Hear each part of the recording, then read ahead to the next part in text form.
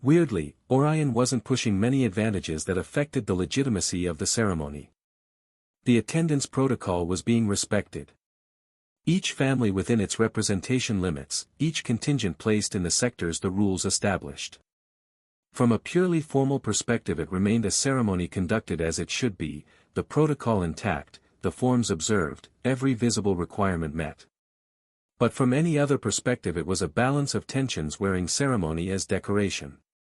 Orion occupied the west side of the hall with his elite. A small number compared to the army he'd left outside, but not negligible in individual terms. Julius had assessed them at the entrance with the same attention he'd gave to any data that needed verification before being used. Gold rank across the majority. Nearly half of them carrying the signs of people who had been active in the last several days and were still fully functional despite it, which said something about the quality and loyalty of the resources Orion had invested in this particular contingent. The crystal barrier was also active. Invisible to anyone without sufficient mana sensitivity to feel it, but present in the way the air in the west section of the hall had a different texture from the air in the rest of the room, slightly denser, slightly weird in the way of something that remained filtering what passed through it. Orion had been maintaining it for hours, well before the ceremony started. Julius had not observed a single moment in which it wasn't active, and he had been watching since before they walked in. On the opposite side, Luna stood with the posture of someone who had worn protocol clothing enough times that the body knew how to use it correctly without being told. Composed from the outside, giving nothing away, the surface doing exactly what those same protocols required it to do. Barely enough to keep her from crossing the hall and confronting her uncle directly over what he was doing with her mother's heart, wearing it so openly, spending it so shamelessly, right in front of her. He had crossed the line. To her left, Larissa. To her right, Leora, who was the only one of the three who occasionally looked toward a point in the hall that had nothing of visible interest in it. A specific point that Julius understood perfectly, because he was watching the same one, just a bit more discreetly. The hidden contingent watching over Ren's sleeping body was positioned in the upper gallery, behind several artifacts, materials, and pelts that suppressed mana signatures. Selphora, Victor, Ren. Victor more recovered than before but still unconscious, propped against the wall. Selphora still waiting for a miracle, even if she couldn't move right now, if. Ren, still in the state he had occupied since the interior space returned him to his body, the quiet of something still completing a process that couldn't be hurried from outside, regardless of what was happening in the hall below. Julius knew it because Larissa had explained it for him before they entered. And he knew it because every time his eyes completed their habitual circuit of the hall and reached the gallery point, Leora was looking there, still worried. Julius had added 3 time-consuming protocols to the opening of the ceremony. The first was procedural, the formal count of all families present with their verified representations, which was mandatory by rule but which was normally abbreviated by mutual courtesy because everyone in the room always already knew who was there. Julius did not abbreviate it at all. He ran it family by family, representative by representative, in the full form the regulation specified, with the unhurried pace of someone who considered the procedure worth doing correctly. The second was historical, a reading of the negative precedents relevant to the type of rights transfer Orion was preparing to request, a practice that existed in the legal record but that no one had executed in its complete form in several reigns, because it was long and dense and assumed everyone was aware of the cases already.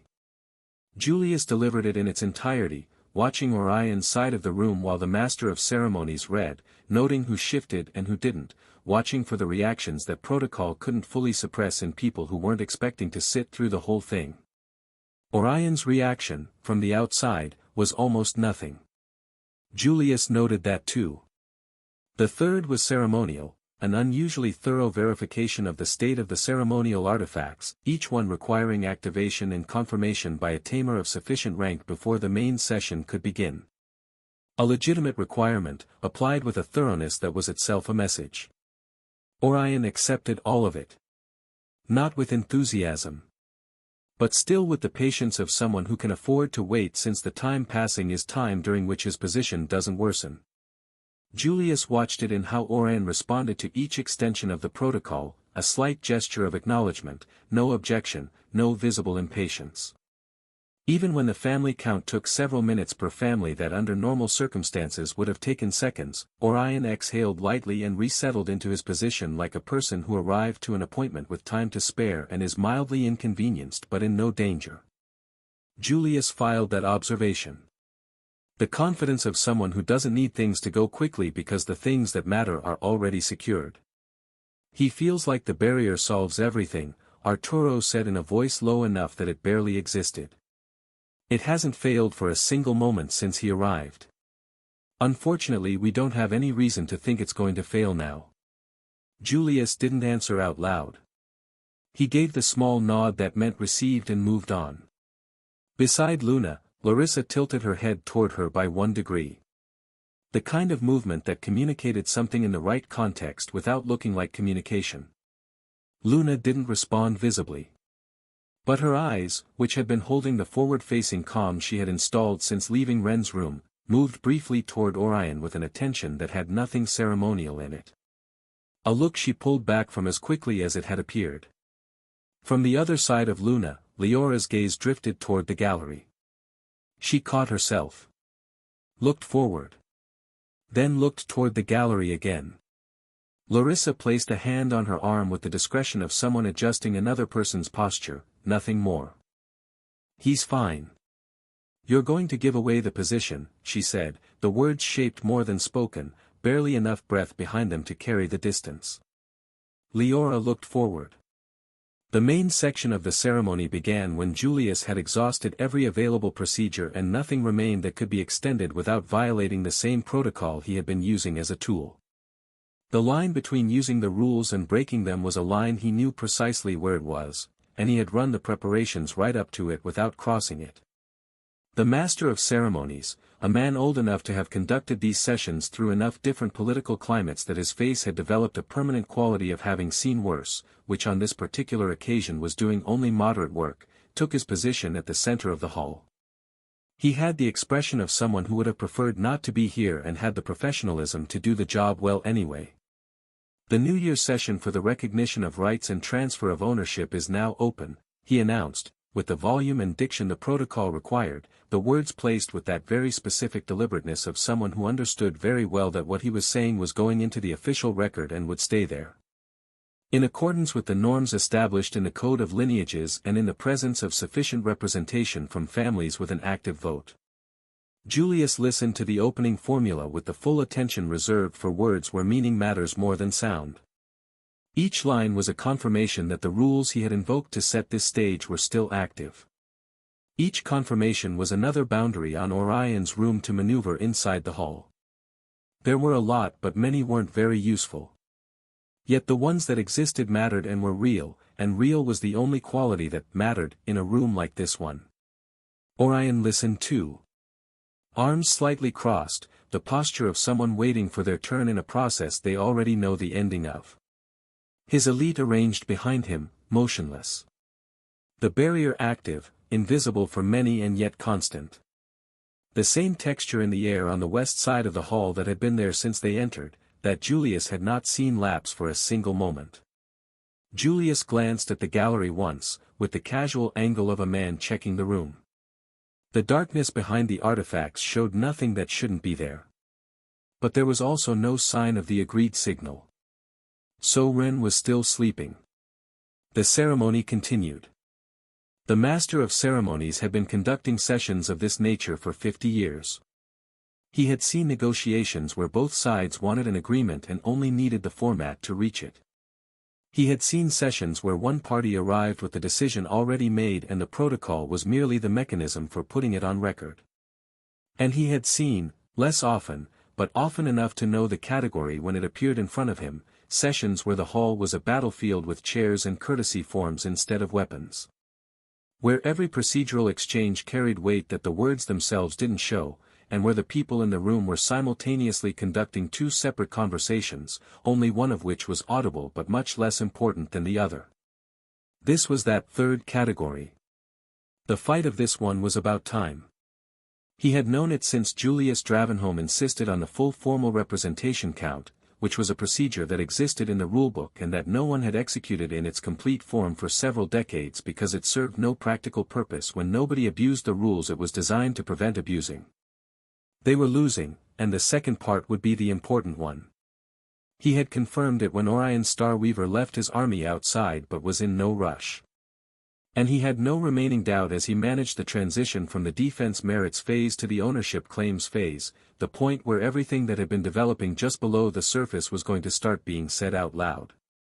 Defense contributions are hereby registered for previously minor classified participants for the crisis period against mutants of the period 2 years prior, he announced with the same monotone volume the protocol required and the perfect enunciation of someone who had long since stopped needing to think about it either. The Starweaver Day faction, represented by Miss Luna Starweaver, certifies active participation in the defense of the external defensive perimeter with a recorded count of eliminations and effective defense certified by the highest-ranking Tamers present. But also, the Starweaver Knight faction, represented by Lord Orion Starweaver, certifies contribution in the Yino sector during the containment period. He paused, as the record required before the relevant complication. Both reward sets dispute portions of the same territory and leadership of the same family. Several of Lord Orion's non-budgetary rewards were therefore deferred pending the majority of age of the young lady. Another pause. The session now proceeds to the evaluation of complementary academic merits in accordance with the fifth-year record. Orion's faction representative was a man with a broad, unreadable face who had learned to present Orion's faction arguments with enough fluency that they sounded like his own conclusions.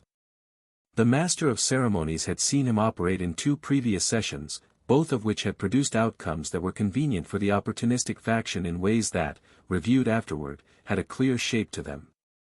The final classification of the 5th year cannot be certified, the representative said, with the calm of someone who has prepared the argument in advance and is now simply delivering it at the perfect moment. The final examination was interrupted without a determined result. Consequently, Miss Starweaver's position in the standings cannot be established with certainty. Julius responded before the Master of Ceremonies finished registering the objection. The final standings don't depend on a single examination, he said.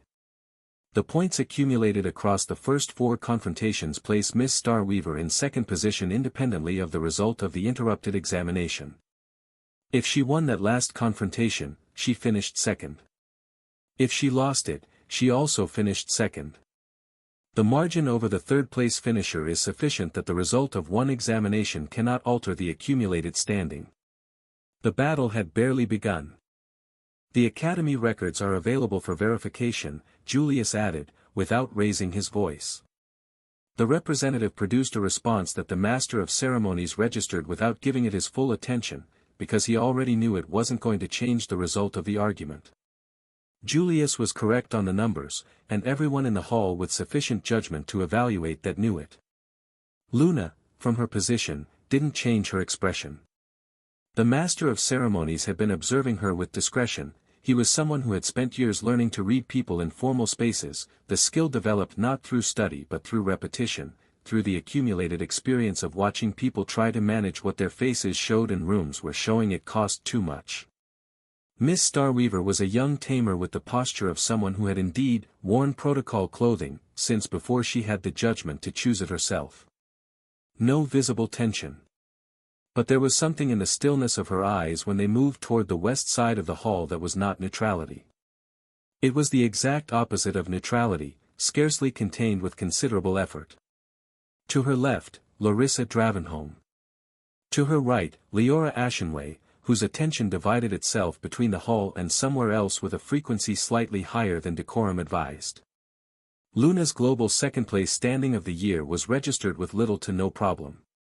The ownership claims over Starweaver territory took 40 minutes to untangle and develop fully, approximately twice what the Master of Ceremonies would have estimated for a session of this type under normal circumstances. The complexity came from the family's own structure, which had been accumulating fault lines for years before anyone in this room had been asked to sort through them formally. The Day faction controlled the eastern territories associated with the Sirius branch, the zones of lower population density but with the primary access points to the old commercial routes. Land that had been almost emptying since the disaster of nearly a decade ago, when most of the people who had lived there moved as far from the rift as they could manage, taking their presence and most of their contributions with them. The Night faction controlled the western sectors, now of higher density, and the extraction zones, plus the majority of the military agreements that had been gradually pulling the family's armed strength into Orion's orbit since the disaster, and further consolidated during the last period of Sirius's absence. That absence was the thing everyone in the room knew was going to be mentioned. The weight of that absence had been sitting in the hall since the session opened, waiting for the moment someone with the nerve to use it decided to. Orion's faction used it with exactly enough delicacy to make it sound like historical context rather than an accusation. The Night faction has represented the complete Star Weaver family in the absence of its day leader for more than a year, the representative said. No drama. The tone of someone establishing necessary background so that the arguments to follow could be understood correctly. During that period, the Night faction has assumed the majority of active defensive functions in Star Weaver territory, including the northern Yino sector during the recent attack, where our verified contribution to flow control and to repelling the contaminated giant artifact exceeded the elimination counts of nearly any other contingent present. Julius raised a hand before the representative could elaborate. The contribution in that northern sector, he said, presents a correlation with the behavior of the mutant flow in the current attack that merits attention before it is registered as a merit. The representative's expression shifted. What kind of correlation with those creatures could possibly diminish our faction's contribution? The mutant flow displayed, and continues to display, patterns of direction and concentration that are statistically inconsistent with the documented behavior of these creatures when operating without what we would recognize as external direction. Julia said it toward the hall, not toward Orion directly, the difference between making a case and making a confrontation, placed precisely. Communications exchanged with the Night faction during this crisis period regarding the repositioning of the flow, interpreted in context, suggest an awareness of where that flow would be directed that exceeds what passive observation of their movement patterns would explain. He paused. Creatures operating without direction scatter.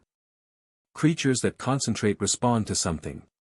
The question of what, or who, concentrated them in that specific sector is relevant to evaluating whether the defensive contribution there was a response to a threat, or the management of a threat that someone had redirected there deliberately.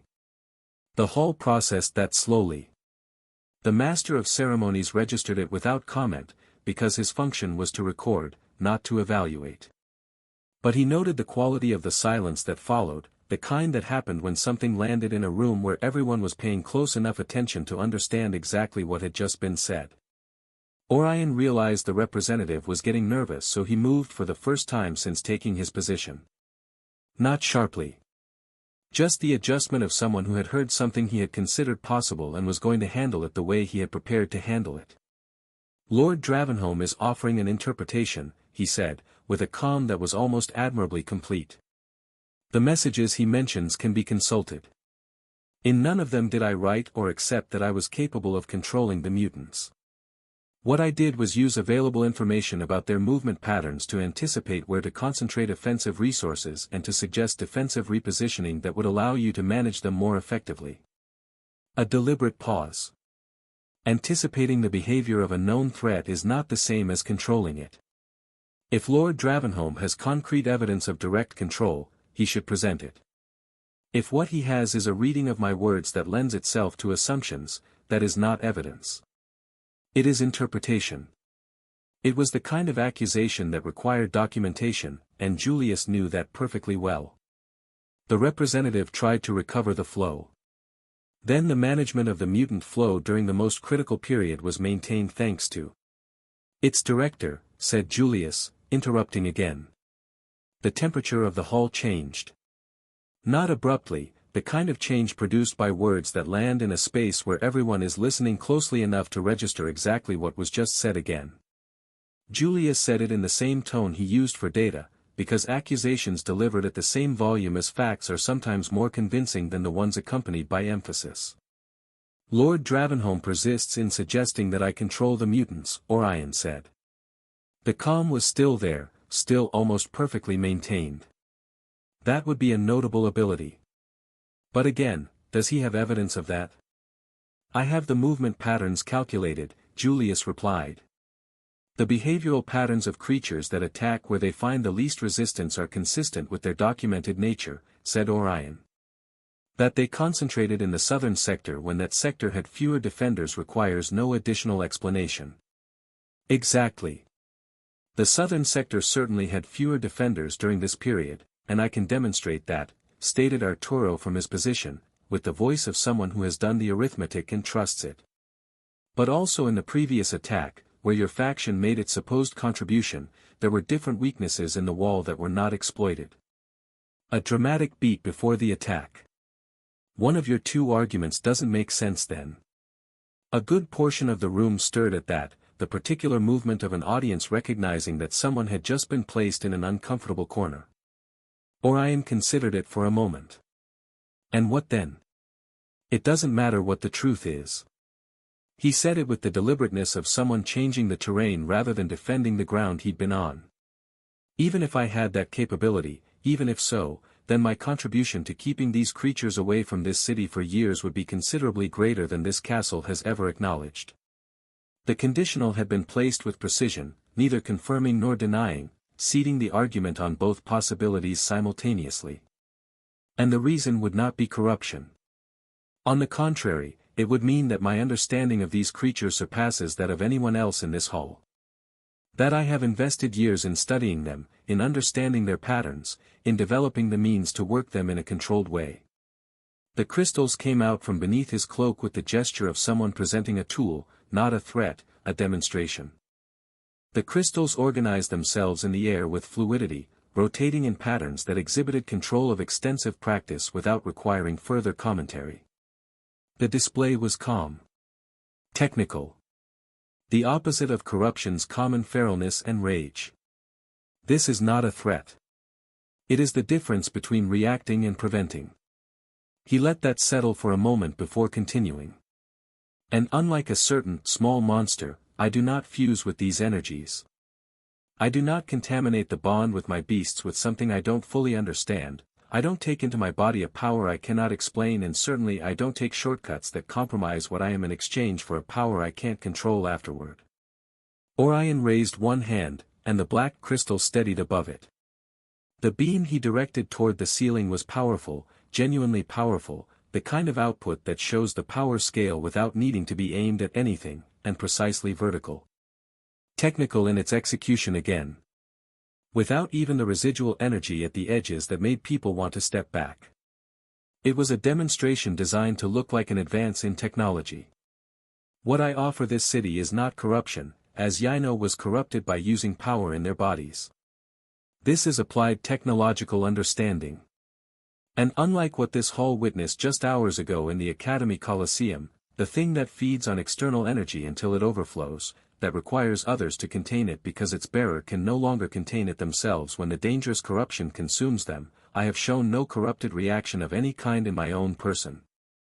He returned to his seat with the calm of someone who has said what needed to be said and doesn't need to watch it land to know that it did. I am very different from that unnatural child, who is not technology, but an experiment as deranged as Yino's, one that Julius and the old madwoman have been conducting in secret. A pause the master of ceremonies recognized immediately as the kind that precedes the central point of an argument, the brief silence that exists so the next sentence has the room it needs. That distinction matters when we speak of who can govern a territory with responsibility toward the people living in it.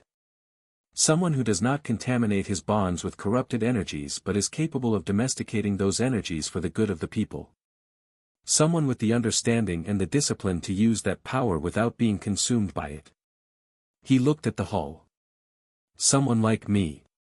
Julius opened his mouth but Orion continued first.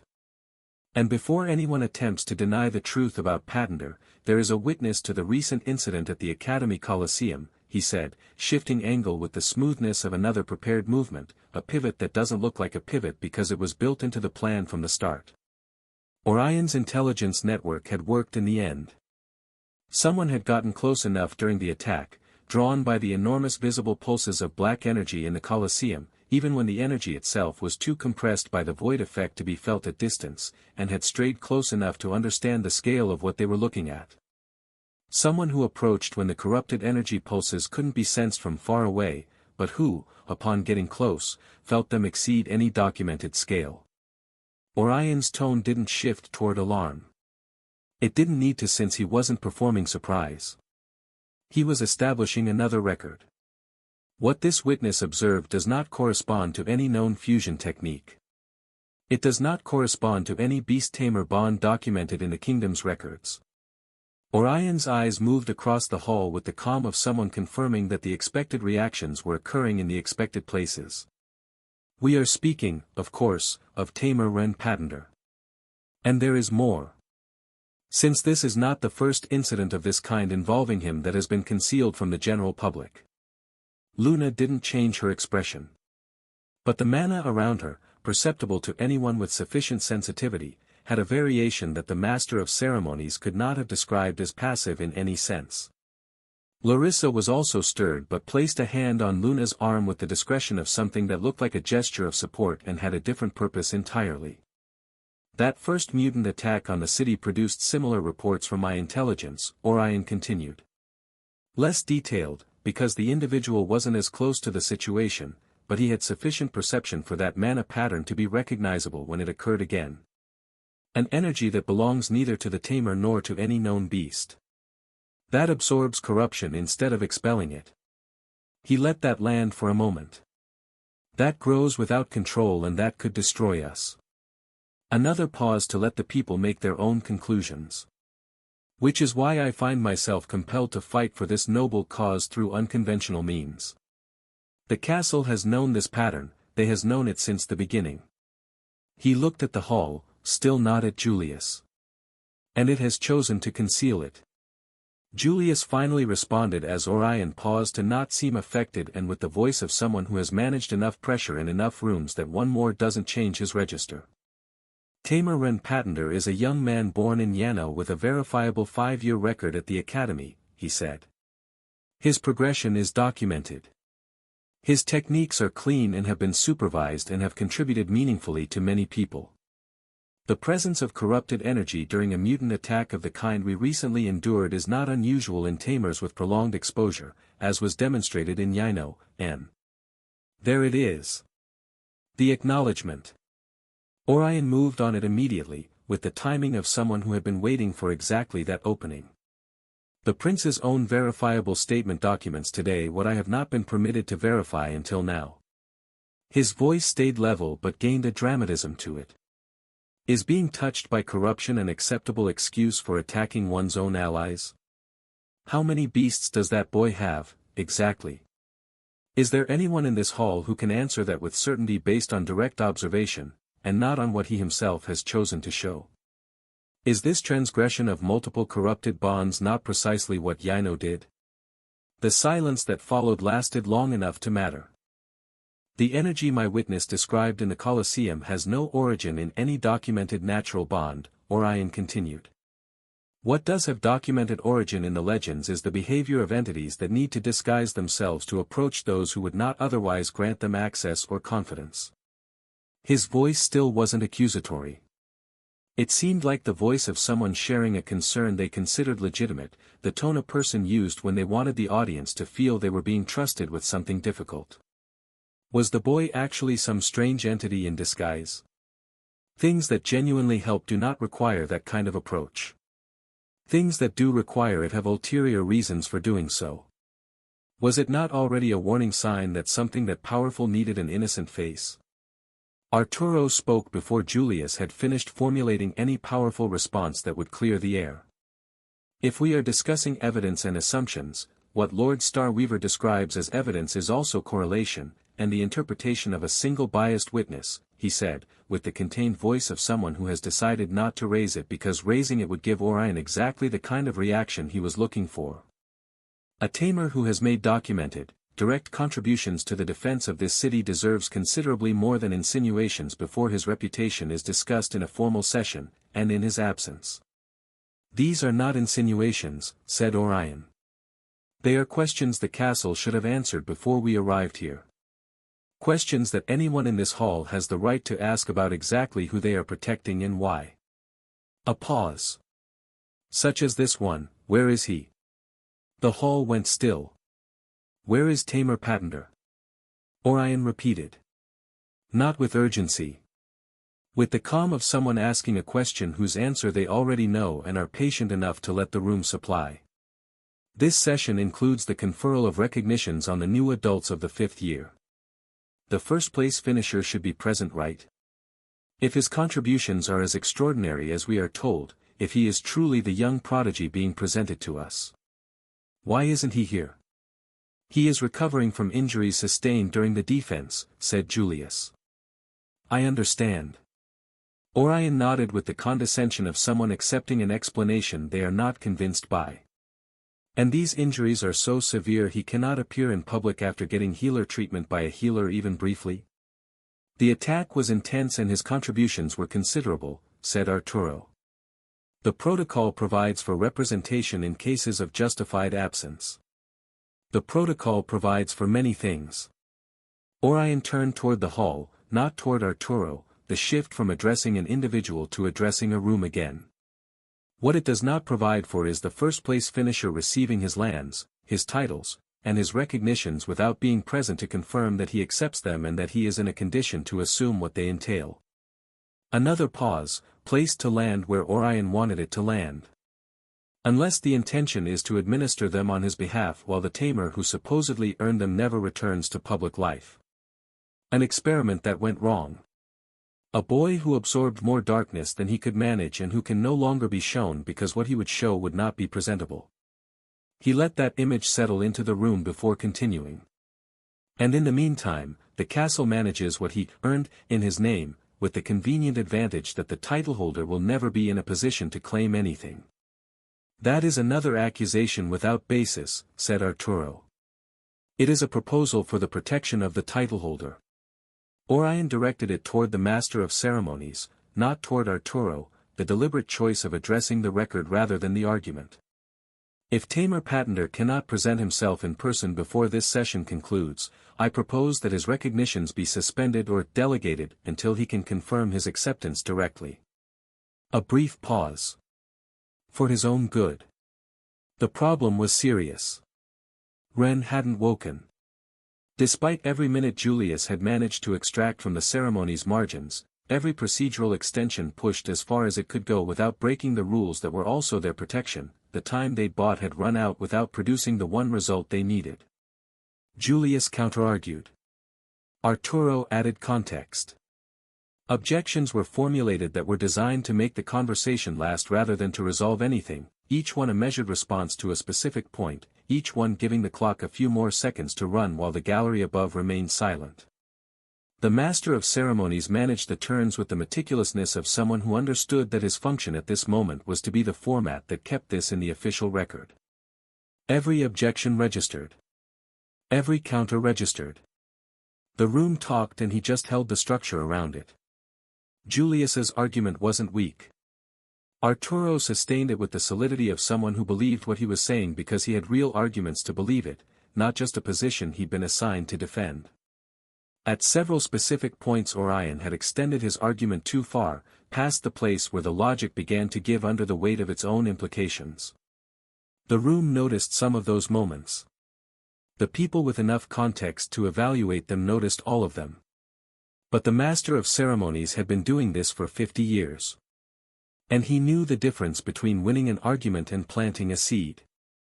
The people who had come to this hall knowing Ren Patender personally would leave with their opinions intact. But those people were not the majority. Most of the room had arrived without that context, with only what they had seen in the Colosseum, or what they had heard secondhand about a boy who did things that didn't match his age or his declared bonds. Those people had something now that they hadn't brought in with them. A question. And questions, as the Master of Ceremonies had known since the early years of his career, were considerably harder to remove from a room than any argument. He still registered the exchange, noted the times and waited for the signal from Julius that the point had been developed as far as it was going to go. But time was running out fast. The ceremony continued. The arguments over Luna's personal jurisdiction advanced with the complexity they deserved, each faction pressing its interpretation of the territorial structure, each claim requiring its own verification against the record, the session moving forward with the people who were fighting over something real valuable and knew it. But several of those present had started glancing toward the door with a frequency that increased as the session moved toward the recognition phase. On Luna's side of the hall, the accumulated tension was visible in small ways, the set of Larissa's posture, the direction of Leora's attention. Julius followed the session with the focus of someone for whom every remaining minute had a higher value but still was running down. The recognition phase arrived anyway. The session proceeds to the conferral of recognitions for the 5th academic year, announced the Master of Ceremonies. First place finisher, Tamer Ren Patender. Nobody walked to the podium. The door didn't open. 10 seconds. Orion shifted forward in his seat, just enough, just at the moment when the weight had become slightly uncomfortable. Not a dramatic movement. The small, deliberate adjustment of someone who has been patient and is choosing now to let that patience show its teeth. "You see," he said. "You see how this works. The protocol establishes a 1-minute waiting period," said Julius. "The protocol establishes many things that you apply when convenient." Orion directed it at the hall, not at Julius. "If he doesn't appear, I formally request that my objection to the conferral of recognitions in his absence be entered into the record. That it be noted." "Noted," said the Master of Ceremonies, because that was what he was required to say. 20 seconds. Leora stopped looking toward the point at the far end of the hall she had been watching since the session began. She looked at her hands instead. Something in the shift was visible to anyone paying attention, the particular quality of someone who has been waiting for something and has stopped believing it will arrive in time. "He's gone, isn't he?" said Orion, low enough that it reached only those nearby but clear enough that it carried to all of them. "You're waiting for him to appear by some miracle. Waiting for the experiment to come back in time to silence the questions nobody wants to answer." "Enough," uttered Arturo. 30 seconds. Julius didn't change his expression. But something in his posture adjusted, a small, involuntary shift that someone watching closely would have read as a calculation not producing the expected result. The kind of tell that only appeared when there was nothing left to do except wait, and waiting wasn't working. The Master of Ceremonies opened his mouth to announce the representation in absence procedure. Time was over. Luna had stopped listening to the debate some time ago. She was following it, in the technical sense, the arguments reached her ears and she processed them with enough attention to know whether Julius or Arturo needed anything from her. Larissa had been passing ideas in a very low voice throughout the last hour, and those ideas had entered the debate obliquely, through the right mouths, without either of the two men having to break protocol directly. But most of Luna was somewhere else entirely. "This is my fault." Not all of it, she knew that perfectly well. But enough of it that the difference mattered. Ren had been carrying things that were hers, situations she had placed on his shoulders assuming they would be strong and available because they had always been strong and available, without asking herself what it cost him to keep them that way. Without asking how much he had already been holding before she arrived with her own story and added it to the pile. And now he was asleep in a hidden position somewhere in this hall that she couldn't look at directly without the guilt showing, while the man she had once called her uncle, a title that already felt wrong in her mouth, that she had stopped applying inside her own head, built arguments across the room for taking what Ren had earned with his own effort. And she was standing here in archaic protocol waiting for someone else to resolve things. No. She had believed she needed Ren for this. That without him there was no way for things to end well, no way to do anything worth doing. That thought had settled into her as though it were a fact at some point, without her ever consciously deciding to let it. But Ren had nothing to do with her situation. He had his own weight, the corruption, the battles, the things he was trying to protect everyone from simultaneously, his own exhaustion that nobody except her and her two most beloved allies had seen close enough to understand. The image of him coming apart in the embrace after the most intense fight of his life, the honest face of someone who had been carrying too much for too long and had finally reached a place where they could stop, that image again made her feel something she didn't have a clean word for. Not quite only guilt. And heavier than guilt. Don't wake him. You don't need him for this. This one is yours. What Orion had in his possession was her mother's light crystal, among 6 others. That was what mattered. That was the first thing to secure, not Ren's lands, not Ren's titles, not Ren's prizes, which Julius and Arturo were defending well enough without her input. The crystal was something else. If she recovered it, Orion lost the most powerful element of his barrier. If she recovered it, her mother stopped being consumed every time her uncle decided to use her as a weapon. No, not uncle. Orion is not my family. Even thinking the word uncle felt wrong now. It had always felt slightly uncomfortable somehow, but she had carried the framework because it was the framework available to her, because dismantling it required knowing things she hadn't been aware of.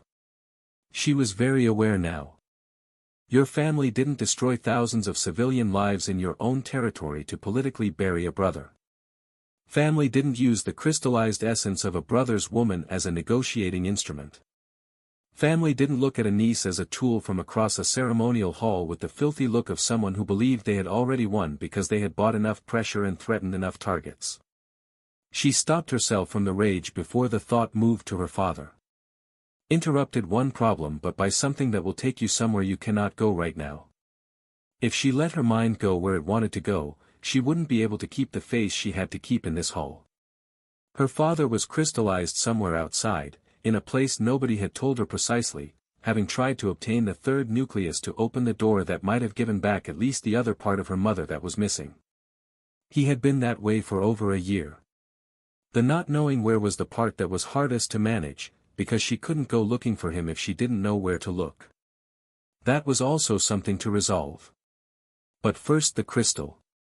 Focus. The recognition phase was approaching. Julius and Arturo had managed the debate well, better than Luna had expected given the pressure Orion had been applying.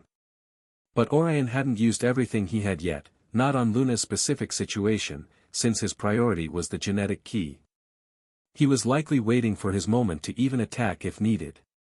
Calculating, perhaps, the point when he had gotten enough talking, and when the room would be warm enough for the threat of aggression to cost more to use it as an advantage. Selphra's signal hadn't come. Ren's mana signature hadn't changed in any perceptible way. Which meant that neither Selphra nor Victor were recovered, and Ren was still in the state they had left him in. Which meant that if anything was going to happen here, it was going to happen without any of the 3 of them. Fine. So you do it alone, like you always knew you were going to. Luna had become this version of herself somewhere between the ages of 7 and 9, right? Before that she had been someone else, more like her mother, more like the kind of person who trusted that the world would give her what she needed if she asked for it the right way. But at 7 the world had shown her that wasn't how it worked. Then at 9 she had decided that if the world wasn't going to give her anything, she was going to take it herself, right?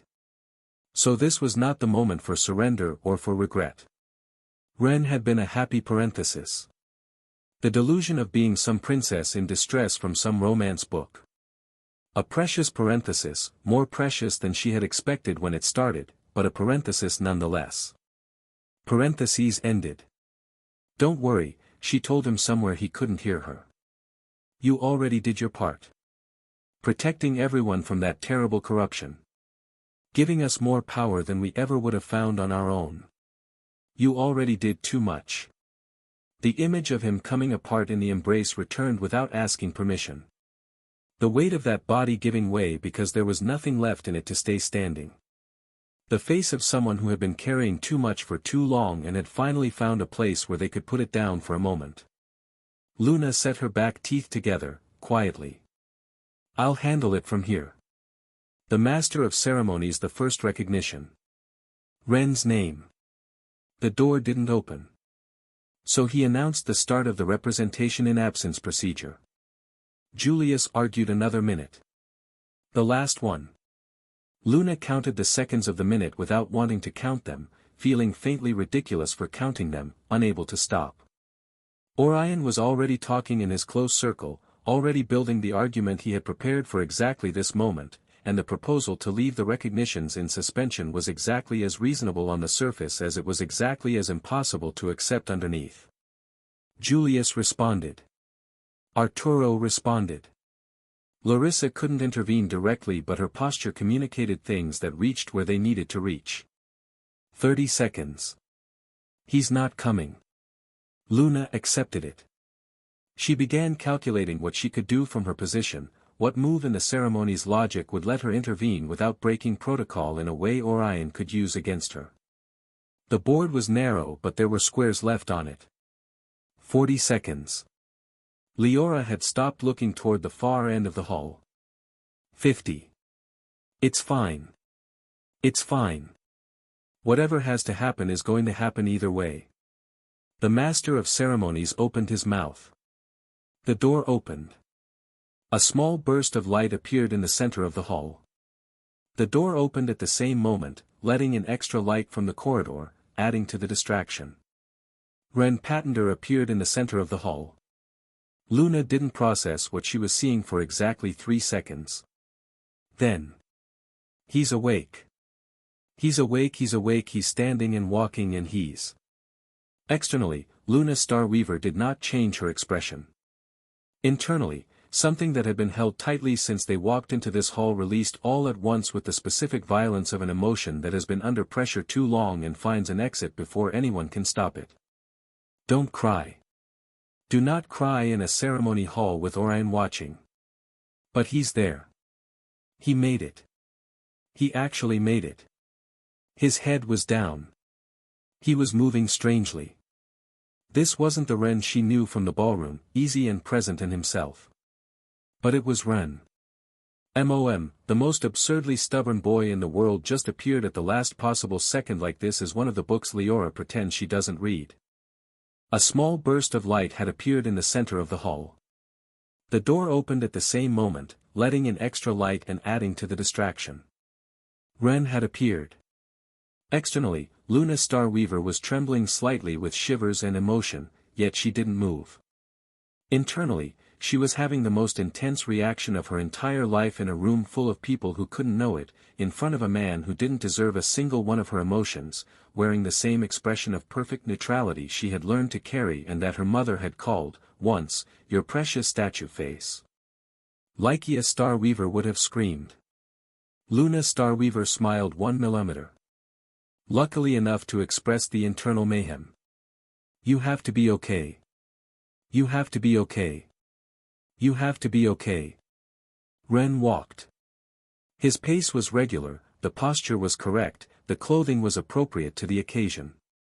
No visible signs of transformation, no crystallization marks, no darkened veins, nothing that confirmed in any immediate or obvious way the picture Orion had spent a good hour of this session constructing. But his head was slightly forward. Only by the degree necessary for his gaze to stay hidden in his hair. And he moved with an economy that wasn't quite the most natural, the stoic, too deliberate motion of someone for whom each movement required a small amount of additional intention. He reached the podium. He stopped. He didn't look at anyone. Luna had taken half a step forward. Larissa's hand on her arm stopped her yet again, the same gesture she had been using all session, luckily still working, sadly still necessary. Leora had her eyes fixed on him with an intensity she wasn't attempting to conceal. Julius was looking at the boy with the face of someone evaluating a situation on insufficient data, running the available information against what he needed to confirm and not yet having enough. Orion was watching too, and some of the composure he had maintained for the entire session had shifted, not broken, but adjusted. He wasn't seeing exactly what he had expected to see. The calculation behind his eyes was updating. The master of ceremonies cleared his throat and began the reading. The name. The classification. The verified merits. The list of documented contributions was the longest list of its kind that the master of ceremonies had read in years. Possibly the longest he had ever read. It grew in absolute silence, each line adding to the one before it while the hall didn't move, because the room didn't know how to respond to these numbers when the person who had produced them was standing there just after most of them had those thoughts about him. Luckily he was with his head down, not looking at anyone. The lands, the titles, the resources. The master of ceremonies had verified several of them twice, because the first time through he had assumed he had misread something. He hadn't misread anything. The quantity was absurd. Things that Tamers of full careers didn't accumulate in decades, all of it verified, all of it documented, all of it, formally, impossible to dispute in the record. Which, in the context of everything Orion had installed in the first hour of the session, did not produce the effect it should have produced. It should have silenced the doubts.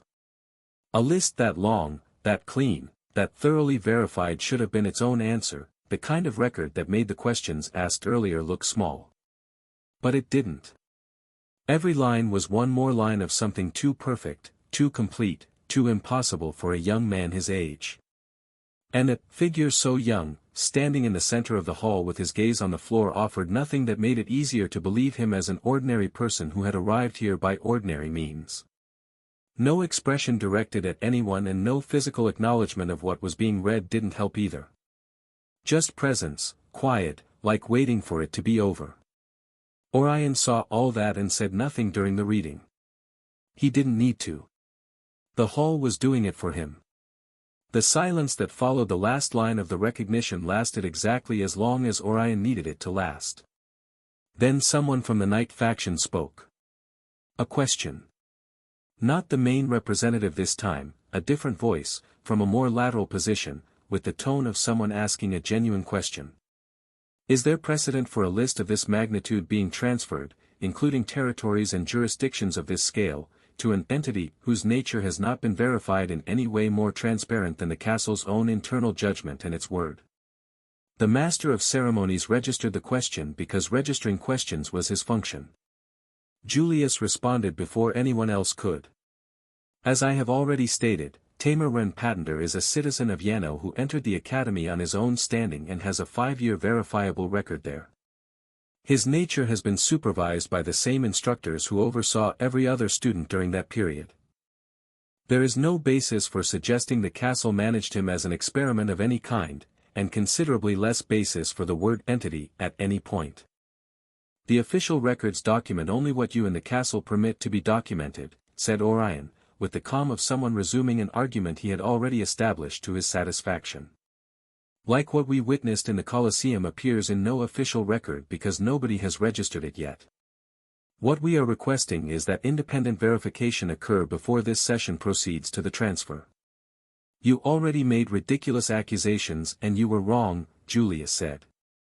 The invented argument that we were concealing the Tamer due to some corrupted appearance is demonstrably false now. As you can see, he presents no visible corruption in his body. He paused to breathe slowly and not explode in a passionate indignation. Nor any anomalous mana perceptible to anyone with sufficient sensitivity to evaluate it. If an anomaly exists, describe it precisely. That is not sufficient. What is visible may be precisely the problem, Orion replied, directing his gaze toward Ren, who remained still and unchanged in his position. An illusion constructed well enough would present no visible corruption. It would present no perceptible anomalous mana. It would present exactly what we can all observe right now. Several faces in the hall processed that. Those with verifiable mana vision dismissed it fast, people who had already looked and found nothing that justified the claim. But those without it, a considerably larger portion of the room, processed it differently. The seed found different soil in different people, and Orion knew which soil he was planting in. That is absurd. Lord Starweaver has mana vision, Julius said. If there is an anomaly, he can describe it with precision. Vague assertions do not constitute evidence under any verification system this protocol recognizes. Orion looked at Ren for a moment. I am not certain what I am seeing, he said. Which, given what my witness described and what we don't yet know, seems to me sufficient reason for additional caution. That is the exact opposite of a precise description that supports your point, said Arturo, and the containment in his voice was visible as tension across his shoulders. But it was enough for 3 or 4 people on Orion's side to take the signal. They spoke in the order of people who had agreed in advance what to say and when to say it. They saw anomalies in the aura. Fluctuations that didn't correspond to any documented element. Patterns that resembled what they had seen in the corrupted mutants but more organized. Even an insinuation of an elemental light illusion of very high quality. Lies, and not consistent ones. No two descriptions matched each other in the details. But in the minds of the majority, all of them arrived at the same conclusion.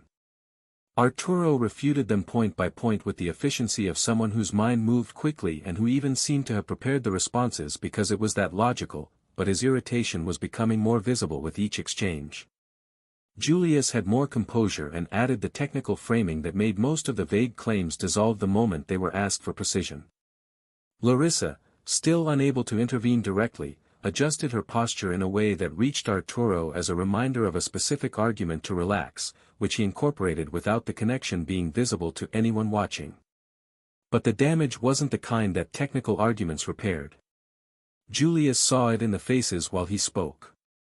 Orion hadn't come to this session only to secure Luna's situation. He had come with this prepared, with considerably more lead time than Julius had calculated. The attack on Ren's public image was an independent strategy, built on months of gathered information, engineered to function regardless of whether the technical arguments held. Because technical arguments reached the people who already knew how to listen for them. The seeds reached everyone else. Which was, unfortunately, the majority. "I propose a vote," said Orion. The Master of Ceremonies registered it. "I propose that none of the recognitions described be transferred until an independent verification of 5 to 10 years of Tamer Patenter's nature has been completed by a panel designated by this session." A pause, and then the next demand, even more unreasonable, delivered in the same measured tone. "And I propose that during that verification process, the Tamer demonstrate to all of us each year his capacity to represent his own interests without the intermediation of those who have managed his education until now, before receiving anything." His eyes moved to Julius with something that wasn't hostility, it was considerably more calculated than hostility. "And if the young man is as capable as everyone claims, he can speak for himself, right? Let him do so." Almost everyone in the hall looked at Ren at the same time. Ren's head was still down. He didn't speak. The silence that followed was the kind that would be extremely awkward and make the one in the center of attention stutter, the kind that fills a space in ways that arguments cannot fully clear afterward if not addressed in the same moment. "This is absurd," said Arturo before the silence elongated anymore, with the voice of someone who had stopped containing what he was containing. "You are asking an exhausted Tamer who has just cleared every protocol for these exact situations and demonstrations in the official exams and not less than at first place, who also just defended this city, to receive nothing and justify himself against accusations with no evidence while standing in a ceremony hall after a battle that left him debilitated to the point of barely being able to be here. He already passed every examination, the same examinations that all of you faced in your own youth, and with the highest marks." Several people in the hall nodded. The position wasn't without support. The problem was how much support the other position had. The count, when the Master of Ceremonies formalized it, gave 30% for Orion's proposal. Enough volume of dissent for a formal vote to be necessary. But not enough for it to pass. The girls exhaled. Orion had lost the vote. But Orion wasn't finished. "Fine. I understand that the proposal I just presented generates legitimate resistance," he said, and the shift in tone was subtle enough that the hall took a moment to register it. "You are right." The concession was delivered with the ease of someone who had planned to make it. "I may have overstated things and been misunderstood, but my intention was never to harm anyone. My concern is genuine, and I believe I share that concern with many people in this room." Another of those hateful dramatic pauses that, even if dramatic, Finch and Theodore would have found obnoxious. "So let me propose something more reasonable." Julius looked at him. The move had been there the whole time, waiting under the first proposal like a second layer. "What if we agree that the recognitions be transferred to him gradually? 10 or 20% of the jurisdictional responsibility per year, with complete transparency toward all of us regarding the results. The crystals in his hand moved gently, almost as an afterthought, a casual display of the threats he wasn't being casual about. With the final territorial tranche, specifically the lands defended by my faction from the former Goldcrest holdings that form part of the recognition, being managed during the initial period by a designated jurisdictional guardian who can guide the young man in administering territories of that complexity. The last detestable calculated pause, long enough for most of the room to begin seeing their chance of personal benefit. I offer myself for that role, at the end of the line, not the front. And I propose that portions of the guardianship be distributed among other great families as shared temporary jurisdiction, so that the results are visible to the full chamber and do not depend on the evaluation of any single party. The temperature of the hall shifted. Not dramatically. The way a room shifts when something that appeared to be a political position becomes, without announcement, a proposal for distributing resources. Several families that had been on the neutral side of the debate began calculating things that had nothing to do with the nature of Renpatender, things that had to do with what exactly that shared temporary jurisdiction meant in terms of access to territories the recognition included. The math was quick, it was personal, and it changed where people were standing. This new proposal passed with just over half the available support. Arturo's jaw tightened more, and Larissa, from her position, noticed but couldn't do much as she was managing her own rage. Julius didn't change his expression.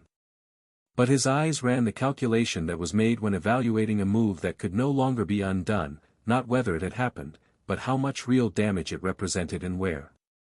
Yet this wasn't the end or a real loss still. The real damage, assessed clearly, was limited for now. Orion had not managed to block Ren's recognitions. He had not managed to redirect anything that belonged to Ren directly into his own hands. What he had managed was to get a foot in the door before it closed, and to buy time during which he could build political stability, develop the argument gradually, and position himself in the most strategically valuable territories of the recognition while Ren was inside a process of transparent guardianship that everyone, but most importantly Orion himself, was supervising. And in that time, anything could happen. Julius knew that. Orion knew that. And both of them knew the other one knew. For now, Ren's immediate interests were not at risk. The session continued with the boy standing in the center of the hall, head still down, not having said a single word during the entire exchange that had just decided significant portions of his future. Ren had not reacted to anything that had been said. He was just there. Still. The master of ceremonies registered the agreed terms, verified that the quorum was sufficient for the vote to be binding, and raised his eyes toward the hall to announce the next item on the agenda. The session proceeds to the recognitions of Miss Luna Starweaver. The session proceeds to Luna Starweaver. Orion didn't wait for the master of ceremonies to even finish settling into his position. Before proceeding, the Knight faction wishes to note that several of the merits listed for Miss Starweaver present overlap with contributions already claimed by our faction during the same period. The Knight representative also said his part with the fluency of someone who had rehearsed the sentence. We request simultaneous review to avoid duplication in the record. Luna listened to it with the face she had learned to wear since she was small. Julius responded with the documentation he had prepared in advance, because he had spent enough time studying Orion's methods to know the pattern of demands would repeat itself. Luna's contributions had been certified independently, with signatures from Tamers who belonged to neither faction in dispute. The overlaps the Knight faction was pointing to were technically non-existent when the complete and current records were read, but that wasn't the point. The point was to blur the lines enough to create negotiable ambiguity, to make what was clearly defined look contested, to wear down the clarity of the record through volume of objection. The Knight representative pressed the same empty arguments in different configurations, the kind that served no purpose except to shift the opinion of the distracted or the credulous. Larissa, without moving from her position, passed something to Luna in a voice too low to reach anyone else. Luna incorporated it 2 exchanges later when the opening was correct. The argument landed well, the representative's insistence collapsed, and Orion let it collapse without fighting too hard. Because it wasn't the argument that mattered to him. It was just the warm-up. The distribution of intrafamily leadership was the first real point. The Day faction theoretically controlled half of the Starweaver family from the perspective of lineage and tradition.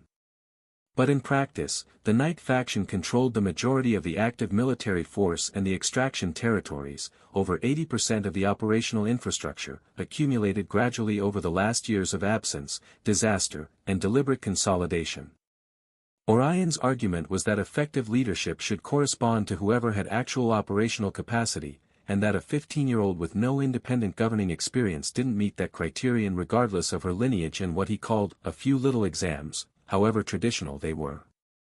It was an argument with enough surface logic that the room listened to it.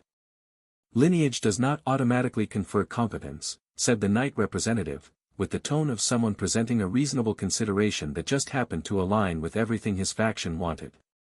Tradition is relevant, but it is not the only criterion. The Starweaver family has been without stable leadership for several years now. What it needs is to keep someone capable of exercising that leadership consistently and effectively. Luna responded before Julius could. They weren't just a few little exams when you went through yours to claim what you have now, were they? Her voice had the quality it produced in formal sessions, no visible emotional inflection, each word placed with the composure she had copied from her father's public manner over years of watching him operate. The record of the most recent examinations documents that I am the second-ranked Tamer of the 5th year. Yours don't place you even in the top 5. A pause. The nobility examinations that measure the very capacity you are calling into question place me in the highest percentile of my generation, second only to the young man you appear to fear. Both records are available for verification. Another pause, brief, like mocking Orion's ones. If competence is measured by verifiable results rather than by lineage, then it's fine. I regret to inform you that I have both. Academic results are not equivalent to governing experience, the representative replied. Governing experience is acquired by governing, said Luna. But your faction hasn't been doing much of that either. In reality, your power was concentrated not in our territory but elsewhere and held in check by my father until recently. I would suggest not presenting yourselves as seasoned governors simply because you occupied territory while the legitimate leader was absent. The hall took a moment with that line. Larissa, without looking at her, adjusted her posture in a way that in another context might have looked like she was simply rolling her shoulders in ecstasy. Several members of the Knight faction reacted with visible irritation, which was exactly the wrong response in a formal session, because irritation made their subsequent arguments sound like grievances rather than positions, and grievances didn't get the same reception as positions. The explosion of emotion cost them credibility at the precise moment they needed it most. The point was disputed, partially ceded, and ultimately recovered in a democratic form that preserved the rights of those who wished to remain within Luna's faction and her territory. But that territory was the next thing to go through. Rights over the extraction zones, the commercial routes, the access points to the installations the recognition included. Each point was attacked with the methodology of someone who knows they aren't going to win all of them but wants every concession to cost the maximum possible. Luna didn't yield a centimeter more than she had decided in advance to yield, and what she had decided in advance to yield was less than Orion had calculated. The marriage proposal arrived the way it always arrived in their private negotiations, as a proposal for stability. Miss Starweaver is heir to a faction with complex diplomatic needs, said the Knight representative, in the tone of someone presenting a reasonable consideration that everyone present was supposed to find obvious. A matrimonial alliance with a family of comparable standing, now that hers is damaged, would strengthen her position and that of the Day faction in the current political landscape. There are candidates of appropriate age whose families have expressed interest. The reality was that the closest options in her age range, Klein, Jean, had already been eliminated from consideration, but a few candidates remained. One of them was Saya. Knowing that Orion had dragged him back into this despite his father already showing resistance upon learning of her situation with Ren made her irritation sharpen into something less manageable than she would have preferred. My marital status will be a personal decision that does not fall within the scope of this session, Luna said. In the context of family leadership and diplomatic alliances, the marital status of the heir is relevant to the stability of the faction, my lady, the representative insisted.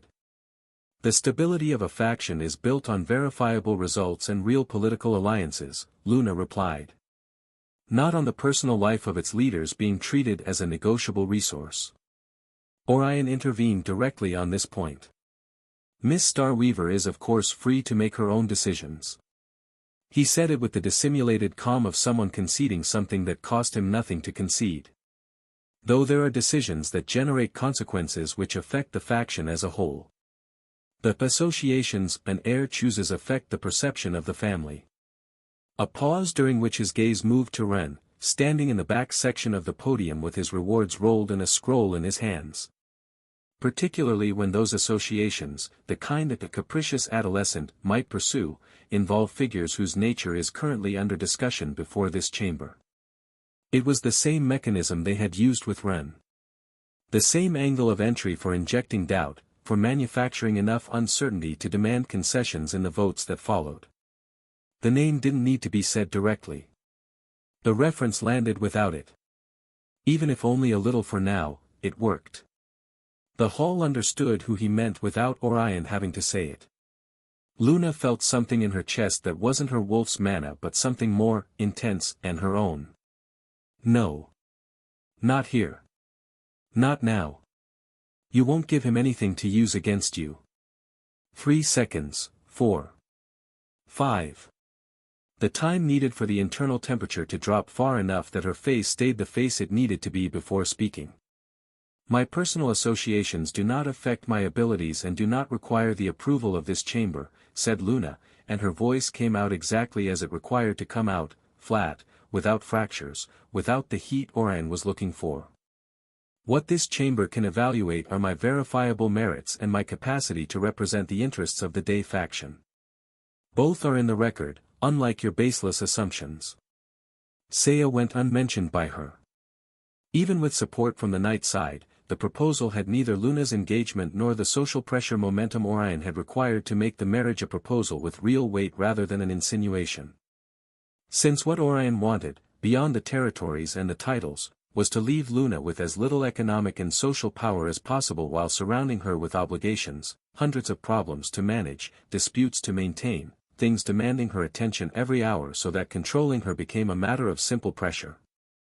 The marriage proposal served that goal too, layering personal obligation onto political pressure. But stripped of momentum, stripped of Luna's reaction, stripped of the social discomfort that was supposed to make it hard to refuse. It died without anyone having to formally kill it. Arturo and Leora released the air they had been holding, very slowly.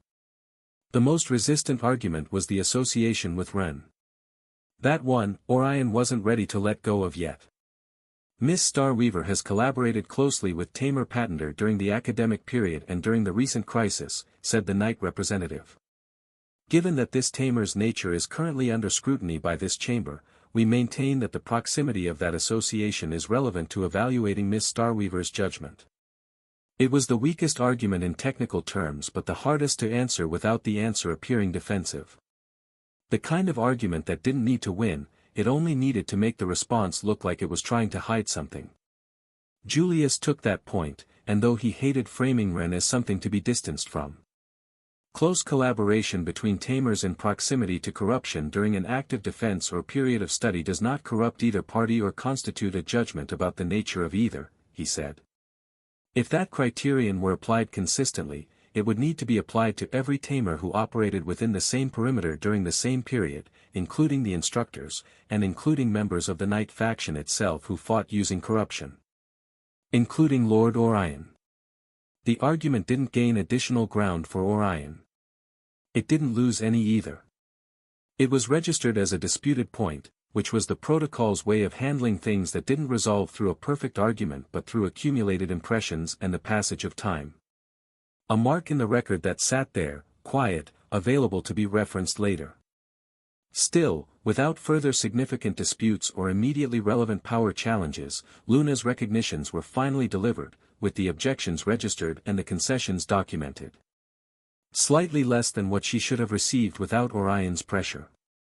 Yet considerably more than what Orion had calculated she would manage to retain.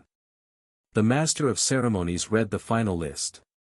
Luna listened to her own name followed by the territories, the titles, the rights. She listened and received her sealed document with the same face she had been wearing for the entire session. Internally. Good. It's done. Now. The hall was waiting for the session to advance to the next item on the agenda. Luna took a step forward. I have a proposal to make to Lord Orion before this chamber. The Master of Ceremonies looked at her. Julius looked at her. Arturo looked at her. Larissa and Leora, the only two people in the room who knew exactly what Luna had been constructing since the situation they had shared in Ren's interior space, did not look at her, because they already knew, and because if they looked it was going to be visible that they knew. Orion looked at her with the expression of someone evaluating a variable that hadn't been fully in his calculations. I want to propose an exchange. This chamber has today documented a series of rewards regarding ownership, leadership, and resources that have been extensively disputed between the Day faction and the Night faction of the Starweaver family. Luna said it with the voice of someone carrying responsibility that exceeded her years, and not with performed gravity, just the tone that came from meaning what you were saying. Many of those disputes have their origin in my father's absence and in the management of family resources during that absence. But primarily in your desire to control the family entirely. The hall was completely still. So I propose to resolve now the majority of those disputes, and in a single exchange. A meaningful pause, during which she raised the sealed document she had just received. I offer Lord Orion Starweaver the leadership rights over the Day faction and the associated territories I received in this session. The silence changed in nature. Not the silence of a room waiting for the next procedural step. But the silence of a room that had just processed something unexpected and was still deciding what it meant. In exchange for one thing. Luna looked at Orion not just with hate for the first time since they had entered the hall. Not even with the cold temperature she had maintained throughout the session, with something different. Something older than politics and simpler than any argument that had been formulated in the last several hours. The white crystal. My mother's heart. Orion didn't respond immediately. The hall broke into murmurs, not the discreet kind, the kind that happened when a room stopped being able to manage its reaction. Julius had the expression of someone who hadn't expected that something as extreme as what Larissa had suggested was actually possible to be something that would happen, who was processing the tactical implications simultaneously, and something else that wasn't tactical implications at all, something that took longer to process precisely because it didn't belong to that category. If Orion actually released the white crystal, then... Arturo was looking at Luna with a face that was difficult to read because it had too many things on it at once, layers that hadn't finished sorting themselves into an order. Everything non-budgetary that they gave me today, Luna repeated, with the same flat voice, the same precision of placement for every word. In exchange for the crystal. Orion looked at her. Luna held his gaze. Somewhere in the hall, someone who was not part of this specific conversation breathed in a way that did not correspond to the state of someone sleeping. The hall processed Luna's offer for exactly as long as Orion also needed to read what the hall was processing. Julius had tensed. Visible only to someone who had been watching him long enough to know the baseline, a minimal adjustment in the shoulders and the position of the hands that wasn't nervousness but preparation. The kind of stillness that comes before movement rather than the kind that comes from the absence of it. Arturo was less subtle. He had the posture of someone who has decided they can move in under a second if the situation requires it and is measuring distances without appearing to measure them, the geometry of the room, the positions of the people in it, the space between where he was and where he might need to be. The high-level fighters stationed at the margins of the hall had shifted their atmosphere in a way that wasn't action but was no longer the quiet of before. Something in between, the specific state that precedes movement when movement hasn't received an order yet but the order could arrive at any moment and the body knows it. Orion registered all of it. He registered what it meant, too. Without the barrier, he was in a hall where the numerical advantage was not his, where Julius and Arturo in fusion represented opponents of a category that didn't resolve easily without his crystal defense, where the distance between him and any exit depended on how many bodies were willing to put themselves in the way. Every calculation pointed to the same conclusion: without the barrier, the room's danger level changed entirely. With it, nobody in this hall could touch him. Without it, they could treat him as a traitor before he had finished consolidating the political position he had come here to build. And, traitor with consolidated political and military position, was an entirely different problem from traitor with political and military position still under construction. So Orion laughed. Not the kind of laugh he used to diminish people. The laugh of someone who has found something genuinely entertaining in a situation they hadn't expected to find entertaining, unguarded, briefly, the real thing. "If you want to set a trap for me so everyone can pile on," he said to Luna with the calm of someone enjoying the conversation, "you're going to have to try harder than that." The hall waited for what everyone knew was coming. The blatant refusal. The reaffirmation of the value and advantage his crystals gave him. The reminder that the technology he carried under that cloak had changed the rules of the game from this point forward, and that nobody in this hall was in a position to ignore it ever again. Orion let them wait exactly the right amount of time before mocking them. "I'm willing to give it to you. But we need to raise the stakes." The chance had arrived. "Hey, I was supposed to be the one sleeping, not you. Even if I'm always keeping a slight eye on you, but this is costing me energy that you'll have to pay for. How dare you collapse right after the stress was gone when you needed to keep circulating our flow to let me finish rebuilding the cyst around the seed. And now I even have to use your lanky and small body as a puppet. You'd better wake up soon, or I'm going to faint too. The crack is almost completely closed again as well, so I don't have much more time. If we fail to close it again, it will be your fault." Luna held her breath when she heard that negotiating for the crystal was genuinely on the table. She had hoped the crystal was somewhere in the possible outcomes of this session, since Orion always liked to negotiate it with her. But knowing something is possible in the future and hearing Orion actually confirm it now that she had stuff to offer were two different things, and the confirmation landed somewhere deeper than the strategic part of her mind. Julius didn't change his expression.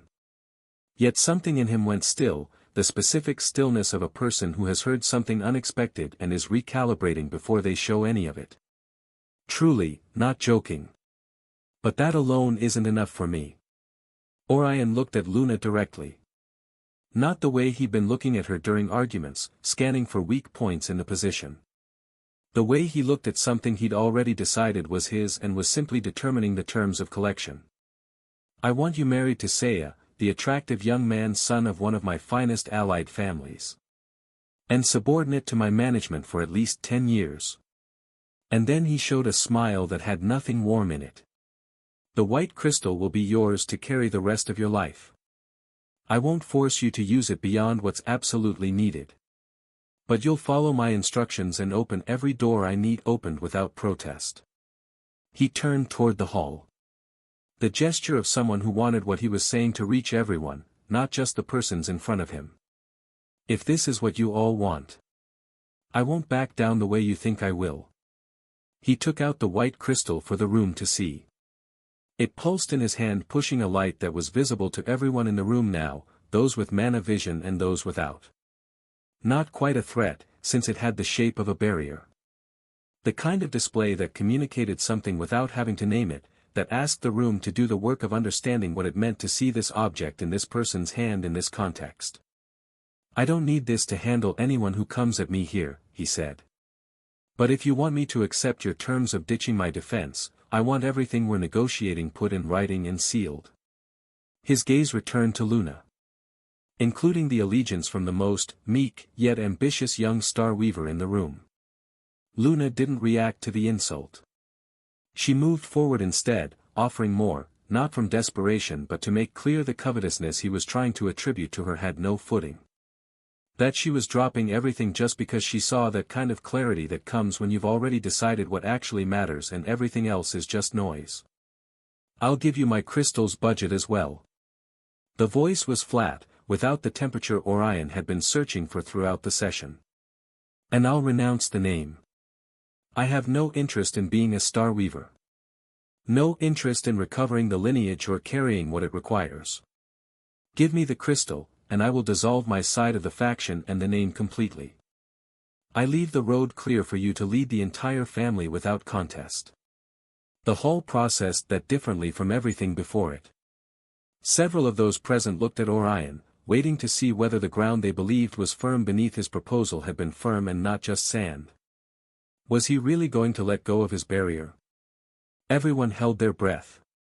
Orion shook his head slowly, with the patience of someone explaining something obvious to someone who should already understand it. The small crystals in the bag of a young lady don't interest me. I'll have more than enough from the third vault. No hardness in it, just a fact, delivered simply the way you might note the weather. But I want you with our name. I want you carrying it high. His eyes settled on her with a quality that had nothing to do with negotiation. The quality of someone looking at something that belongs to them for reasons that exist entirely outside the opinion of the person in question. Destiny chose her, and the family with her. The genetic key she carries doesn't separate from the lineage that bears it. A lineage isn't abandoned because a girl decides she's no longer interested. He addressed the people and raised his hand. If she wants the crystal, the conditions I offered are the conditions she needs to fulfill. Luna didn't respond. The offer turned over and over in her mind, in the silence, 3 seconds, for the weight of it pressing in from every angle at once. Not any argument. Not any political maneuver.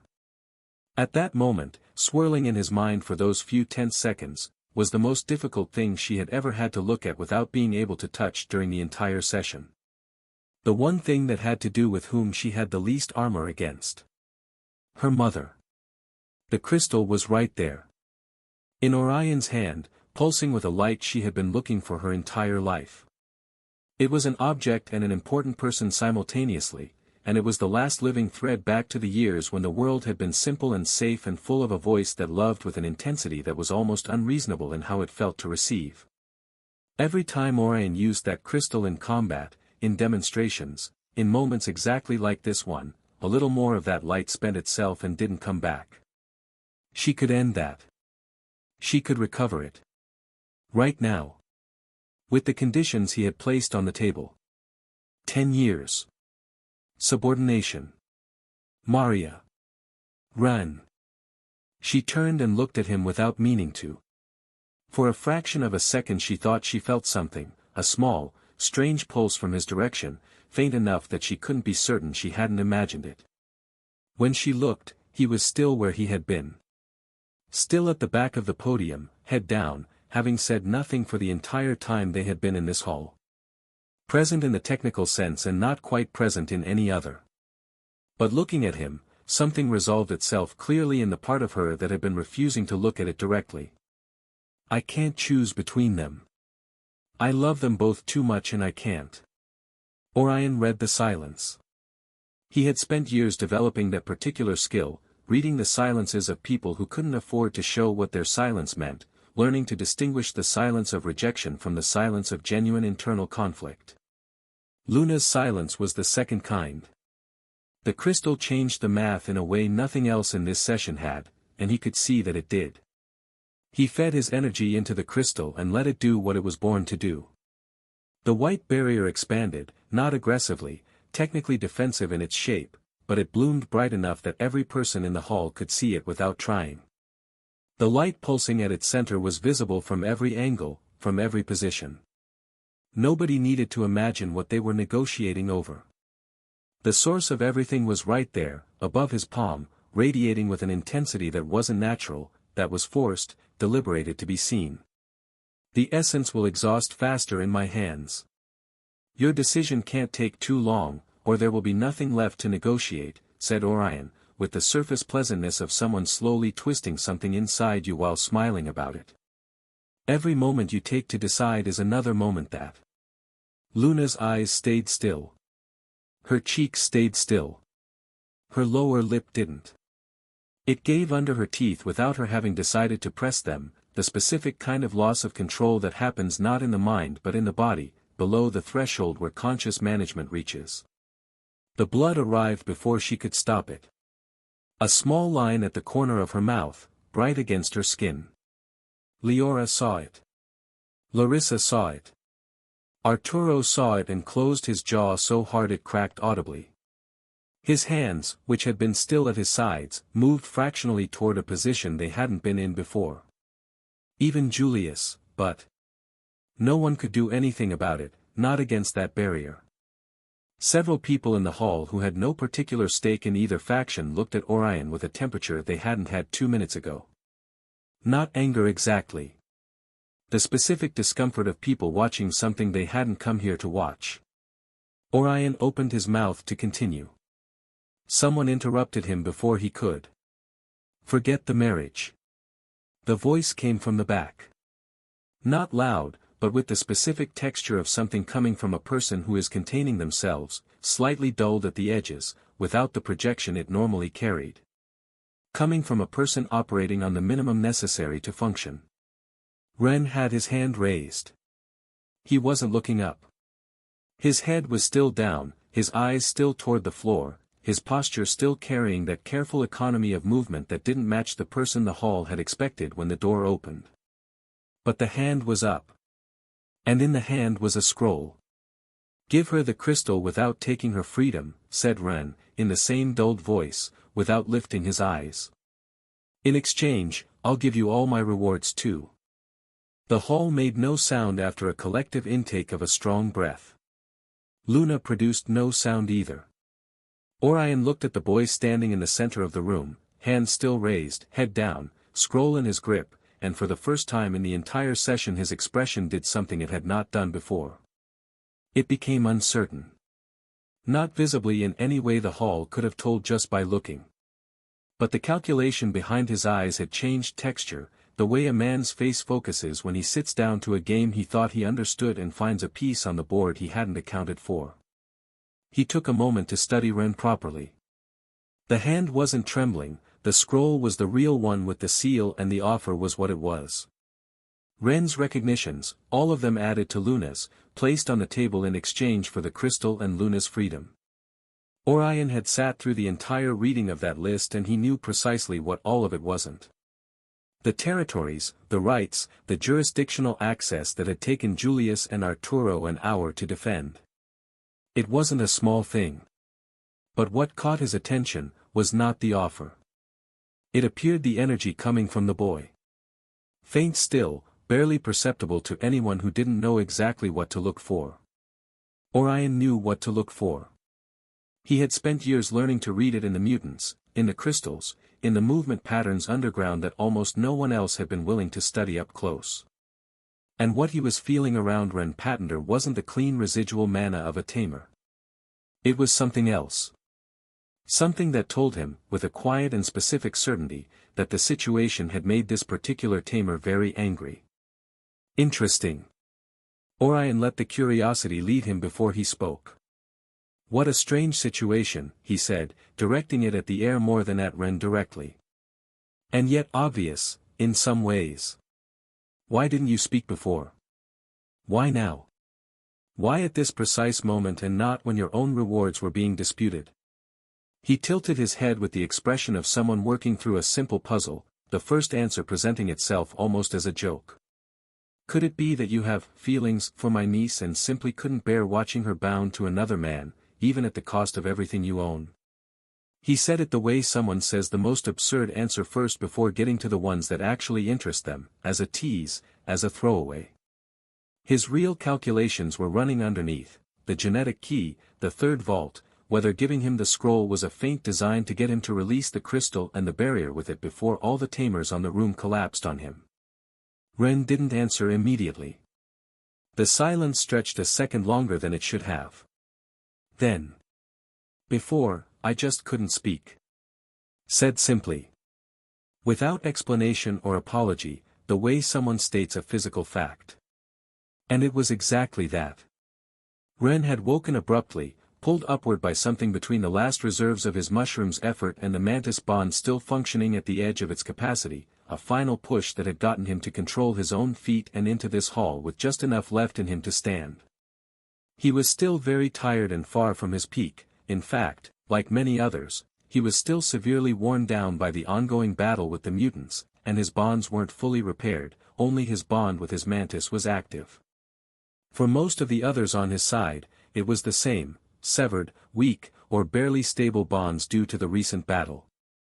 But even so, Ren was still emitting some scary amounts of power, and that was because the corruption that remained connected near his core was returning due to his mental state. He had finally woke up abruptly upon hearing about Luna being forced into marriage. The fungus had played a part in it, struggling to control him through the mantis's ability and giving him the final push. Although in the end, the poor, little one, fainted. The good thing about that was that he managed to wake Ren up just in time. The bad thing is that he didn't manage to finish his other task before running out of energy and completely sealing the core and the seed, which again left a small opening for the corruption in Ren's core. Something seemed to be changing in his beast, since before he wouldn't have shown any interest in the mundane things of Ren's life or his friends, much less in having to help him move to collect his rewards on time. Rewards that Ren was now willing to hand over. So the mushroom had spent itself helping him. The sealing of the last gap in their nucleus had been left incomplete, and the small opening that remained was doing again exactly what small openings in a nucleus did when the Tamer's emotional state stopped being calm. The corruption that had stayed connected near his core was responding to him. Not to a technique, nor to a decision. To the state of mind of someone who had heard something he was not going to accept. Finally, Orion had almost hit the nail on the head with his first question, which turned out not to be a joke or teasing. It was the exact right thing. Ren finally raised his eyes. It was the first time since the door had opened that his face was visible to the hall.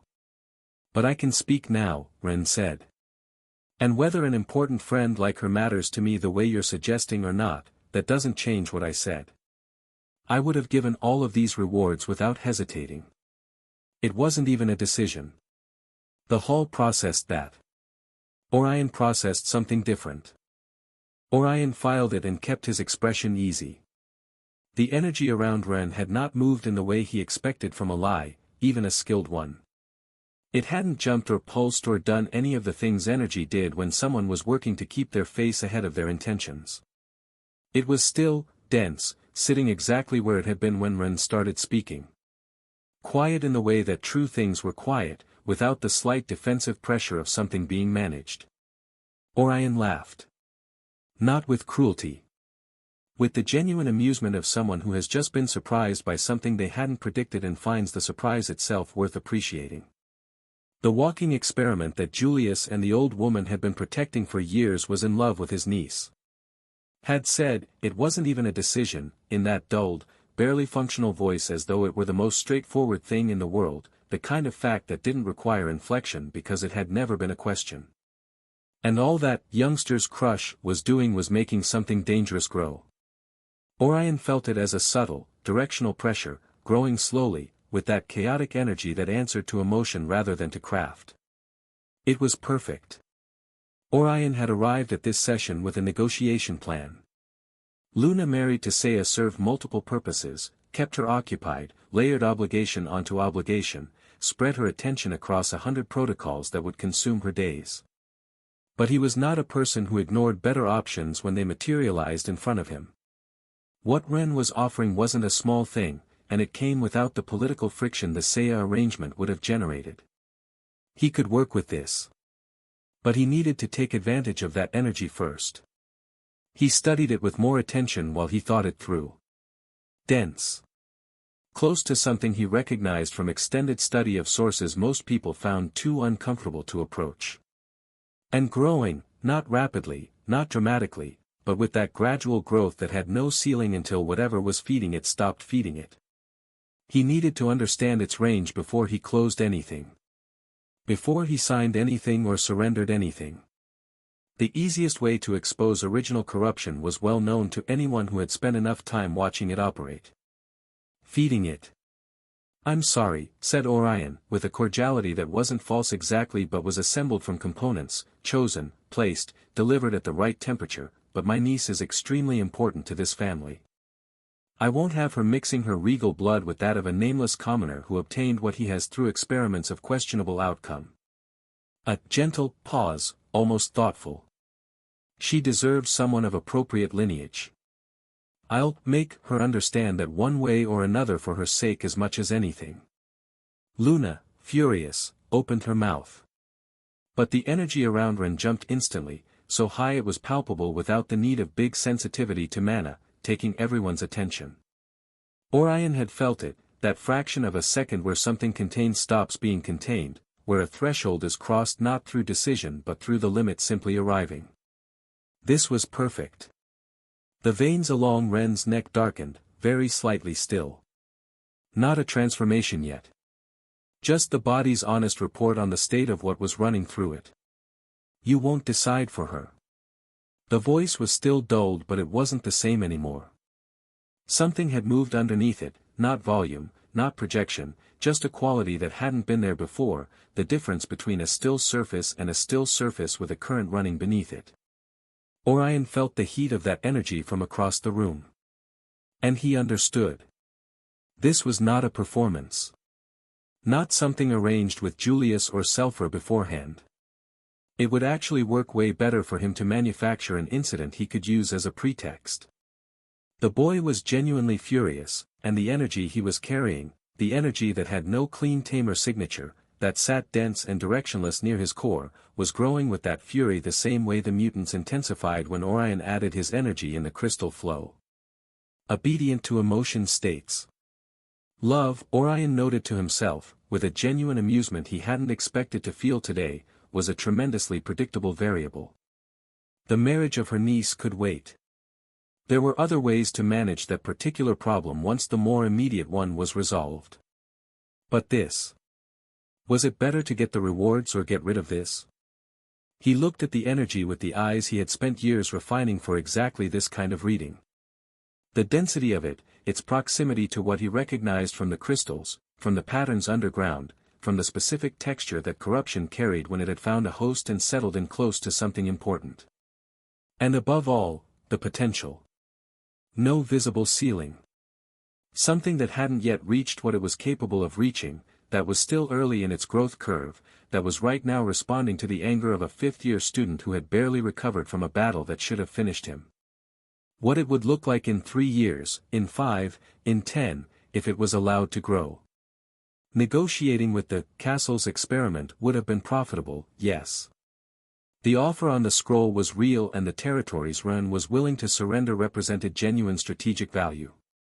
Orion had run the calculation and found it favorable more than once in the last 2 minutes. But potential without a visible ceiling was a huge risk. And risks without visible ceilings were exactly the kind of thing you eliminated before they reached the size at which elimination became impossible.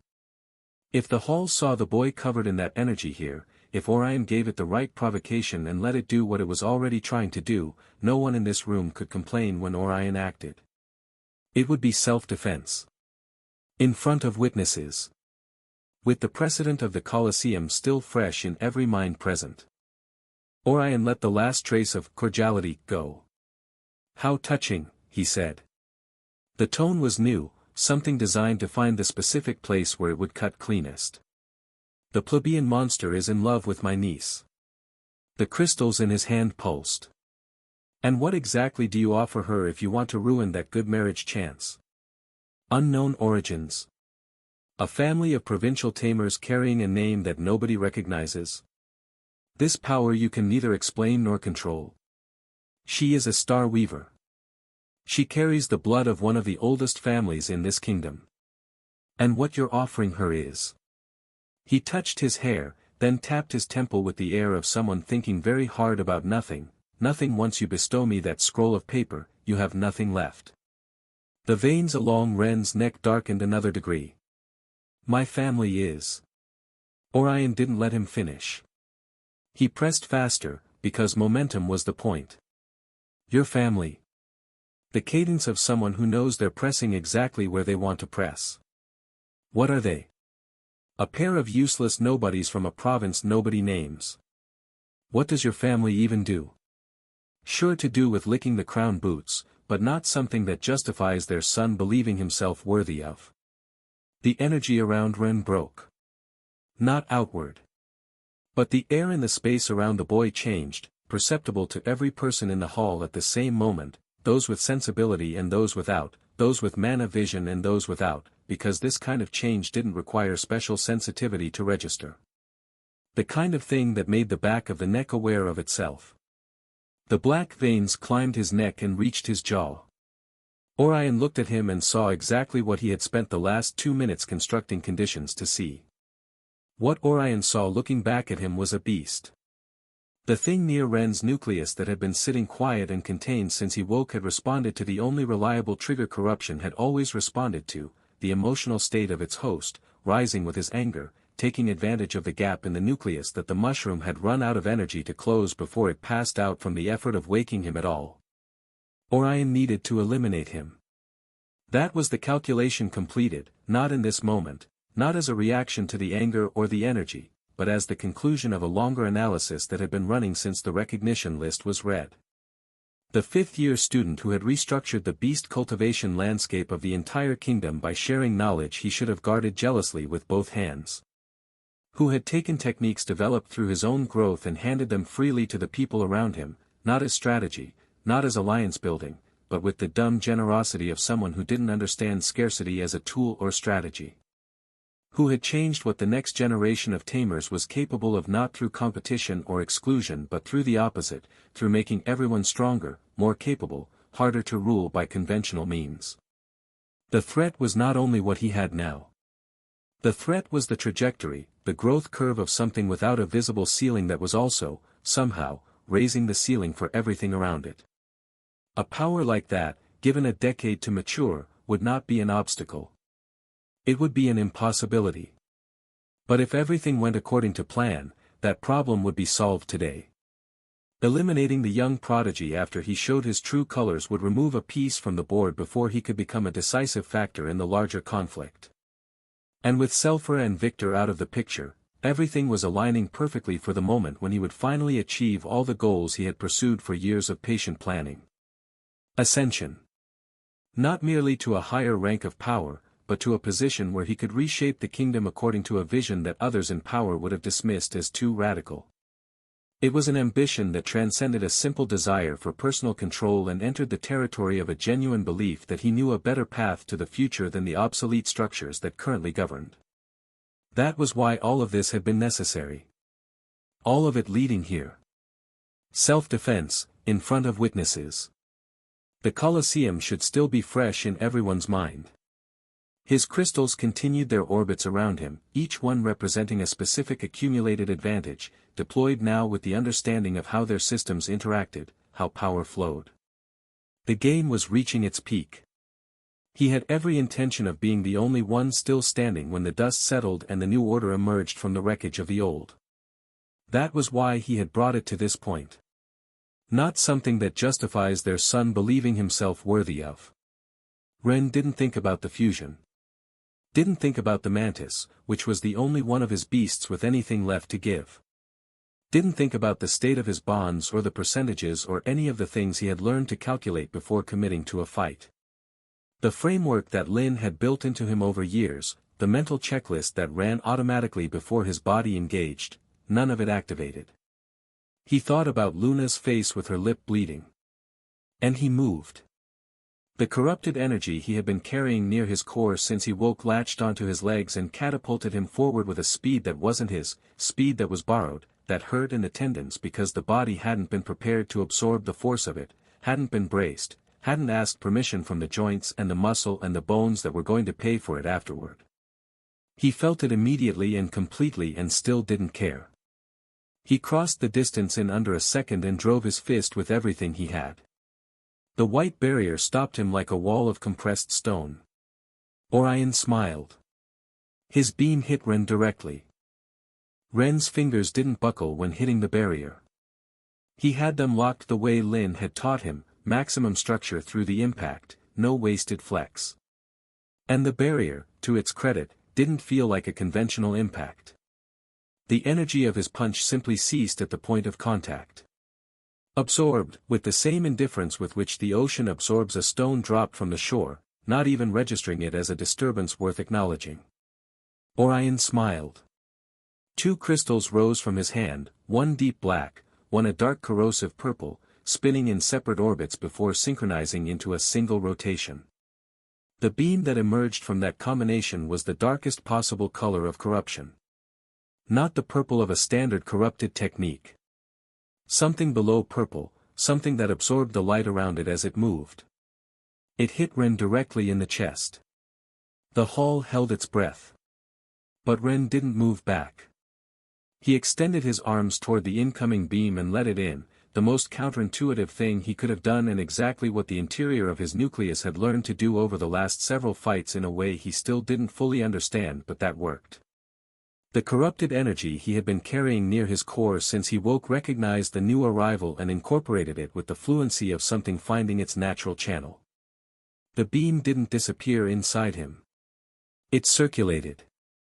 Distributed through the same routes the corruption had already carved through his system, and Ren felt it fill him in a way that was simultaneously horrible and functional, a sensation with no clean name because there was nothing clean about it. Then he sent it back. Not with elegance. With both hands driving outward from his chest, the blunt motion of someone who has no technique for what they're doing with pure rage and is compensating with raw will, every ounce of anger still burning behind it because the anger was the only fuel he had left and it was doing the job. The beam hit Orion's barrier. The crystalline surface deformed. Only for a moment, barely perceptible, less than a second, but enough. Enough for Orion to see it and enough for his expression to shift from the smile he had been wearing into something more serious. The hall made no sound. So many could hear Ren was breathing hard. The body had paid the price of receiving that volume of corrupted energy without proper preparation. The black veins along his neck and jaw had spread to his temples now, visible from any point in the hall without needing to look carefully. The energy around him kept growing, dense, unshaped, without the clean edges of a technique because it wasn't one. Orion observed him with the attention of someone filing data. A rightward spiral to distribute the load. That was what Ren had done. Visible in the way his body had absorbed the impact and redirected the energy outward, readable to anyone who had spent enough time learning to see how these systems moved. Years of working with the crystals and paying attention had not been wasted. It was an intuitive solution for the youngster. Genuinely elegant for someone with no formal study in the area. But it was a pattern. Predictable, once you had seen it once. Orion added a second purple crystal to the next beam. And sent it with the rotation reversed. Ren received it.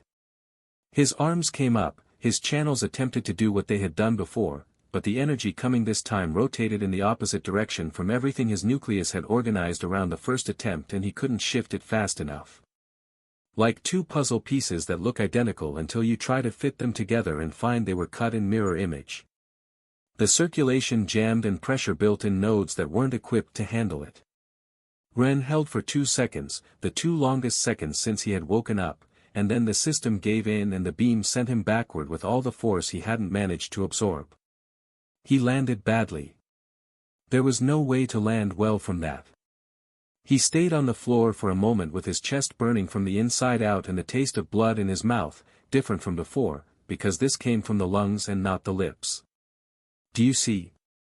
Orion said to the hall, at the volume of someone who wants to reach every corner of it, his crystals moving visibly in his hand as a demonstration of control, of the contrast between what he held and what was lying on the floor. "Do you see what the castle has been protecting? A corrupted experiment that absorbs foreign energy like a mutant and returns it without control, without technique, without any of the safeguards that characterize a legitimate Tamer, but uses it as though it were his own." The crystals pulsed gently. This is what they've been sheltering. This is what they wanted to receive today's recognitions. He turned to Luna with a calm that was worse than any direct threat would have been. "The white crystal won't wait forever, niece." A pause that had nothing patient in it. "Take it or leave it." Saya, standing relatively close, drew back slightly against his father. Luna's fists were closed at her sides. The composure she had carried for the entire session, every controlled expression, every measured word, every managed second of the last several hours, had left her face entirely. She pulled free from Larissa and Leora's hands, already moving forward, not calculating odds because the odds had stopped being relevant, but Ren got up. Not dramatically. He got up the way people get up when they have to, regardless of whether they want to, the body registering objections from multiple points simultaneously while the mind overrode most of them without negotiation. The black veins had climbed further. The corrupted energy around him was visible now in a way that had moved past perceptible into simply present, something every person in the hall could see without needing mana sensitivity, without trying. Orion looked at him and made a decision. 4 purple crystals. The beam that formed from that combination was qualitatively different from the previous ones, not only in scale but also in density. Luna jumped first to shield Ren, the fastest of the 3 in agility and reaction speed. Larissa immediately after. Leora from the opposite angle at the same moment as Larissa, the 3 of them placing themselves in front of Ren before the beam reached them, shields already forming, energy already being pushed into elemental barriers. Julius and Arturo had moved from the flank first. Fused.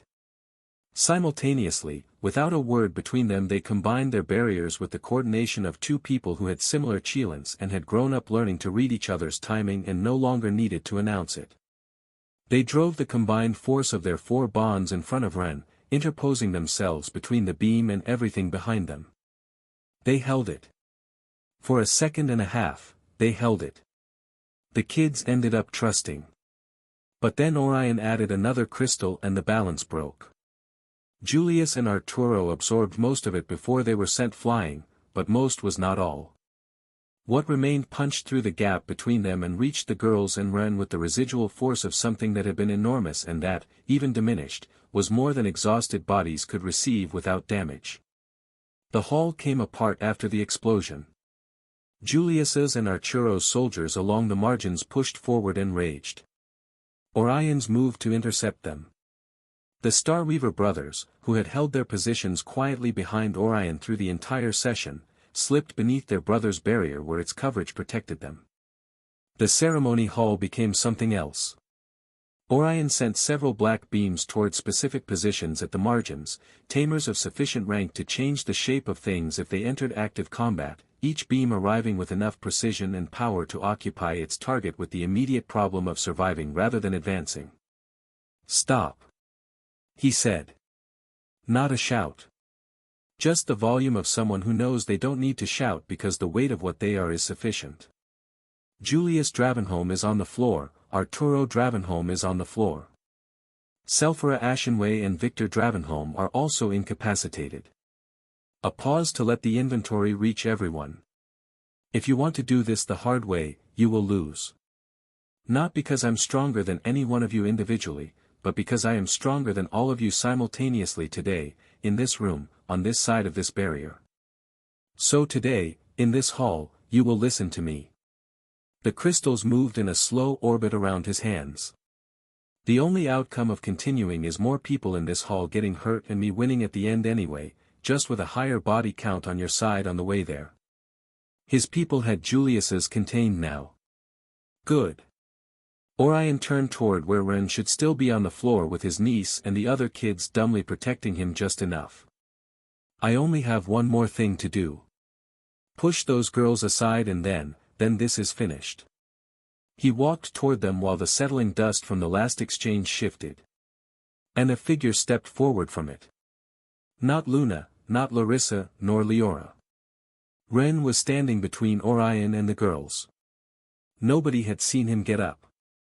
Or they had seen it and hadn't been able to process the speed with which he had placed himself there, because the body he had available right now shouldn't have been capable of that speed, not without something like active fusion, not without some beast that gave him the margin that made the difference between possible and impossible.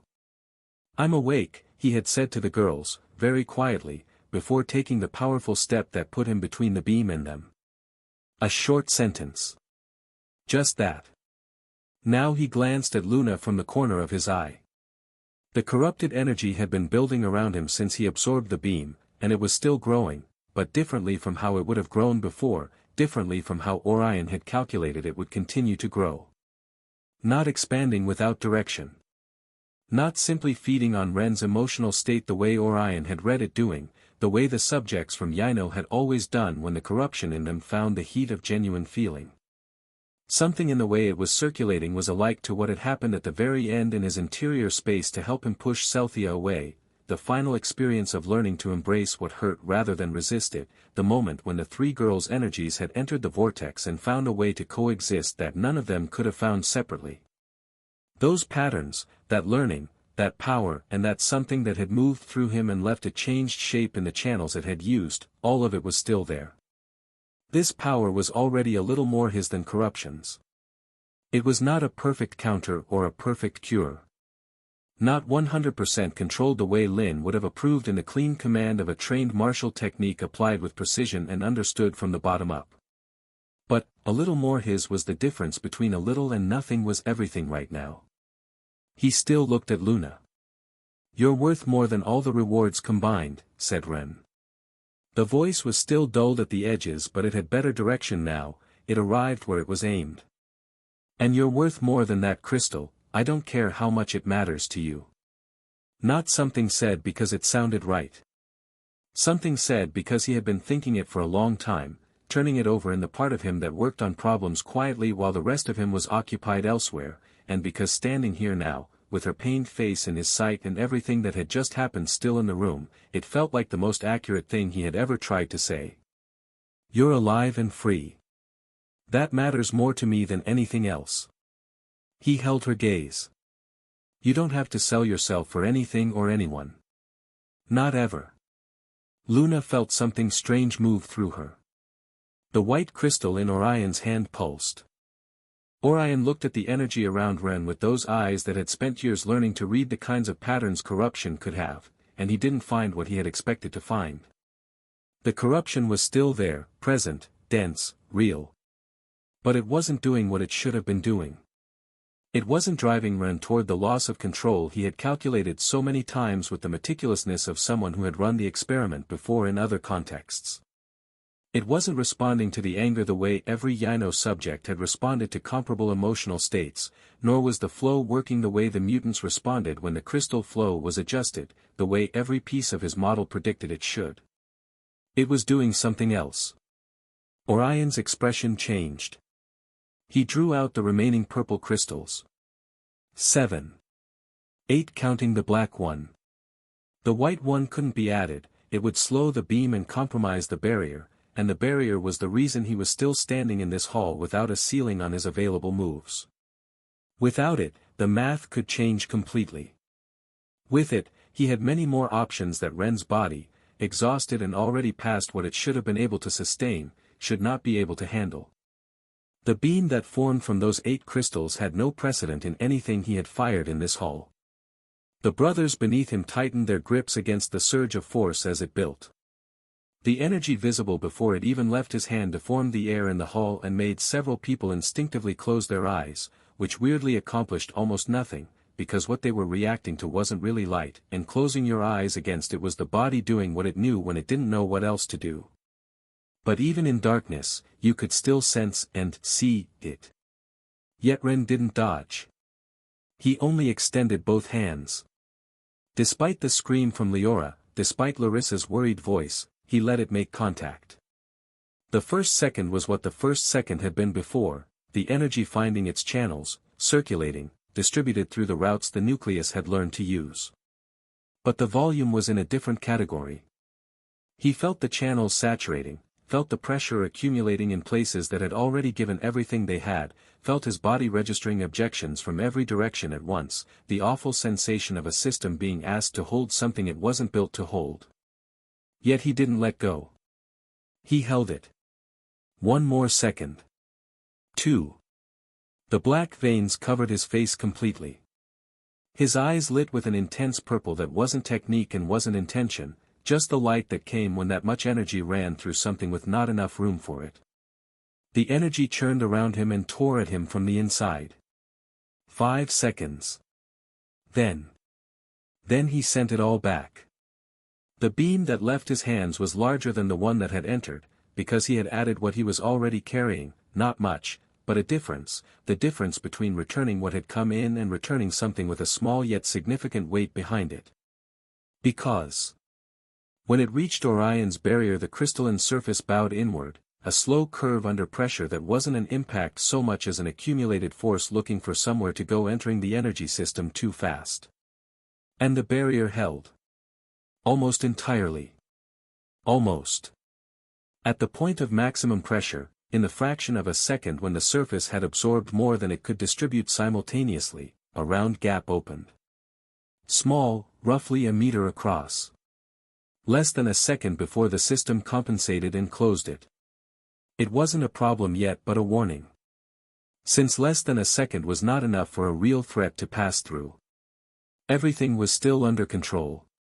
Except that what looked like the residual glow of the overall beam concentrated itself in the final instant of the beam's life, not spreading to disappear, but gathering, pulling into a single point the way lightning pulls before it finds its path.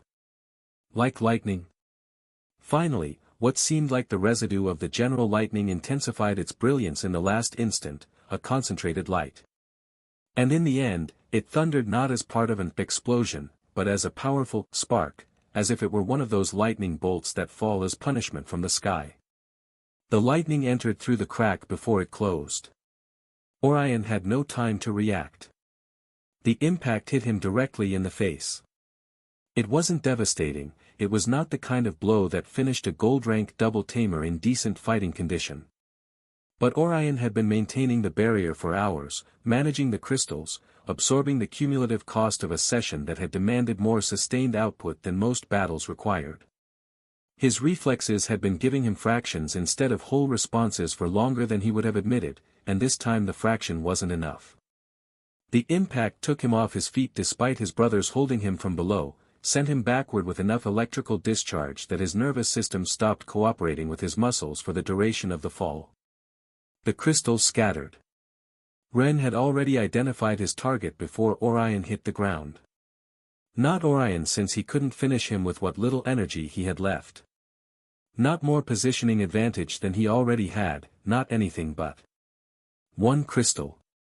The one pulsing differently from all the others, not because it had more energy, it was actually somewhat warmer than the others. Somewhat personal. The one that had been used as a lever against Luna for so much time and that was now spinning through the air. He reached it before it fell. The white crystal settled into his hand. It pulsed once. Soft shine like acknowledging something. Maybe not acknowledgement of him exactly, acknowledgement of something. Maybe it was something that has been held by the wrong person for a long time and has just been picked up by someone moving in the right direction. Ren looked at what he was holding for exactly the time it took to understand that he had achieved what he wanted to achieve.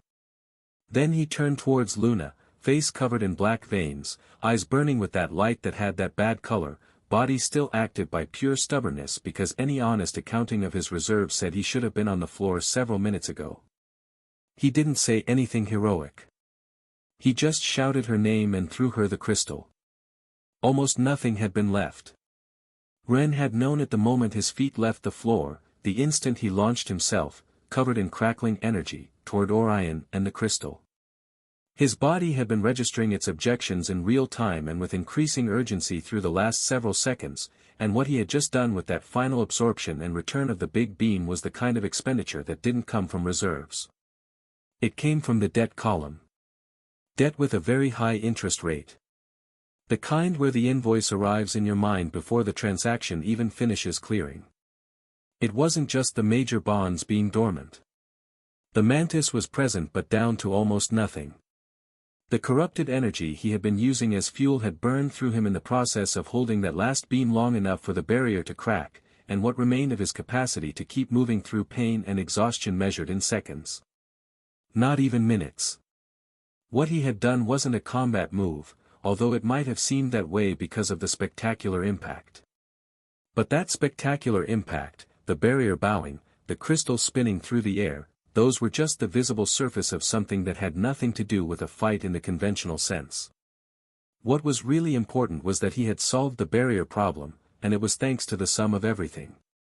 First, it had been possible because of the sum of what he had learned and everything he had lived through and everything the people around him had contributed, some of them without ever knowing they were teaching him exactly what this moment would require.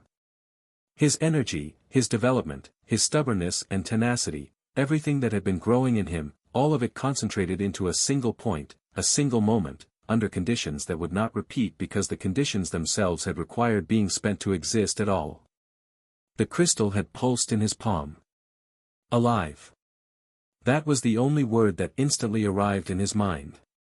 Alive in a way objects weren't supposed to be, with a presence that had nothing to do with mana and everything to do with something that had been waiting inside it for a long time. He didn't have time to think about that. The momentum that had carried him to where he was still had him moving forward, and Ren used it for the only thing that felt correct to do with what he had left. Luna. He shouted it with everything left in his lungs, which wasn't much. His lungs had spent the last several minutes receiving corrupted energy and had developed strong opinions about the experience that they were in the process of expressing. He threw the crystal. Luna saw it coming before Ren finished shouting her name. Not because she had time to react consciously, but because the crystal pulsed in a specific way as it moved through the air and something in her responded to that frequency before her mind finished processing what was happening, the way you recognized a voice you had known since before you knew how to speak, before the conscious part of the recognition arrived. A shadow step took her to where she needed to be. She caught the white crystal with both hands. The impact was soft. Completely soft, like her hands and the crystal were things that fit where they belong, and Luna felt the warmth of the energy it held before she even saw the light pulse, a warmth that had nothing to do with combat mana and nothing to do with the temperature of the hall. It was something that was more important than both of those things and that recognized her in return. Luna Starweaver. Are you going to cry in a ceremony hall in front of Orion? She didn't care in the end. Ren Patender just did what I thought was impossible. He had broken Orion's barrier even with his body that tired and destroyed, his beasts dormant and with whatever fraction of energy remained after everything the last days had taken from him. He was truly different, from the first day. The day she found him was the day everything shifted again. Not back to happiness she'd lost when her mother died. Not toward the goals her father had set for recovering faction influence. But toward something new, something that scared her more than any political maneuvering or combat challenge ever could.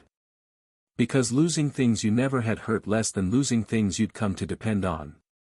And she was starting to depend on Ren in ways that would destroy her if he left like everyone else eventually did. But for now, in this moment, she let herself hold on to hope anyway.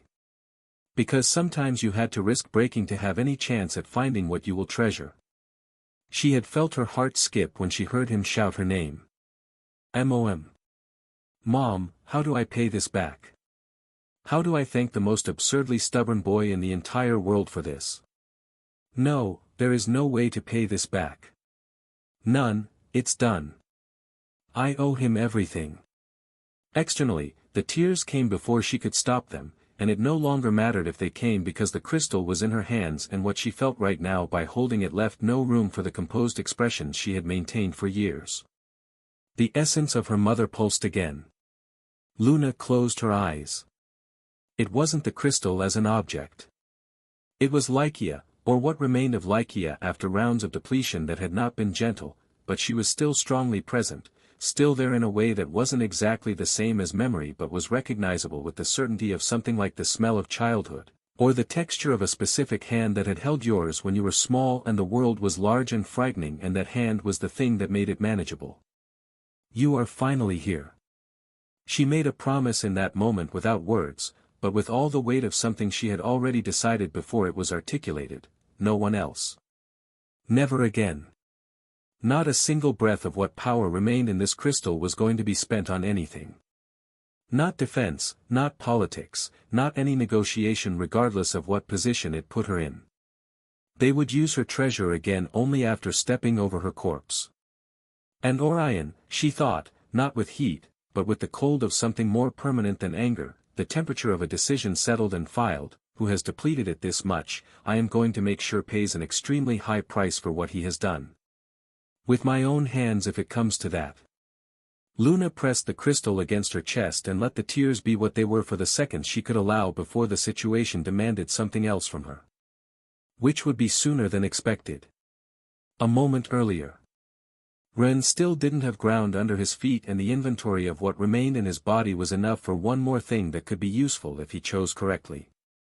Orion's body was still falling, hadn't finished landing from the impact that had sent him backward, and that window of exposure was still open. The angle was calculable. The distance was calculable. A final strike with the beam's energy residue, everything he had left, concentrated on a target that hadn't recovered yet. If it landed clean and left Orion more stunned than he already was, the cost was maybe worth it. Ren began gathering the remaining energy into his hands, feeling the edges of it, extracting until the very bottom of what was available. But Orion's eyes opened. He turned in the air. The black beam came out again before Ren finished loading his attack. What Ren had planned as the final remate, the last punch sent into an already falling opponent, arrived instead as an impact against him. It flipped his trajectory a clean 180 degrees. After flying some extra seconds back, Ren would hit the ground without the elegance of someone who had calculated the landing and with all the force of someone who had arrived at the floor the way things arrived when they could no longer manage how they got there. Orion was already rising by the time Ren hit. Or he thought so. Because the boy never actually touched the floor. The expression on Orion's face was not the composed one, not the man who had been running 12-move calculations since months before any of this started. What was there now was something more direct, more stripped down, nothing he had shown in the entire session. As though the hit to his face had burned away the layer of political cordiality he had been wearing all day, like a costume that had finally served its purpose and could be discarded. The next beam went toward where Ren should have landed. But there was nothing there. Leora had come from above, she had tried to get to Ren before, to help hit Orion, but he had moved too fast and too far for a single jump to reach. Yet she had luckily got positioned close to Ren after he got hit. She made a fast, cheap and short jump, and this time when getting to him she didn't try to block with a shield to help him. She instead used another spirit jump but dragged him with her, which only worked because Ren had absorbed her spiritual energy, and just because of that it worked, and the two of them vanished at the last possible moment, the beam passing through empty air. Larissa arrived from the side immediately after, adding a second jump to the short one Leora had managed. It wasn't the first time she had jumped while carrying Ren, so her light step knew the weight and the synergy with Ren light energy, and it took them further, putting real distance and time between them and Orion's follow-up shots. Luna arrived a beat later. She had her crystal thrown by Ren himself to catch first, but didn't take more than a second before appearing from the other side with her shadow extending and swallowing all three of them to carry them further still, to the farmost corner of the hall where the accumulation of everyone's jumps had finally placed them beyond the immediate range of what Orion could reach without moving. But Orion did not leave them alone even though they were in the far corner of the room. He moved closer. Jumping while carrying people was extremely expensive, and all three of them had already spent most of what they had. 3 shields went up to receive the next beam because Ren couldn't get up anymore, none of them perfect, none of them alone sufficient, but together enough to distribute the force across all 3 instead of delivering it whole to any one person. Larissa was the first to move out from behind those shields. Now, she called to the allies positioned throughout the hall who had been waiting for an opening that kept not arriving. Now or never. He doesn't have the barrier. The hall responded. Not in order. Not with the coordination of an army executing a prepared plan, and they were under too much enemy pressure for that, but still moved with the urgent simultaneous movement of people who understood at the same moment that the window they had been waiting for existed right now and would not exist again.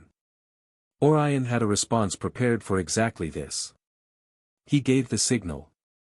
The soldiers outside entered through the hall's doors, not all at once, because the streets near the castle were narrow and complex and the hall's own dimensions limited how quickly numbers could meaningfully multiply inside, but enough of them to begin shifting the balance of what was happening there. The allies already within the hall responded to the same signal simultaneously, and the ceremony hall, which had been a space of protocol with chairs in specific positions and an agenda on a lectern, became something that had nothing to do with any of those things. Larissa could direct the allied fighters in Julius and Arturo's absence. She had the judgment for it, and everyone in the room with any experience knew it. But she couldn't win alone, and she knew that too. Leora put a hand on Luna's shoulder. Stay with him. She didn't wait for an answer. A jump took her to where Larissa was already working, blinding Orion's sight lines with concentrated light while reading the field with the eyes she had when she had stopped being a cute student and become the version of herself that made decisions in the time it took others to identify that a decision was needed. I'll need to use what's left of my fusion, Larissa said when she felt Leora arrive. Leora nodded. I can't fuse, but I can load your attacks with spirit fire while my mana holds. Not a question, just an inventory of what remained. I can't do more than that. My bond with the bash is still broken. It's enough. Larissa's fusion was different from most aesthetically, distinctive in the way that everything she did was distinctive, with the brightness and purity of something that bordered on the genuinely divine. The wings of light that emerged from her shoulder blades when the process completed were not decorative.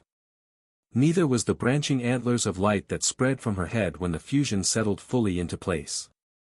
Every part of it carried the density of concentrated crystal mana, built to move, built to strike, built for both simultaneously depending on what the moment required. The wings had edges. The allied fighters felt the change before they saw it. And seeing it was the kind of thing that put something back in people who believed they had run out, a second wind found somewhere in the space where people were certain there was nothing left. Larissa drove toward Orion. Orion fired. Larissa was no longer where the beam arrived. The cold came from the lateral before Orion finished processing the miss, layers of ice assembled in the time it took to blink, positioned not just to block but to amplify the blinding light attacks and restrict the movement of whatever they reached. The light strike came from the opposite angle with Leora's spirit fire loaded on top of it, which was the difference between an attack that Orion's gold-rank physical defenses could absorb and one that found them from a plane where conventional physics wasn't the relevant criterion. Orion countered some of it. But countering took attention, and attention that couldn't be directed at finishing Ren was exactly what Larissa was trying to take from him. Not a strategy of victory, she was honest with herself about that. She didn't have the offensive power to win outright in the time her fusion could last, with what remained after everything the day had already cost her. This was a strategy of depletion and disruption: keep Orion occupied in defense, keep his attention divided, prevent him from directing his soldiers with the precision that would turn the numerical advantage entering through the doors into something conclusive. It worked for several moments.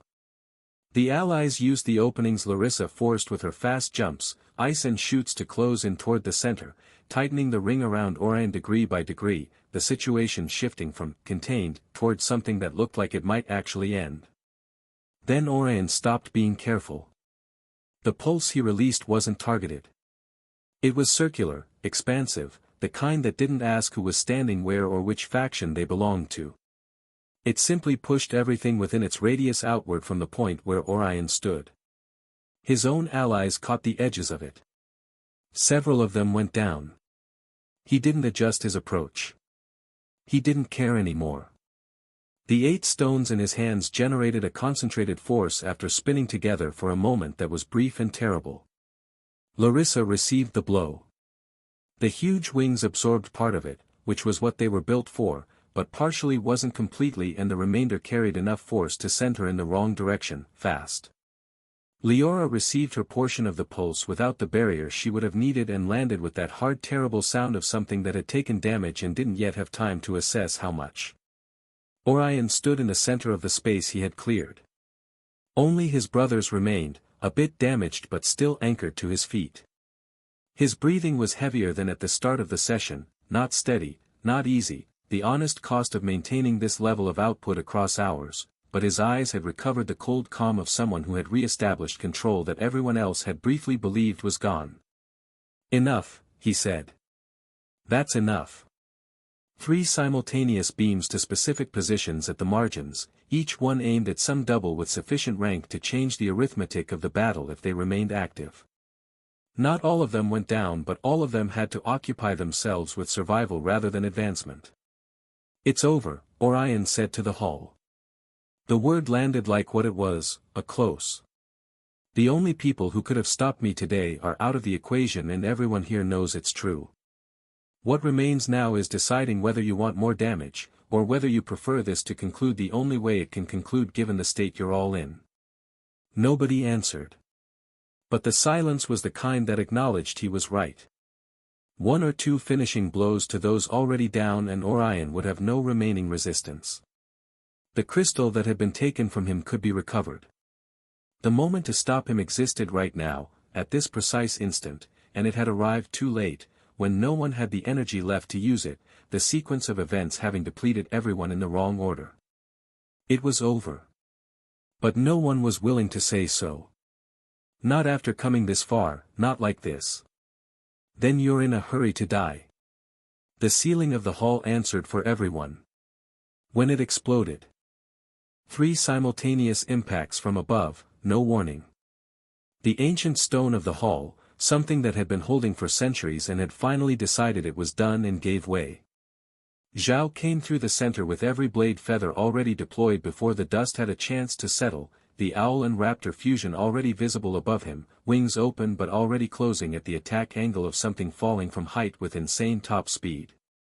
Taro was being carried on the left talon, a spinning technique already fully charged when he entered. The one with the highest concentration of yellow crystal shifted to orange-red from the build-up, which was what had opened the roof without losing momentum. Lu came in on the right talon with a sound attack, not visible but felt in the structures before it was heard. Behind them, more. The flying squad that had been holding the mutant flow in the Starweaver sector, freed because the flow itself had been interrupted a while ago, and who had felt no mutant mana anymore but the exchange of mana from where they were with enough intensity to understand that the correct direction to keep fighting was here and not anywhere else. The 3 impacts converged on the position where Orion stood. The combined force of everything arriving at once threw up a cloud of pulverized stone that expanded through the hall in every direction simultaneously. The battle had left Orion unable to direct the mutants for some time already. Which was what had freed this group to come back at all. The dust of the impact filled the hall. For a long moment there was nothing to see inside but the news from outside began to arrive. Not as an organized report. It arrived the way a room's atmosphere changes when something that has been pressing against it from outside suddenly stops pressing, in the sounds that now came through more clearly from beyond the doors, in the posture of Orion's soldiers standing nearest to the entrances, in the small unconscious adjustments of people who had spent enough time in combat to read those signals before the verbal information caught up.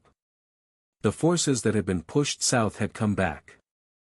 The mutant flow that Orion had been using to keep the defensive forces separated, the constant pressure that had made it impossible to concentrate Tamers in one place without leaving another place unprotected, had stopped way earlier than expected.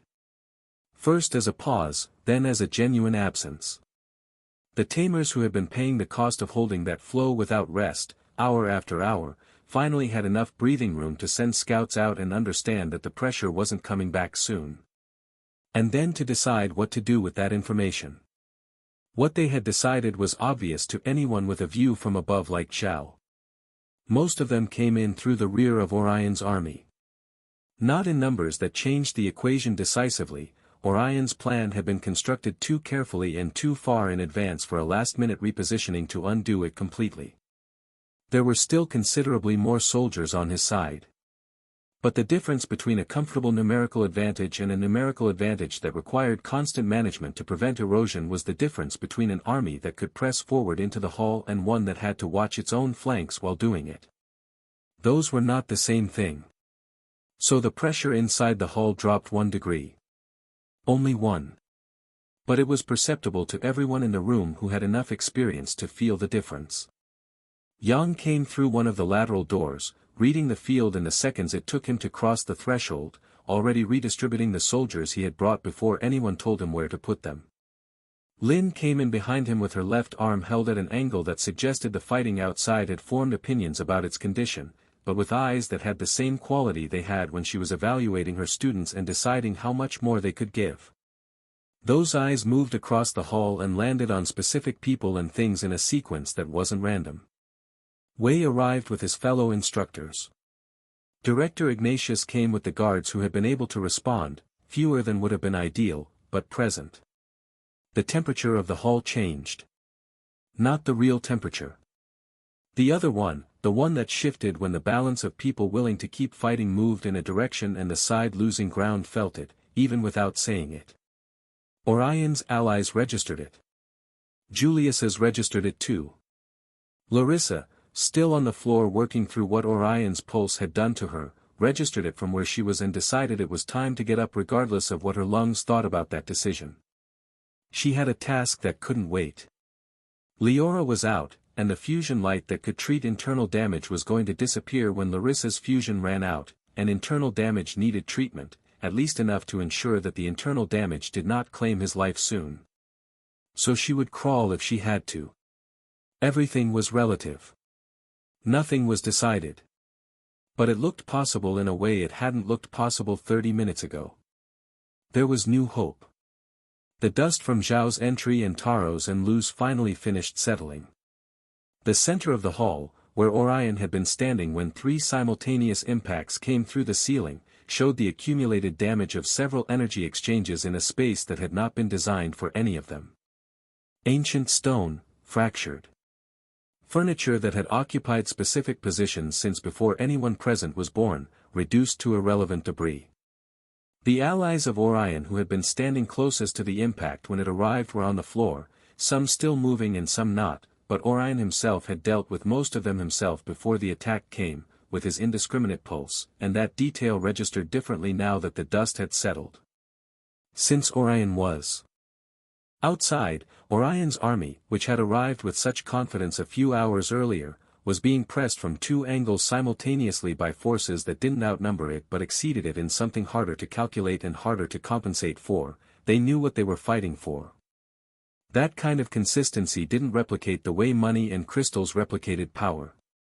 It had a different texture entirely, and it showed in the way positions held that shouldn't have held and in the way people moved when they were told to move. There was new hope. But now that the dust had settled, Orion was standing inside a barrier. Not the same barrier. The one Ren had broken with everything he had was white, and it belonged to the crystal that was now in Luna's hands as she sat beside him trying to repair his body as much as she could with her water mana, slowly, with what remained. This barrier was different in color and in texture, red-orange and blue interlaced, the surface turning slowly on itself, a combination that anyone who had spent time near the twins in recent weeks would have recognized immediately. Fire and water. Dorian and Magnus had moved from their position beneath their brother's feet when the impacts arrived, crystals already in hand, the coordination of people who had practiced this exact contingency. Not because they had anticipated Zhao's attack specifically, but because they had anticipated that at some point the backup barrier would be needed, and they had made certain the resources to deploy it were ready. Zhao looked at it for a second before despair. 1 second was the time it took him to understand what he was looking at. Removing 1 crystal didn't do you much good, said Orion from inside, with the tone of someone who had received the desperate counterattack he had been expecting, and who had been expecting it precisely because he had calculated it as a possibility. The attack from Ren, that one he hadn't anticipated.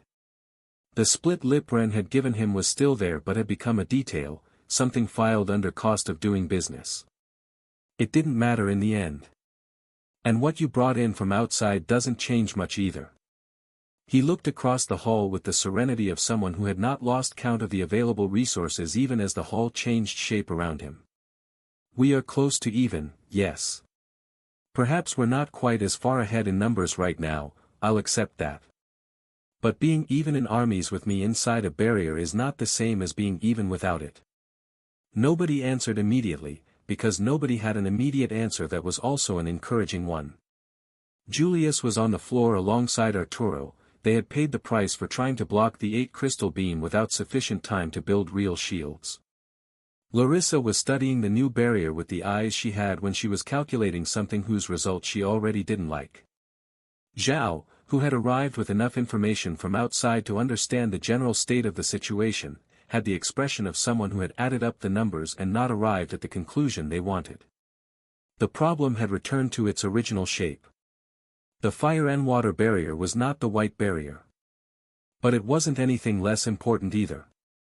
Without the 4 most powerful tamers in the kingdom available and in condition to fire their best attacks simultaneously, or without someone like Ren who could absorb the energy of Orion's own crystals and return it with enough concentration for the surface to crack the way the first barrier had cracked, then the new barrier remained the kind of problem that didn't yield to volume of attacks. It yielded only to the right kind of attack. Those were two entirely different requirements. Ren was on the floor with Luna beside him, still trying to heal him. Selphra and Victor were likely still hidden in the gallery, still crystallized, still without functional bonds. Julius and Arturo were down. Orion knew it. Everyone knew it. The difference between a moment of relief and a permanent turn was exactly that, a moment. The allies had arrived. The pressure had dropped a degree. The balance had looked, briefly, like something that could be tipped. More even than before, yes, more allies in the hall, the external pressure reduced to something manageable, the weight of numbers no longer as lopsided. But, more even, and resolved, were two entirely different things when a slowly rotating orange and blue barrier was the specific obstacle separating them. The situation hadn't changed in the way that mattered. Those few centimeters of combined elemental energy were the exact distance between one and the other. And right now they were as far away as infinity. Orion had watched all of it from inside the barrier with patience, knowing that what was required of him was not to waste energy worrying about them. Then he started firing again. Not urgently. With the methodical rhythm of someone working through a list, each target chosen and addressed before moving to the next, no reason to rush because the outcome was already understood. Lu and Taro were powerful, both double Tamers with fusion capacity, the best quality of what had come through the ceiling with Zhao, the kind of fighters whose arrival had shifted the atmosphere of the hall in both directions simultaneously when they entered. Yet neither of them had an answer for the combined barrier of the twins. Their attacks arrived, the orange and blue surface absorbed or deflected them, and the effort of generating those attacks cost the people producing them more than it cost the barrier receiving them. That was the mathematics that mattered. Not the absolute strength of what was being thrown but the exchange rate, and the exchange rate was entirely in Orion's favor. Orion moved slowly but surely to the place on the floor where Julius and Arturo were. It was time to secure his future. Orion walked. Not running. Walked, the steady movement that communicated exactly what it was meant to communicate, that there was no hurry because the result had been calculated and the calculation didn't depend on the speed at which one approached it. Each step measured. Each step saying the same thing the barrier said, the same thing the scattered bodies across the hall said, that the space between where he was and where Julius and Arturo lay on the floor was his space, and he was crossing it at whatever pace suited him. His brothers moved with him beneath the barrier's coverage, keeping pace without needing to be told, focused on the maintenance work that kept the fire and water surface rotating steadily rather than on anything that would have required them to run. And maybe it was Orion's consideration with them too. Many tried to stop the advance. Yang fell first. A beam that arrived while he was covering 3 soldiers who were shielding the way too and would have gone down earlier without that coverage. Lin caught him before the floor received him completely, using the arm that wasn't already compromised from the fighting outside. She lowered him carefully, assessed him and returned her attention to the room without changing her expression in any way that would have been useful to Orion. Wei held longer. He had been managing damage since before the ceremony started, awareness that came from decades of knowing exactly what his body could sustain and for how long. The beam that finally reached him did so with enough energy that the question wasn't whether he went down but only when he would get back up. Orion moved with the deliberateness of someone who had the barrier and therefore had no reason to hurry. Each step chosen, each target evaluated. The tamers at the margins who could still move tried to intercept him. 2 doubles found positions where their techniques would have had the right angle and under other conditions would have represented a real threat. The beams reached them before their attacks could complete. Before the barrier surface so much as flexed. Ignatius tried with the fire of his fusion. It was a genuinely powerful offensive attack, the kind that justified the rank he held and the years of development behind it. The fire and water barrier received it and neutralized the damage when the twins' fire recognized fire from another source and absorbed it before it could become a problem. Ignatius set his jaw and tried again from a different angle. The result was the same. Zhao and his beast still carrying Taro and Lu also rained attacks to no avail. Orion reached the place on the floor where Julius and Arturo were. He stopped in front of the two brothers. The crystals rotated slowly in his right hand, not charging, not threatening, just present, like a tool was present almost as a toy when the person holding it had already decided how it would be used but was enjoying the moment. "I'm sorry," he said, with the same cordiality that had the same origin as all the cordiality he had shown today. "But some things need to be made clear for what comes after to function properly." The beam left his hand. Sulphura came out of nothing before it reached them. Not literally from nothing. From the new position in the hall where the mana-suppressing artifacts had been slowly, imperceptibly relocated over the course of the battle, the same hidden space that had concealed Ren long enough for him to jump at the center of ceremony in time, the same space where Victor still lay without the ability to move. They had been trying to drag that position close enough to cover Julius and Arturo before Orion reached them. They had almost made it.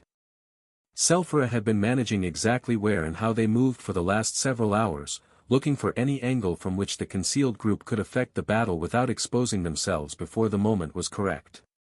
The answer to that question had changed the instant Orion aimed at Julius. She stepped in front of the beam and took it on the lateral of her most crystallized arm. The crystallization she had been carrying since the ruins responded to the impact in a way that wasn't simply damage.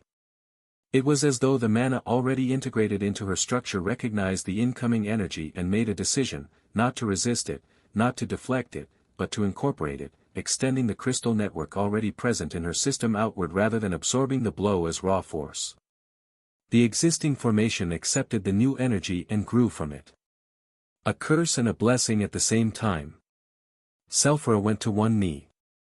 The process continued for a moment after the first beam ended, the crystallization climbing from the arm toward the shoulder with the slow deliberateness of something settling in with the intention of staying. Her fusion wasn't active.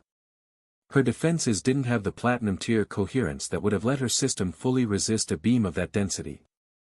But the same principle that had applied to Victor in the ruins was applying here. Once a system began crystallizing, direct energy impact against the existing crystal didn't produce damage so much as it produced more crystal, the solid energy metabolizing the force into continuation of its own structure.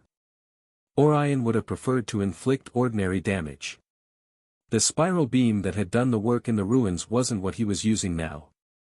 But the result was what it was.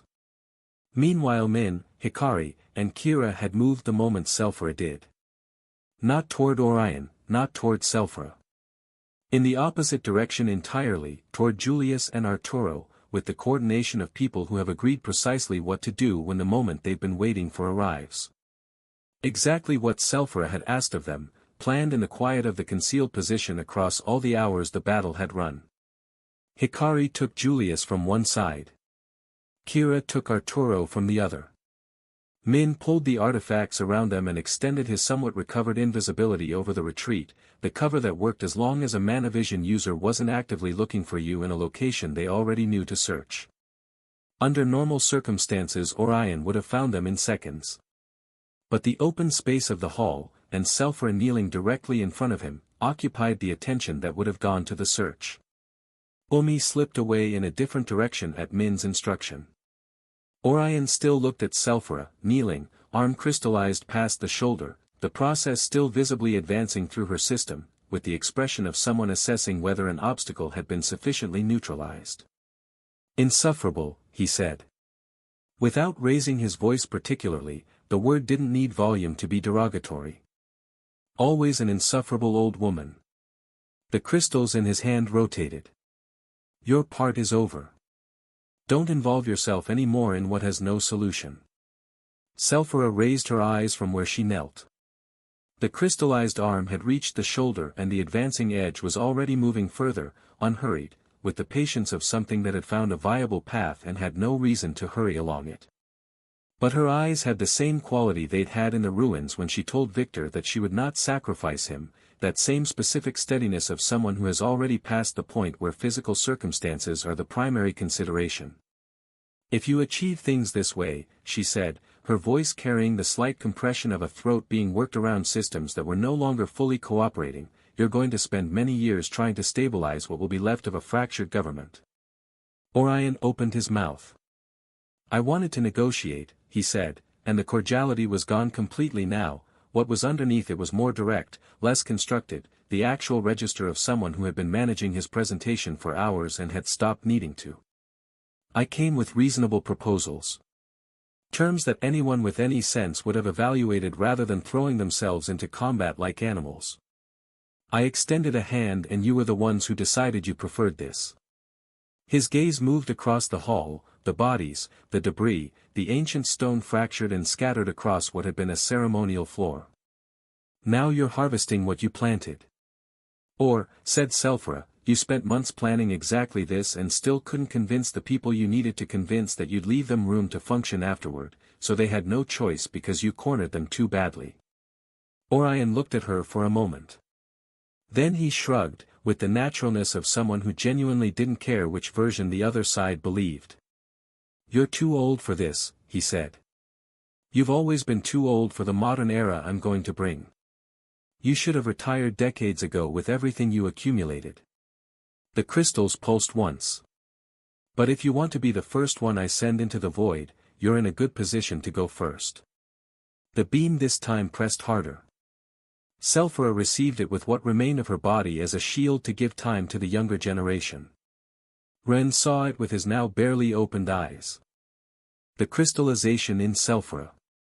The way her system responded to Orion's beam. The difference between that and what Ren saw when he looked at the crystals already formed. Something in the comparison was giving him the outline of something that might work.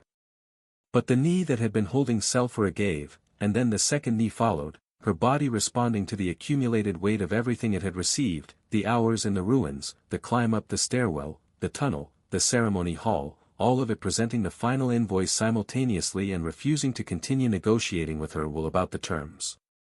The crystal network spread through her as it would through stone that had found its natural fault lines. The strange internal way of working of it, the way the crystal metabolized the energy was the only thing that let her keep receiving it at all. Ren's eyes had been opening, incrementally, across the last several seconds. Not fully but enough.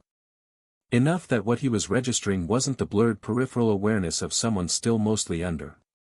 Luna felt the change beside her without looking. She had been directing her water mana into the slow work of what could be repaired, and she felt it shift slightly inside Ren, something engaged again that hadn't been, some layer below the surface answering. Min was looking at the barrier. He had been looking at it since the moment Dorian and Magnus generated it, with the focused, slightly separate attention of someone who has found something that doesn't close properly and is going to keep looking at it until they understand what isn't closing. The twins' fire and water control wasn't uniform. It had zones of higher density and zones of lower density, the points where their two individual systems had fully integrated and the points where integration was still incomplete, the seams where the barrier had been assembled in haste rather than constructed from a stable foundation. Not an obvious weakness. A combat tamer examining the barrier would look for points of lower resistance and attack them directly, which was exactly the response the barrier had been built to handle, yet not the answer. That straightforward approach was the wrong approach. But if someone with sufficient understanding of how fire and water interacted when they coexisted in a single system could work with the barrier's own pattern rather than against it, they could pull at the incomplete seams between the two elements that weren't just zones of lower density. They were natural fault lines. Points that would respond to fire and water applied in the right configuration, at the right angle, from the right direction, using the same logic that he had studied to make his cultivation work. Min had turned to Omi. "Director Ignatius and any high-level fire and water tamers you can reach," she said. "I need them there." Omi was already moving before Min finished the sentence just after he signaled. Min kept watching the barrier as she moved through his own thinking. What he was building in his head was technically impossible for anyone who hadn't spent the last several years studying elemental interaction patterns. But what he had discovered out of a curiosity that had started developing real direction could be the key to turn the tide. The twins had synchronized their systems sufficiently for the barrier to function, but the synchronization wasn't perfect. Ren's eyes were no longer the eyes of someone half awake. They were the eyes of someone who had recovered enough but not enough to leap back into the fight without cost. The threshold between those two things was exactly where he was sitting, and he knew it. Still, it didn't particularly matter because Selphra was still kneeling across the hall and the process in her system was still advancing. He couldn't let that continue. Luna didn't stop working through his damage, still moving through the physical injuries with the quiet methodology of someone who had learned to heal without drawing attention to the healing. Ren's body had responded. His lungs were functioning with less objection.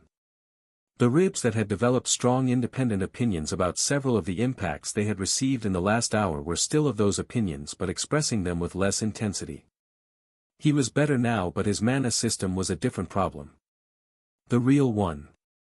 The damage there was deeper than just water and could heal, the kind that required time and the kind of rest that didn't exist in this ceremony hall with Orion firing from behind a new barrier at anything that moved. Not an hour of rest. Not even a night. Much longer, with nothing else being demanded of the system in the meantime. His mana was drier than a desert. But the corruption was still there, always waiting near his nucleus. Not active nor growing. Simply present the way it was always present since the crack in the nucleus had never fully closed, patient, without the urgency of something that worried time is running out, because corruption didn't experience time the way living things did. Waiting cost it nothing. So Ren pushed himself up on the arm that protested less. "Thank you," he said to Luna, very quietly. Luna was looking at him with the expression someone had when evaluating something and hadn't reached the conclusion they wanted to reach. She already knew what he was going to say. "I have to go back in." "No. Selphra can't hold much longer, someone has to." "Not you. Please, not anymore." Ren began accumulating energy despite the refusal. The corruption answered the call with the speed of something that had been waiting precisely for that, flowing toward where he was directing it with a readiness that would have been alarming and something to take into account if it weren't the only available option. He at least could direct it considerably better now, and it didn't take over his mental state nearly as much as before. The learning had been not for nothing. But there was still a cost, and he felt it immediately at the edges of the system, that specific deterioration that tainted and distorted his mana system, the kind of damage that accumulated in layers, each layer making the next one harder to repair. But there was still no other choice. "Luna." The slight strain in his voice was the voice of someone who was hurting but didn't have time for excuses or a long conversation. "You need to get Leora and Larissa and retreat with whatever mana you have left in your beasts.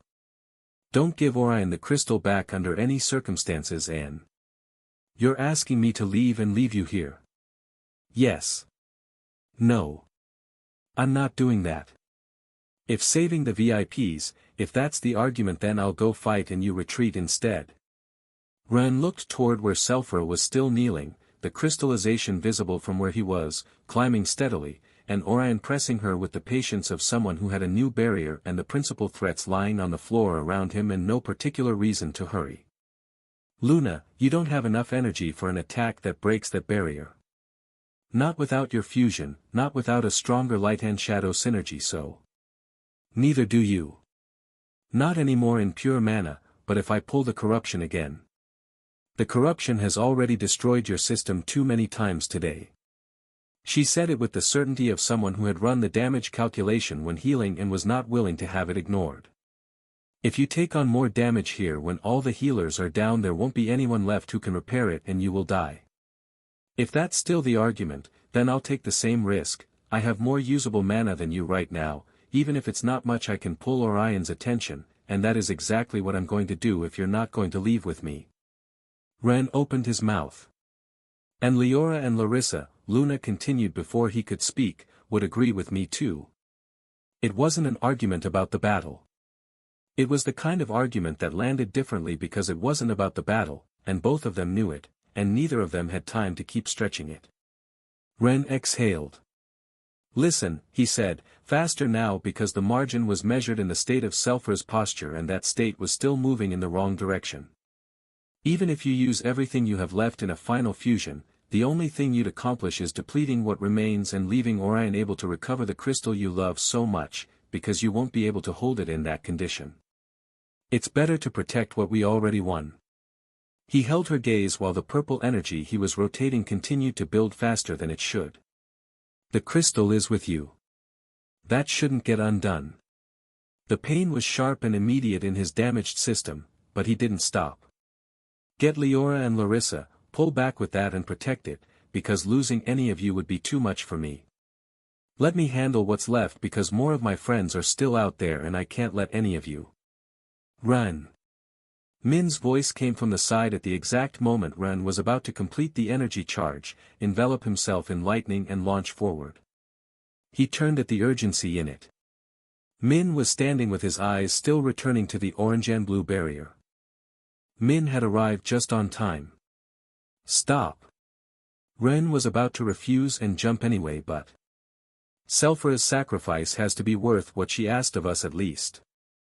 Min said it quickly, and there was pain in his voice and the weight of someone who understood exactly what they were asking for. That's what she asked of me. That whatever we did would be worth it, and we still have time since Hikari is already there. His voice found its footing. I have an idea for dealing with the barrier. But I need your help executing it. Ren looked at Min. Then he noticed that Hikari had been mentioned and looked quickly in the direction where he could feel the faint, artifact-muffled signature of her mana, the royal giant firefly, barely perceptible through the concealment, but findable if you knew the texture of it. He found what he was looking for. The position, the angle, and the distance. He didn't say it out loud because it would have taken longer to explain than to understand. No detours, said Ren. Fast. Min was already talking. Selfra had stopped trying to get up. Not because she had given in. Because the honest assessment of what her body could do right now excluded getting up from the list of available options, and Selfra had spent enough years being honest with herself in difficult situations to know better than to spend energy contradicting a correct evaluation. Staying down to hold on for one more second was the more efficient use of what remained. That was the calculation, and it was the right one. The crystallization had reached her cheek. It didn't hurt. Which was almost worse, because it meant the body had stopped protesting in the way it protested when something was going wrong. She thought about the young people of this generation. Ren, who had been awake now enough for her to feel his mana again, a strong system that had been down and had come back, a bit different from before but present.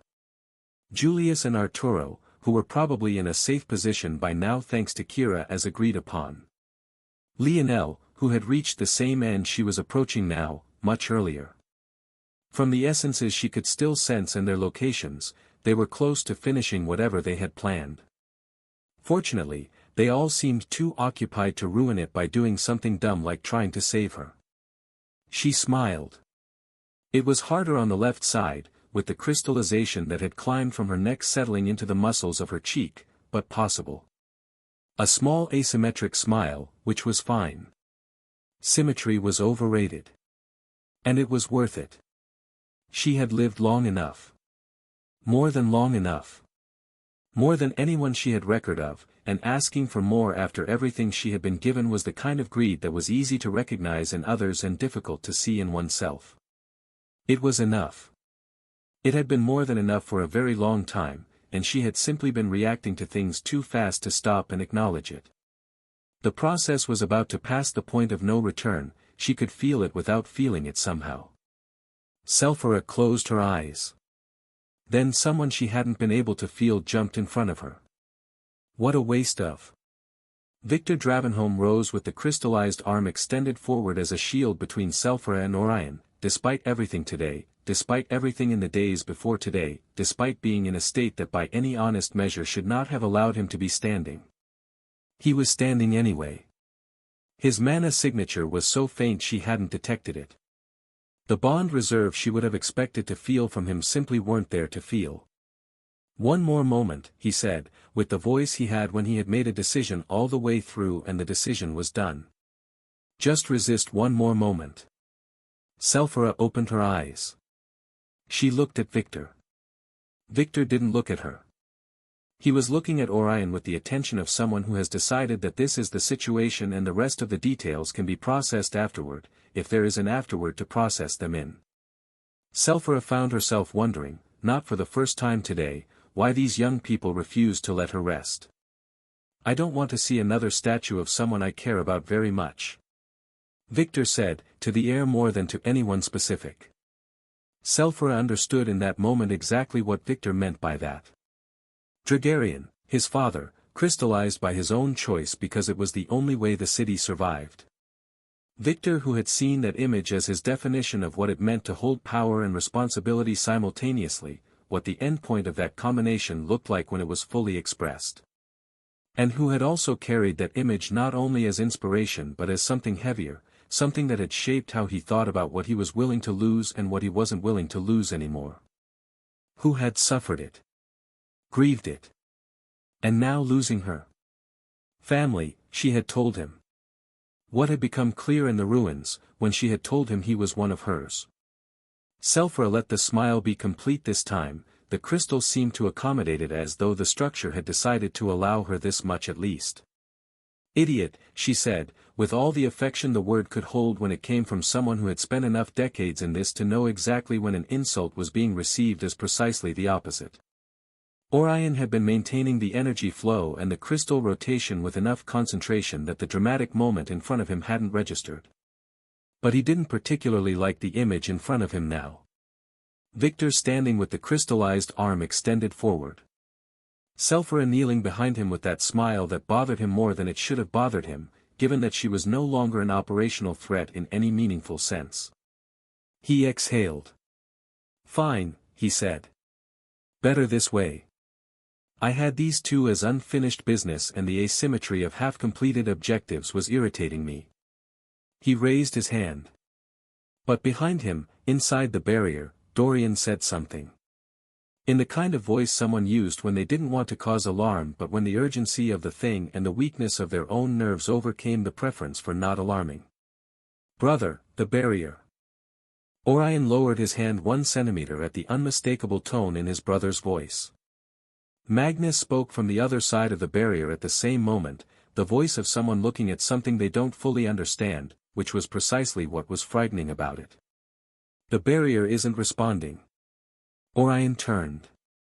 The orange and blue surface that had been rotating with the consistency of something well constructed had a different texture at 2 specific points. Not holes. Not visible fractures. A fluctuation, a tremor in the synchronization between the 2 elemental systems that the twins had been holding stable for the last several minutes, responding now to something that wasn't any of the attacks that had been hitting it from outside. As though someone had found the correct frequency from the wrong direction. What is happening? Orion said, in the voice he had when something was outside his calculations. Dorian and Magnus didn't answer immediately because they were too occupied trying to understand the same question. The barrier fluctuated again. Strongly. Then it broke. It was visible to everyone watching, that fraction of a second where the orange and blue surface shuddered and came apart, releasing its stored energy outward in every direction at once, in a dispersal rather than an explosion because that was the nature of a system that had been unraveled rather than punctured. Min's instruction had reached every fire and water tamer still capable of using mana, distributed through Hikari and everyone who could pass the message along, in what was probably the strangest directive most of them had ever received in the middle of a battle: move your mana in the same direction as the barrier, not against it, and then shift it up and down after 3 seconds, at the fastest rhythm you could sustain. There were more allied tamers than before, which helped. Or perhaps complicated the situation, depending on the angle. More healers had arrived from the school as enough time had passed since the initial attack for some of them to recover enough to move.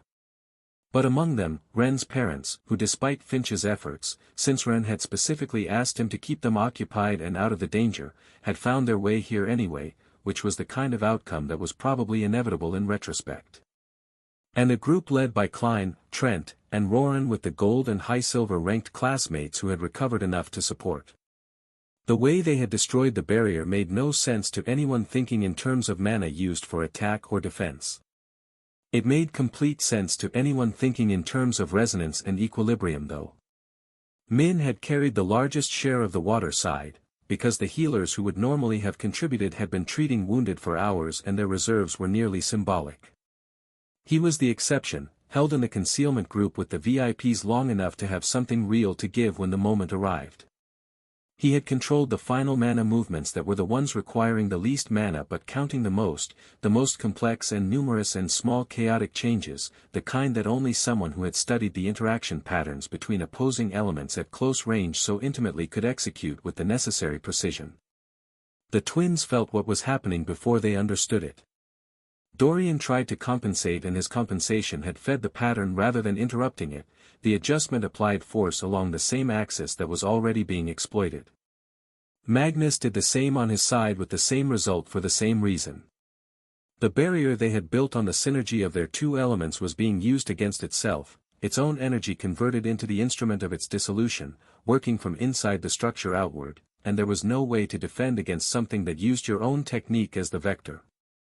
The more precisely they tried to correct it, the more precisely they were helping it fail. It broke. The attacks came coordinated from every viable angle simultaneously, because everyone still capable of moving had moved the moment the barrier gave. For a second it looked like an eruption, the accumulated force of everything flying at once from every direction. Orion didn't blink. The pulse he released this time was larger than any of the previous ones. Undirected again, not calculated to reach specific targets but expansive, completely expansive, the release of all available energy at that moment in one direction that was all directions at the same time. Selphra and Victor were airborne before the impact finished processing. Orion had no barrier now. So he called his tiger. Not ceremonially, dramatically, or slowly. The way someone called something when they had decided that the procedures were finished and what followed didn't require any form of formality. The gold-tier tiger emerged with the solidity of a beast that had not been used at any point today and whose reserves were almost entirely intact, a resource Orion had kept held back through the whole session, waiting for exactly the moment when the barrier was gone and something that could absorb physical attacks needed to be in front of him. The twins called their beasts at the same moment. Dorian's real Undine, Magnus' Fire Phoenix, the three of them forming a living barrier around their tamers while simultaneously taking up a combined attack position for the first time in the entire battle. And not just the beasts. The crystals in all three brothers' hands continued their work without pause, filling the hall with beams of fire, water, and darkness from a single point toward every other point simultaneously. Zhao moved forward. He had blade feathers in both hands and three simultaneous beams coming at him, and what he had calculated was that he could evade two if he redirected the third with his body, and attack with everything remaining before his fusion ran out, and that this was the best equation available with what he had. He had made that calculation and accepted its terms. Taro and Lu followed. Taro was beside Zhao with 5 spinning energy spheres already in motion, targeting the tiger, the yellow-orange accumulation at their peak. Lu with the most powerful sound strike he could generate aimed directly at Orion. They gave everything that remained. The full residue of fusion pushed into one final exchange. The tiger didn't fall. Dorian's Undine moved forward on Orion's order, positioning itself as the most effective absorber of Lu's sound attack, the water element receiving the compression and dispersing it rather than taking the structural damage. The impact that arrived was reduced from what it should have been. But Taro's attack took the Undine out, and the bulk of Zhao's reach found all three brothers, the blade feathers and the accumulated energy making contact that drew blood from all of them. Zhao hit the ground depleted of mana. Taro followed 2 seconds later. Lu held 1 second more, and then he too went down. All three landed with their eyes closed and without the capacity to rise. 1 point for the side that was losing but 3 great fighters less. The surviving twins Beast and Orions would have to hold alone now. Lin came in from the side at high speed, with a fire and wind technique that Orion hadn't been able to anticipate, because Lin was that fast and she never repeated her approach angles, 2 qualities that in combination made her among the most difficult fighters in the hall to read. His tiger barely managed to interpose itself but received the full force of her kick against its side, the impact translating through the bond to Orion in the way a tamer always somewhat felt what their beast absorbed. Director Ignatius arrived from the opposite side in full fusion, the marked patterns of his fire beasts visible across his arms, the temperature of the air around him carrying a bigger quality than the one his fire always carried, something hotter than ordinary combustion, the kind that the Phoenix of Magnus, a powerful beast in its own right, could not simply match by being similar. The gap between their fire was not a gap that could be closed by element affinity alone. Only the red crystal used alongside the beast's control managed to counter it, and only partially, the combined effort barely enough to keep the full force from landing without mitigation. But those two weren't the only ones helping. Klein had came with the recovered student tamers of gold and high silver rank who had escaped the school's protected perimeter with the determination of people who have seen enough to know that staying behind was not an option they could hold to with a clear conscience. Trent and Roran also had brought the strongest of the student group too, those who hadn't found sufficient resistance from the small number of instructors left there to stop them from breaking toward the hall before the line of soldiers that had been trying to protect them. In their defense, they weren't children anymore, not technically, not after crossing into the 6th year of academy, they simply hadn't finished their military training, which was a distinction that mattered less with every hour the battles continued. Given how close the hall and the castle were to the academy compared to the available soldiers from the walls, their arrival at this specific moment wasn't purely negative. Even Reed and Fern Patender who had came with the healers, both with some mana remaining, had their water energy adding to Min's group as people who had developed their secondary black water turtles enough to understand where to fit themselves into an attack pattern without needing to ask. Lin, Min's group, and the new arrivals went down in nearly the same breath, the exchange costing what it cost on both sides, the balance of damage running in the expected direction. When the dust of that exchange settled, of the three brothers' beasts only Orion's tiger remained, and it was carrying damage. So Luna didn't wait. Her fusion came from the determination of someone squeezing everything remaining into a few seconds of use, not a considered deployment but a decision made and executed before the calculating part of her mind could present objections. Her beasts answered with that strange chaotic fusion that revolved most closely around her wolf, that felt different from other fusions in a way she had no reference point to identify. Not her fault because she had never been able to feel what other fusions felt like and compare them. But there was something new.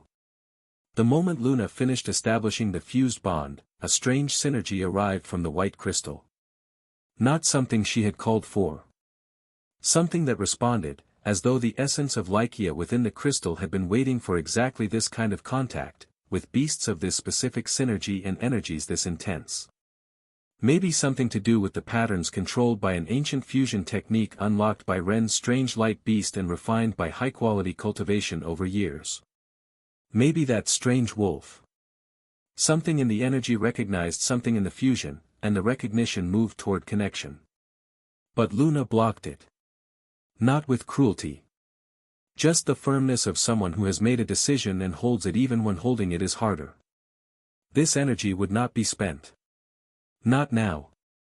Not ever. That was decided and it was not going to be undecided by a moment of convenience. She would do it by herself. Her chaos beast, the result of the black wolf and the white tiger, responded to that clarity of will in the only way it knew how to respond. Fast and direct. It emerged from the shadow energy of Orion's tiger. Not from the front, not from the angle the tiger could have anticipated, but from inside the darkness that surrounded the black beast itself. Ren's lightning palm reached Orion's chest simultaneously. With the precision of someone who knows exactly where the strike needs to land and concentrates what little remains on making it land there. It didn't knock him down still. But it hit him at the exact moment he had started preparing the expansive attack that would have eliminated Luna's beast before the chaos cut could complete, the interruption buying the fraction of a second that it required. The cut arrived before Orion could reorient. Orion's tiger fell. The chaos energy found the line it needed and the tiger separated into two halves that came apart clean. Orion's tiger had fallen. Luna fell too, her knees giving before she could stop them, her reserves empty the moment her beast finished its work and dissolved. Everything was spent. Orion also went to his knees, bond broken. But from the floor he drove his teeth together until they bled and screamed something into the space in front of him, and through the sheer force of whatever was in that scream he expelled the black pulse again anyway. The white crystal in Luna's hands pulsed alone. That warm light, not combat energy, not power assembled for damage, but something intense that came from a passion older than any of those things. Defending Luna from the pulse Orion had released toward her and Ren. A barrier more intense and more solid than anything Orion had managed to extract even using 7 corrupted crystals in synergy at his best moment. No! Luna shouted. At the crystal. At her mother inside it. Don't spend any more. Please. The light went out as if in reluctant agreement. Luna felt the weight of what had just happened in the hands holding the crystal, not the emptying of her own mana but of something that had been present, that warmth she had been missing her entire life, now 1 degree less there than it had been a moment ago. A truly sad occurrence. A warmth that had spent itself for her the way it had always spent itself for protecting anyone when it could, much more strongly if it was for her, and that sadly was now slightly further away. She knelt there with tears coming before she could decide about hiding them, and then registered what had actually happened. That there was someone important who hadn't been protected. Ren was on the floor several meters away, hurt but pushing himself up again with the stubborn methodology he had for doing things his body should not have been able to do. The same mechanics he had been using all day, the ones that had no clean explanation except that he simply refused to accept the inventory his body was presenting. She looked at him. He looked back at her for the 1 second he allowed himself to look. Then Orion got up. He wasn't the same Orion who had entered the hall with the white light barrier and the certainty of someone whose calculations had been correct. Now the mana patterns of the purple crystals were visible on his hands, something that shouldn't have been visible on someone who was simply using them as tools, the marks too pronounced, too settled deep into the skin, the kind of depth that came from contact that had moved past instrument into something else. The energy around him had a texture that he couldn't have described accurately himself, because accurately describing it would have required seeing himself from outside, and he wasn't doing that. So he didn't know yet. The corruption had found a crack somewhere in the course of the exchanges and had settled in with the discretion it used when it didn't want to be detected yet. Patient and quiet. Installing itself through the gaps that prolonged stress and heavy crystal use had opened without anyone noticing they were opening. What he did know was that of the 2 brothers who had been maintaining the barrier from beneath his feet through that small part of the battle, neither had a beast still active, and neither had the remaining mental capacity to generate the barrier again. Useless. He looked at them with eyes that were bloodshot and beginning to carry a purple tint that was working inward from the edges, the color of that something that had arrived and was making itself at home. Dorian opened his mouth. Then he saw the look in his brother's eyes and felt the strange energy radiating from him and closed it again. Orion turned toward Ren with every available crystal concentrated into the most destructive pattern all his research and practice had taught him to construct. Luckily the control he had always exercised over them was different now, easier in certain ways, more brutal in others, the corruption he didn't know he was carrying, smoothing away the friction that precision work normally required, filing down the edges that had always made the most powerful configurations cost something to maintain. But the restrictions that kept a technique from eating its own user existed for reasons. Yet the corruption didn't care about those reasons. The scale of what he was preparing was not the scale of the earlier exchanges. It was the scale of someone who had stopped calculating the future cost. Someone whose wounds ran deep now and whose hatred for this particular boy ran deeper. It had stopped being a political consideration and had become something more immediate and less manageable. The careful, layered Orion who had walked into the ceremony with prepared arguments and calibrated provocations was somewhere underneath this, still there, probably, but not the thing driving the hands right now. Ren wouldn't manage to stand in time to escape. It was the end. It would have been, if a large number of attacks hadn't already been accumulating around Orion from every direction. He had tried to plant enough doubt in the room to turn the people in it against the boy. But despite everything he had seeded, the insinuations, the precedent of the Colosseum, the carefully structured uncertainty. They had watched Ren control corruption without being consumed by it. They had watched him fight without being careless and hurting them like a certain tyrant, absorb damage that should have finished him, get back up. Had watched him throw his rewards into the air for a girl he cared about without a moment's hesitation. They knew the wild rumors about him and they started to make sense. Maybe he was that good. The story Orion had been trying to write had been contradicted in real time by the person the story was about, and people who had been uncertain were no longer uncertain, and people who had believed they were on the right side were no longer sure of that either. Without a barrier, the accumulated attacks from soldiers and tamers, heroes whose names didn't matter, were descending on Orion from every angle. It was the end for him. But the crystals came out of Dorian's and Magnus' hands before either of them finished understanding what was happening. Toward Orion. Into his configuration, incorporated with the fluency of someone executing something they had already decided to do before the situation required it, not a true reaction, a plan activated. The combined crystal count in his hands changed to 10, and the barrier that followed was small, just enough to manage without the water and fire elemental control of his brothers. Just enough, because the corruption filling the gaps made up for the precision their absence took away. "I'm sorry," said Orion, without looking at them. Dorian and Magnus looked at their eldest brother for the time it took to process what had just happened. The betrayal was quiet in the way the most miserable things were quiet. No dramatic declaration. Just the crystals moving from their hands to his and a barrier forming around him while the rain of attacks hit the surface and never stopped for them, and their brother not meeting their eyes. The barrier caught all the attacks from the room. It then let the beam aimed at Ren pass free. Luna ran despite the exhaustion. No beast. No fusion. No shadow step, that was gone, the reserves that made it possible had been empty since her beast finished its last work. Just the movement of someone who had made a desperate decision and whose body responded to it even though the body already knew it was too late. The distance between her and Ren and the time between Ren and the beam were not comparable metrics that human legs could close in the time available. She ran anyway. But it was too late. The beam hit Ren with the density of everything Orion had and the brutality of something that was no longer being controlled in the ordinary sense but pushed by something growing from inside, something that didn't carry the same set of limits that technique normally imposed. Not measured at all.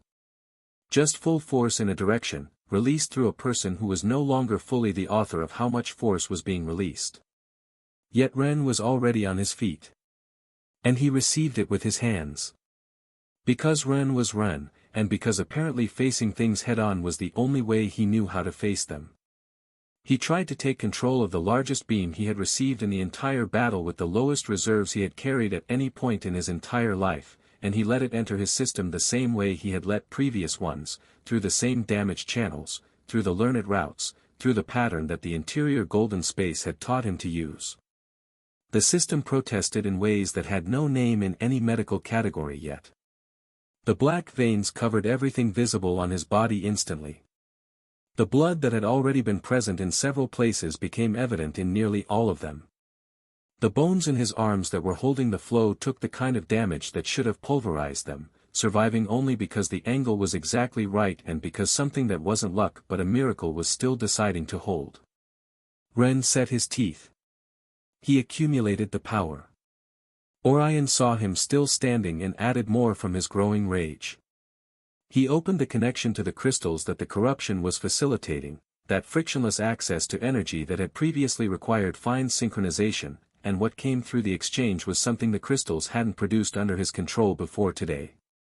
Flowing through channels the corruption had opened by removing the walls that had been there for empty reasons. Ren's system began breaking further under the extreme volume. His body too. Not metaphorically. The channels he had been using to distribute the load had real limits and those limits were being exceeded one by one, each one going past the point of what it could hold before the next one reached it, the damage accumulating faster than the resistance that was supposed to meet it. His consciousness began to fade, vision losing its edges, that deterioration that preceded complete collapse, that normally was the point where the body stopped regardless of whether the mind had agreed to stop. Too much. Multiple times too much. He wasn't going to be able to accumulate this and return it. That was simply impossible. And Orion wasn't anywhere near the middle of what he could generate with corruption's help and 10 crystals. Ren was at 150% of what he could sustain, breaking further with every second the beam continued. Ren thought of his parents, of his friends. He formed the apology silently in whatever part of him was still forming thoughts, the honest acknowledgement that his body had a limit and that limit had been reached, that the gap between what he could do and what this required was real and not something even infinite will could close. I'm sorry, I'm sorry. I'm so sorry. His vision went dark. The light arrived from behind. Not the kind produced by light element tamers through their techniques. This had a warmth to it that Ren recognized before he had time to process what it was, the way you recognized something that had been present for your entire life, the signature of something that existed before you had the vocabulary to describe what a signature was. Like the longest, strongest embrace from his parents. A barrier so radiant and so solid that it matched the output of the 10 crystals Orion had in his configuration, almost. But the fraction it fell short of matching didn't matter. What mattered was that it was there, between Ren and what was coming, burning bright enough to be visible from every corner of the hall. The healing came first. The channels that had been breaking didn't close completely, that would have required time and rest and resources no one had right now, but they found enough support to keep functioning for one moment more. The energy from the white crystal moving not as replacement but as scaffolding, holding up what could still be held up, buying the seconds that the structure needed to do the only thing it had left to do. Then the light hugged him. Not from outside the barrier but through it, inward, into Ren's body, rays moving against the direction of everything that had been attacking him. More potent than anything Orion had managed to extract from the white crystal across the entire time he had possessed it, even using 7 corrupted crystals as the base of the extraction. Not because there was more energy available now. Because the person using it had a relationship with what was inside that crystal that Orion had never had and that no level of technical mastery would have replicated. The essence responded differently to different hands. It had always responded differently to different hands. Orion had possessed it the way a person possesses a door key they found on the ground and never understood belonged to someone specific. A trait his black crystal never had. Ren felt both energies turning in the vortex he had been accumulating. Balancing better now. Completing each other in the way that two things complete each other when they were always meant to be in the same space, the darkness defining the boundaries of the light giving the darkness a shape it could hold without expanding beyond what it was.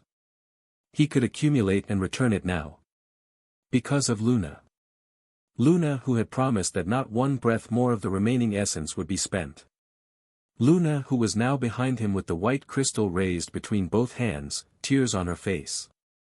Endless tears and the look in her eyes she had when she had made a decision and nothing in the world was going to move her from it, not exhaustion, not the cost, not the warmth of her mother's presence that was leaving with every second the crystal kept giving.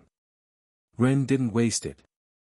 The darkness and the light turned around each other, defining each other, in the same spiral that had been at the center of everything since the beginning, since a strange bond formed between a boy and a first beast that nobody could fully explain, since the first time something moved through him that was more than the sum of its parts.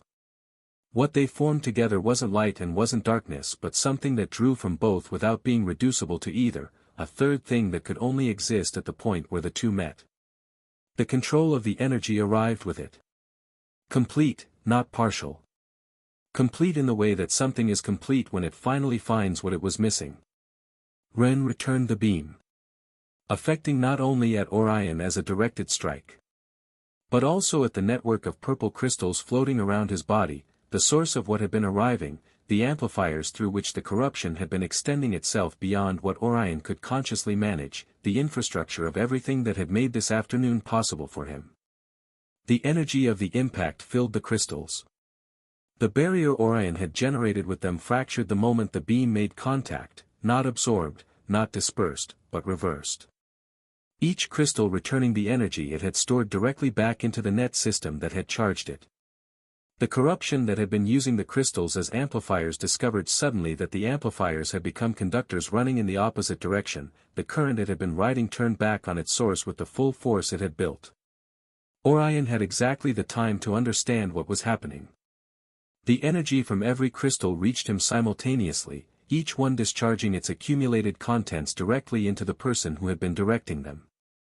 The crystallization that followed wasn't the slow process Selphra had experienced or the gradual deterioration that had come for Victor. It was what happened when energy of that volume met a system that already had corruption as a fracture point and that lacked the specific resistance Ren had developed. The resistance that came from a bond that was also a network spanning a significant portion of the world, from years of negotiation between his body and the thing living in it, from the hard-earned internal architecture that turned what should have been consumption into something closer to coexistence. So Orion crystallized in under a second. The position in which the process found him was the one he had been in when he understood what was happening, the eternal posture of someone who has had just enough time to calculate the result and not enough time to do anything except know that his plan had been wrong. A statue of mournful reckoning. But it didn't end there. The brightness kept building. The corrupted crystals that had been orbiting the space where Orion had stood couldn't hold against the resonance. They came apart, the kind of disintegration that happened when the energy holding something together ceased to exist abruptly, not gradually, a collapse not a dissolution.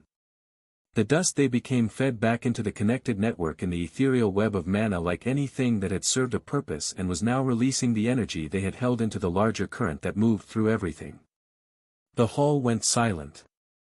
Not the silence of an empty space. The silence of many people just breathing awe at the same time, not yet sure whether speaking was something they were allowed to do, whether this was over, whether the stillness was real, whether the next moment would hold. But Ren lowered his arms. The black veins were still visible but no longer growing, receding, slowly, pulling back from the surface the way water pulled back from a shore after a wave. The blood on him was from multiple exchanges across the afternoon and wasn't adding more for the moment. His body was in the state it was in, and that state was an inventory of damage that someone with more energy than he currently had was going to need to evaluate with more calm than existed for most people right now.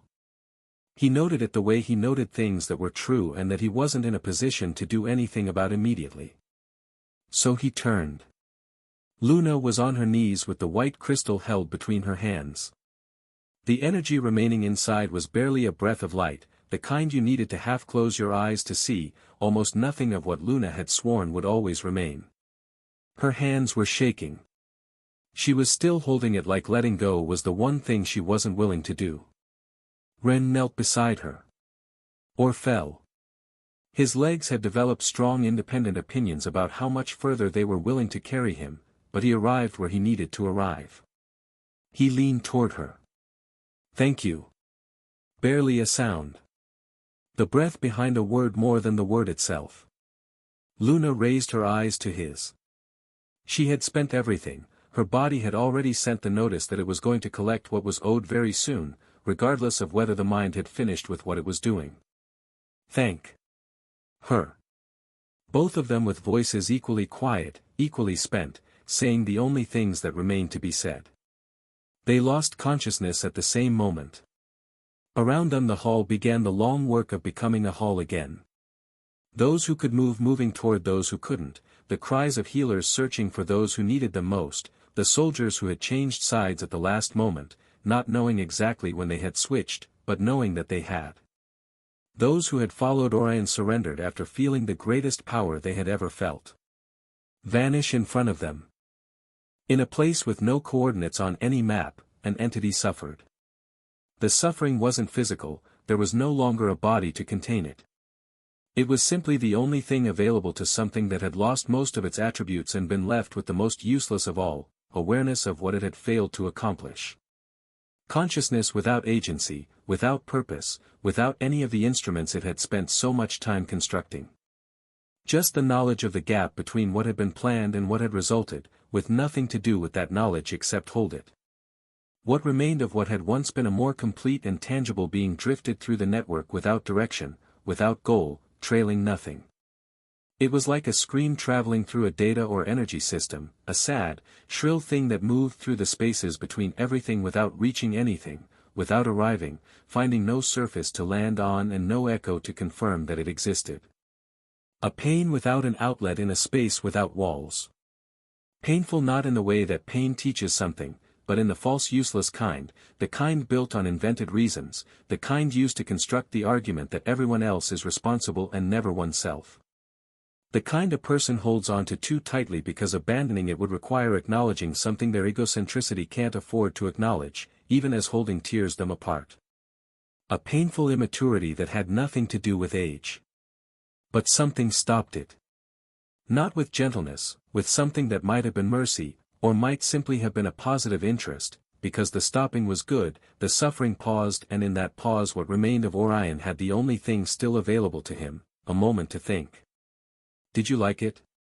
The voice arrived from no specific direction. From all of them, or from none, if there was a way things arrived in a space where the rules that made directions relevant didn't apply. Did you like it at the end? The corruption you despised so much. The power that embraced you back. What remained of Orion considered the question with whatever was left of his capacity to form responses, now that something other than constant suffering occupied his attention. The honest answer was what it was, he hadn't even known corruption was happening at that moment. But the answer he believed might serve as a last hope of being helped, of being allowed to escape the current state, was a different answer. He chose that last one. Yes, he said, or did the equivalent of saying in a space where words were only intentions that may not even have direction. Yes, I liked it. I didn't know what I was missing. I want to be part of it. He was wrong about what that would accomplish. The temporary relief ended. The suffering returned with the intensity of something that has been held back for a moment and allowed to show its contrast again, letting the person remember what it felt like not to be in it, and then coming back with everything it had accumulated while it waited. Lie or truth, said the voice, without urgency, without the irritation the false flattery in that answer would have carried if it actually mattered, it makes no difference. You served your purpose either way. Orion tried to respond but couldn't form the thoughts into anything with the pain again. The time that would have been spent consolidating the new position you gave us. I'll use that for something else. The block in our side of the brain, you created by losing the crystals, amusingly ended up being very useful. And the information. A pause that wasn't consideration but something closer to satisfaction. Our big purple brain, you believed was yours for a moment was always mine, with or without the purple crystals as keys, those you thought you were mastering. No one can control it anymore since it's already a node in my network. The information inside the node is easier to read when the crystals are integrated into its gaps, but the information itself is always mine to manage. A demerit to anyone, without a power like mine or superior, that connects to it. Another pause that was preparing to be a conclusion being placed. I don't particularly care whether you lied. Nor about your time, nor your crystals, nor the small amount of energy and awareness you have remaining. But the energy that integrated into the network when you were defeated and the crystals fractured at the end, that I do appreciate. Thank you for being useful. What remained of Orion processed that for as long as he had to process it, which was less time than his brothers would have needed to understand that their own end would be the same. The minimal control the entity had temporarily returned for the conversation had dissolved back into nothing as completely as if it had never been extended, and what had been able to articulate thoughts became again only the impression of a sensation moving through a current without a name. He had dissolved into the network but his essence was still there. Not something easy like death, not the kind with a peaceful ending. Absorbed into something larger if there was a way things were absorbed when they lost the boundary that had made them distinguishable from what surrounded them. The thing that had been Orion's Star Weaver became part of the current without destination and stayed there. Somewhere in the network, screaming in pain. Something that might have been a laugh was heard. Short, genuinely entertained. A pleasant tone, said Celthea, with the attention of someone hearing a piece of music. Ego and stubborn wrongness that refuses to accept its own errors, that has a nice frequency. Sharp at the edges and without resolution at the center. She let it continue for a moment, considering it. Like a song that never reaches its final chord. And she let it play. Entertainment found in the melodious suffering brought by immaturity, which was its own kind of music if you had been listening long enough. What came after the battle was, in many ways, more complicated than the battle itself. Battles ended. What they left behind had no completion date. Julius and Arturo woke hours after being treated, the marks of the day's effort visible in how bodies took longer than they wanted to recover energy spent past their limits, and began handling what needed to be handled, because that was exactly who they were. The kind of people who handled what needed to be handled even when the body was asking for another day. And it was not going to get one. The news of what had happened in the hall had reached Orion's external army before Julius sent any official message.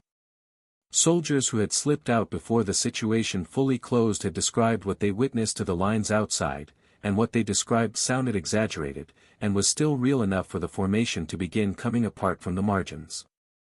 The people who had always participated more from interest than conviction found that the interest had changed direction, and they made the adjustment with the particular efficiency of people who had been prepared to make it for a while.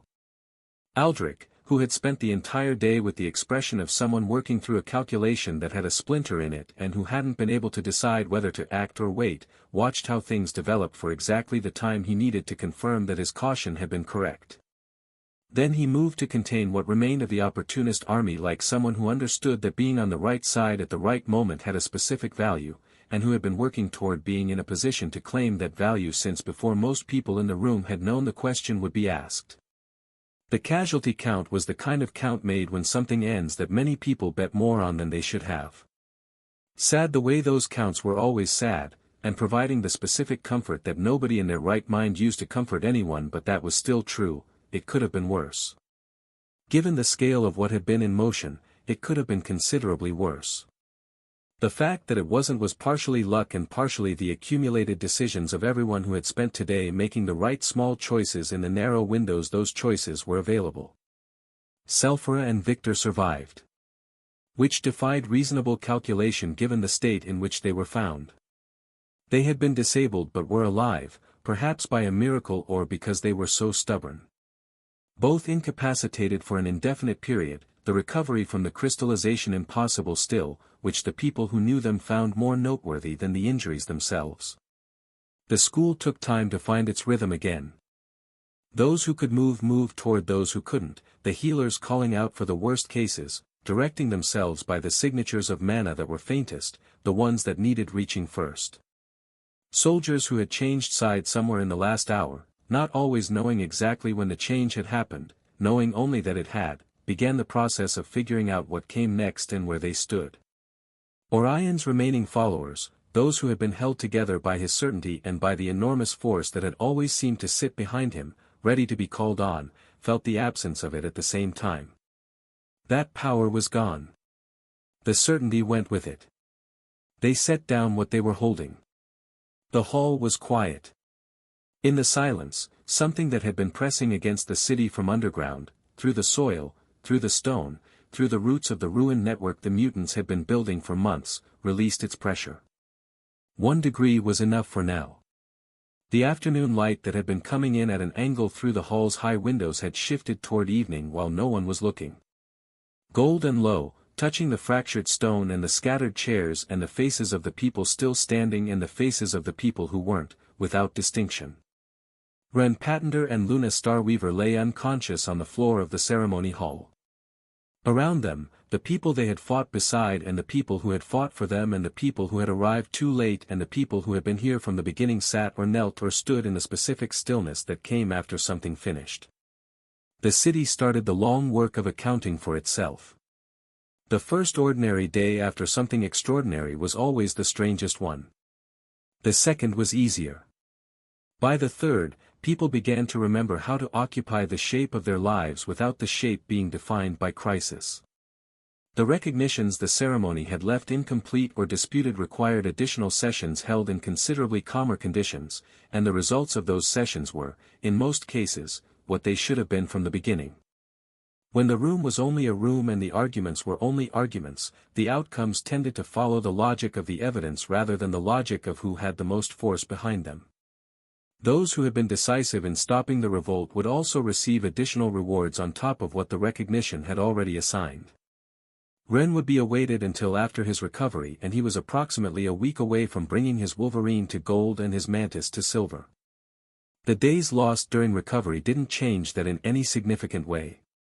His beast system had taken external damage but was different from everyone else's. It depended on a primary node too large and too complex for the ordinary rules to apply cleanly, and while it had taken damage, the fundamental function was intact. Only his arms would hurt for a while. But the nucleus was the same strong nucleus. The crack in it was still there, something that time and specific conditions that didn't yet exist but were going to exist would eventually need to address. The platinum node remained pending. The jade-gold roots of the mushroom continued doing what they did. The black-purple ones continued growing underground. And Celthea continued being Celthea, wherever she was. The first thing Ren did when he woke up was not check the state of his bonds or calculate how many cultivation days he had missed. His parents were there. Larissa and Leora alongside several of their maids and guards. Taro with the specific expression he had when he was trying not to show he had been worried and was showing it anyway. Lu and Min too. Lin had a rare, restrained anxiety of watching any time her students' muscles lose the minimum possible fraction of mass during the recovery days and was cataloging what would need to be rebuilt. She was still holding her arm but it was much better now, and in it was obvious she had been biting her nails a lot lately. Several more people were in the room and in the corridor beyond it, the accumulated presence that formed when people who cared about someone had been waiting long enough that waiting was the only thing left to do and they had arranged themselves around it. He had barely sat up when the embraces arrived, before he could speak, before he had finished calibrating which parts of his body were still reliable and which had stronger opinions about the current situation. He received them with clumsiness, operating on incomplete information about his own limbs. When he finally could speak, he asked about Luna.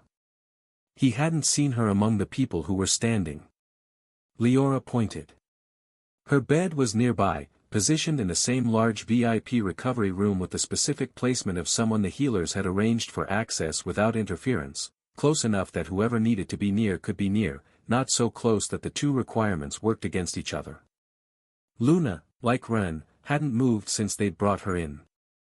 Ren got up and crossed to her. The white crystal was on the bedside table. He had seen it before, in Luna's hands during the urgency of everything, in the air for 1 second in his own palm. But now there was nothing more urgent than looking at it, and what he saw when he looked was more concerning than what he had expected. Cracked. Not just dim relative to what it had been before the battle, but fractured at the surface in the fine line pattern of something that had been worked past what its structure was built to sustain. The light inside, what remained of it, was barely visible and without reaching for it with mana sensitivity, a faint warmth rather than the pulse it had been could be barely felt. Ren extended his hand toward it. He stopped before touching it. Respectful. The energy inside was perceptible to someone with enough sensitivity to read it, but only just perceptible in the sense of being barely present, the way a sound was perceptible at the outer edge of hearing. It was small and it was fragile like things that had given almost everything they had to give and were existing now in what remained after that. It had saved him. So Ren was going to repair it, if repair was possible, if there was a way for something that had been used the way this crystal had been used to return to what it had been. He didn't know yet. He didn't have the full knowledge yet. But he was going to find it, and if finding it wasn't possible he was going to build it. That was his new resolution, arriving quietly while looking at the dim light in the cracked crystal and the sleeping face of the person who had spent this treasure for him. He then looked at Larissa, who was standing at a distance that gave space but close enough for an intimate and direct look to reach her. "I'm going to find a way to control the crystallization," he said to her, since she was the one awake, and she was also a good person to say it to first. Not like making a dramatic promise or performance for the room.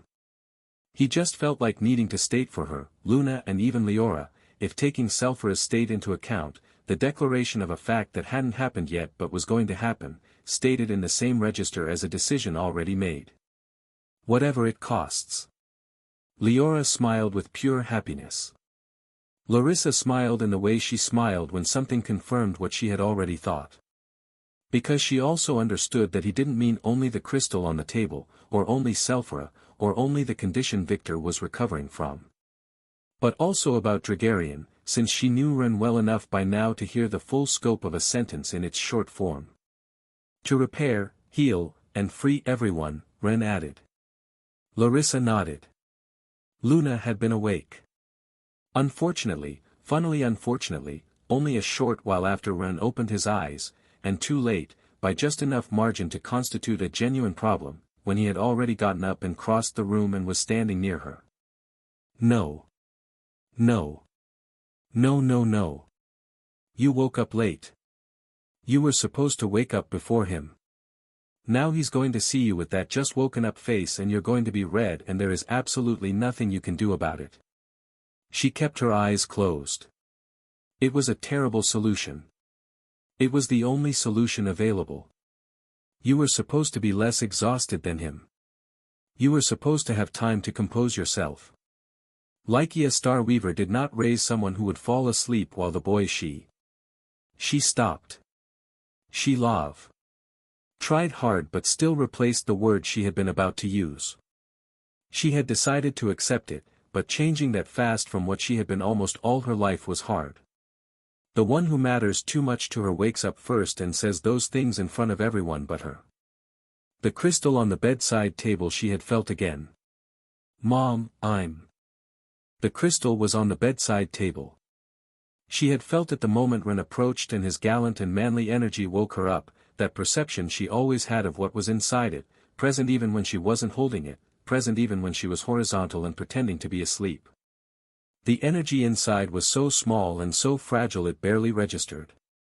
The contrast between what it had been and what it was now landed somewhere she wasn't going to examine closely right now because she couldn't afford to in this particular moment with her face already doing things she had limited control over. She wanted to have it in her hands and hug it to apologize for using it so harshly, taking its warm energy so heartlessly.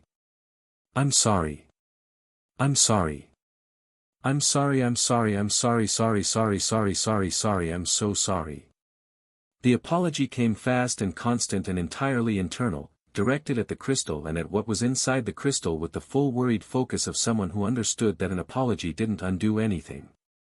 But she still needed to say it. I promised. I promised no one would spend another breath of what was left inside you and I was the first one to break it. I'm sorry. But out of 100 times I would do it again 100. Sorry. There is no version of that moment in which I don't. None. I'm so sorry. No. I'm sorry and I'm not sorry and both of those things are true at the same time and I don't know what to do with that.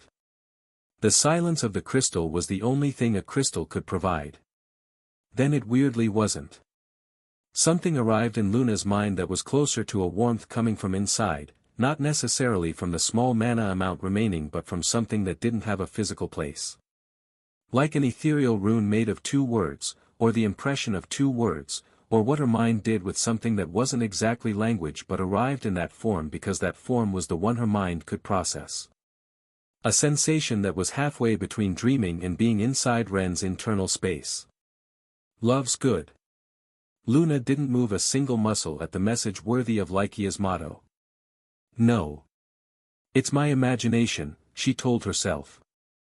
I'm half asleep and hallucinating what I want to hear because that's what minds do when they need something ridiculous they couldn't ask for. Probably. It was almost like her mother had answered to not mind it, that it was all right. Ridiculous. Almost certainly. But if she was allowed to have an imagination. If she was allowed to hear hope when it presented itself even if she couldn't verify it. If she was allowed to believe in something, even only to the extent that believing in it wouldn't destroy her if it turned out to be only imagination. Then she believed in Ren. In the fact that he was going to find a way as he had just said to her, sleeping, body, Leora and Larissa. Because he was Ren, and because he had done things that had no way of being done often enough that the pattern maybe already had his name on it, the pattern that said impossible was a description of the current state of information rather than a limit on what was available. She believed in the crystal recovering something of what it had lost. In the people trapped inside being able to stop being trapped one day. In her father, wherever he was trapped as Selfra told her, coming back with that quiet stubbornness that Luna had inherited without asking for it and recognized in herself with that mix of pride and irritation that she only felt toward things she loved. She had been pretending to be fine without him. But she wanted him back. The crystal. Her mother. Her father. She still hated him too, for breaking the promise, for disappearing the way he had disappeared, for leaving the shape of a reason without the full explanation that should have accompanied it. She hated him and loved him in the way you only hated and loved the people you came from, which was completely and without being able to do anything about it. Like her mother. Like. Leora's warm breath arrived at her ear with the bad timing of someone who had been waiting for exactly the right moment and had decided this was it. How much longer are you going to keep pretending?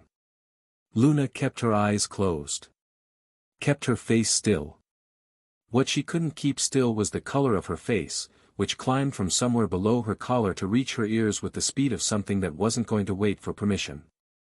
Ren's voice came from the direction of the bedside table. Small. Not directed at anyone in particular, but directed at something specific that wasn't a person in the room. Thank you. It was aimed at the crystal. At the faint warmth still inside it. At the small presence that had remained through everything and was still there now, smaller than before but present. Luna heard it. She kept her eyes closed. Completely red. In silence. Thinking that she had woken up at the worst possible moment, and that out of 100 times this would happen to her exactly 100 would be extremely embarrassing. Some things were consistent like that. Ren was entirely focused on understanding crystallization.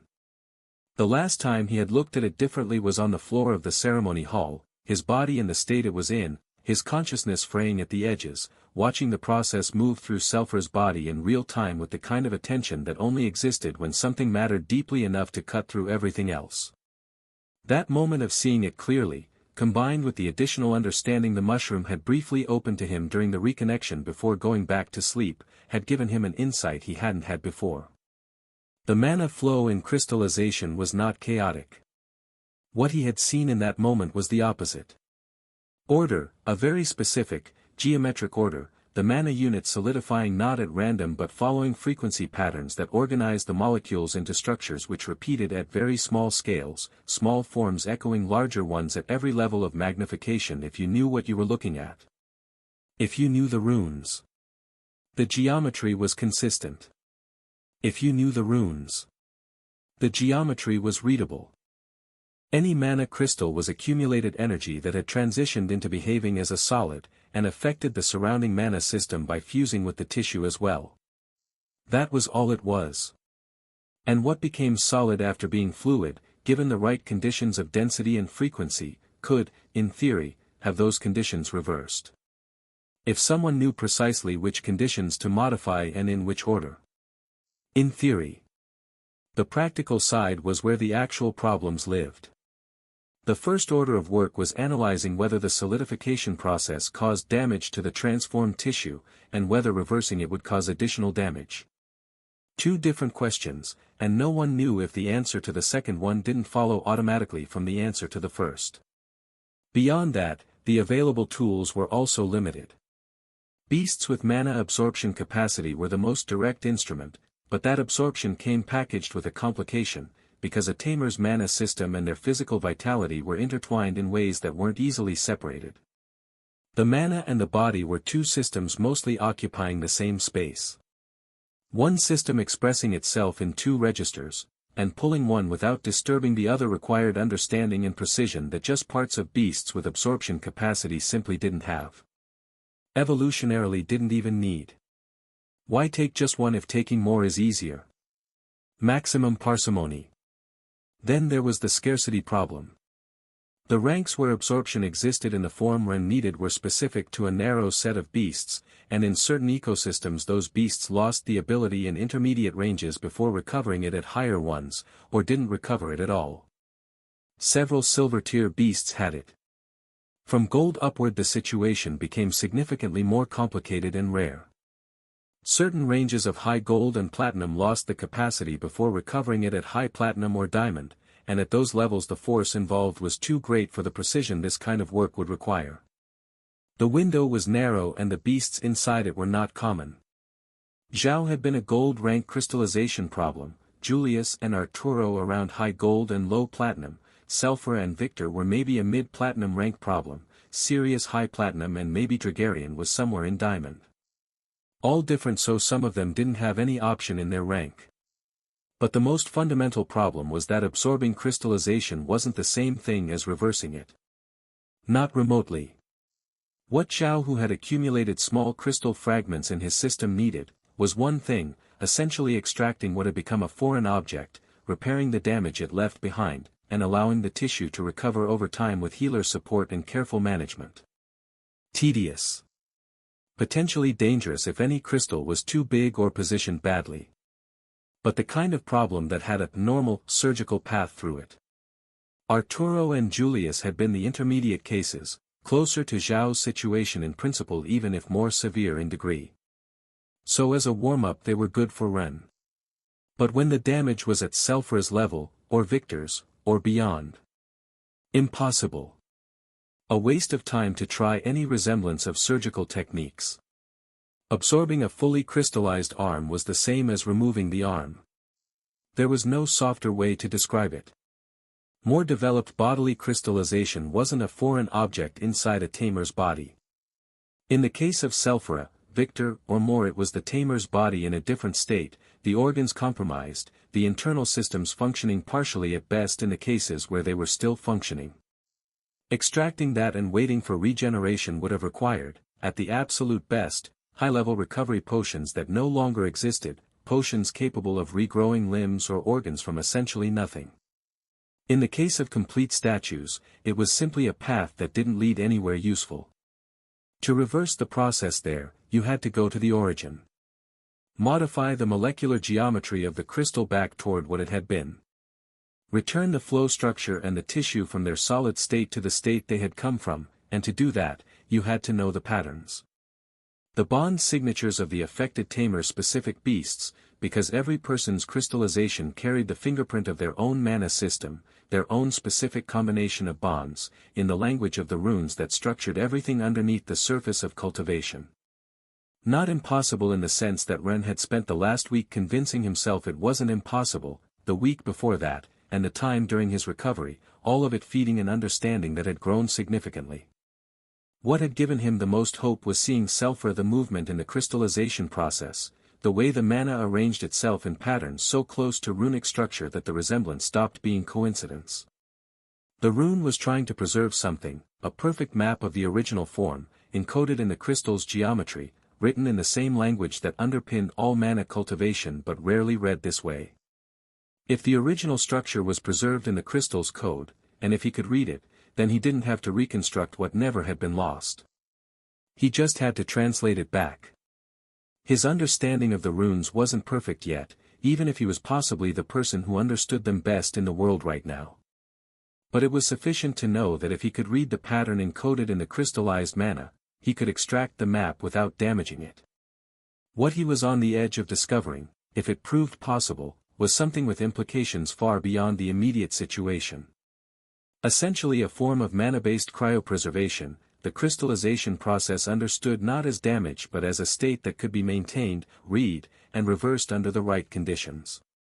Crystallogenics, if you wanted to name it, with consequences for the science of mana that he hadn't finished thinking through yet. He was going to think them through. After the practical part.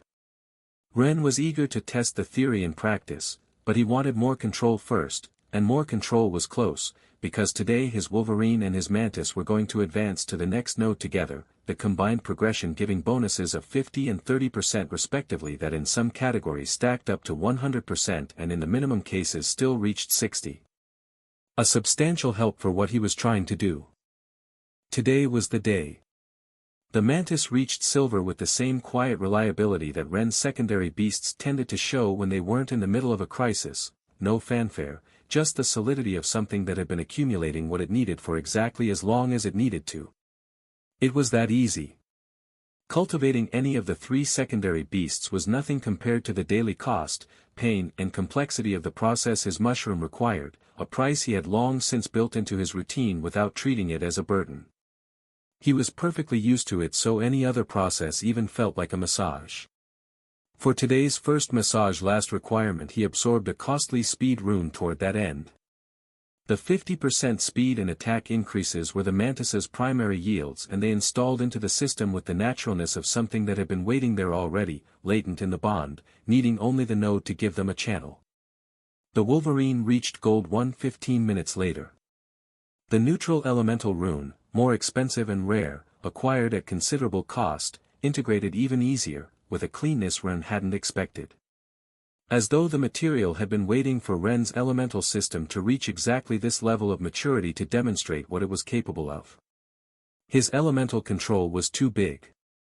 The channels responded without the resistance they had carried for the last week, the small damage that had been present in most of his external system finally gone. Only the nodes around his arms were still a bit painful to use. But he was, again, very used to pain, and that 75% extra control was a great help now that he would need to treat Selphra. 50% additional elemental control from the Wolverine. 25% from the Mantis. These numbers were good on their own. But the more significant consequence wasn't the raw percentage increase. The Wolverine and the Hydra now shared the same rank. The synergy available when two beasts of equal rank fused was categorically different from the synergy possible across a gap, more stable, the resonance between them deeper, the combined output multiplying the full amounts. He was ready. Or as ready as he was going to be for something he had never done before, at least for the next 100 days, a little over 3 months, until the mushroom reached Gold 2 and what came after that became available. The work he was about to begin would have to be enough until then. He intended it to be enough. Ren exhaled. Before this day arrived, he had needed to survive the week. Specifically, he had needed to survive each morning since Luna opened her eyes, the morning being the point at which he consistently rediscovered that he still hadn't figured out how to begin the conversation he had wanted to have for several days now. It wasn't a technical problem. It was the kind of problem that turned out to be harder than most of the technical problems he had faced over the last several months, which was a category of difficulty he had not expected to find himself in and which he found more frustrating precisely because there was no reference information he could study to resolve it. There had been a promise. A date. An intimate thing that had been said and acknowledged, and Luna knew it, and he knew it, and the perceptive people in the building probably knew it too, which was its own extra layer of complication on top of everything else.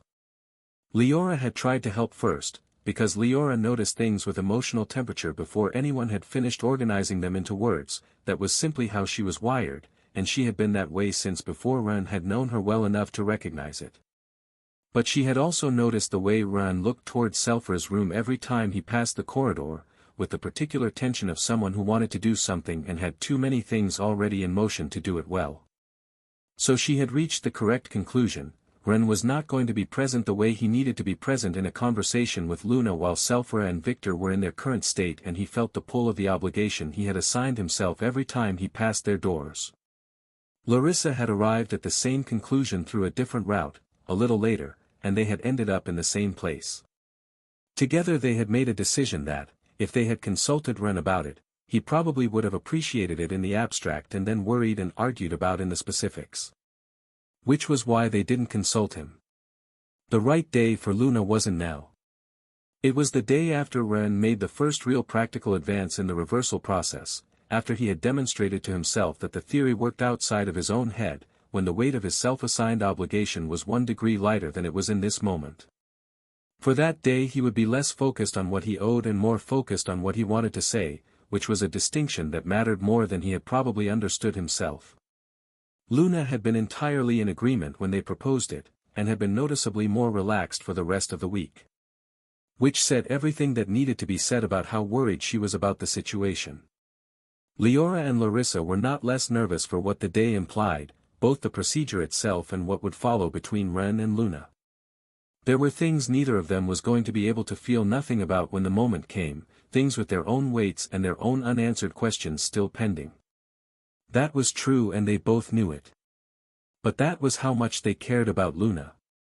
How much they cared about Selphra and Victor. Enough to make room for things to be difficult for them individually, if that was what the things needed in order to go well for the people they loved. Ren knew nothing of these early conversations between the girls. What he knew later was that when he finally gathered himself to say something to Luna about the promised date, the thing they had both been circling around with increasing obvious awareness. Larissa and Leora had interrupted and asked him to wait until the day after treating Selphira and Victor. He had been confused. But Luna had exhaled with visible relief and nodded. Ren had looked at all three of them. All three of them had produced exactly the same exaggerated smile. Ren had decided it was better not to press the matter and that the moment would arrive when it arrived. Maybe it was better. Let future Ren take care of it, as always with this too complex line of business. Victor had insisted that Selphira be treated first. There had been no significant debate about this. Victor had simply stated it with the same flat certainty he used when he had decided something and would wait indefinitely for everyone else to catch up, and nobody in the room had found a counter-argument they believed could change his stubborn mind. Selphira's room was large, not by preference but by operational necessity.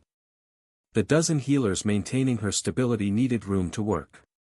The mana system and vitality monitoring artifacts installed in the days immediately after the battle required specific positions relative to each other and to the bed. The protocol developed for managing the pain of a person whose internal organs were functioning at approximately half capacity while the rest of her body remained partially crystallized needed margin to respond to changes that were constant and required the same constant adjustment. The room had been organized around all of these requirements simultaneously, and the result was functional rather than comfortable. Despite all of it, Selphira looked calm. Not the calm of someone who didn't understand what was happening to them. The calm of someone who had processed it, reached an understanding with it, and decided that the understanding was sufficient and that the situation wasn't worth putting a difficult face on. The Selphira who had waited this week was recognizably the same Selphira who had stood in the ruins with the crystallization advancing up her arm and declined to stop pushing because Victor was behind her and that was simply how it was. This wasn't Ren's first visit since waking. They had spoken 3 times in the last week, at different points in the day and with different levels of clarity depending on where Selphira was in the treatment cycle, but the constant had been the same across all 3. When Ren explained what he had observed and what he intended to attempt, she listened with the attention of someone evaluating a technical analysis, and at the end she said, with the calm of someone who didn't have much to lose by betting on something that wasn't guaranteed. "When you're ready." Today Ren was the first visit of the morning. Behind him, and now arranged in the margins of the room just like the slightly ashamed people they were, many arranged themselves since they were determined to be present and were, at least, trying to take up the minimum space necessary. They were his parents, who had been keeping themselves extra quiet because they still couldn't quite process where they were or the scale of what their son had become in a span of time that should not have been sufficient for it. Larissa, Leora and Luna too. Julius and Arturo, who had recovered thanks to Ren using an easier procedure like the one for Zhao, were there too. They had been exposed for much less time so the crystals were small and not that widespread to the point of rendering their system useless. It was hard to get fitting materials since at gold rank there weren't many options but Ren had gotten creative making the silver tentacles stronger with rune control and some enhancing materials. After the procedure and many healers helping they went back to work with the efficiency of people who had things to do and bodies that complained but understood the urgency. Min, Taro and Lu too. Wei with the notebook where he recorded observations about Ren that he could access the moment he needed them, present the way he was always present at moments that might produce something worth noting. Several more people beyond them, forming a procession that was not efficient and was definitely obstructive even in the wider corridors of the castle's recovery wing, and that was going to remain exactly that way because the people in it had no intention of being elsewhere. The usual group, and several healers. Ren approached the bed. Selphira looked at him with the expression of someone who had already made the decision that needed to be made and was simply waiting for the process to begin. "Ready?" Ren nodded. There was nothing more useful to say than the nod, so he didn't say anything. He closed his eyes for a moment to check the state of his own system, the bonds, the channels, the new capacity the combined advancement had given him, the way his elemental perception had shifted in the week of practice since the nodes opened. Then he opened his eyes with the focused quality of attention he had when something required exactly that. He extended his hands toward the point of connection with the skin near the collarbone with the crystallized arm. Not to affect it yet. To read first, with the sensitivity the new advancements had given him, a range and clarity of mana perception that the week of practice had continued to develop in ways he was still mapping. The theoretical understanding was one thing. The felt sense of what the patterns actually looked like from inside a real system, in a real person, was something he had needed the time to develop. The pattern in the crystal was exactly what he had seen in the ceremony hall. Geometric forms that held information, the shape of what the mana had been in its fluid state, preserved in the molecular structure the way a mold preserved the shape of what had been poured into it. The system order of Selphir's 2 gold-tier beasts was visible in the structure if you knew how to read it, and Ren had spent enough time with his main beast memorizing beast systems, including Selphir's. Now was the moment to use that knowledge of the beasts to decode what was encoded in the crystal. To read the map that the crystallization had been preserving without knowing it was a map. Deducing work. The room was completely silent. Ren began. Understanding Selphir's system was like reading a language you knew but in a handwriting you had never seen. The forms through which mana circulated in the turtle and serpent systems were there, recognizable once you knew what to look for, present in the structure the way words were present in an unfamiliar script if you already understood the grammar. But the way the crystallization had incorporated them wasn't superposition. It wasn't a layer on top. It was intimate integration, the crystallization having preserved the mana patterns of Selphir's beasts the way a cast preserved the shape of what had been poured into it. Yet it was translated using those ancient geometries, the same patterns of the runes Ren had been studying, but having translated the routing into the solid state by rotating each vector fractionally, just the precise amount needed for each piece to lock into the structure it now formed. Like using vectors as letters, then freezing each letter and turning it a fraction of a degree in the direction that made the whole thing click together. Simple in description. Exponentially complex in execution.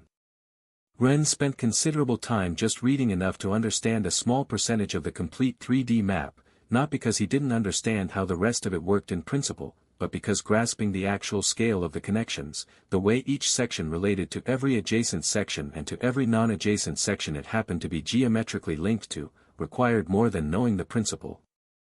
It required holding the whole thing in attention simultaneously, which was a different kind of problem.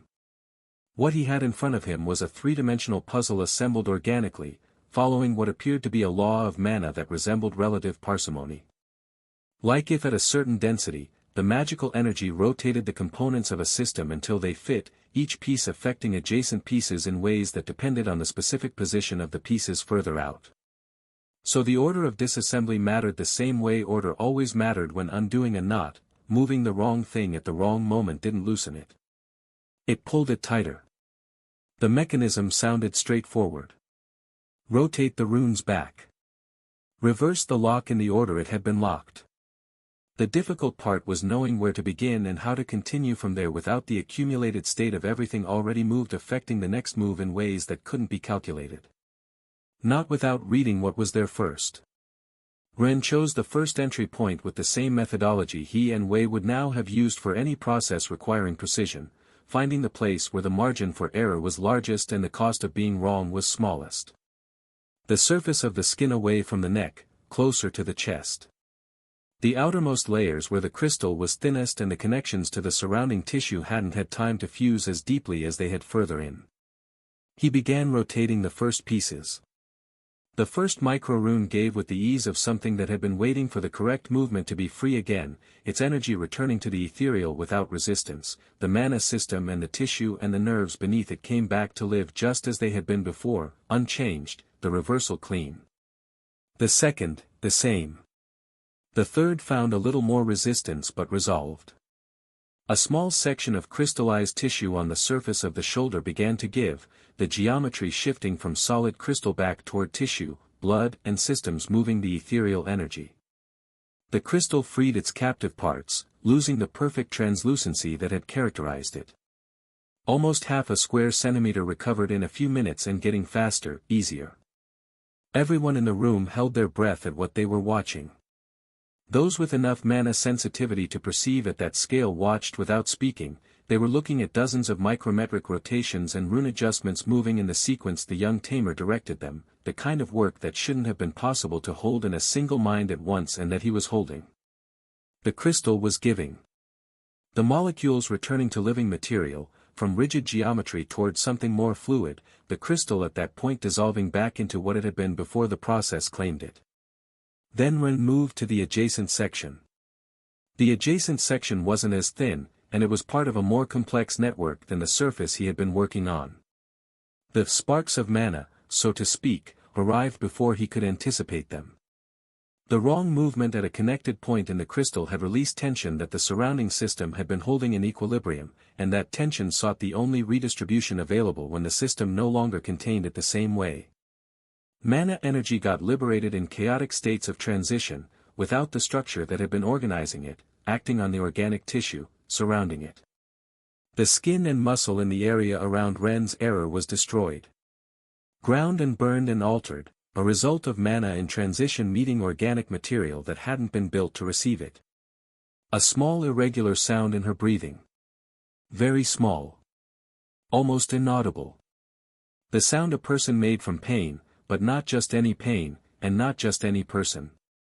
The sound had came from someone who had spent days deciding not to make any sound at all and had been managing it successfully until the specific terrible sensation that followed that mana in chaotic transition that affected not only the tissue but the system underneath it. The crystallization didn't cause pain. But errors in reversing it apparently did, and they came with the level of something that had been held back and returned with interest. With vengeance. Selphara tried to cover it. It was already too late. Ren had heard it. He lowered his hands with a worried look. This was going to be harder than expected. The healers moved immediately to the affected area with the coordination of people who had been positioned for exactly this contingency, and Min slipped between them before anyone directed him there. That particular ability he had to be where things were happening before anyone specified that he should be there. But this time he was genuinely useful. The damage was small, superficial, and quickly treated. Ren looked at the work he had done and the small spots of damage he had produced alongside it.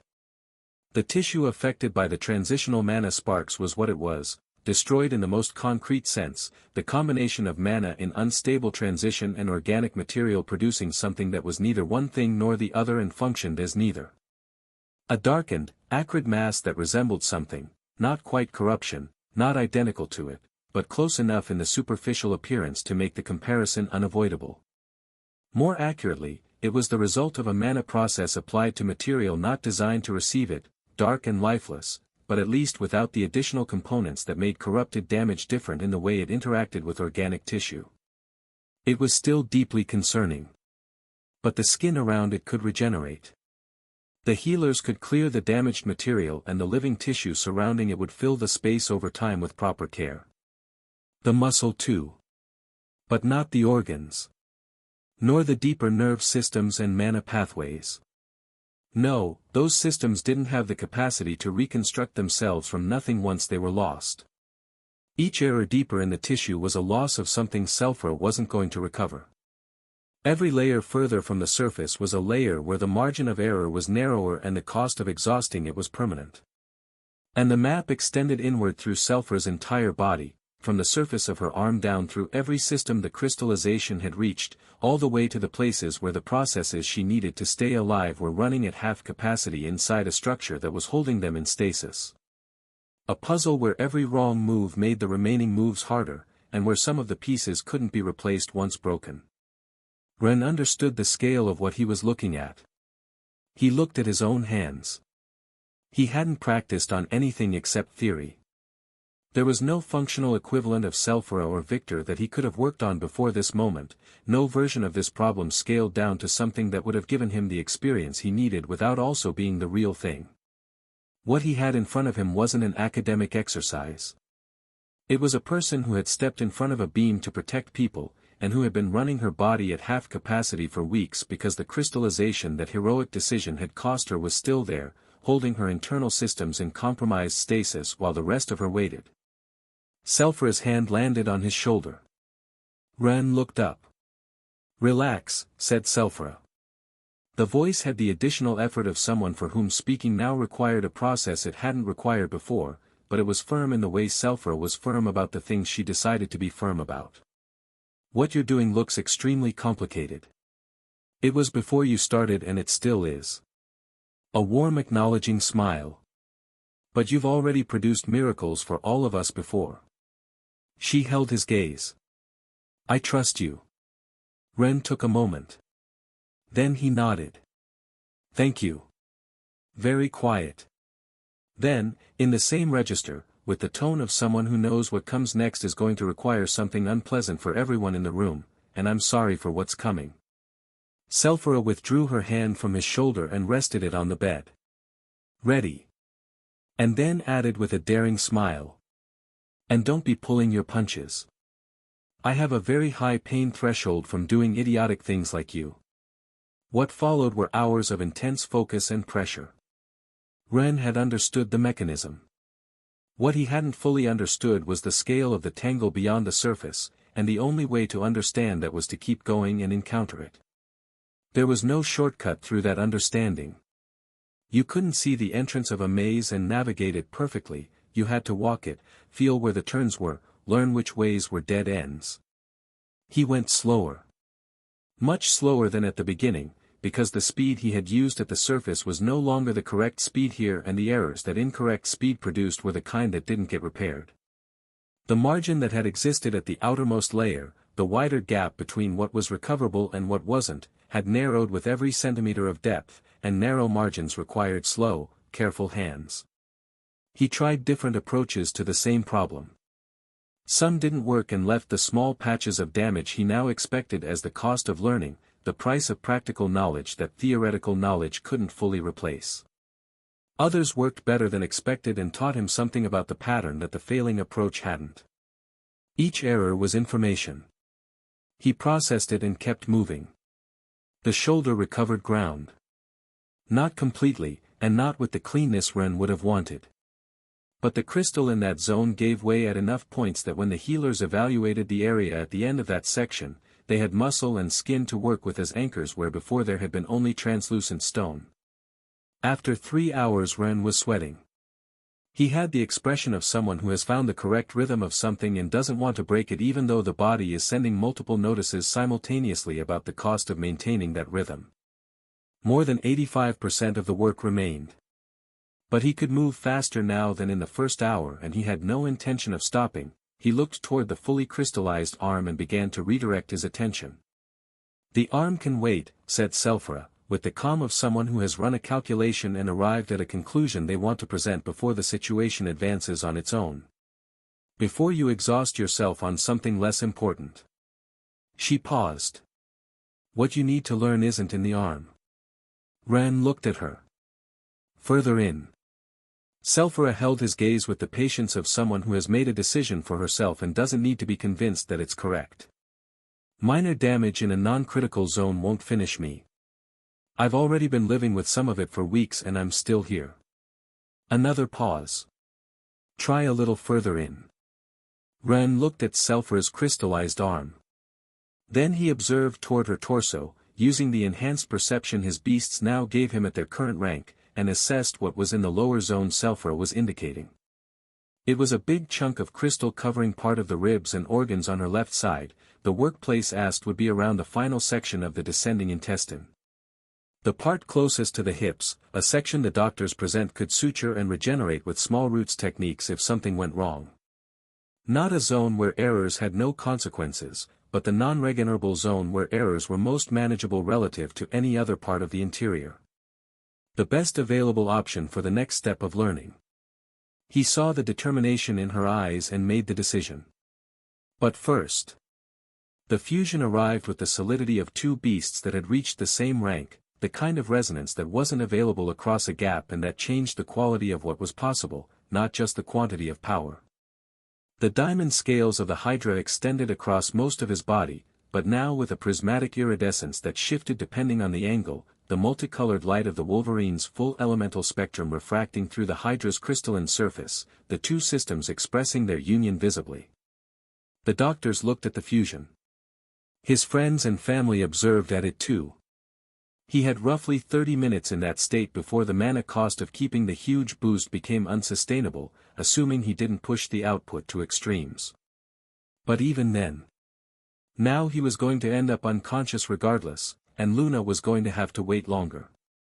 Yet the worry seemed exaggerated since when he looked at her she only nodded, that expression she had when something had her complete agreement and she didn't need to say anything because the decision was visible without words.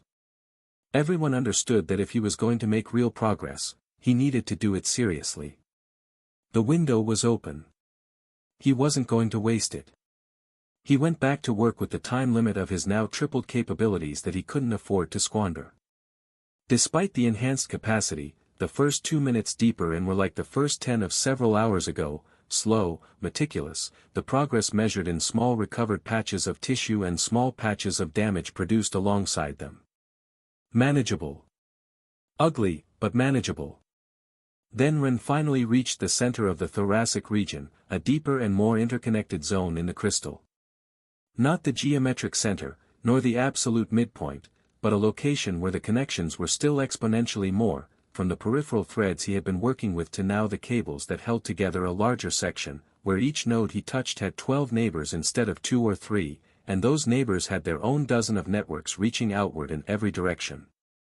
A new level of place where the effect of moving anything propagated into directions that ordinary perception couldn't have anticipated in advance, no matter how well you understood the principle. The first chain reaction was larger than Ren had calculated. Not devastating, but enough to worry, since it affected much more than the small parts from before. Sulfura made a sound that was noticeably different from the earlier ones, closer to what pain produced in a normal person when it reached a region that had been compromised for a long time and had less protective buffer built up around it, a region where the body's usual defenses against sensation had been worn thinner by weeks of sustained damage and regeneration. Ren absorbed what had just happened and reorganized. The thinking speed the fusion gave him was enormous, matching with his new physical speed. Both of them became hyperactive simultaneously, the two working in the same direction, letting him use the combined capacity several times what he had at baseline. Because he was going to need all of it. The chaotic mana from the disrupted sections was moving in every direction at once, threads of unstable energy tracing paths through the crystal toward every adjacent structure, following the geometry of a system whose equilibrium had been disrupted, seeking redistribution in every channel available. Ren tracked the paths as they formed and corrected them at the same insane speed they were born, his perception following one thread and adjusting it before the next one had finished forming, then the next, then the one after that. The mana in his eyes burned bright with the sustained effort. His body concentrated every available capacity into a single point of focus, the kind of mental intensity that made time feel like it was crawling, the thinking taking up all the space and the body simply continuing to breathe slowly alongside it. The pieces moved at the highest speed he could sustain, the crystallization giving way ahead of him while he corrected the chaos behind him, most of the tissue returning to its original form section by section. At this intensity the fusion had maybe 5 minutes left. Yet he didn't stop. He kept moving the pieces at even higher speed as he got more used to the motions, the tissue recovering as he went, the progress real and visible and extraordinarily costly. Sulfura was gripping the sheets and her own teeth with everything she had, using the full force of her will to produce no more sounds, because more sounds would break his concentration, and his concentration was the only thing standing between what was happening and something much worse. He was moving faster with every moment. Ren's eyes changed yet again. The mana concentrated there with an intensity that the people watching registered before they understood what they were registering, the sense that something had shifted in the quality of the air around him, in the way the mana in the room was behaving. But then blood began coming from his nose and from the corners of his eyes. Just before Ren started bleeding, Wei was the one who could understand the change in the mana. And he didn't delay in saying so, because Wei had his own mushroom at silver rank, and the sensitivity that Bond gave him for reading the surrounding mana network was sharper in certain ways than what a common sensitivity beast provided, a different angle of perception, attuned to the particular language of what was moving through the space. It was fortunate, because almost everyone in the room would be moving toward Ren as soon as the blood came out. The blood from his nose and the intensity of the mana concentration at his eyes would have every person present arriving at the same conclusion in the same moment. This had to be stopped before Ren's connections tore again. "Don't move," said Wei, quietly but with enough urgency that the people who had been about to move didn't move. "Wait a moment." Everyone looked at him. Wei looked at the space around Ren with the eyes that were perceiving something that had no existing scientific framework for it but was too symmetrical to dismiss. "The surrounding mana network is changing." He said it slowly, processing as he spoke, the words following his understanding rather than preceding it. "Forming right angles. It's not a spiral or a vortex like normal, not the kind of local mana response you get when someone uses a technique and the ambient mana reacts. It's..." He searched for the word, "too numerous."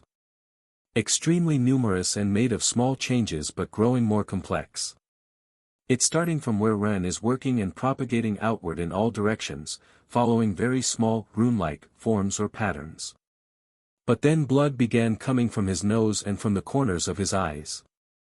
That was the moment Selphira raised her hand toward Ren, a signal to pause, a request to stop for a second, and Ren, without breaking the primary work, used a secondary mental process of elemental control to paralyze her from her arm with a precise electrical impulse.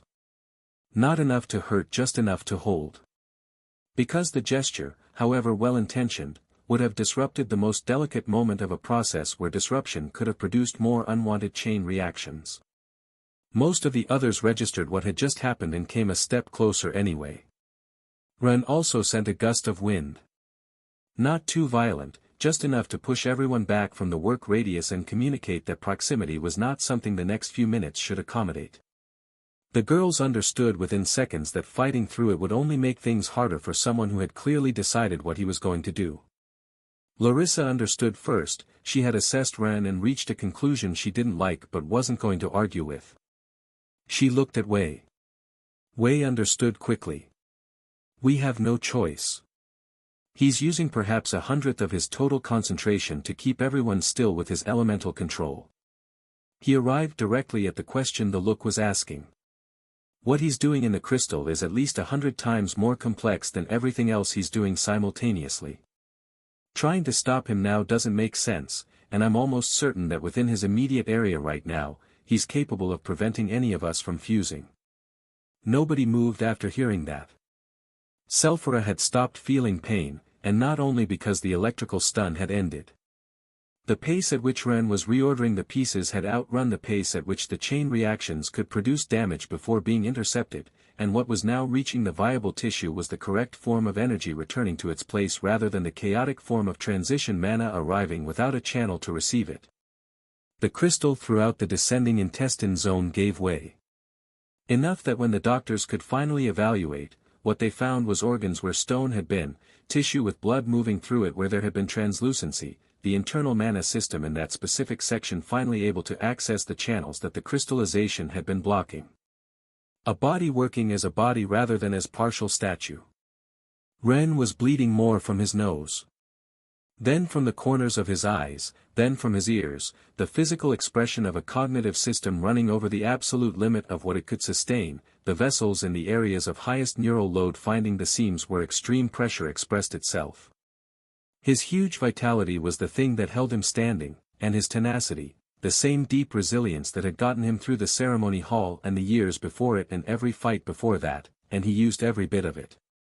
Leora pulled Luna into an embrace, not because she accepted the situation but because she understood there was nothing to be done, and that Luna needed to be held. Larissa communicated the same conclusion to Luna through the hand she placed on her arm, not holding her back but asking her to wait and believe in him despite the harrowing feeling they all shared. They waited.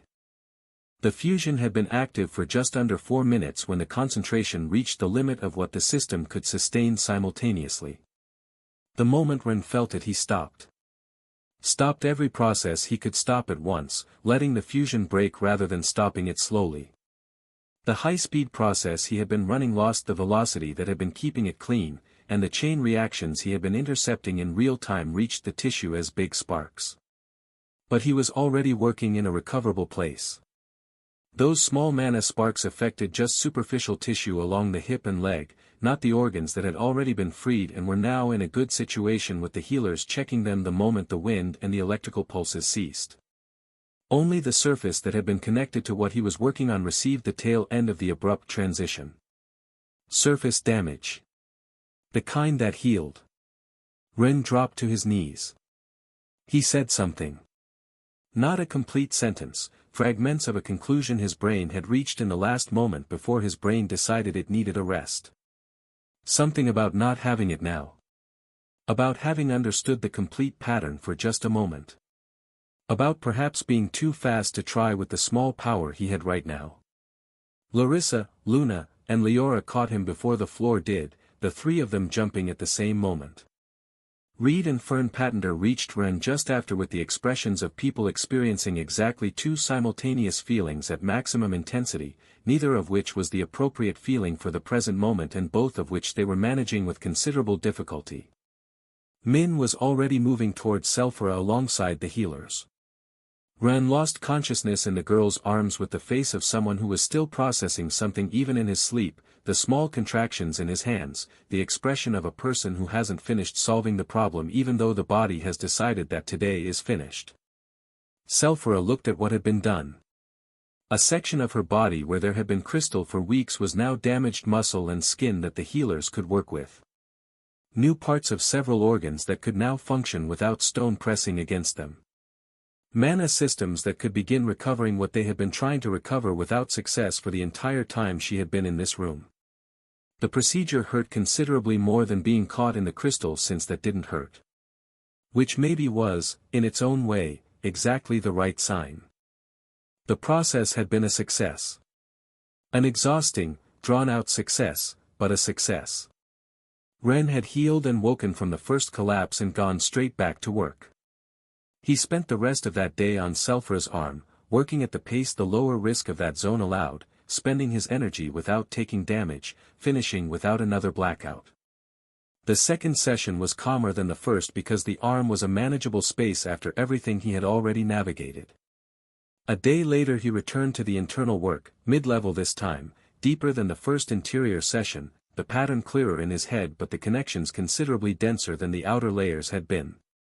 He managed it. He also ended up unconscious again at the end. Days after that, the leg took a full cycle of his energy and didn't knock him out. Progress. He recovered in a day and moved to the internal upper section, the largest portion, the one that included one of the lungs and the biggest chunk of the beast system, which he had saved for last deliberately, because last was the only position in the sequence where he would have accumulated enough practice before attempting the part with the smallest available margin for error. It had cost him more than any other session in every way sessions could cost something. He ended unconscious again. But when the healers evaluated Selphra afterward, what they found was a body with just recovery work ahead of it, and having recovery work ahead was the difference between no hope for her previous situation and being fully functional soon. 3 or 4 more days of sleep to clear the debt in Ren's body, then the remaining small crystals in Selphra's body were fixed in a final easier session. Victor's full treatment had taken 10 additional days in total. His crystallization had extended slightly further than Selphra's. But Ren arrived at the first session with Victor carrying more practice than he'd had when he started with Selphra, the same determination from the beginning, and the result went in the same direction. Victor Dravenholm, for the first time in a long time, had 2 functional arms. A few days later, the most blocked section of his chest was treated, and Victor, like Selphra, recovered the ability to interact with his beast bonds correctly, the channels open again, no longer pressing against a solid prison. Ren had woken from his last 3-day collapse a few minutes ago. Or had been pretending to still be asleep for a few minutes, which wasn't exactly the same thing.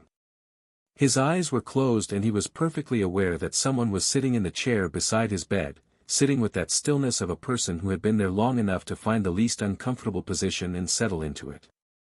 Another dangerous problem, he thought. The kind for which no fusion exists, no crystallization theory, no useful tool of any kind. Today was finally the day of the promised date with Luna. He remembered the kiss. He turned red with his eyes still closed. Which was already too obvious. Her voice arrived close to his ear, closer than the chair would have justified if she had still been sitting in it. Stop pretending to be asleep. Quiet, with a thread of amusement distinguishable even at low volume. Close and warm in his ear. Considerably closer than expected. Ren exhaled through his nose. You pretended longer. 2 seconds of silence. That was different. The tone had that specific inflection of mild indignation she used when an objection was technically valid and she wasn't going to acknowledge it. I was in front of everyone. Though the only person I actually cared about not looking half asleep in front of was one specific person, Luna thought, and then thought that this thought had no business leaving the space it was in. Ren opened his eyes. The recovery room ceiling was the same ceiling. Luna was leaning beside the bed, arms loosely crossed, wearing the expression she had when she was pretending a thing wasn't the thing it was. Ren brought his hand to his face and channeled a small amount of water mana, something he had learned to do when waking up and wanting to clear the heaviness quickly to do Lin's training. A ball of cold water rotated fast in his face. Luna watched. That's what I should have done that time. Why didn't I do that? I also have water element control. I had the exact same need to not look like I had just woken up, and I just. Because when I'm near him my brain operates at 10% and the other 90% is occupied with not appearing to be occupied with anything. He's going to think I'm completely hopeless. Ren finished and held the water suspended a moment before shaping a small stone vessel beside the bed and settling it in. I'm sorry for how long the crystallization procedures took, he said. Luna uncrossed her arms and cleared her throat. Don't apologize. She said with the firmness of someone who had thought this through before the conversation arrived. It was something that had to be done first. That nobody else could have done. A pause, the pause of someone making a small decision to say the next part even though it left her slightly exposed. I admire you for it. More than before. Which was already too much before, she added internally, at the intensity of thoughts one decides not to say out loud. Ren went slightly more red. Not much, but enough. Enough for Luna to distinguish it. Oh. I see, thought Luna, with a satisfaction she felt arriving in her face before she could stop it. Good. If he ends up equally embarrassed then maybe this is slightly more survivable for me.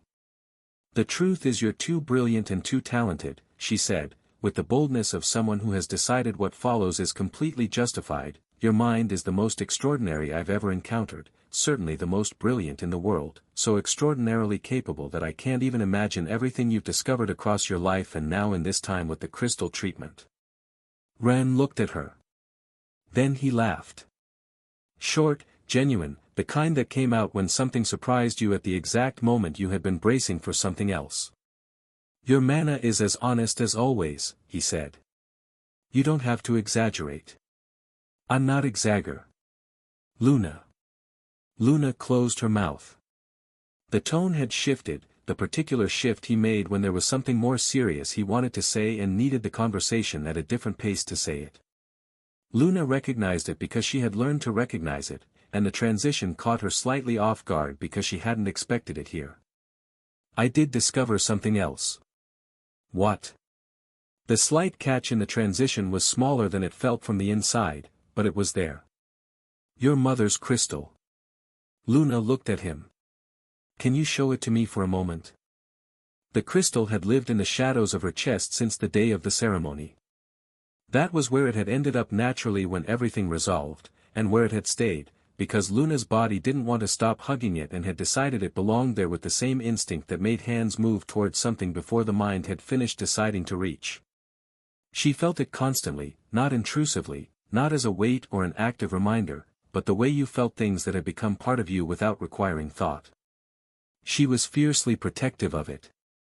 Protectiveness that was less a decision than a posture, a defensive closing around something before any threat had even been named. But when Ren asked, she didn't feel the resistance she would have expected. She took it out without hesitating. She stretched her own hands out in front of her, still holding it as Ren had specified, so he wasn't removing it from her. She held it between her palms while he placed his around without making contact. Not touching the crystal itself, only the space immediately surrounding it. Reading only, not disturbing what he was reading by the act of reading it. Luna watched the crystal while Ren read it. Still cracked. Still nearly dark compared to what she remembered from before, when the light inside it had been enough to illuminate a large dark room completely. The energy remaining was perceptible to her because she was Luna and because you always perceived the things you had missed that much, but it was a fraction of what it had been. It's what I thought, said Ren. The energy is around platinum rank. Not far from Sulfura and Victor, but one tier above. A short exhale. I'm not ready to work with statues at that level yet. Sirius is probably in a similar range if he was trapped by a similar door, so he would have to wait too. Luna nodded slowly. It was what she had expected. They didn't even know for certain if the people inside complete statues were still alive, or whether reversing the process would return something functional. Complete statues probably need to be worked uniformly, everything simultaneously for it to come back with no damage. Ren continued, and Luna noticed something in his voice that wasn't doubt but was close to it. The concern of someone whose responsibility now extended further than he had expected it to extend when he started. And the ones who received the rebound from King Dragarian are at Diamond. Han, and who is probably his sister, will have to wait longer. Ren had moved his eyes down while explaining and thinking, then he looked up again directly at Luna's eyes. But there's something I can do right now. The crystal in Luna's hands began to change. Slowly, from the center outward, like something nearly extinguished finding a source of energy it recognized. The warmth built gradually and then was simply bigger, the same warmth Luna associated with early childhood, with her mother's hand on her forehead during fever when the fever was still high and then, suddenly, wasn't. The warmth that had always meant you were going to be fine. Luna's eyes opened wider. Your mother's crystal has the celestial tiger system form very clearly ingrained, said Ren. The effort was audible in his words, but it wasn't too much yet. Relatively simple compared to what I had to work through with Sulfura and Victor. I don't need to reverse anything here, I just need to understand the structure and use neutral mana to fill the gaps. The damage from when the energy was spent can be repaired and the energy refilled that way. The most visible crack in the crystal closed halfway. The light went up 1 degree. Only 1 degree. But it was a degree that hadn't been there 30 seconds ago. Ren released the space around it, lowering his hands. He was sweating slightly, his breathing carrying the weight of someone who has done something that looks small but isn't small in any way. I can finish it slowly, he said, a few sessions, so I don't pass out and keep delaying our date. He looked at her. Or I can fuse now and finish it in a little while. A beat to breathe deeply. Your choice. But I want you to feel at ease, you can sense the aura is the same. I didn't alter it. It's exactly what it was. Luna put the crystal away. Back into the shadows of her chest in the same instinctive motion as before, quick and without deliberation, her body deciding the crystal belonged there before the mind caught up. The warmth settled exactly as she remembered it, but stronger. More present. Then Luna threw herself forward. The embrace arrived before Ren finished processing that it was coming, and that was the situation he ended up in, Luna with her face against his chest and her arms around him with the weight of someone who has been holding something for a long time and has finally put it down. He took a moment to respond. Then he put a hand on her back with the awkwardness of someone who is embarrassed but knows the gesture is correct yet finds the execution the harder part. Thank you, said Luna, very quietly. More than once. The repetition of someone saying something because it needs to be said more than once for the full weight of what it means to arrive. Thank you, thank you, thank you. Ren exhaled and didn't answer immediately. Do it slowly, Luna said before he could. The urgency from before had settled into something quieter but no less firm. You don't have to push yourself anymore. You don't have to hurt yourself or pass out again. We have time. Ren smiled. Not visibly, not from the angle Luna was at. But it was there. So what do you want to do? He said, after enough time had passed for the moment to have the space it deserved. The awkwardness in his voice was genuine and he wasn't trying to hide it, because hiding it would have cost energy he preferred to use on other things. We could walk through the city, or find somewhere quieter, or... He went red remembering what somewhere quieter had implied the last time. Luna pulled back just enough to look at him. She nodded. Ren didn't finish the sentence. Didn't get anywhere near finishing it before Luna wrapped the shadows around both of them and the shadow step took them to wherever she had decided they were going. It wasn't the same lake. Larger than the one at the school, this one was part of the castle grounds, surrounded by the same species of plants with their particular capacity to release water into the air and produced small bubbles rising through their stems. The light that came through the mist in the late afternoon hit at angles that gave everything a brightness slightly different from ordinary brightness. Ren landed on the ground. Specifically, he landed on the ground from the position he had been in on the bed, because Luna had taken him from there and brought him like that, and Luna had landed on top of him with the ease of someone who managed the shadow step with enough naturalness that the landing was exactly as soft as she wanted it to be. Ren looked up. Luna looked down at him. The bubbles rose slowly around them. The rain came down from the tops of the plants with the gentle persistence of something that didn't soak but settled, and the afternoon light moved through it. Luna leaned down slowly toward his lips. Ren hesitated. Not pulling back, it wasn't that he didn't want to. It was the hesitation of someone who has something they need to say first, something that would be better left clear before the moment moves on without them, even when the moment is exactly the one they've been wanting to arrive. Luckily Luna caught it before he had to put it into words. She stopped at 1 centimeter. The bubbles kept spawning slowly from the plant stems around them, the fine rain continued its soft white noise and the space it created felt like something that existed between the outside world and wherever they were. The distance between them was the distance left where noses touched, which was close enough to be something neither of them would deny was intimate and slightly closer than it had any right to be from a standing start, but less than the distance of something that had already happened before and that therefore didn't carry the full weight of the completely new or unknown. So Luna didn't pull back. She instead rested her forehead against his. Closed her eyes. Why do I feel you're hesitating? Ren opened his mouth. And no, he said, and the word arrived with less conviction than he'd intended. He breathed deeply. Closed his own eyes, because with his eyes closed he couldn't see that beautiful face so close and the weight of the last 5 seconds was marginally more manageable. It's just. Another breath, I don't want you to do this because you feel like you owe me something. Or because you've just been through a lot. He found the words in the order that made them true rather than the order that was easiest. When you're ready for things like this, that's fine. You don't have to push yourself. Silence. The mist settled on their faces in small drops that were barely there, like the control of their bubble had lost a bit of stability. Luna exhaled slowly. Yes, she said. I'm extremely grateful. The plain honesty she used when she had decided not to filter. Probably enough that I'd do almost anything you asked. Ren swallowed. Saying that to me is dangerous, you know. I don't care. Luna's lips moved a fraction closer without closing the remaining distance, though at this range the warmth between them was tangible regardless. I've already watched you be dangerous and trusted you anyway. She breathed in slowly, and they were sharing some of the air leaving their nostrils now, a sweet hormone-charged scent in the same small warm space between them. Maybe you're allowed to act a little dangerous once in a while.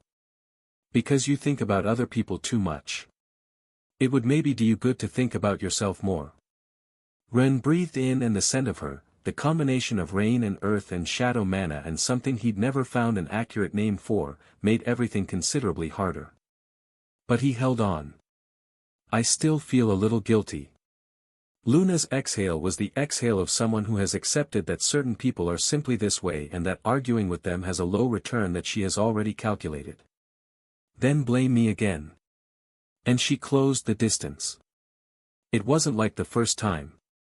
The first time had arrived with the urgency of a grief that was spilling over, that had found the exit it found because that was the one available, with real sadness washed in the rain, and the full emotional weight of everything that had come before that moment and everything that was going to come after it pressing down from above. That first kiss had happened the way it happened, with that force, in that moment, because it was wrong but deep down it was what she wanted. She wanted this too. But this was entirely different. The first contact was soft.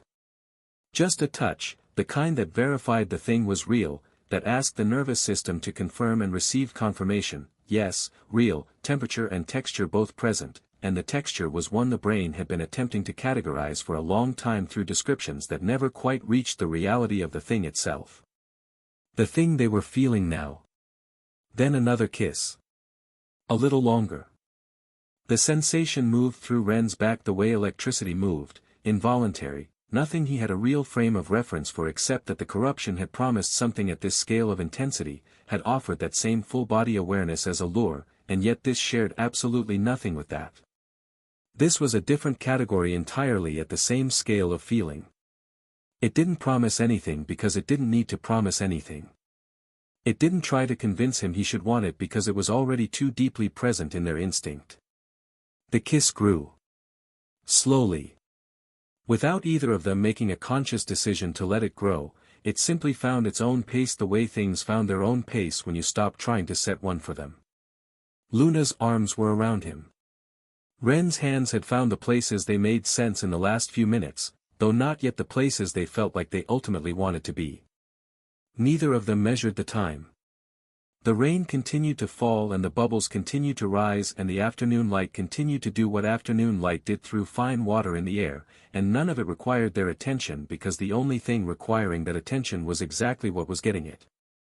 At some point the intensity found a level and stayed there, not climbing further, not settling back, the kind of place where something that could continue decides it doesn't need to because what it has right now is already enough, and the enough it has now is worth more than the hypothetical more it might reach if it kept going.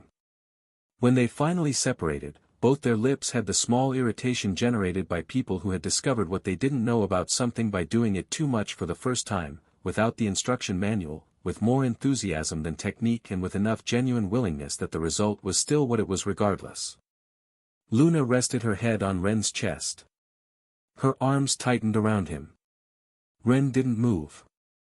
He let the moment keep being the moment, which was the right response and also the only one he had. The bubbles were still rising when Luna asked. "What are you going to do now that you know your limits?" Ren opened his mouth. "Don't worry, I won't rest until I finish repairing your mother's crystal, Anne." "I'm not asking about that." She interrupted and looked up slightly without moving her head from where it was. "I already told you it can be done slowly. I know you'll do it." A pause. "I want to know about further ahead." Ren thought about it. "Cultivate. Up to the highest rank I know, high platinum." His eyes found the bubbles rising beside them, the expression of someone who has been avoiding something and has decided to stop. "It seems like my..." He exhaled through his nose with something that had the texture of a laugh without quite being one. "All right. We can keep the name Machito." Luna raised her head. The expression on her face was the one she had when she had just heard something she had been waiting to hear for a while, and the happiness of hearing it was slightly larger than her ability to conceal it. "It seems that at that level he's going to be freed from the situation I got him into," Ren continued. "Completely. I also want to look at the ruin where your father ended up. And your mother's ruin too, when I can. And also finish what Dragarian started with the elemental rings, because I have a bad feeling that Celthia is working and growing to get to all of that first." Luna nodded. "I want to help you," she said. "With whatever you do." "Thank you." He said it without the discomfort that kind of offer would have produced in him a short time ago. The word arrived clean. "But at least for today I'm not going to do any of that."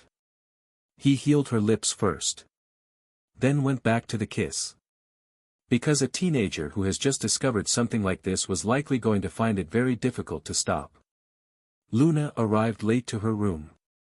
Her lips had been treated 3 times today, and she'd had them treated again on the way to her room. But they still held that lingering warmth that things have when the body decides it wants to remember them a little longer, regardless of whether the mind has finished processing what happened. She opened the door. Larissa and Leora pounced on her like they had been waiting for this exact moment, with the focus of wild beasts who had no other target available. "Tell us everything," Leora said, without preamble, without the slightest pretense that there was any other way to start this conversation.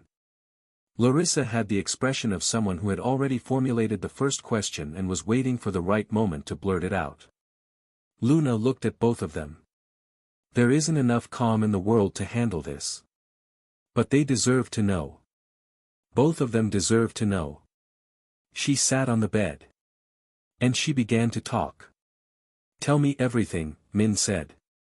With the same energy as Leora and Larissa. With the same complete lack of preamble. Ren stared at the ceiling. "Luna won't be the only one question tonight." He exhaled. And began to talk. Moments before. Ren lay down with the stillness of someone who has had a long day in the truest sense of the word, and whose body is at peace with it. He touched his lips for a moment. Then he thought of Leora. Of the promise he had made to her first. Of the time that had passed since that promise, and of the things that had happened in that time, and of how all those things had shifted the landscape in ways that the promise of the past hadn't been able to anticipate. He mentally cursed the past version of himself who had made the promise and left him with problems now. Affectionately, because it was him, but with the specific frustration of someone inheriting a problem that another Ren had created with the best of intentions and without enough information. But tomorrow, he decided. Tomorrow I'll think about it and decide what to do. He apologized briefly to the future Ren who would have to deal with it. He closed his eyes. The other side of the bed shifted. Ren opened his eyes. Min was sitting up from the other side of the bed, out of invisibility and with what had been a too good, when useless, stealth to hide his mana. He looked at him. "Tell me everything," Min said. With the same energy as Leora. With the same complete lack of preamble. The girls had almost finished listening to today's date. Leora listened to Luna more closely than Larissa did. She had listened to every word with the attention she gave to things that mattered most to her, complete attention, without the courtesy filters that reduced what she showed on her face to something more dissimulated. Luna had talked about the lake, the bubbles, the rain, the slow kiss that wasn't like the first one. She had said it with that specific Luna way of being serious about what she shared and careful about what she didn't, but enough had arrived for Leora to have a complete picture. And the complete picture was not something she liked. Not because it was unfair, and not because Luna didn't deserve it. Not the thing itself, not what had happened, not the space that had been given. Leora knew all that. She had agreed to it herself, had been one of the people who cleared the path, and that wasn't the problem. The problem was something else, and it was harder to name without it sounding like the wrong thing when it was, in fact, exactly the right thing. Because it was what it was. What she felt wasn't anger. It was simply jealousy. Despite everything, she still felt the specific discomfort that arrived when something you had been tolerating provisionally, something you had been holding at arm's length and telling yourself you were managing, suddenly had a huge weight and took up too much space that had previously been theoretical and way smaller. The moment you realized you couldn't keep treating it as abstract. The moment thinking about it made you want to cry, not even from anger but from the simple fact of it. Larissa was watching Leora from the other side of the room with the attention she had when she was evaluating something and wanted to understand it before it became something else. What she could see in Leora was visible to someone with her sensitivity and her years of practice reading people. And mostly because she felt something similar, and even if she was processing it differently, she still was aware of both things at the same time. She processed it first from empathy. It was natural, human, to always want more, or better conditions, especially for the things we wanted most strongly. That was simply what people were. And then she processed it from a different angle, because the natural feeling didn't carry the same weight when you were at Dravenholm, and what was natural had never been the only consideration she was allowed to have. The political angle. Someone like Ren, who had demonstrated that his ceiling wasn't the kind other people had, who changed the understanding of what was possible just by existing in the same world as the people around him, was the kind of figure that didn't appear in history without leaving a mark that reorganized what came after. That was simply how important that kind of person was. And the three of them, three powerful tamers with ties to three of the most relevant families of power in the city. Luna with the genetic key and the Starweaver lineage and everything that lineage implied going forward. Larissa herself with the Dravenholm name and what that name represented in terms of structure and succession. Leora with the Ashenway line. A binding alliance between all of those pieces wasn't only a romantic indulgence. It was the architecture of something that would make more sense than any individual combination, something that if built properly would give stability to hundreds of thousands of people for a very long time. Something that, handled badly or not built at all, could fracture exactly the stability it was supposed to secure. Victor had asked her for it too, after being treated. He already had in several ways and at several moments before, but much more seriously now that he had been healed from what had seemed unfixable to everyone who had witnessed it. Selphira had reinforced it as well, asking her for it not with Victor's lack of subtlety, but with enough overlap in the conclusions she arrived at that the pattern was unmistakable. The question wasn't whether the destination made sense.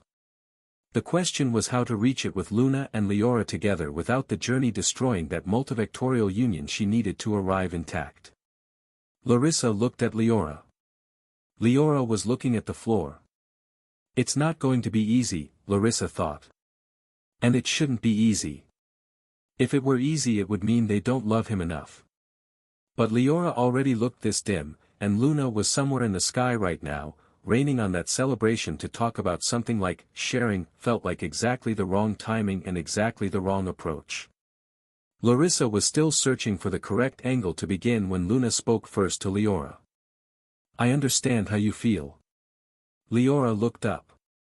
Luna was looking directly at her with the calm she had when she had made a decision completely, without the common doubt that made difficult conversations take longer than they needed to reach where they needed to go. You had already told me what happened on your date with Ren. The promises that were made. Luna said it as the premise, not the point. So you stepping back today to let me go first, and then me taking advantage of this moment right after everything that happened, when Ren's guard was lower than usual and he had barely had room to breathe. That wasn't fair to you. Leora didn't answer immediately. The expression on her face was complicated, like she was processing more than one thing at a time and not having sorted them into an order yet. So what I'm proposing, Luna continued, is dividing the time. Something like Luna's week and Leora's week. Also not talking about what we do with too much detail between us. Giving each of us enough space to exist in our own place without. Larissa was surprised. Not by the content exactly, but by the ease of it.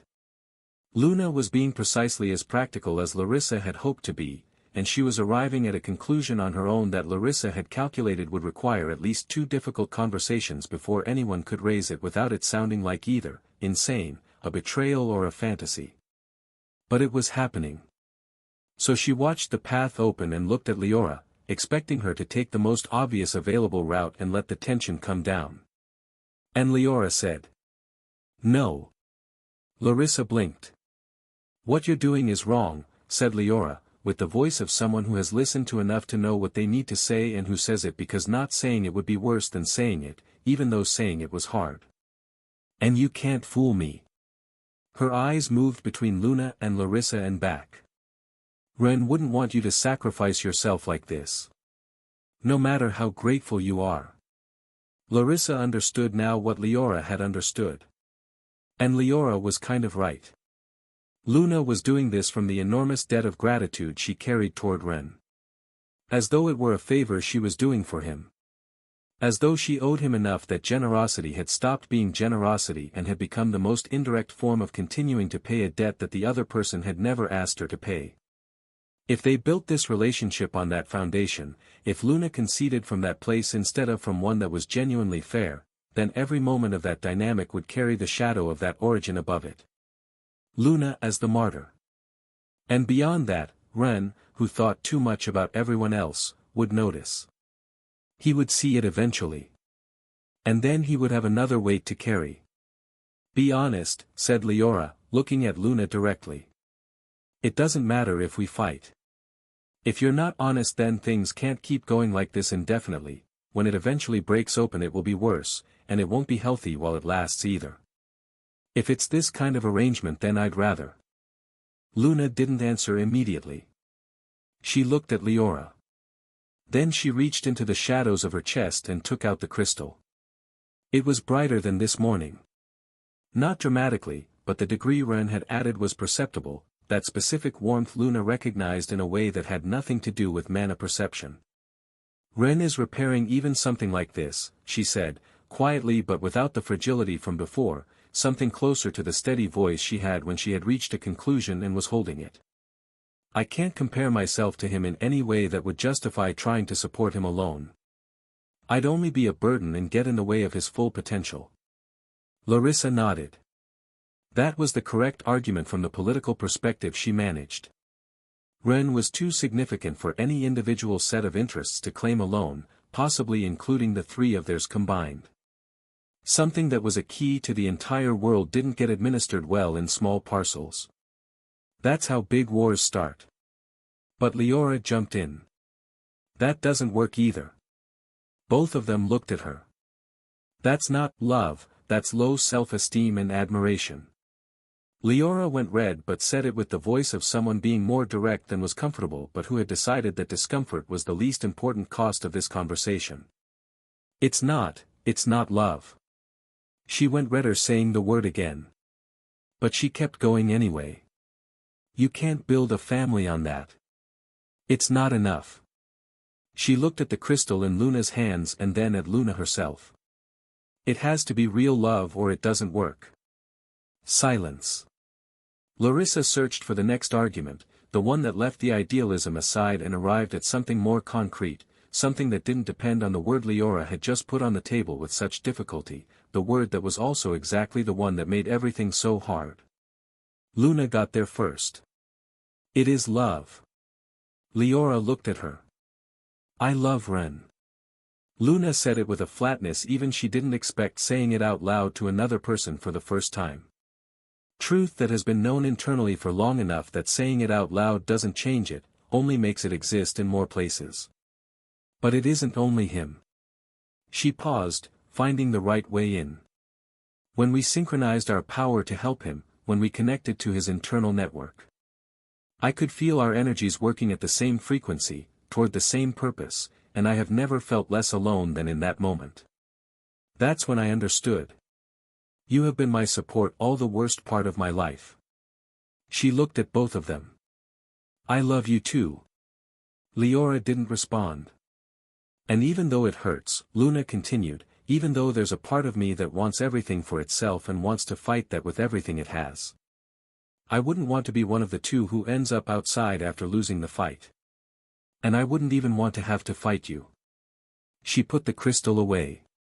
Because I'd carry that for the rest of my life too. Larissa watched both of them. Leora had the face of someone processing something she hadn't expected to receive in this conversation. Not the political proposal, not the practical argument. This. The one that had no applicable logic because it wasn't a logical problem at its origin. The one that landed differently because it was true and because the person saying it had more reason than anyone to be saying the opposite. Luna was. Selphra had taught Leora to be direct. To not apologize for wanting what you wanted and to not cede ground just because ceding it was more comfortable than holding it. But when what you wanted was this, when it was something like this.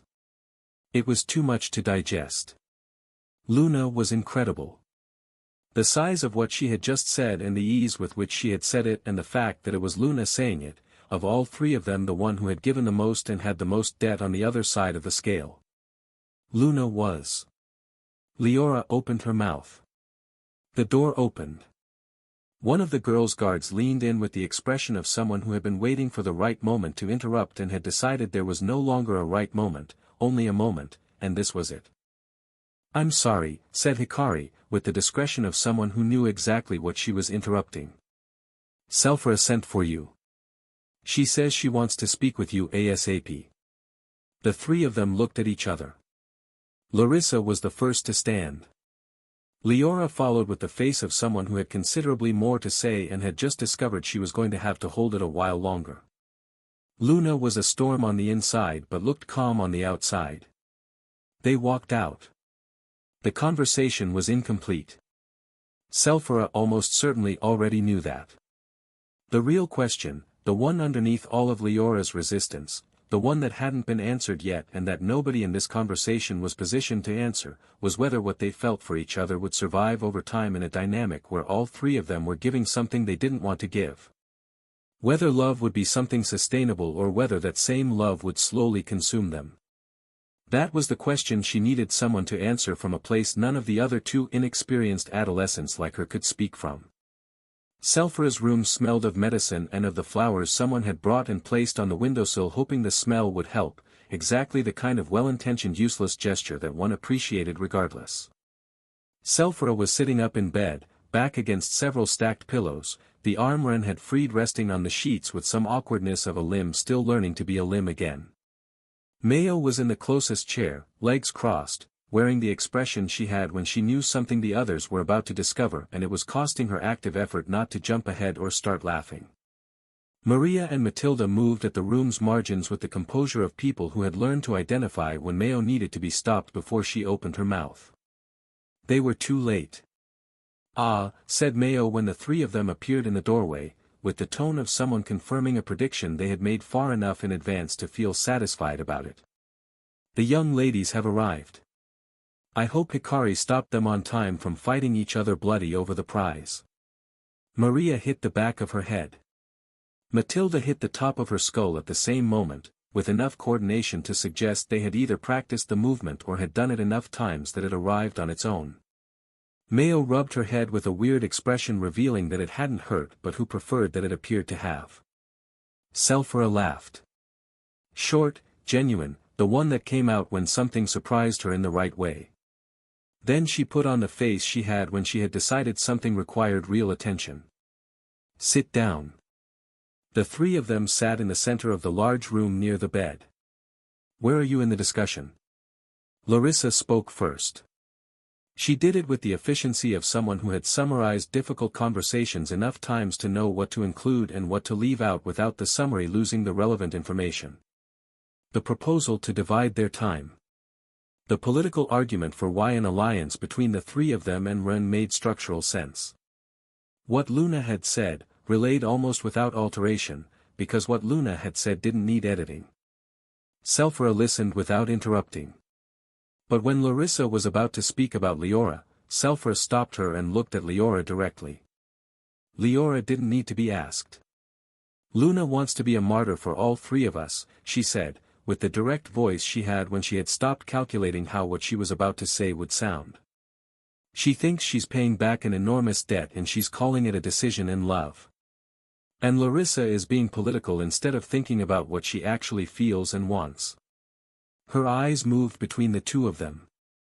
And dividing things up like this, splitting the time, making it organized like a calendar while we pretend nothing is happening. She shook her head. I'm not convinced. Silence. Selphra looked at all three of them for a moment with the attention of someone who had seen enough variations of this particular moment to recognize most of the problem in this one. Then she looked at Leora with something that wasn't exactly tenderness but that resembled it from a certain distance. I taught you to be assertive, she said. Not to apologize for what you really wanted and to defend it. But I haven't yet taught you the more complicated part. Leora frowned. We'll get to that later. Selphra adjusted herself against the stacked pillows with the care of someone still learning which positions were comfortable in a body that was still adapting to being itself again. First we're going to talk about that big problem called love. Mayo opened her mouth. You don't know how to explain it funny when you don't fully understand it even though you think you do, said Selphra without looking at her. So close it. Mayo closed it. Love, Selphra began, in the tone of someone about to say something they know from personal experience isn't pleasant to hear, is one of the worst things that exists. The three of them looked at her worried. Relax. I don't mean it like that. Not as an insult or with hatred. I'm saying it as a technical description. She looked at the space between them for a moment. I am 400 years old. I have seen enough couples and families form and come apart over love to have an informed opinion about nearly anything involving human beings and the promises they make that dissolve easily over time. Yes. There are a small number of exceptions. Sometimes it's much stronger and lasts, but most of those times it transforms into something else. And that destroys lives, she continued. The intense love, the kind that lasts long enough, creates the worst conflicts that exist. Since without love there is no real hatred. The longest wars I have witnessed in 4 centuries began because someone loved something or someone and someone else threatened it. She looked at all three of them. But I call that obsession, not love. The idealized love they sell you in stories is safe precisely because it doesn't exist. A pause. The idealized love that my granddaughter Leora is talking about, the one you have in your heads right now is adolescence, the one that keeps you awake, the one that makes a conversation about a boy feel like the world depends on it, that love doesn't exist. Luna's expression didn't change. Larissa's didn't either. Leora opened her mouth. Listen to me until the end, said Selfra. Leora closed it. It doesn't exist and it does exist at the same time, but it's complicated. As you told them yourself, passion exists, but passion is passion, admiration is admiration, and so on. None of those things are the love you're looking for. She let that sit for a moment before continuing, especially for Leora. The feeling you're living right now is real, it's intense. It's one of the most complete experiences a human body can have. And unfortunately it disappears quickly, not because something goes wrong, but because that is exactly what passion or infatuation does after you grow. It arrives intensely and then transforms into something more stable, plain and controllable. That's not love, that has its own names and bodily processes of growth and instinct. Another pause. So what do we have left? Affection exists. It's real, it's sustainable if you tend to it correctly, it's what remains when passion gets old. But that's not love either, that's affection, and it has its own name. She looked at the recovered arm for a moment, something in the gesture that wasn't deliberate commentary but was present anyway. Admiration exists. I've felt it for very few people in 400 years, but I've felt it, and it's one of the purest things you can feel for another person, as long as it doesn't become envy. And yet, that isn't love either. Then what is love, said Larissa. Not quite a question, more like the space she was making for the answer she felt was soon to arrive. I've been thinking about it since I was approximately your age, said Selfra. Which is so long ago that the house where I was born no longer exists even as ruins. A very brief pause.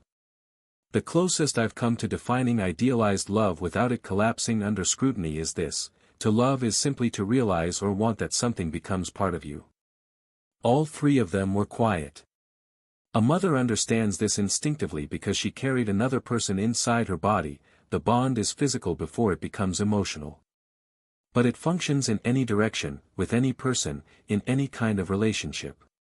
When you want to live your life with someone and make them your partner, you're trying to integrate them into that same concept. When something becomes part of you, when their horizon matters the same way yours does, when their absence makes you feel like something that was yours is missing, that is the closest thing to the ideal non-dangerous love. Selfra looked at the three of them, each in turn. The idealized love they sell you in stories is safe precisely because it doesn't exist. The real obsessive kind is dangerous precisely because it does. That's why the better version is the one you define for yourselves, the one that doesn't need to match any particular template to be and doesn't need to be relevant to anything outside the people in it. Mayo, in the chair, was noticeably quiet. It was the particular quiet of someone who had started to say something intelligently hidden in a joke, and had arrived, somewhere between the opening of her mouth and the closing of it, at the realization that there was nothing to add. I want you to understand that in the first place you don't need to find this so-called true love to have a healthy and lasting relationship, one that nourishes you and whoever you're with. I have calculated that more than half the people who have been in long relationships have been unfaithful at some point. A pause to let that land. And most of those who weren't didn't avoid it because of love. They avoided it because of fear, political convenience, loyalty to family, or not wanting to lose what they believed they had. Another pause. The instinct never goes away. You are always going to find other attractive people attractive, and so will he, no matter how much he loves the person or people who will be his partners. That doesn't make what you have false. It only means the instinct was always there and they chose not to follow it. Which is different. And that doesn't invalidate everything, if at some point the instinct doesn't let us be faithful in thought, said Leora. No. The answer arrived direct, without preamble. Because we are what we are and we have to accept it. And because the decision not to follow the instinct is exactly the only thing you control in any of this. The instinct isn't going anywhere. And that doesn't mean what exists between you isn't real. It only means you're human and life is longer and more complex than it looks from the age you're at right now. Leora looked at the floor. Then what's the point of understanding the love you're describing if we can't feel it? She asked, quieter. Selphra smiled and took a moment. Nothing external, she said. Like perfect idealized happiness, that can only come from being grateful to be alive and for the opportunity to experience things. Like almost anything worth having. Real love lives inside you and depends entirely on how you choose to see it. You can't force anyone to feel it and no one can take it from you if you have it. Only you can. She looked at the three of them. I'm telling you all of this because if you fight over him, nobody will be satisfied. If you share him under superficial conditions, nobody will be satisfied either. And if one of you wins and the others end up outside, nobody will be satisfied then either. Not even the winner. Because we are never going to be satisfied, we always want more winning, more acquiring, more growing. That is the nature of what we are, not a flaw to fix but something to understand and work around. She let her gaze rest on each of them in turn, without urgency. If you don't start from yourselves, you won't enjoy life no matter how it turns out. You are already daughters of privilege, all three of you. You have lost a great deal of what you loved, yes, but in this city that is the rule, not the exception. The poor and weak children of this city in the same circumstances who don't have the luxury of sitting in a room like this one to discuss this exist in enormous numbers.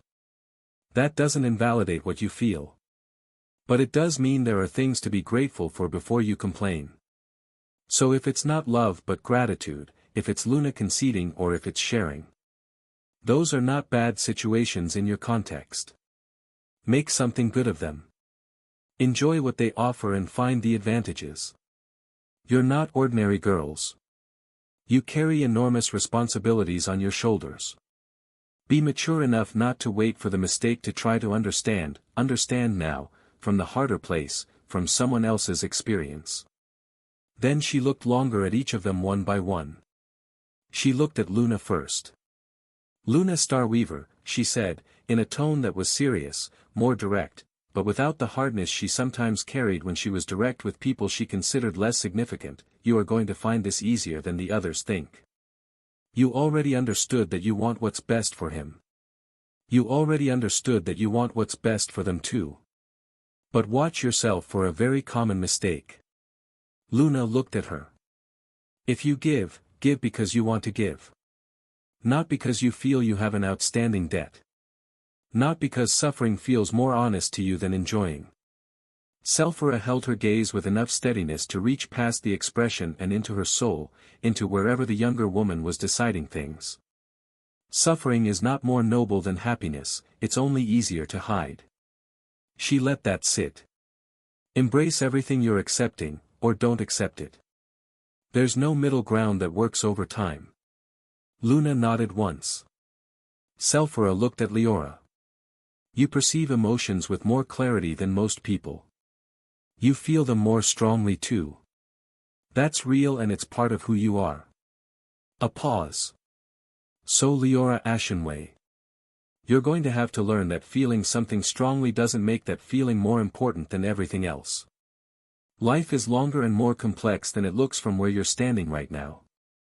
She held Leora's eyes with the same analytical intensity that she gave Luna or anything she was genuinely trying to understand. Stop idealizing what you feel. This age is deceptive. It doesn't mean I want you to love less, but to understand you and love better. What you feel is real. But it is not the most important thing that is going to happen in your life. Leora didn't respond. But something in her shifted 1 degree. Not agreement exactly. Something more like the first contact with an idea that needed more time than it had been given. Selphora looked at Larissa last. Larissa had been expecting to be last. She had also been expecting, in the private part of herself where she ran the honest version of assessments, something in the direction of acknowledgement, that she had handled the situation with a clear head, with more maturity and forward vision than the other two. Larissa Dravenholm. You are the worst of the three. Larissa opened her mouth. Not because you've done anything wrong, Selphora continued, without giving her room to respond yet.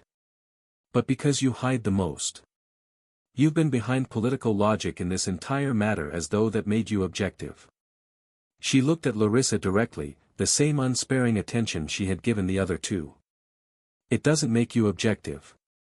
It makes you the only one who hasn't said a single thing that was truly hers. Larissa closed her mouth. You would have been the first to stab the other two in the back if you believed that doing so meant keeping him for yourself permanently. Said without cruelty or contempt, a diagnosis, not a condemnation. Not because you're a bad person. But because you repress a huge obsession instead of bringing it out and working through it. You repress it so well that when it breaks open. A pause, and it always breaks open, without warning. You will regret it. Her eyes didn't move from Larissa's. Cry when you need to cry. Feel what you feel instead of immediately converting it into work. That doesn't make you weak. Your situation is the opposite of Leora's, give more weight to your own internal desires.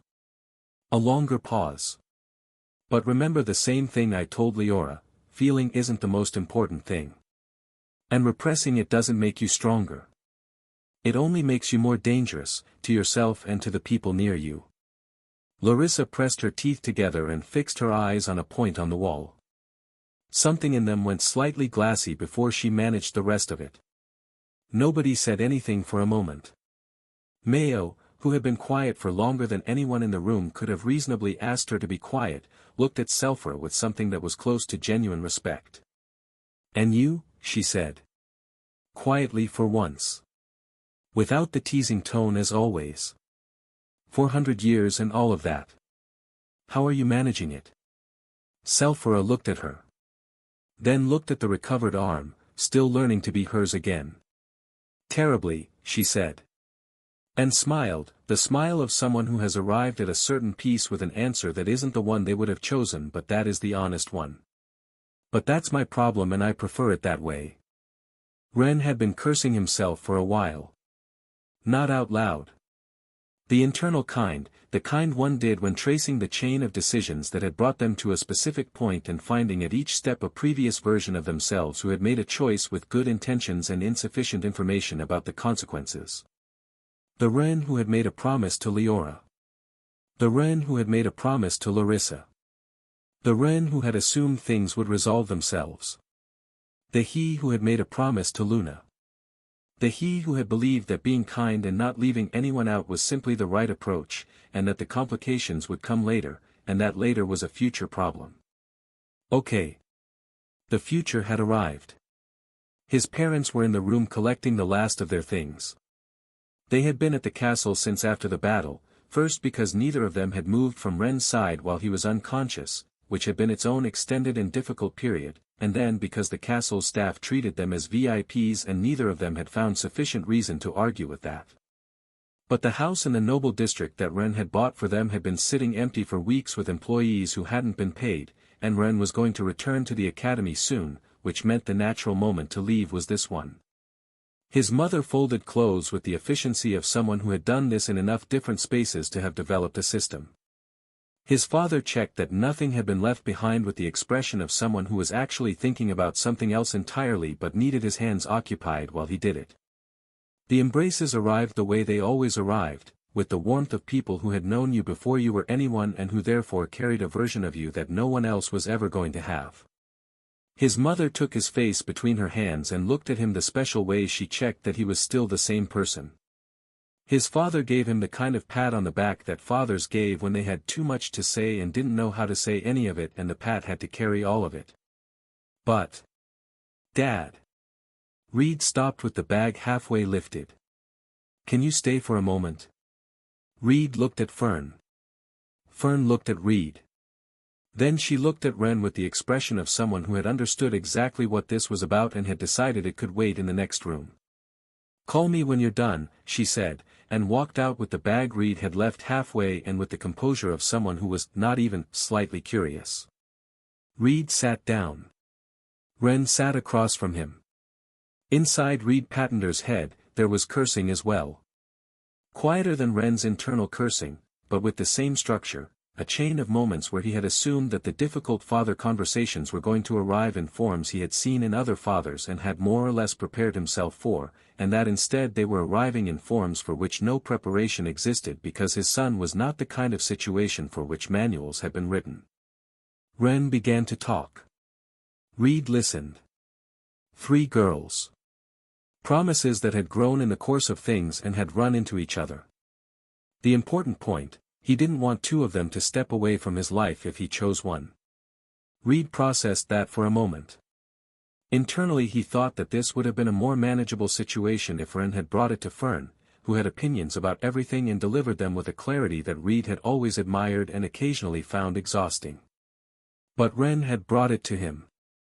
And that specifically, the fact that it was him Ren had chosen to ask, made him feel like Ren was still the small boy he had taught to read, and not the person the highest-ranked officials of the city now requested audiences with. If he wanted to keep feeling like Ren's father, not just technically, but genuinely, he couldn't fail him in this. He opened his mouth. Ren kept explaining before he could speak, because Ren always explained more than he needed to when he was nervous, and what arrived over the next several minutes was the complete picture with all of its colors. All 3 of them. What had happened during the crisis and the internal connection he had felt when their energies aligned in the way they had. What he had said to each of them and what he believed each of them felt, and what he believed he felt, described with the particular awkwardness of someone working through emotions they don't yet have a fully acceptable vocabulary for, because using certain words still made him feel shy, but the shape of what he meant was coming through regardless. What was also clear was how much all 3 of them had done for him. The weight of that was present in everything he said. Reed listened to all of it. He could see his son's situation clearly enough. Actually, 3 girls was few, relative to the options that existed, since even when Ren wasn't home, nobles continued arriving at the house with offers and their daughters, the kind that came packaged with large sums and rare materials and promises of mansions and strategic alliances. Fern was curt with all of them in a way that Reed found, privately, deeply satisfying. She minimized every offer as something Ren could easily obtain on his own and that he was simply above, which was her way of communicating that no one in this house was for sale. Reed agreed with her entirely. But he still couldn't help being impressed by the scale of what people were offering. Yet those weren't the 3 girls his son was talking about. When Ren finished, there was silence. Then Reed was still organizing his thoughts when the next difficult question arrived. Did you ever think about anyone else besides Mom? Did you ever think about anyone else besides Mom? Reed looked at the door. Then at the other door. Then at the window, as though Fern might also be at the window. His father was going into mental overdrive. Ren could see it happening in real time, the look of someone who had never faced this particular category of problem and was trying to find solid ground to stand on. Reed had found Fern by the luck of proximity and shared circumstances, the 2 of them growing up close enough in the poorest part of the district that the options had been what they were.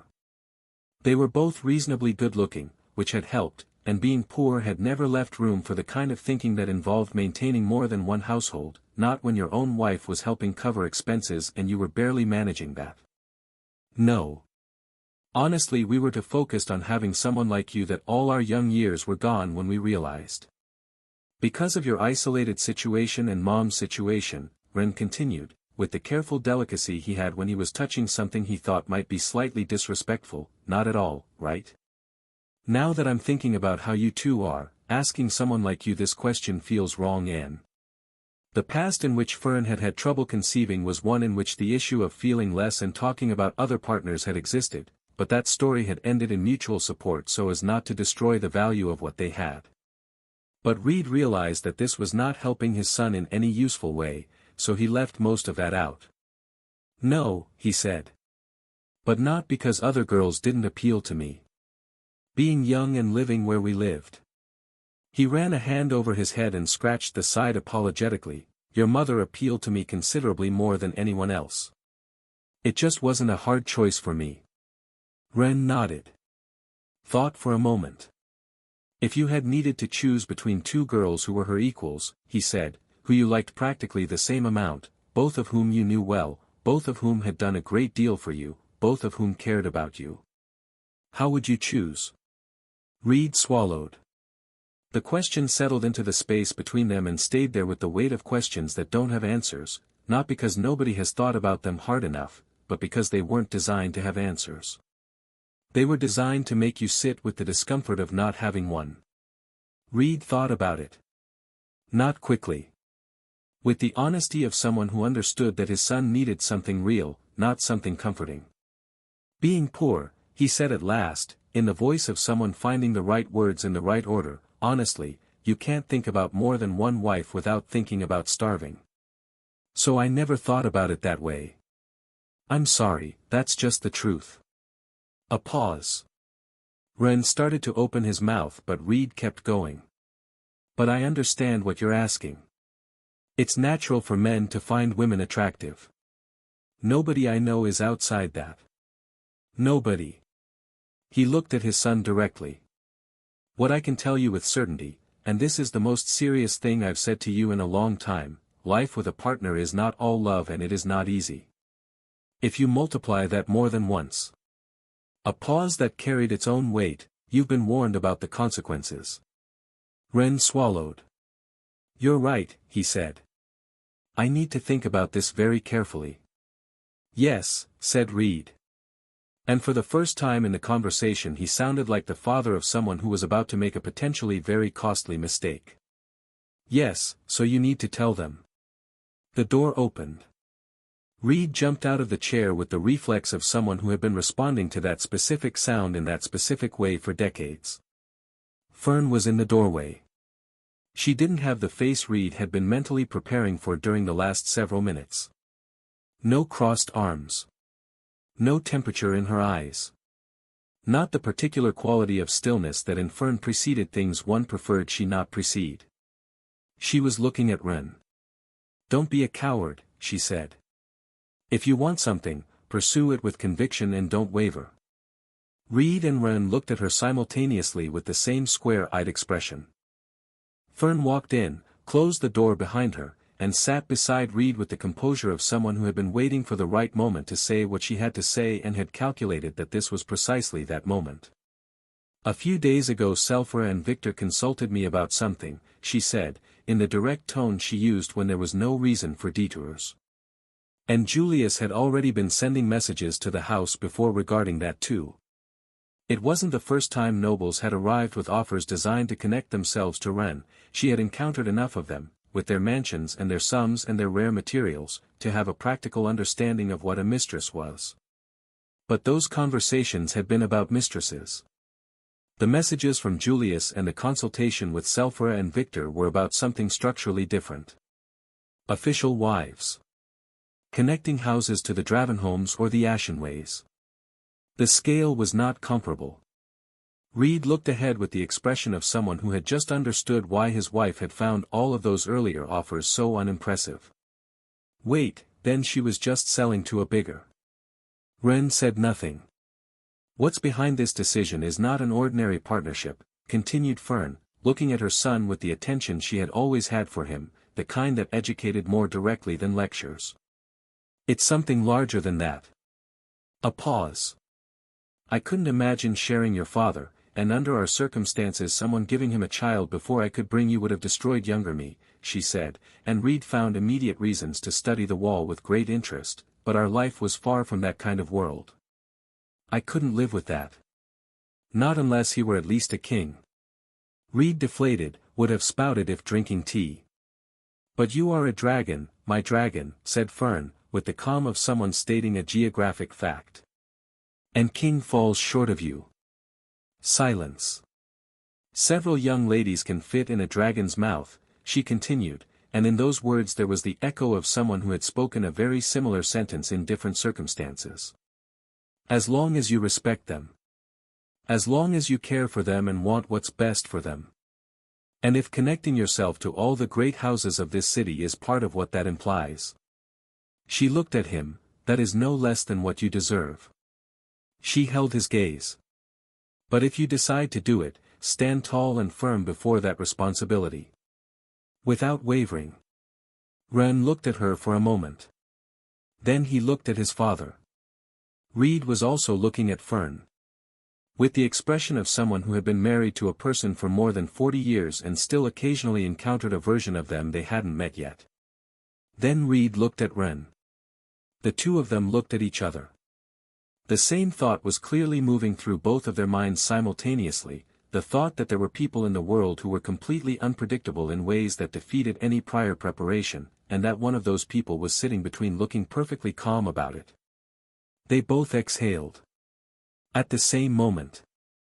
With the affectionate resignation of two people who loved the same woman and who, in this specific moment, in front of her, had absolutely nothing to add. Fern looked at both of them. What? She said. Packing wasn't complicated. Ren did it using the Wolverine's extended space with enough practice behind him that the process ran almost automatically while he thought about other things. The materials he had accumulated. The documents Julius had insisted on delivering in person, which carried a political weight Ren was still processing in the background. The few personal items he had taken out to work through, process and cultivate in the recovery room, which now returned to their organized places in the beast space. All of it went in without needing his full attention, which was convenient because his full attention was occupied with a problem that had no dimensional storage solution. Min appeared in the doorway with the naturalness of someone who hadn't knocked because knocking would have been admitting he might not have been welcome. So what are you going to do? Ren tensed. Not visibly. But Min had known him long enough to catch the fraction of a second too long before he answered. Visit all the known ruins, said Ren, without stopping the sorting. Get the materials I'll need to make the runes that aren't on the market. See how far I can push in the platinum ring now that my beasts are stronger. Look at how corruption has been affecting different surface and underground zones. Min laughed. Ren looked at him confused. So you're running from them, said Min, I didn't expect that from you. I don't know what you're talking about. I have important things to do, Anne. Yes, said Min, nodding with the gravity of someone taking something extremely seriously that they were not taking seriously at all. Very important things. Like the problem of the 3 female dragons who are going to tear you apart when they find you. He laughed again. Ren closed the Wolverine's dimensional space, dropped onto the bed face up, and stared at the ceiling with the expression of someone who had concluded that the ceiling was the only element of the room with no opinions about his life. Min came over and sat on the edge of the bed with the energy of someone who was going to enjoy this conversation and wasn't bothering to hide it. Why don't you just face them at once? You could probably defeat all 3 of them together if it were a combat exam. Ren looked at him with narrowed eyes. I know you're not Roran, said Min, before Ren could respond. But I think you have a genuinely good opportunity here to accomplish something he could only dream of. Min. Tell me. Ren exhaled. Honestly, he said, with the voice of someone being more truthful than he had planned to be because the alternative was sustained discomfort indefinitely, it's not that I don't understand Roran. The instinct exists in me too. I have a big curiosity about those things, obviously. A pause. But I can't stop feeling embarrassed just thinking about something like this. And even less do I want to imagine the consequences of suggesting it, having them look at me with contempt and never speak to me again. Min laughed with that laugh of someone constructing a very vivid mental image. Yes, he said. I can picture that clearly. That doesn't help me at all. Look, that would be the result if I asked for something like that. Min waved a hand. You're different. If you stand in front of them and tell them honestly that you don't want to choose, maybe they even offer options, or at least give you time. A pause. Which would mean you don't have to run and have them hunt you down to kill you and divide your remains equally. Ren looked at the ceiling again. I was also thinking that, he admitted. The talk about running was just. I'd like to procrastinate a little longer. He muttered something that sounded like curses to several past Rens, in an unfavorable tone. I don't want to be the last Ren of the future who inherits the obligation of resolving all these unresolved things from his past selves. Min nodded with the performative gravity of someone who understood the weight of the situation and also found it very entertaining. I'm going back to the academy normally, said Min, standing up. I'll ask to join Zhao's group. Taro and the others will be there. He looked at Ren. When you come back, I hope you'll join us. Good luck. Ren nodded. Min walked to the door. Opened it. I've held him up long enough, he said, toward the corridor. All three of them took their mantles off and came in. From the corridor behind them, Mayo gave Min's hand a high five with the energy of someone completing a successful mission. Good work, she said. Min smiled. Traitor, thought Ren, loudly enough for the thought to be heard in his face. He sat up on the bed. Looked at all three of them and swallowed with some difficulty. He remembered his mother. Stand tall and firm. He remembered his father. You've been warned about the consequences. He remembered Min, they'll give you time if you're honest. He breathed deeply. Got to his feet. Raised his gaze with the composure of someone who had made a decision and was going to execute it. Then he went slightly red thinking about Roran. But he cleared his throat. Pressed his fist against his mouth for a moment. Then exhaled one last time and asked, in the most neutral voice he could construct with the time available. How can I help you? We came to put all things on the table, said Larissa, with the ease of someone who had prepared this. So this doesn't keep moving forward without order or any kind of rules. Ren swallowed. What do you mean by this? Leora put a hand on his shoulder. You can't wait until you've kissed all of us to make a decision. Ren went completely rigid. The room had the specific silence of a space where a significant number of people were watching to see how someone responded to something. From the corridor, where the maids and guards were still clearly present because Mayo didn't have the physiological capacity to remove herself when something interesting was happening and was transmitting that inability to everyone near her, came the kind of quiet that people produced when they were actively trying not to make noise. This was the moment. There was no more time to run from the decisions of past Rens. So Ren straightened. All three of you are, beautiful, he said, and bit the inside of his cheek with discretion. And all three of you have done a great deal of stuff for me. So right now I'm not comfortable deciding the exact form of our future. We're young, we have a whole life ahead, so I'm asking you for time to think and to develop as. All three of them laughed. Ren looked at them. What? Leora was joking, you don't need to be so serious, said Larissa. Ren looked at Leora. Leora nodded with the face of someone who was not remotely sorry. Ren exhaled. You can take as much time as you need, said Larissa, in the tone of someone closing a negotiation they had already prepared. But we came to an agreement and we wanted you to know about it. Ren looked at her, already more relaxed, and nodded. You marry all three of us or none of us. Ren's brain shut down. Not metaphorically. It was a physical and specific process in which information arrived at the processing system, the system received it, and the system decided it needed a moment to locate its metaphorical glasses before continuing reading the commands. He looked at Larissa as if asking for confirmation. Larissa nodded, with complete seriousness. He moved his head as if his neck were a machine that needed oil and looked at Luna. Luna had gone red. She was looking slightly to the side. But she nodded too. Finally he looked at Leora. Leora was smiling the large smile of someone who knew that what had just happened was exactly what she had wanted to happen. She also nodded. That said, Leora added, you can't add anyone else while you're taking your time to think about it. Or you lose the 3-for-1 offer. Ren sighed. Then straightened to his full height with the dignity of a dragon his mother had described correctly. He told them that being the case, with the three of them being the only people who mattered to him among everyone he had ever met, including the girls from social studies, he accepted the offer without hesitation. He embraced all three of them. He lifted them. And there was probably even some dramatic lighting from somewhere. But that was only in the version of events that Ren's brain constructed in the second immediately following their announcement. In the actual version, Ren went completely rigid.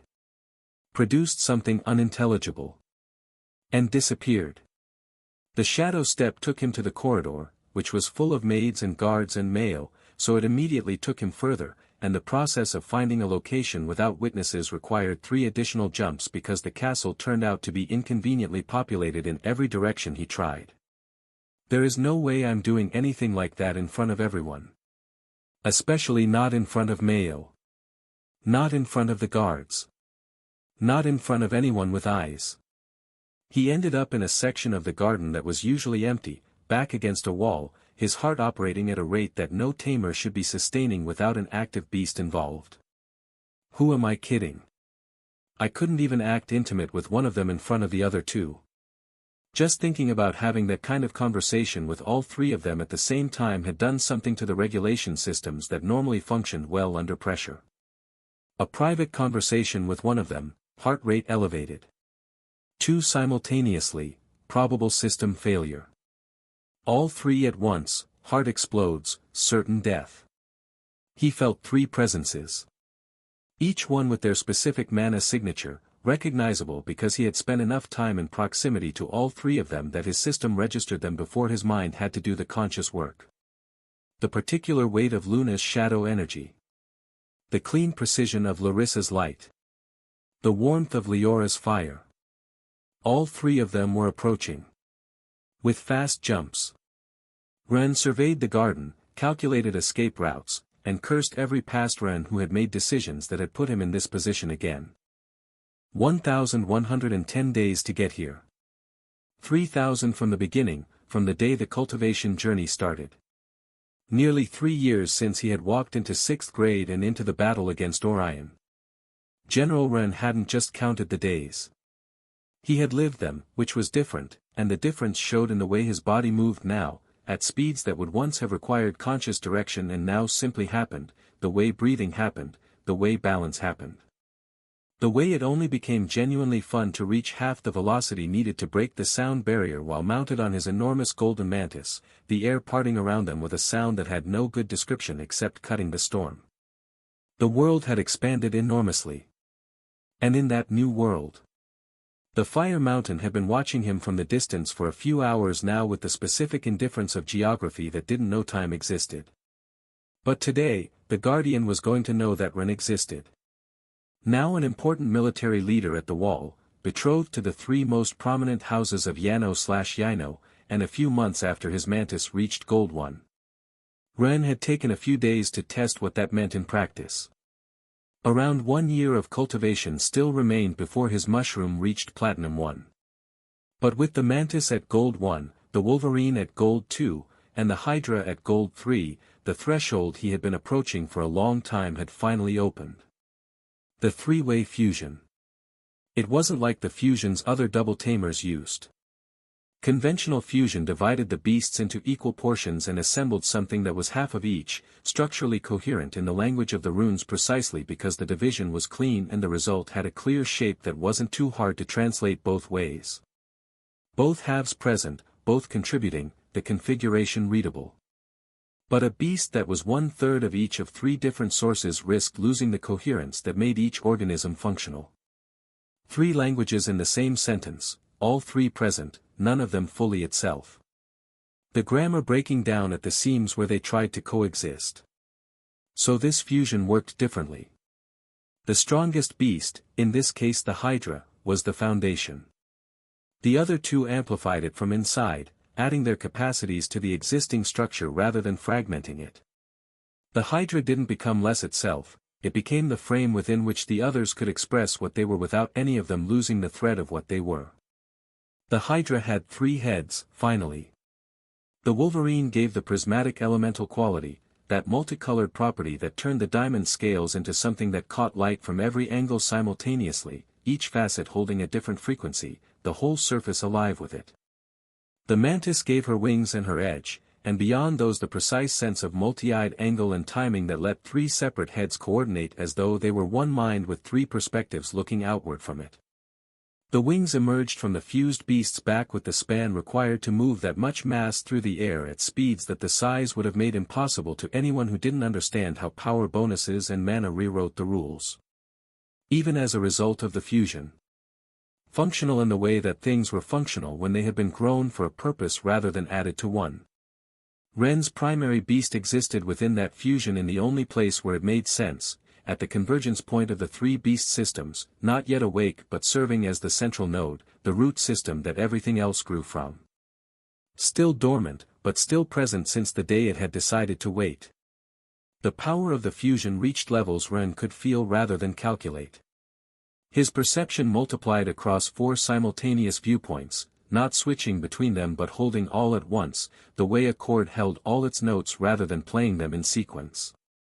His reaction times compressed to the point where the familiar gap between thinking and moving closed into something continuous.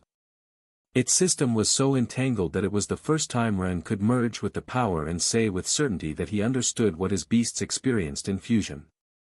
Not as a concept, not as something he had inferred but as an immediate fact. The fullness of it. The quality of being more than one thing without being confused about what you were. It was enormous. The guardian of the Fire Mountain was technically a dragon, but not in the strict sense. It was what the records Julius had obtained from Dragarian's archives described as a diamond fire dragon of 100 years, unique in its species across that century while it gathered sufficient energy to scale to the next subring in diamond territory. The first form of a true dragon, the stage at which the creature absorbed the full power of an ecosystem, where the component elements hadn't yet fully unified and the body still carried the marks of that ongoing integration. Something becoming itself, not yet finished, the process visible in the way the form shifted slightly depending on where you looked. A guardian that needed to live alongside the mountain it protected to stabilize its form and power before attempting the next level. Diamond 1. The accumulated power of 10 platinum beasts, or 100 gold beasts, enclosed in a single entity. Lava and red crystal in proportions that shifted depending on the angle, the deep internal heat visible through the crystalline surface in patterns that moved, slow and constant, as though the creature's own circulation was geological. The dorsal spine was expressed as ridges of volcanic rock, each one big enough to have its own local name, the scale of it requiring distance to understand correctly. The eyes carrying the temperature of white light that didn't blink because something burning at that level couldn't blink or stop seeing, couldn't feel the fraction of a second that other creatures spent in darkness between one look and the next. A fire dragon, which looks more like a huge salamander with some dragon-like characteristics and a body made of lava and red crystals. The Fire Mountain's territory was the Guardian's territory, and the mountain had been here long enough that the records answered the question of how long with long enough that the numbers are no longer the relevant point. The approaching figure on the golden mantis from a distance that should have been safe and Ren could already feel the wind from the altitude had a heat in it, not the ambient warmth of the mountain itself, which existed as background, but the concentrated heat of something powerful. A complete picture assembled from 4 simultaneous readings. Ren smiled. He hadn't come here for the territory. He had come here because this was the next necessary objective. He pushed the fusion deeper. The mountain watched. The Guardian moved. Facing an entity like this with a Gold 3 beast would have been suicide. The Hydra at Gold 3 was essentially just 30% of the strength a Platinum 1 beast would be. 0.3 of 1 Platinum, if the fraction was written plainly. But the combined bonuses of Ren's 4 beasts reached already 1000% across several categories. Strength, 1050%. Defense, 1050%. Regeneration, 1030%. Speed, 1010%. Penetration and lethality, 1010%. Also 950 points of elemental control, and an omni boost to vitality, mana, perception, etc., of 870%. Around 10 times stronger than what his beasts would be in their wild states. The arithmetic then, 0.3 multiplied by 10 equaled 3. Equivalent to Platinum 3. Which was 30% of a Diamond rank entity's power. In isolation, not enough. But with the fusion multiplying his effective power by 4, the actual number landed at around Diamond 1.2. Or 20% above a common or wild Diamond 1, which was precisely the opponent standing across from him right now. For as long as the fusion held, they had the advantage. The Fire Dragon had felt the Hydra's arrival from the moment she fused at the border of the last Platinum ring, that surge of combined energy registering across the mountain's territorial awareness the way a shift in tectonic pressure registered, not heard, simply known by the vibration. It had tracked the approach on the way down, watching the trajectory of something that moved directly toward it with the arrogance of a creature that didn't fear what it was facing and hadn't yet been given reason to reconsider. The Guardian decided that something arriving with that hubris deserved a proper welcome. It drew a bit more power than usual from the mountain it protected, the absorption visible as a deepening of the heat shimmer in the air around it, not steam, not smoke, but a visible distortion of temperature at a scale where the air itself had to compensate with storms somewhere else. The breath accumulated in the Guardian's thoracic cavity with a sound that wasn't quite a sound, more a variation in pressure and temperature also perceptible kilometers away, the enormous power registered in the inner ear before the eyes confirmed it. Ren and his Hydra landed. The size difference between the beasts was visible from any angle without needing to calculate it. The Guardian was a mountain that existed at its own scale and the rest of the landscape organized itself around it. The Hydra was a hill that existed on the slope, and that comparison had a concrete physical reality that the bonuses and fusion multipliers compensated for in terms of energy but that the eye continued registering as what it was. For time smaller, at minimum, in the dimensions that mattered. They had arrived in time to see the last moment before the Guardian released its power, the throat visibly distended, the heat around it no longer ambient but directional, every one of its 300 tons of a head oriented toward the two things that had landed in front of it and declared themselves by their presence. The most feared attack of the superior race. The breath of a dragon. It wasn't fire in any conventional sense. It was the equivalent of a volcanic eruption of epic proportions compressed and directed, the energy of magma and red crystal released in the time it took a creature of that scale to exhale. A restructuring of the thermodynamic reality of the space it crossed, the air itself becoming something different and temporarily uninhabitable for anything that was not just the concept of heat regulation. The world between the two combatants became a bright thing. But the three heads of the Hydra coordinated with the automaticity of a system built to function exactly that way, three simultaneous angles of perception producing an interlaced flow that no single-headed beast could have executed. They fired. Light with the added properties of elemental ice, the combination that was the natural inversion of the Guardian's fire crystal breath, the elemental opposite not simply by category but in the specific geometric relationship between their frequencies. The counter also wasn't trying to match the volume of the breath. It was aimed at the central angle where the effectiveness of a counter was highest, where the breath's internal pressure was most vulnerable to disruption from within rather than opposition from the outside. The rays hit the incoming breath before it could reach its target, driving into the center of it, splitting the column down its axis. The sound produced by three synchronized rays compressed into a single point was in the category of sounds that made beasts retreat twice as far as they had retreated when they first sensed the arrival of the mana. Sharp in a frequency that was not purely acoustic but energetic. The Guardian's breath was a volcanic mega-eruption. The Hydra's counter was a divine sentence. The two things met in the space between the two combatants with the violence of incompatible energies arriving at a point where neither could retreat, because retreating meant surrendering the pressure that was the only thing keeping either of them alive in the exchange. The eruption pushed. The counter ray answered harder. From inside the Hydra's eyes, the point where Ren existed as architect and engine simultaneously, three angles of perception showed him the same thing: the counter was gaining. Not comfortably. Not with the ease of something that had been much more superior. The Guardian had the mountain behind it, the full deep reservoir of an ecosystem full of fire mana feeding its output in real time, the advantage of something fighting in its own territory with its roots in the ground beneath them. Every second of the exchange, more came. But the rays had located what they had been cataloging since the first second of the encounter. The Guardian's red crystal structure wasn't uniform. It had zones of lower density, visible in the temperature variations that three simultaneous angles of perception had been mapping from the moment they landed, the differential heat signatures that told the story of how the creature had formed and where the formation was thinnest. The three heads had been building toward those coordinates since before the exchange began. They found them.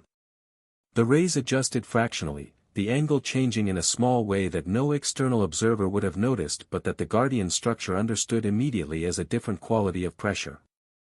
So they pushed harder and held their ground. What followed wasn't the end of the battle. It was too early for the end.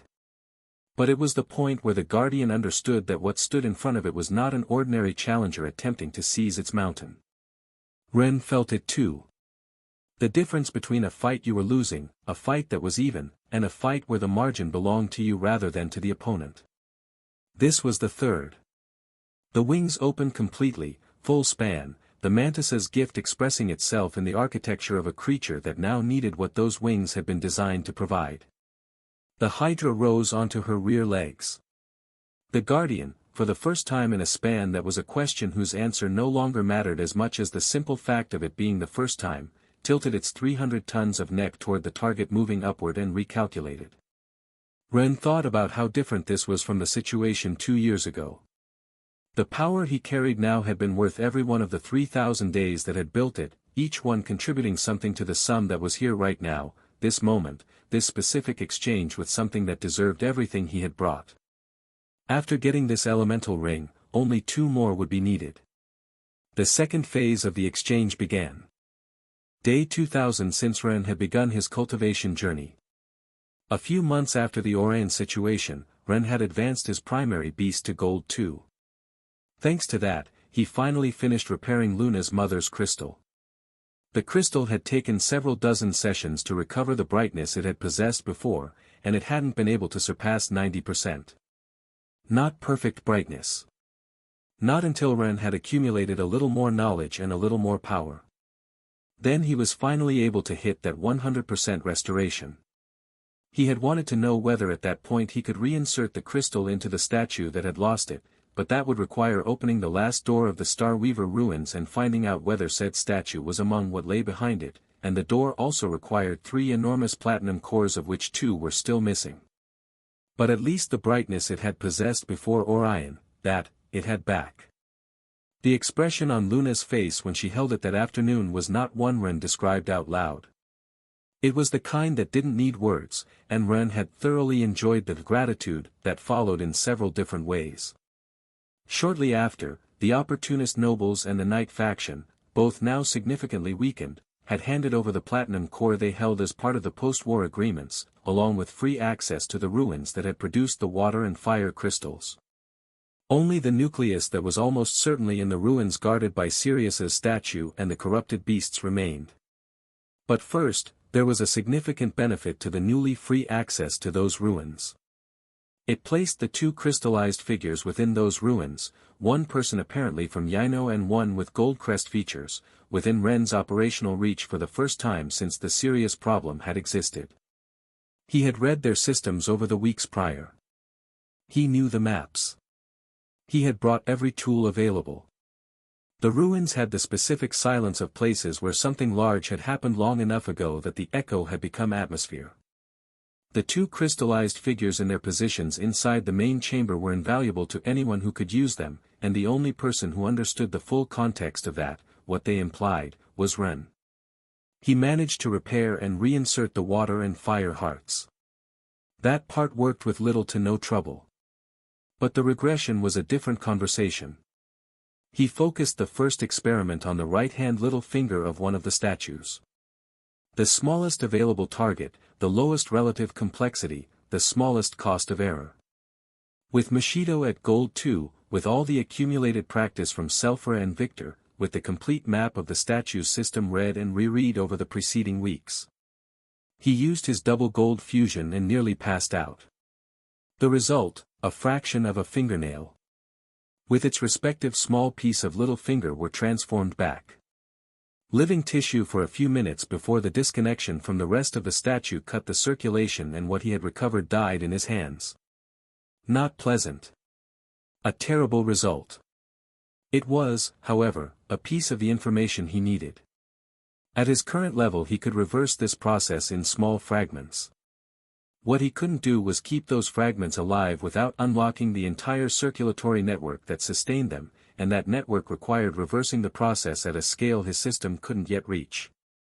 The whole thing at once, as he had suspected, not section by section, not piece by piece, but simultaneously across every system that needed the others to function.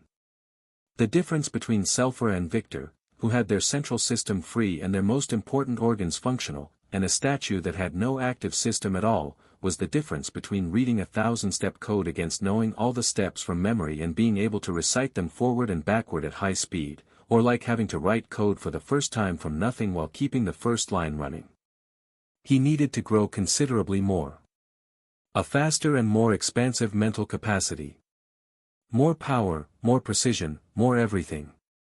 He had to be much more than he was to get anything better than small pieces of the people he wanted to save.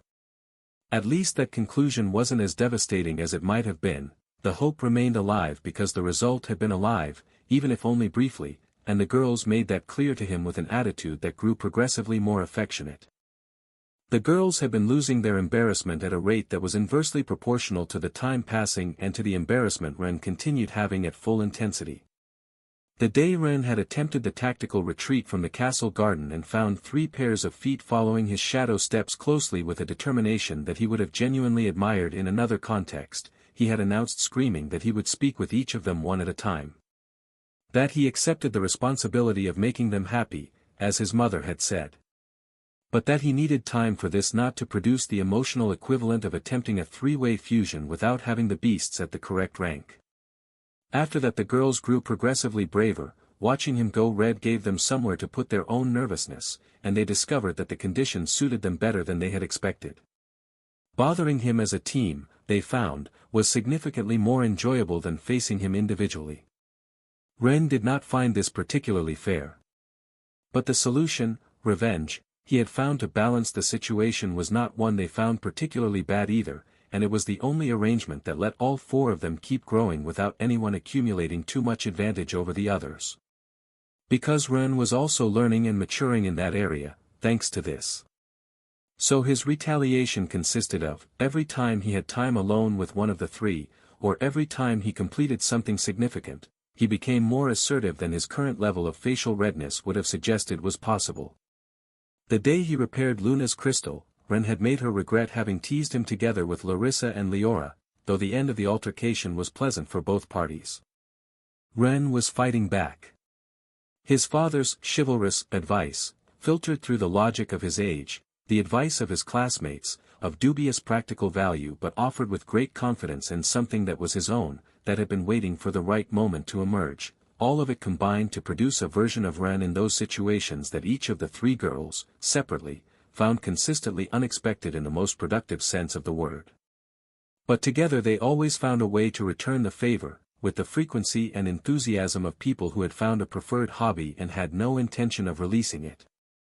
They could embarrass him indefinitely by referring to him collectively as funny exaggerated, or maybe not in their honest minds, things like, our gallant savior, king of the crystals, chivalrous knight of love, and so on, alluding to the promises made and the fact that they would catch him eventually. Always together, always at maximum volume, always coordinated. But Ren had discovered, with some surprise, that the repetition of this stopped working the way embarrassment was supposed to work. Each day it gave him less redness and more determination. Each reminder was a pending chapter on the list of things that needed to be completed before the list of things he actually wanted could begin. 3 reminders of things he wanted to achieve turned out to be a different kind of engine than any he had used before. There were still minor obstacles in the castle and some within the Ashenway family that couldn't significantly affect things for now, at least until the moment came to formalize everything.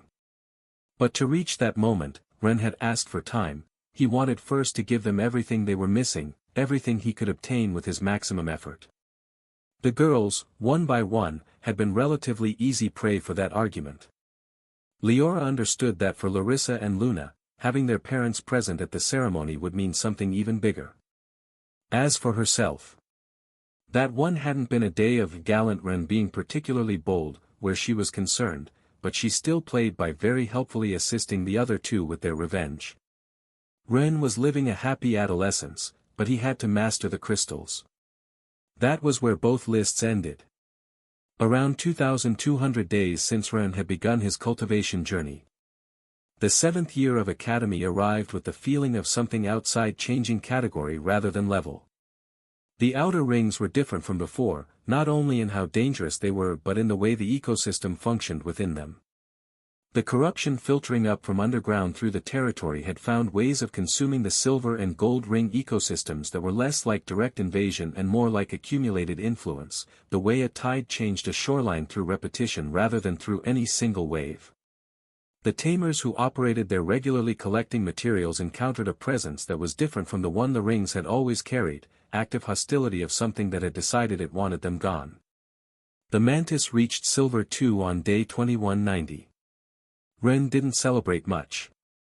It wasn't enough to change anything yet. The following month, the Hydra reached Gold 2.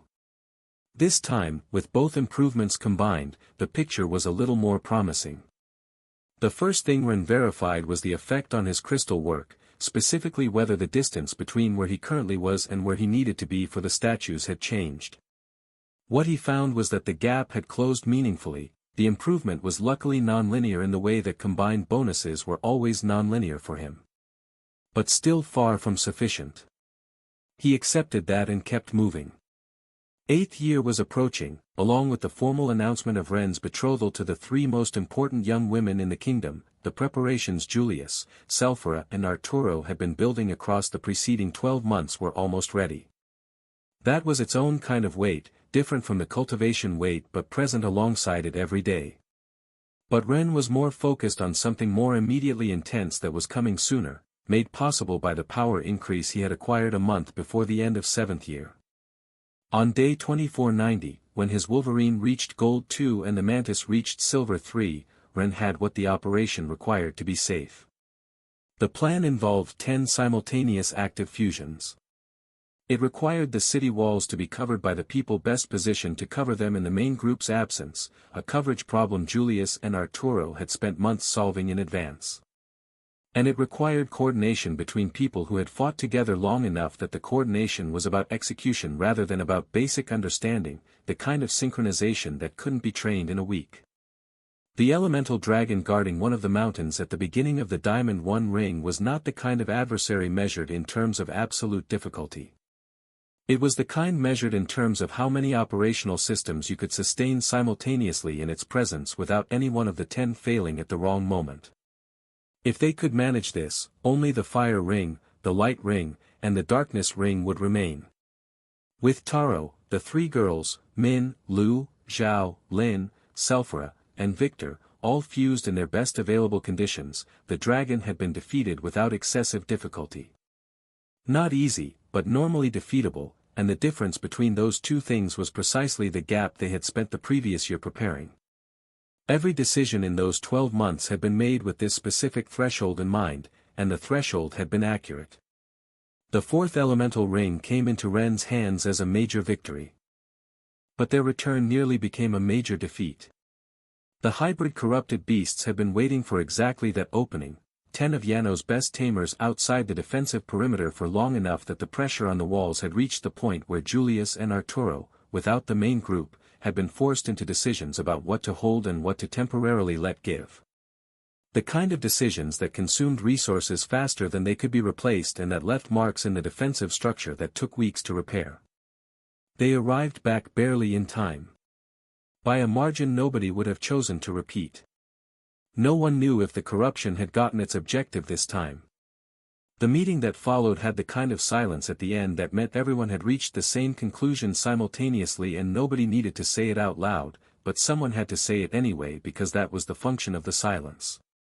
"We need to be stronger to send a smaller group next time," said Ren, which was the obvious conclusion and therefore the one that fell to him to put into words. Julius nodded with the expression of someone who had already expected it before they started talking, but who had needed the experience to happen so that the younger and more bold members of the group arrived at the same place without him having to push them there. Some conclusions had to be lived rather than told. The city needed better defenses against corruption. The plan had been in motion for some time: bring every young tamer in the city who hadn't already been ruined by cultivation errors to gold rank. All of them. The entire new generations. Ren's contributions had accelerated that process in ways the numbers from before his arrival couldn't have been used to calculate, the cultivation knowledge he had spread, the techniques he had shared without treating them as proprietary, all of it compressing timelines that would otherwise have taken too long. But almost 2 years still remained before the process was complete, and 2 years was 2 years during which the corruption wasn't going to stop growing and doing what it did. The outer expeditions grew more difficult. Not impossible. More difficult in the way that required more resources to produce equivalent results, which was exactly the wrong direction for a system already operating near its capacity if it wanted to accumulate enough to keep elevating so many people. 8th grade would give Ren his Bushido at Gold 3. With that, the task of finally reaching Sirius, of doing for a complete statue what he had done for Selphra and Victor and what the experiments had confirmed was theoretically possible, might finally be within reach. Day 2600 was 3 months away. Day 2500. 3 weeks left before Ren's academic life ended. He walked the main corridor of the academy with his mind at that specific point in the future and his feet in the present, which was a combination that let his mana escape a little and produced the kind of walk that people who didn't know him well described as presence, but that was actually just Ren thinking about several things simultaneously without having consciously decided what to do with his face, which had settled, without his input, into serious eyes and a slight narrowing that the ambient mana around him was making considerably more severe than intended. 3 weeks also until the formal betrothal announcement, before joining the Wall Army for a few more years. 3 weeks during which he still needed to finish determining whether his new control over crystallization had reached the point where Sirius's system could receive the intervention required to bring it back, or whether he was going to have to accept that Bushido, at Gold 3, arriving in about 3 months, was the threshold he was still missing, and that the announcement was going to precede that capacity by a margin he hoped was not too dramatic to make him feel insecure. He wanted to give himself the benefit of the doubt. He had, after all, brought down a diamond-ranked dragon. With help, yes, but down. The 4th dragon had gone reasonably well. It was enormous, and resistant proportional to its size in both directions. More mass meant more surface for the attacks to cover, more regeneration capacity drawing from the mountain it was connected to, more raw volume of health that had to be depleted before the engagement resolved. The time it took had surprised everyone, despite the fact that they had always held the advantage in rate of fire and had known from the beginning they had everything needed to win. The pure scale of the regeneration on a body that large was a variable none of them had fully modeled in advance. Dragarian taking down 3 of these alone was genuinely something else. The dragon had taken longer than expected, but the defense they maintained had been sufficient for the group to return without serious injuries, which was the correct measure of went well in that context. The outcome was good and they also had arrived back on time to avoid tragedy. Ren's beasts ranks now stood at Dormant Bushido at Gold 2, the Hydra at Gold 2, the Wolverine at Gold 2, and the Mantis at Silver 3. In power he had surpassed the general capabilities of both Selphra and Victor, a threshold that 3 years ago would have seemed aspirational in the most generous reading. His fusion of two Gold 2 beasts wasn't individually more powerful than their Gold 2 and Gold 3 combinations, but the advantage of having more than two beasts in the configuration ultimately pushed his totals past theirs in the categories that compounded. Still, the distance between where he was and where he needed to be for the next stage was visible and concrete. Two Gold 3 beasts weren't going to be enough to approach what Dragarian had been able to do with two Platinum beasts in fusion. The gap was real and the path to closing it required time that couldn't be compressed. The three-way fusion was still a theory. Maybe having his 3 secondary beasts at Gold was enough. Mashido at Gold 3 might be the bridge between the theory and the practice, but Mashido at Gold 3 would arrive when it arrived and not before. Ren accelerated his pace slightly without noticing. Lu's hand landed on his shoulder from the side. "Brother." Ren didn't slow down. "Brother."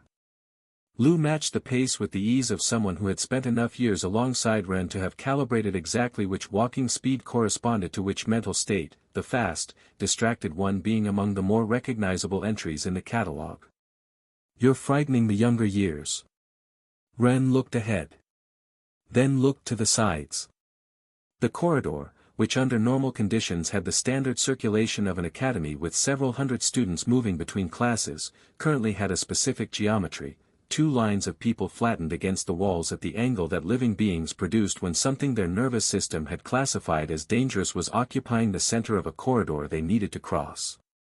The first and second years had the expression of people who had received information through their nervous systems before their minds had finished processing it with the body responding before the interpretation caught up.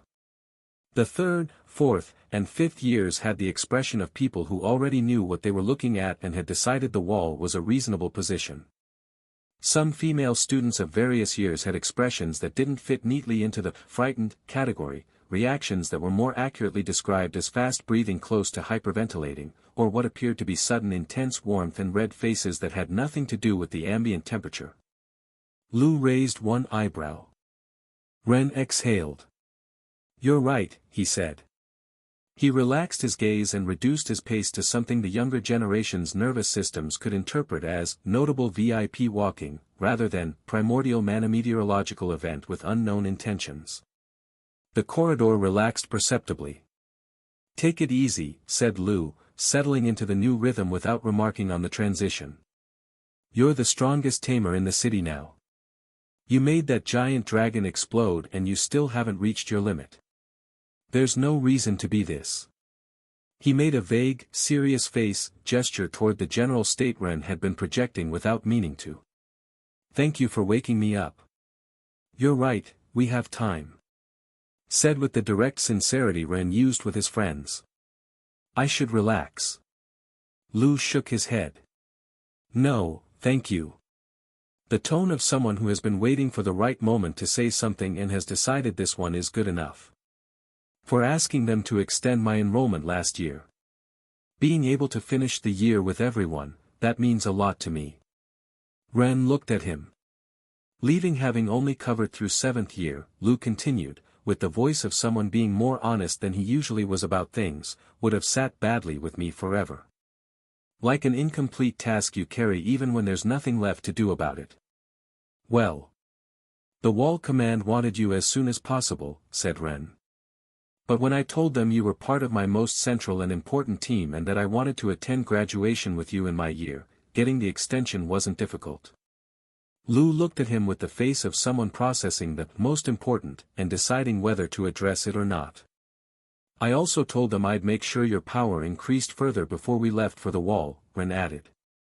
Lu nodded slowly. Then laughed. "At this rate one day I'll be able to bring down one of those real diamond dragons by myself." Ren looked at him. "Yes." Lu had said it in the tone used for things that sound good but that one doesn't expect to be taken seriously, the rhetorical confidence of an ambitious statement. But Ren's "yes" arrived with the quality of someone who had evaluated the numbers and saw no reason to disagree. Lu swallowed hard thinking of the harsh training and cultivation still needed for that. They had arrived at the door of the hall where Ren would spend the next hours. Lou stopped with the naturalness of someone who knew this was his point of separation, the particular ease of a routine so established that the goodbye didn't need announcing. "Don't run this time," he said, with the smile of someone who had been watching a dynamic for years and found it more entertaining than he probably should. Ren laughed. Quiet, genuine, the kind that came out when something surprised him pleasantly rather than catching him off guard. "I don't need to run anymore," he said, low enough that it didn't carry past Lou. "But sometimes what happens when they catch you is more interesting if you pretend to be suffering a little first." Lou went red.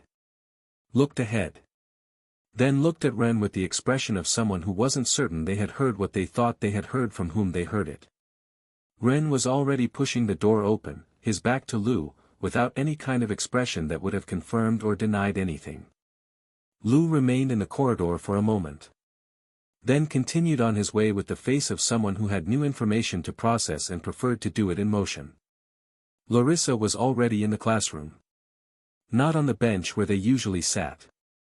She was at the front, standing next to the instructor's table with several documents spread out. She had reviewed the material enough times to have specific opinions on each section and had organized those opinions in a pedagogical order. She glanced at Ren as he entered. Larissa looked at Ren when he came in. "You're 2 minutes late." "Lou kept me." "Lou always keeps you." They were alone. Ren had the theory that the absence of an audience was more convenient for Larissa than for him in these sessions, but he had never found the right moment to raise it without the moment becoming a different kind of conversation. When they had started this a few days ago, he had assumed they would have difficulty not feeling embarrassed about practicing for what was essentially the official promise that they would be getting married, but she had gone straight to the point the moment the door closed, even the first day. "The betrothal ceremony has 3 phases, Larissa had said, indicating the first document. "The formal presentation, which is where you speak less than your instinct is going to ask you to. The declaration of intent, which has a specific formula you need to memorize because improvising in that moment is the equivalent of insulting every important old family present. And the exchange of seals, which is ceremonial but where each gesture has a registered meaning you will need to execute correctly." Ren had underestimated how much she wanted this. Larissa had even convinced Luna and Leora to let her teach Ren alone with a simple argument: on the day of the betrothal, he would surprise them more with what he had learned this way. She hadn't elaborated further. She hadn't needed to, because Luna and Leora had enough judgment to know that when Larissa said something with that calm, the elaboration was a useless detail and the statement was the point. What she hadn't told them was the real reason. That Ren in learning mode gave her very interesting moments. The problem of memorizing the steps was the same problem it always was. Ren's perfectionist body did what it did when you gave it inefficient positions. The steps arrived at the wrong angle, the gestures had the right intention, but the execution was so stoic that a marionette would have done it more naturally. The kind of awkwardness that produced in Larissa an impulse she found difficult to contain. But the easy solution still existed. The mantis. A partial fusion, light enough to be nearly invisible to anyone who didn't know to look for it, that handed the task of translating intention into movement with the beast system. The mantis was speed, precision and angle, and when Ren gave her the objective of copying exactly what Larissa's body was doing, she copied it with the accuracy of something that processed geometry rather than feelings. Clean and automatic. But the interesting moments weren't those. They were the ones that emerged when she gave Ren the gestures and the lines to memorize. The result was an entirely different Ren from the usual one. Confident and exact, with a physical presence and a consistency that her conscious mind would have interrupted with doubts and adjustments if she hadn't been willing to simply let the fantasy exist without questioning it. He was like a gallant protocol knight, but one who wasn't performing, only executing that same perfect fantasy with complete sincerity. A Ren who didn't know he was doing something remarkable, which was what made it remarkable. Larissa liked this version of Ren in ways she preferred not to catalog too specifically. She liked teaching him alone because Ren in focused mode responded to directions with a precision that no other tamer in the world could have matched, and because conversations in that state had a particular quality where he listened and responded without the filters that normally processed his answers before they arrived. It was, in certain respects, the most honest version of Ren that Larissa knew. The exchange of seals, said Larissa, indicating the third document. The complete sequence has 7 steps. The first 3 are pure presentation of rank. The last 4 are where most betrothed parties make mistakes because the nerves arrive at exactly that point, after the first part has gone well. Ren looked at the sequence. The partial mantis fusion was perceptible to someone who knew him, something in the posture that was slightly quieter than his usual one, an economy of movement that wasn't studied but automatic, the body doing less without being asked because the beast's precision occupied the space that uncertainty normally used.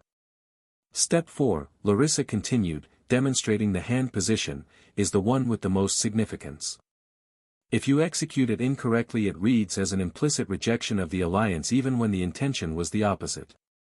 The old families will register it before you've finished the movement. Ren mirrored the position. Perfect. Larissa checked it from the angle that mattered. Good. She marked something on the document. Have you reviewed what Finch sent you about the noble inventory in the eastern Goldcrest sector? Not yet. Ren held the position while answering, the mantis not caring about parallel conversations. I have 3 weeks of reports unread from half the Goldcrest territory, 2 from the noble complaints in the northern sector, and 1 from way about the wall condition in the 4th stretch. A pause. Someone should be able to make the operational decisions without needing me to sign off on everything. You always have to give the final approval. Not a reprimand exactly, but with the firmness of someone repeating something they have said before and consider fundamental enough that repetition is part of the teaching. No matter how much you trust Wei or Finch. Trust doesn't replace oversight when the consequences of an error fall on you at the scale that yours do. Ren exhaled through his nose. I know. I'm just saying they make fewer mistakes than I would, and I could be doing less bureaucratic things and more stuff that needs my power or other special capabilities. Next step, said Larissa. Ren returned to focused mode and executed step 5. The politics of the betrothal were, in practical terms, considerably simpler than they would have been without the altercation having effectively eliminated the competition.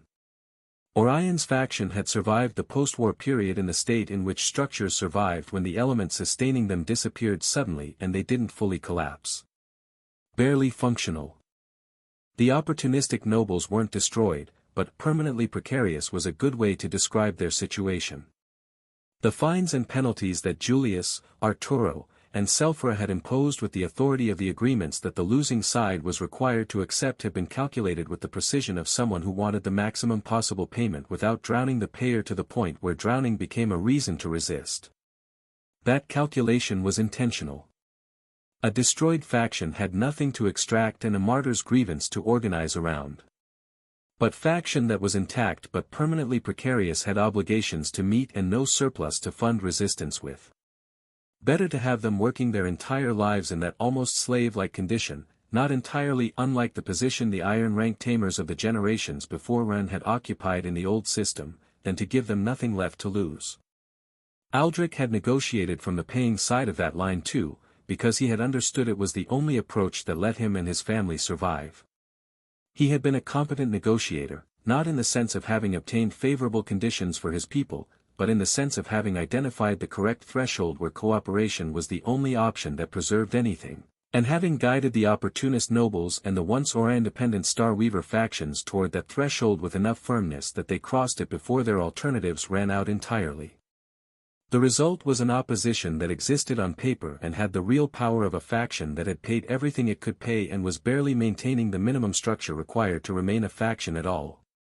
Present in the formal sense, absent in any sense that mattered. Nobody took anything from Ren or from Luna that was due to them. Nobody was in a position to mention it, much less attempt it. The Goldcrest territory had passed to Ren's administration with all its access points, its ruins, and its resources. Not only that, ruins throughout all of Yano gave him free access.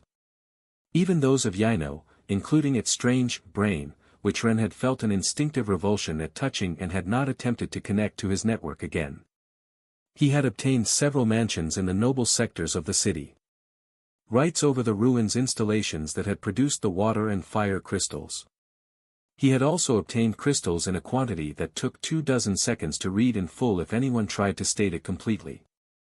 Also a level of access to the castle and the archives that Julius had insisted was not too much, but rather, what is needed to operate correctly at the scale you are operating at, said with the delivery of someone who had made that argument enough times to have stopped feeling self-conscious about how it sounded. He was free to leave on his own, though he hadn't done so yet. The only formal requirement, announce intentions before long expeditions so that there would be a rescue protocol in place if needed. Julius and Larissa had framed it with the bureaucratic language of an administrative requirement and the tone of a family member who knows they can't prohibit anything but can at least know where someone went. Ren had agreed without argument because it was reasonable in the only way something could be reasonable when both parties understood it wasn't a genuine requirement but a gesture towards someone's concern. In Goldcrest territory the difference had been visible in under 6 months and had not stopped improving as the years passed.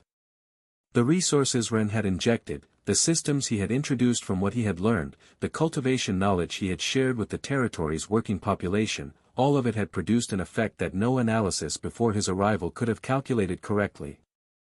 Goldcrest was now the primary supplier of materials and specialized articles for high-level cultivation across the entire region, something like a hub for the latest techniques and approaches, with a quality that the more established noble territories hadn't matched yet and with a rate of growth in the classes that had previously been the lowest and still hadn't settled into a predictable growth curve. In the streets of that territory Ren could no longer walk without being recognized. In other parts of the city the situation was more varied. The distant zones that had never had direct contact with any of his visits maintained the indifference of distance in a world with limited communication. And there were families who looked at him with the specific hostility of people who needed a reference point for the losses they had suffered and had chosen that point with the logic of someone looking for a culprit before looking for a cause. The logic of resentment rather than analysis. But nobody in either group had the real power to affect him anymore. In the central city and the more developed territories, excepting the north, he was genuinely famous, the kind of famous where at least 2 out of 3 people in a street would have recognized him on sight. Step 6, said Larissa. Ren executed it. Larissa evaluated. Mark something. Did you speak with Victor about the reunification of the old Starweaver factions? Briefly. Ren held the Step 6 posture while answering. The ones in the anti-reform faction are still trying to find something to use to generate a scandal before the betrothal is formalized out of resentment. They don't have real resources for it, but the problem seems to be that the attempt itself might create enough noise to ruin Luna's day. I've handled it. Said with the same calm she would have used to confirm a document was signed. It won't come to anything. And the situation with Leora's uncles still in high family positions. The pause was minimal. Short enough that most people would have missed it, not long enough to be called a hesitation. But Ren had spent enough time paying attention to Larissa for silences under a second to carry information. There were still some small problems, with deep roots. They're still saying unpleasant things, said Larissa. But don't focus on that. Larissa. Don't focus on that. This time it wasn't the pedagogical tone. Leora and Selphira will manage it. We manage it so you focus on this. You don't need to be wearing the expression you're currently wearing when we're in the ceremony and someone slips in a stupid comment. Ren looked at Larissa. Larissa held his gaze with the calm of someone who had decided not to move from there. Step 7, she said. Ren executed Step 7. Larissa watched him complete the full sequence. Then she set the document on the table and crossed her arms with the gesture of someone arriving at an assessment. When you do this perfectly on the day of the ceremony, she said, they're both going to understand why I asked them to let me teach you alone. And no external noise is going to matter to them. Ren looked at her. That sounds like you have very positive expectations. But it occurs to me that Lou might be able to help in that stupid comments regard. He said while getting closer and grabbing her by the waist. Having him there will certainly be useful, said Larissa. But I wasn't only talking about noise. A pause. Expectations can fall short, it's better not to anticipate perfection, because there are things that are inevitable. Ren didn't answer immediately. He hugged her closer and looked from her back at the seals exchange document for a moment. Is your mother going to be at the ceremony? Larissa didn't move. Probably. Ren made a complicated expression she couldn't see but likely felt in his manner. Didn't showing her the diamond dragon materials help? If King Dragarian had had time to visit her before then maybe my family name wouldn't. Ren stopped. Not because he didn't know how to finish the sentence but because there was no way to finish it that didn't sound like exactly what it was, the acknowledgement that there were things like an important lineage that he simply didn't have and that no quantity of territories or ruin rights could replace in the way that woman understood them. Not a character question, not a capability question, a specific kind of old currency that he hadn't been born holding and that no amount of accumulation in other categories converted into. It had to be possible if I do something as significant as your father did, he said, redirecting. It's just that the time is shorter than I expected, Anne. Don't worry about that either. Larissa said it but without the firmness of the earlier limit. Something softer. She doesn't understand things correctly. She never left that small section of the castle, she hasn't seen enough in her life to see things from outside it. Even I learned to ignore her most of the time. Ren finally nodded. But the thorn was there regardless, with the specific persistence of things one understood rationally while the emotional system decided that rational understanding was insufficient to ignore them. If Dragarian could have spoken. If there had been time before this ceremony for someone like him who carried that much relevance and weight to have spoken to that woman about this specific boy. If Leora's uncles would also keep quiet if there were something large enough that could be demonstrated clearly and with sufficient ease in front of everyone.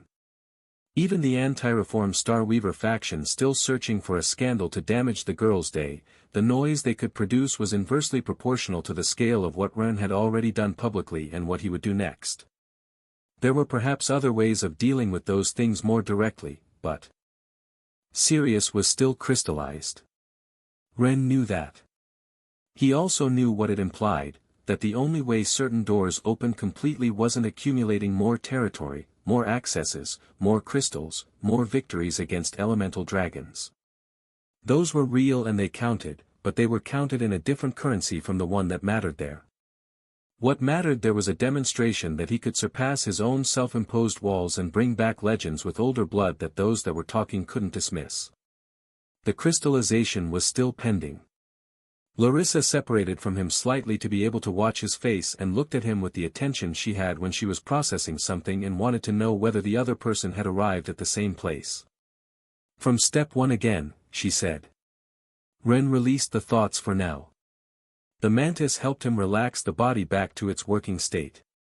He ran the sequence again from the beginning, with the exactness of something that no longer required the conscious mind to supervise it, the movements arriving in the correct order at the correct angle while outside the afternoon sun continued advancing across the academy in the direction of the next day. Barely 3 weeks left. 2 weeks left. The day's schedule was the emptiest it had been in recent memory, a protocol session in the morning that Larissa had cancelled for a Dravenholm House meeting, the Goldcrest reports that in all fairness could wait until tomorrow, and an afternoon with nothing written in it. Ren had been looking for exactly this since he defeated the fourth dragon. Not with enthusiasm, but with the resignation of someone who understood that the only way to know whether they were ready for something was to attempt it, and that attempting it had a cost that procrastination didn't eliminate but only deferred to a later date, with interest, because things one avoided had a way of becoming larger in the waiting than they would have been if confronted directly. He had flown to the north of his still perceptibly enormous territory. The ruins where the water and fire statues rested had the silence of mystery, not only the silence of old but of weight, of things that had happened there and hadn't fully dispersed. Stone that remembered. The high-level guards at the entrance recognized him before he reached the distance where the identification protocol would have been relevant. His mana density was recognizable at a very long range that also had grown steadily more pronounced over the past months, the kind of signature that announced itself without requiring confirmation.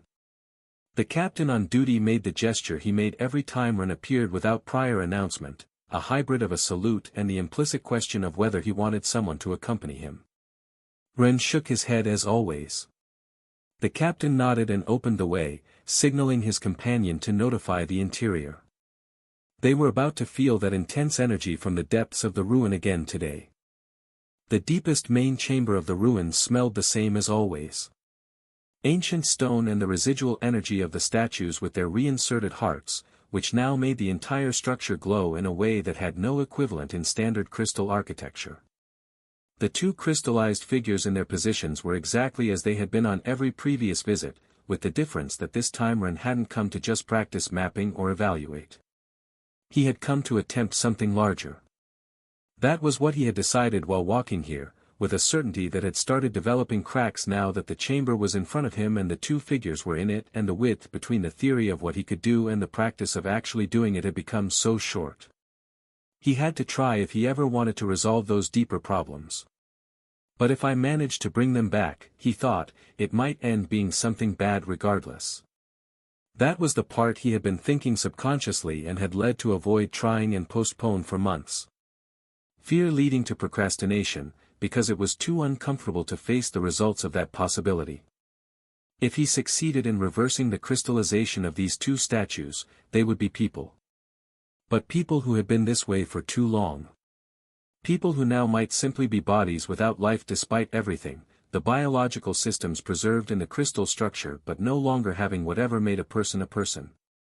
It was a huge effort. And even then, he didn't know what he would find on the other side of the finished work. But he had to try. He began. The mapping starting from the little broken finger was always the first step. Not because it was the most important but because it was the point of lowest complexity in the system and the one he remembered best from previous attempts. It consumed less active memory than the rest, which left more available for what came after. It also served as a warm-up, the way reading the first page of a text calibrated the mind before committing to the full body of it.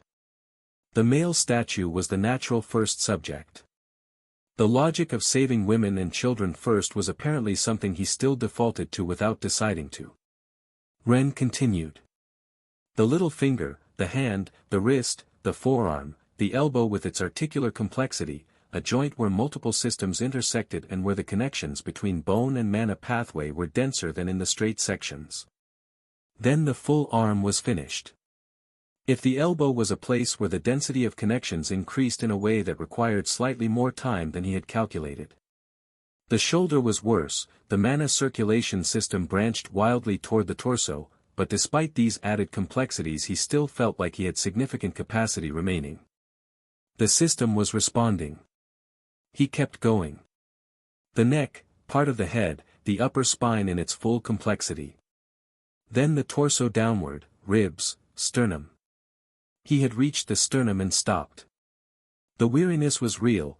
The fatigue of fine control extended over too big and complex a target, the kind that arrived in the perception systems before it arrived in the physical ones and produced a fogging of precision that was exactly what he couldn't afford here. Not exhaustion of the body, but the dulling of the mental edge that made the difference between correct and approximately correct at the level of detail this required. But he had reached the sternum. He had covered practically half of the most important systems in the body and he still felt capable of pushing a little more despite all the headache. This mapping, being able to reach the sternum, told him something he hadn't expected it to tell him. He wasn't as far from the accomplishment as he had been afraid he was. The lower half of the torso, the legs, the mana system in the lower body, these remained unmapped. But what he had read up to the sternum was sufficient to understand the complete structure of the system. The full complexity was approximately double his current effort, and the complete structure told him that with the beasts he had now, pushed to the limit of their capacity, he could cover somewhere between 55 and 60% of the body. A little more than half. It was good. It wasn't enough. Unless. Ren looked at the statue. Looked at the arm and the half of the quadriceps he had mapped. Looked at the other appendages. The legs and arms can be reattached by a healer. If he transformed now only the parts that mattered, the organs, the central mana system, the neurological systems, and left the extremities outside the transformation to be reconnected afterward when he had recovered some energy, then perhaps. But he would have to heal the damage after the attempt.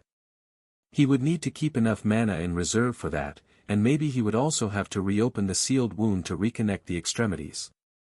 The idea arrived with that strange discomfort that ideas had when they appeared at the exact moment the system that normally filtered them was too turbid and tired to operate correctly. Brilliant in the way that ideas felt brilliant when the person evaluating them was already past the edge of clean thinking. It was risky. But these statues were. The origins of the figures were Goldcrest and Yino. If the result wasn't perfect, the personal cost of that imperfection was lower than if it had been someone he was more directly interested in saving. With the desperation and the heat of the moment, that was enough for Ren to try it. The error arrived when it was already too late to stop it completely. The first phase of mapping was deceptive in small but hyper-complex areas, nodes of the nervous system and the mana system, dense junctions where the circuit density exceeded what the surface area suggested. Ren had understood most of it, but there were always small details that were difficult to retain at that level of granularity. He had generalized his remaining mental capacity in a way that turned out to be incorrect. The complexity of the system didn't scale linearly with the size of the area. He wouldn't have enough to heal it afterward. He wouldn't even have enough to save everything important. He was wrong. The complexity scaled such that the first phase, mapping, consumed a relatively manageable amount because perception was his strongest point. The second phase, activation, the actual modification of the three-dimensional runes to reverse the process, consumed double what the mapping had cost. In an area the size he had mapped, the total consumption came to triple, not double as he had calculated by treating the mapping as half the total, because the activation cost multiplied at each node, and nodes were where intricacy concentrated. He understood this late. At the moment when the activation began and the system started demanding a quantity he didn't have available to sustain the complete process. Not gradually, immediately, with the reality of something that didn't warn you but simply arrived. And what had been started couldn't be stopped without completing. Only redirected. He regretted it. He had let the subconsciousness and the foggy mind decide. He had factored in, at some level he hadn't consciously examined, that these statues had come from groups that had done harm to people he knew and cared about. But Klein had been from Goldcrest and he wasn't Ren's enemy now. Han had come from Yino and wasn't either. The lines between faction and person were more porous than the simplicity of the facts had made them appear. He had been using that blurring as unconscious permission, and it wasn't permission he had the right to take. He couldn't treat people who were unknown to him as acceptable collateral damage. That was the line, and he had been close to crossing it, and he wasn't going to cross it. He had to save what he could now. Ren made the decision in the time it took to draw the first breath after forgetting to breathe for a moment. Less time than it would have required if he'd had to calculate it from scratch. The activation he had concentrated in the torso was redirected. Concentrated into the initial mapped area and forced to complete there rather than continuing into the rest of the system. As a result, the entire left arm of the figure stopped being crystal. The rest remained crystal. The junction between the arm and the shoulder, which was now the boundary between living tissue and the unchanged crystallization, couldn't sustain the discontinuity of tissue that required circulation from a side that was still fundamentally different. The living cells would begin failing at the seam almost immediately without intervention. Ren saw it before it happened and applied what he could when they separated, a rapid freeze ice containment field that would cause some small internal damage but would pause the deterioration of the newly freed tissue long enough that it could be healed and reintegrated later. He took the arm. He held it for a moment with a feeling that wasn't only guilt, because he had tried to do something for the person even if the reason hadn't been entirely the right one, but that wasn't the absence of guilt either, because the arm he was holding was someone's arm and that person had not asked him to try. He stored the arm in the steadily expanding space of the Wolverine. The figure's organs remained intact inside the crystallization, which was exactly what he had intended to protect at the end. The preservation was real and it mattered in practical terms. Wasn't it? It didn't particularly help with the guilt. Ren sat on the floor of the chamber with the complete inventory of what he had just learned. He didn't have the power for this yet. If he couldn't solve this, the other thing he thought of was demonstrating that he could bring down the fire dragon alone. But he couldn't deceive himself, that was also far off. Not without perhaps 2 of his beasts at platinum, which would multiply his capacity to the range the task required. Or not without the 3-way fusion that was still theory, which would theoretically take him in one jump to a power level of diamond scale, but which required having all 3 beasts at gold first. What he had was the mushroom approximately 3 months from gold 3. What he needed was something in 2 weeks. He would have to accept it. He couldn't give Luna her father back in time for this ceremony. Sirius's door was only a step toward another that required 3 cores. They had 2, Orion's faction had handed over the second as part of the agreements, which until recently had seemed like the only remaining problem. But it wasn't the only problem, because the door required another sacrifice. Sirius had been only the first of 2. And beyond that, the artifacts the mutants had assembled at the Academy had been 8. 4 from each side of the rift. And the crystals Orion had accumulated were 7. If a second sacrifice was added to Sirius's door, they would have 6 crystal hearts, not 7. Which perhaps implied that somewhere in Yano, in some ruin not yet found above ground or below it, a 7th door existed. In a 4th ruin that appeared in none of the maps. Which implied a 7th sacrifice. Getting 2 people to volunteer without knowing whether Ren would be able to return them to normal afterward. Yeah. The promise was going to require more time. When they finished military service, when the moment arrived that now had years ahead of it, he would have it then. Enough time for the mushroom to reach platinum. For the new bonds that opened at that level to give him the reach that the surgery or the dragon fight required. For the scale of what he could do to become the scale of what these statues needed, and what the ones that were still more complex would need. Dragarian and Han at Diamond. Further still. But on the horizon he had reasons to keep looking toward. He sat there a moment longer, the stone cold beneath him, the chamber lit by the glow of the reinserted crystal hearts. Then he stood up. The 2 weeks had passed slowly, in the way weeks passed when someone had made a decision they didn't like and still needed to keep moving. Ren had closed the door on the statue problem in his mind after 3 days of turning over a risky solution. Using the 7 dragon cores that formed the energy backbone of the second chamber below the castle.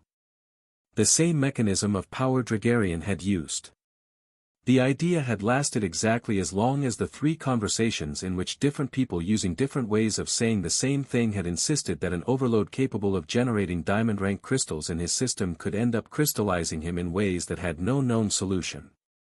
Because the only person who might have been able to attempt the extraction of that crystallization was him, and cloning himself was not a viable strategy.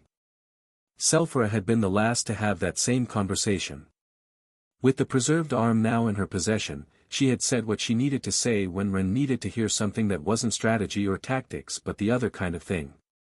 The girls, she had said, without preamble because preambles were for people with no good understanding of each other. That's what's bothering you underneath all of this. Ren hadn't denied it. Then think about them in a way that lets you make them happy now. Not when you have the power you don't have yet. Now. She had asked whether he knew what might bring them happiness, at least for the moment. Ren had thought about it for a moment. And realized that he did know. He had spent enough time with all 3 of them to know some of their preferred gifts. Dresses came to mind first. His own design, using special fabrics he had accumulated in the superior rings across years of collecting, with details that corresponded to each of them in ways that only made sense to someone who knew them closely but that he had been putting off working on for different reasons.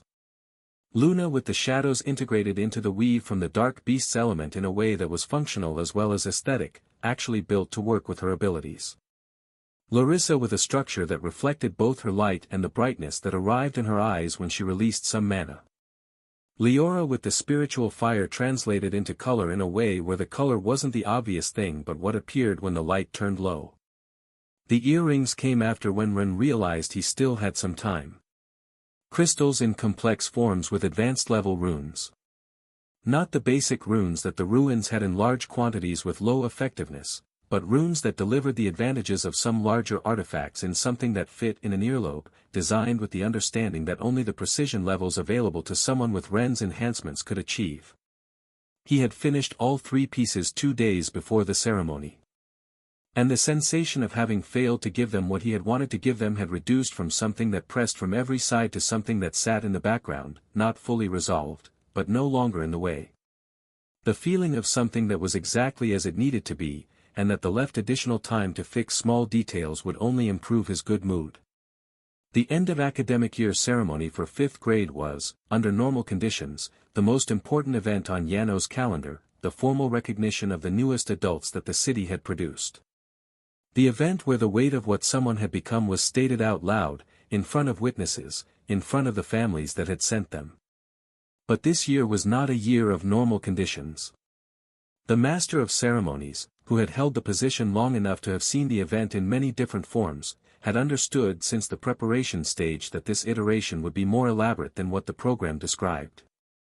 This year, the 5th-year students were not going to be the primary focus. The main hall near the castle was full. Not with the tension of the last ceremony Ren attended in this space, the one that had involved a fight for the future and the kind of stakes that preceded city-level decisions rather than the kind that preceded local applause. This time people had come because they wanted to be here and not because they were soldiers.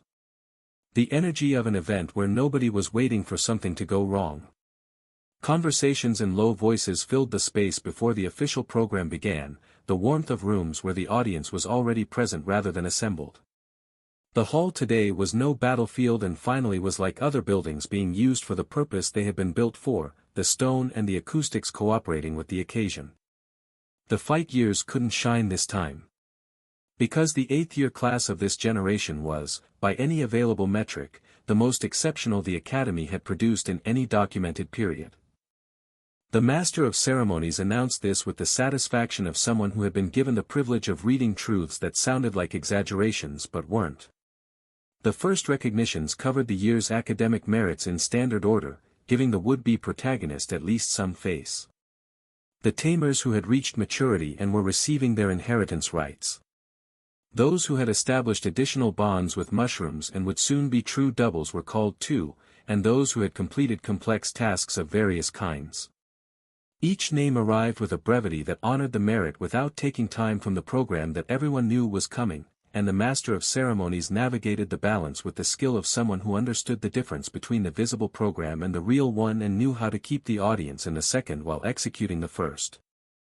The Central Academy of Yano has the honor of registering this year a joint expedition with the most prominent families, an expedition that has no documented precedent in the history of team expeditions to the upper rings. The Master of Ceremonies held the pause that corresponded to the weight of what he was about to say.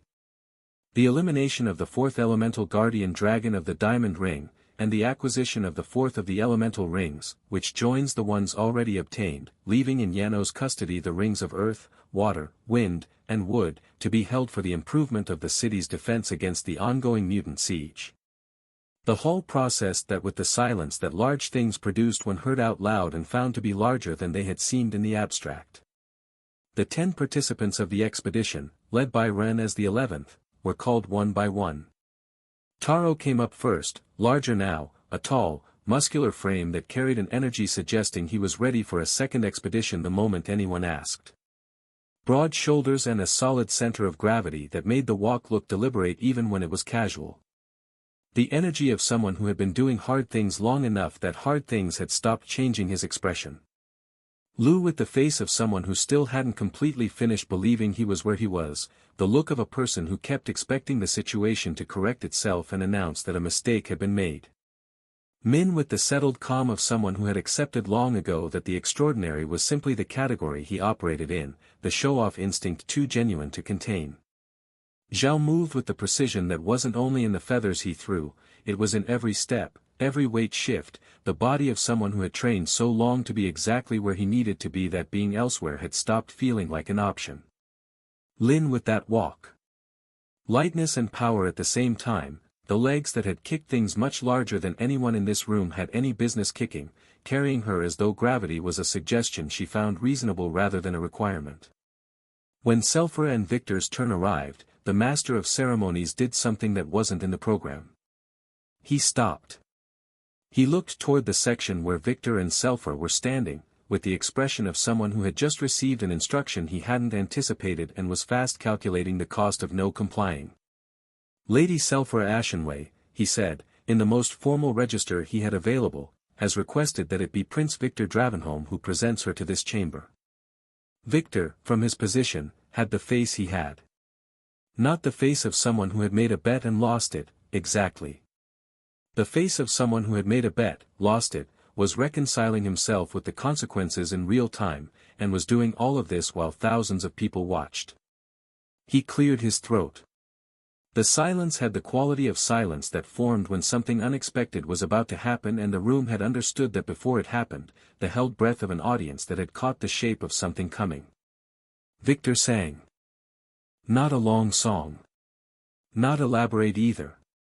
Just one verse, 4 lines in the register of the ceremonial songs the Dravenholm family had used at military events since before most people present were born, the register of things meant to be said once and remembered. His voice was low, with the resonance of voices that filled a space differently from how they filled it in conversation. The kind of voice that suggested the speaker had been given something and had chosen not to use it, until now. It was unexpectedly good. What was left unfinished belongs to those who walk ahead. What was given by destiny was wholeheartedly donated to the city that birthed a dime instead. Courage that has nothing to gain from honesty is the only honest kind. Welcome is not given by blood, it is earned by the worthy stud who proves their self-defined. 4 lines. It was about the future built on what others left behind. About the debt a city owed to someone who had arrived without a name and yet did more than those who had big ones. About the honesty of courage when it had nothing to gain from being honest. And about the welcome owed to someone who had demonstrated that deserving it didn't require having been born to it. The silence that followed lasted long enough to digest the unexpected good quality and meaning before the applause arrived. It started in the sections closest to the stage and spread outward as the people further back understood what they had just heard. Several people in the prominent family sections looked at Victor with the expression of someone who had heard something readable in multiple ways and had understood the reading that carried the most weight. The one that said the eldest Dravenholm prince had just publicly described someone as the natural continuation of what his father had left unfinished. In ceremony language. In front of witnesses. With the weight of the Dravenholm military tradition behind every word. Victor had the face of someone who had done what needed to be done and needed to change the attention somewhere else immediately. Selphra was smiling with the unhurried satisfaction of someone who had made a bet, won it, and found the winning price more enjoyable than expected. The 3 Dravenholm brothers moved together after the small performance. Julius first, carrying the 3 small gift boxes Wren had asked him to hold, which several people in the hall had already noticed him carrying without commenting. Because Julius Dravenholm carrying something without announcing it meant there was a moment for the announcement already calculated to give those to someone, and asking early would only make the moment arrive before it was perfect. Arturo beside him with a posture that showed he knew this was one of the moments that people came back to years later when they tried to explain something big or the start of a new era, and who was therefore holding it with more attention than any normal program required. Victor completed the group, the red mostly gone from his cheeks now, replaced by the composed dignity of someone who had survived his embarrassing part and could be a different presence for the rest of the evening. The master of ceremonies let them take their position without needing anyone to tell him to yield the space. Some things communicated their own protocol. Julius spoke. Not with the official tone he had used for the year's formal announcements. With the tone of something thought about long enough that the words arrived carrying the weight of their own sincerity, the unprepared speech that had not many grandiloquent words and was said with warmth so stopped sounding prepared. Our city has a debt. He let that sit. Not the kind settled with territory, with crystals, or with extra rights, though all of that exists and has been delivered as it should be. He looked at the hall with the full seriousness he deployed when he wanted what he was saying to reach each person specifically, not the average of the room. The kind that is acknowledged out loud. In the right place and in front of the right people. The hall was very quiet. The new generations now produce tamers who in previous years would have been exceptions. This year, they were the standard again. A breath. And within those exceptional tamers, for deserve to be seen more and standing together, so that this chamber understands what they represent, and so that they understand it too. Julius called the four of them. The hall watched them arrive. Larissa with the posture Ren had practiced with her across weeks, which in her arrived without any of the work it would cost him, natural in the way that things were natural when they had been lived rather than learned, the bearing of someone who had always known where her weight was supposed to be and had simply been standing there. The light in the hall caught the fabric of her dress, Ren's work, the structure that reflected her light and the brightness that came to her eyes when something pleased her, and held it differently than it held ordinary cloth. Leora with the combination of energy and lightness that was entirely hers, as though the gravity of the occasion was real and present and also not quite sufficient reason to release the particular way she occupied spaces.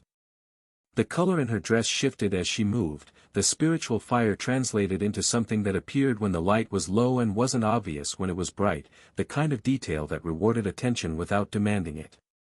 Luna with the exterior composure that Ren had known long enough to be able to read what was underneath it. The shadows in the fabric moved with her in a way that fabric didn't, the dark beast's element woven in functionally as well as aesthetically, something that belonged to her expertise rather than something just placed for the looks. And Ren, who arrived at his place with the posture the mantis held impeccably and with the expression he had when he was being what he was without thinking about whether he was being it correctly, the unguarded version that Larissa had calculated would produce exactly this effect, in exactly this room, on exactly this occasion. The triple betrothal was announced, the candidate for such an enormous feat could be seen standing proud by everyone.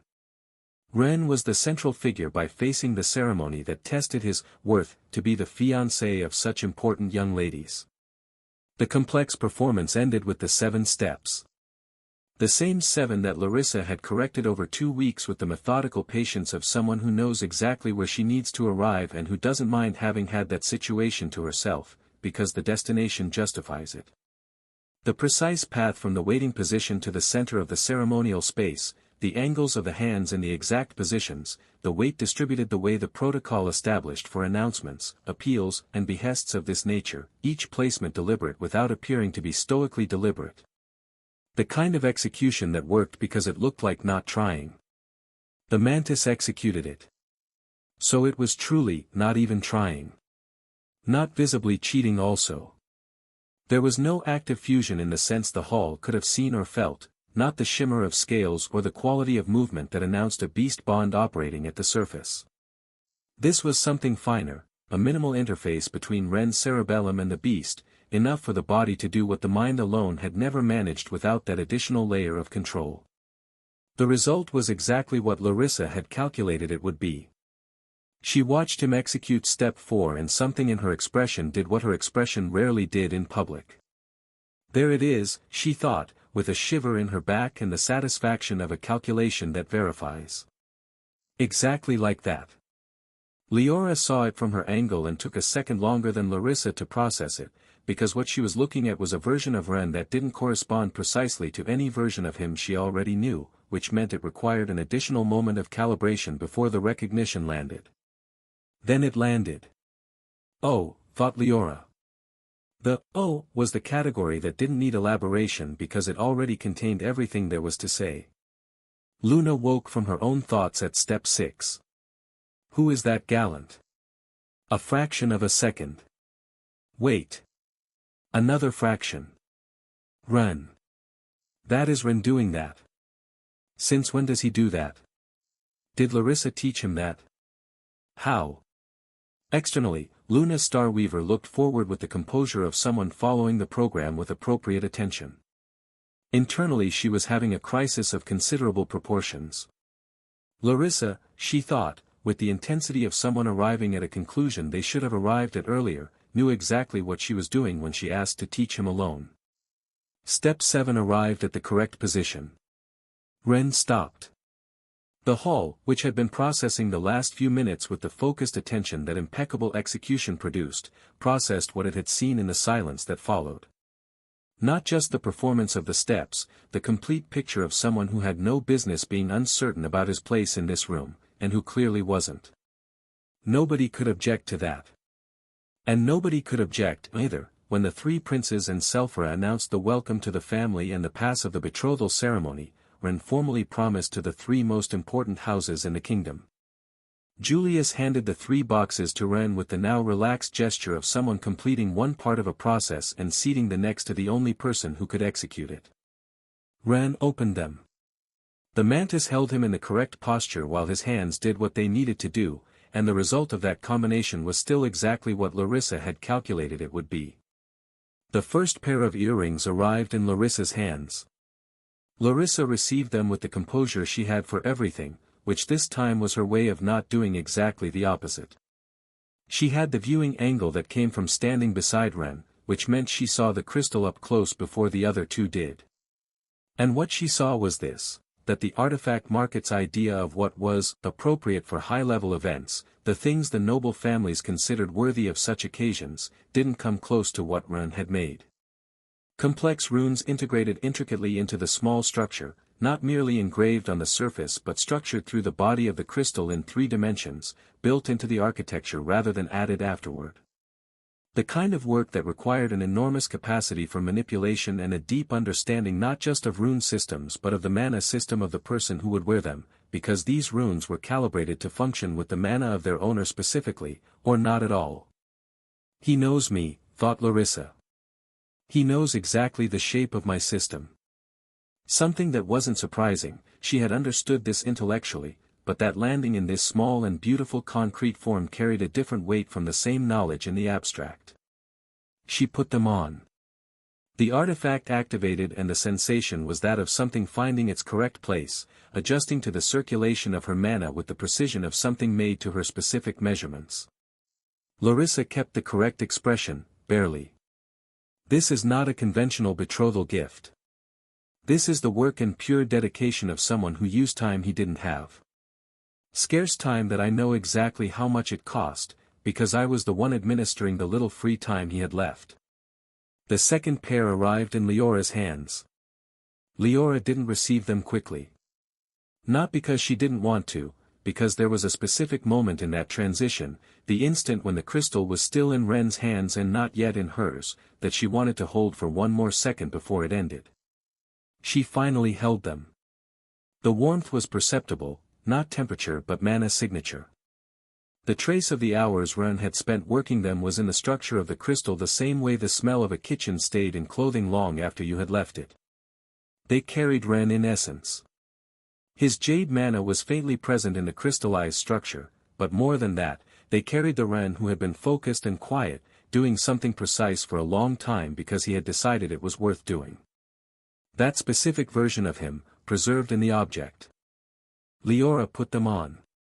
When the system responded to contact with her mana, the precision of the adjustment was the kind that didn't happen by accident, and Leora thought about all the times Ren had been nearby without her knowing he was seeing exactly what she was, not just the surface of it, and that information went to the place where the others of its kind lived and where it was going to keep existing for a long time. She didn't cry. It was a conscious decision. A difficult one. It was close. The third pair arrived in Luna's hands. Beautiful earrings. Luna received them with both hands a moment early, because Luna's body had its own priorities when the nervous system was processing several things simultaneously. But Ren helped cover the small slip by making a deliberate gesture of finality, the kind that read as task completed and redirected attention toward completion rather than the beat before it. He made this earrings himself. Not just the dresses. With runes. Designed for our specific mana systems. When did he do this? When did he have time? He has been doing Goldcrest paperwork and protocol sessions with Larissa and training Anne. Externally, Luna Starweaver held the earrings with the composure of someone evaluating an artifact of significant quality. Internally, she still could not calm down, and she thought she could feel the white crystal inside her shadow glowing with slightly more intensity than usual. Mother is watching this. Listening to my heart beat like this and saying, "I told you so," intense love, with a triumphant face, definitely. Don't cry. Don't cry here. There are hundreds of noble families watching. She put them on. They fit perfectly. Of course they fit perfectly. Naturally they fit perfectly. She hated how. No. That's a lie. She didn't hate it at all. Ran, with the empty boxes returned to Julius and the mantis holding his posture with the exactness Larissa had spent weeks calibrating, looked at the three of them and gave a single nod, expression still cool and composed. Julius retook the position of central speaker. "The territory of Goldcrest," he said, in the tone he used when something stopped being what it had been and passed to being what it was going to be from that point forward, in recognition of the person who administers it and has transformed it in documented ways, will officially be known as Patenter territory. The hall processed that differently from the betrothal announcement, because it was a different class of information. Not the confirmation of something many had already suspected, the formal registration that a family which hadn't existed in any map of power 8 years ago now had a territory with its name on it. A name that would appear in documents, in trade routes, in negotiations for generations. A name that had been made rather than inherited. Julius continued. And this chamber has the honor of witnessing the formal announcement of the engagement between House Patenter and the houses Dravenholm, Starweaver, and Ashenway, which from this day forward will form the central pillar of. Fern squeezed Reed's hand. Reed squeezed back. Both of them were tamers with the same two beasts, one of iron, representing where they had started, and one of gold, representing what they had become. They had cooked for others for most of their lives in the zone where low-rank tamers survived by doing what they could with what they had. The noble craft of healing was something they had learned relatively late. But none of that was the definition of who they were. What they were was this: two people extremely proud of their beloved son, their eyes shining as they gazed forward, looking forward in the main hall of Yano, hearing a surname that was theirs spoken in Julius Dravenholm's voice in a context that made it sound like something from an entirely different category from the one they had always occupied. Reed had the jaw of someone trying not to do something he was clearly going to do anyway. Fern had already stopped trying. Taro, from where he stood, had the uncomplicated happiness of someone who found something good and expected and didn't need to elaborate it further. He was happy for his friend who deserved it. Just that. Lou was smiling with the face of someone who had been waiting for this moment from far enough back that the satisfaction of seeing it arrive had accumulated into several layers. He had his eyes fixed on Ren and the three girls with the energy of someone who has been on the right side of a long bet and is watching the payoff in real time. He wasn't going to let anyone ruin this. Klein had his lips pressed together with the expression of someone processing multiple things simultaneously who had decided the most appropriate face for the moment was neutral, even though nothing he was processing was neutral. But he also felt that this was right. Whatever else was complicated, this part was right.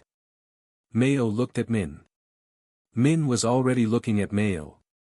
They had the same expression, the look of people who had been too close to a situation for too long for the formal announcement to arrive as a surprise, but who felt the weight it carried when it arrived in the right place in front of the right people regardless.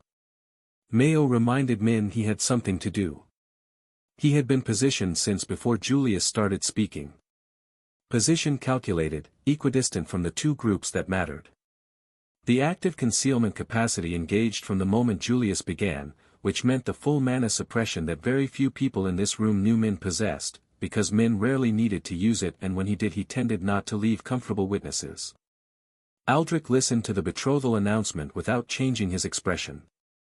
He had calculated it. Not the details, the general direction.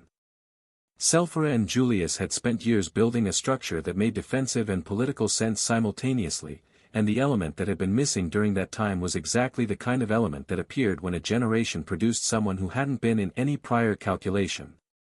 It didn't bother him. It was what it was. Saya, beside him, wasn't looking at Julius when Julius spoke. He was looking at Luna. Aldrich noticed without anyone saying anything. Saya was running the calculation that people ran when they saw something that could have been different, and finding that the answer to, "Why wasn't it me?" was more complicated than the question had made it seem. Not only Luna, 3 beautiful women. All 3 with the kind of presence they had, and all 3 here by choice at some level, because if they were only political pieces had the power to stop this, and if he wasn't to their liking they wouldn't be looking at Ren the way they were looking at him. Some people have too much luck, thought Saya. Then he corrected himself, it likely wasn't only luck. But he didn't have a good name for what the rest of it was. Aldrich put a hand on his shoulder, briefly. The universal gesture for, let it go. Some of Luna's uncles, detractors who had survived the dismantling of Orion's faction with enough left over to continue existing as a faction on paper, because they had not directly participated in the coup, had arrived at the ceremony with a specific intention. The betrothal announcement was the moment to do the only thing their current resources permitted, noise. Not much, but the kind of noise that in the right place at the right moment could create enough discomfort to at least slightly damage something they would have preferred didn't exist. They opened their mouths when Julius was giving the announcement. The sound went nowhere. Lou had not stopped smiling at any point since Julius began speaking. The sound-specialized beasts that made up his system had capabilities that nobody in this hall could approach, and the suppression field was positioned with an exactness that was not coincidence, corresponding precisely to the 2 sections where Luna's uncles and Leora's uncles were seated. Leora's uncles, who had also arrived with the same intention at the same moment, discovered simultaneously that they had a problem in the vicinity of their trousers that had nothing to do with sound, much to do with wetness, and that was urgent and uncontrollable enough to displace any other intention entirely. Min, at some point between the start of Julius's announcement and the moment Leora's uncles became aware of their situation with the urgency of people who urgently needed to find a way to cover their pants, had ceased to be visible. The full concealment capacity of his beast's combo was one of the things Min rarely needed to use, which meant that when he did, nobody without Ren's level of awareness in the immediate area knew exactly what had happened or when, only that something had changed in their undergarments unexpectedly and at the worst possible time. The sentiment of the detractors remained at just that. Without ruining anything. What did weigh a bit, and Ren noticed it in the second when the hall's attention redistributed itself toward the conversations and commentary that always followed an announcement of this nature, was what was absent. Larissa's mother was not in the hall. It wasn't a logistical absence. It was a posture. And a posture persisted beyond the ceremony, it didn't dissolve when the program ended, couldn't be silenced by Lou or dampened by Min, because it existed in a different space from noise and inconvenience. Luna's parents couldn't be there for reasons that were circumstance rather than choice. Leora's parents either. That was also sad, but it was different from choosing not to be there. Yet Ren stored it. And then he looked at the 3 of them. Larissa, who had noticed the same thing Ren had at exactly the same moment and was wearing the face she put on when she was processing something she wasn't going to show, because showing it served nothing useful at this specific moment. The face that was doing its job again. Leora, whose eyes had that particular quality they had when something had reached her at the place where things reached her for real, holding that back with the same decision she had used to hold back the tears when she received the earrings. Present yet contained. Luna, with the composure Ren knew well enough to read what was underneath it. All 3 were standing in the right place. All 3 were wearing the dresses he had made. All 3 had the crystal earrings he had designed specifically for them, not for this announcement, but for what would come after the military service, when the formality would be real rather than just the beginning of becoming real. Objects that had been made with that future in mind. Ren moved. The mantis held his posture. What was his did the rest. He positioned himself in front of the 3 of them with the exactness of someone who had calculated the correct angle, and in the sight of hundreds of families, of the 3 Dravenholm brothers, of the master of ceremonies who had spent enough years in the profession to have seen nearly everything and who had not seen exactly this, he extended his hand toward all 3. Asking them to dance, a brief, light turn, the traditional signal of acceptance and comfort between betrothed parties. An acknowledgement of closeness and ease. The light turn was its own declaration, showing yourself complete, allowing nearness without reservation. Something like the kiss that sealed a contract at a wedding, but much lighter for being preliminary. But not only as protocol. As what it was. The three of them looked at him. Larissa was the first to respond, which wasn't a surprise to Ren. She took his hand with the exactness of someone who had also calculated this gesture and was executing it with the precision of something verified. But her eyes had something in them that no calculation produced. Leora arrived with the warmth and energy that was entirely hers, the way she entered moments without measuring the space she needed because the space always turned out to be exactly sufficient. Not stepping into the moment so much as already being in it. Luna arrived last, with the composure she had for the world and without it at the same time, both things present simultaneously in the way the things that mattered most to her coexisted in her. Chaotic as she was, held and unheld at once, controlled and not. The hall watched. And it understood, even the section that would have preferred not to, that what Julius had announced was not the beginning of something but the recognition of something that had already existed long enough for the recognition to be arriving late and exactly on time simultaneously. Outside, in the territory that had just stopped being called Goldcrest and now carried the name of the family that had transformed it, the afternoon was still afternoon. The streets were the streets. The people who lived there were going about the business of living there, mostly unaware that something had just been said about the place where they kept their things and raised their children that gave it a different name and the same character it had always had. The absences were still absences. But the four of them were standing together in the right place, with what they had in front of them being enough for this moment. Enough, and more than enough. The ceremony closed with the correct protocol, and the master of ceremonies had the quiet satisfaction of someone who had executed the second most complicated program of his career without a single visible error.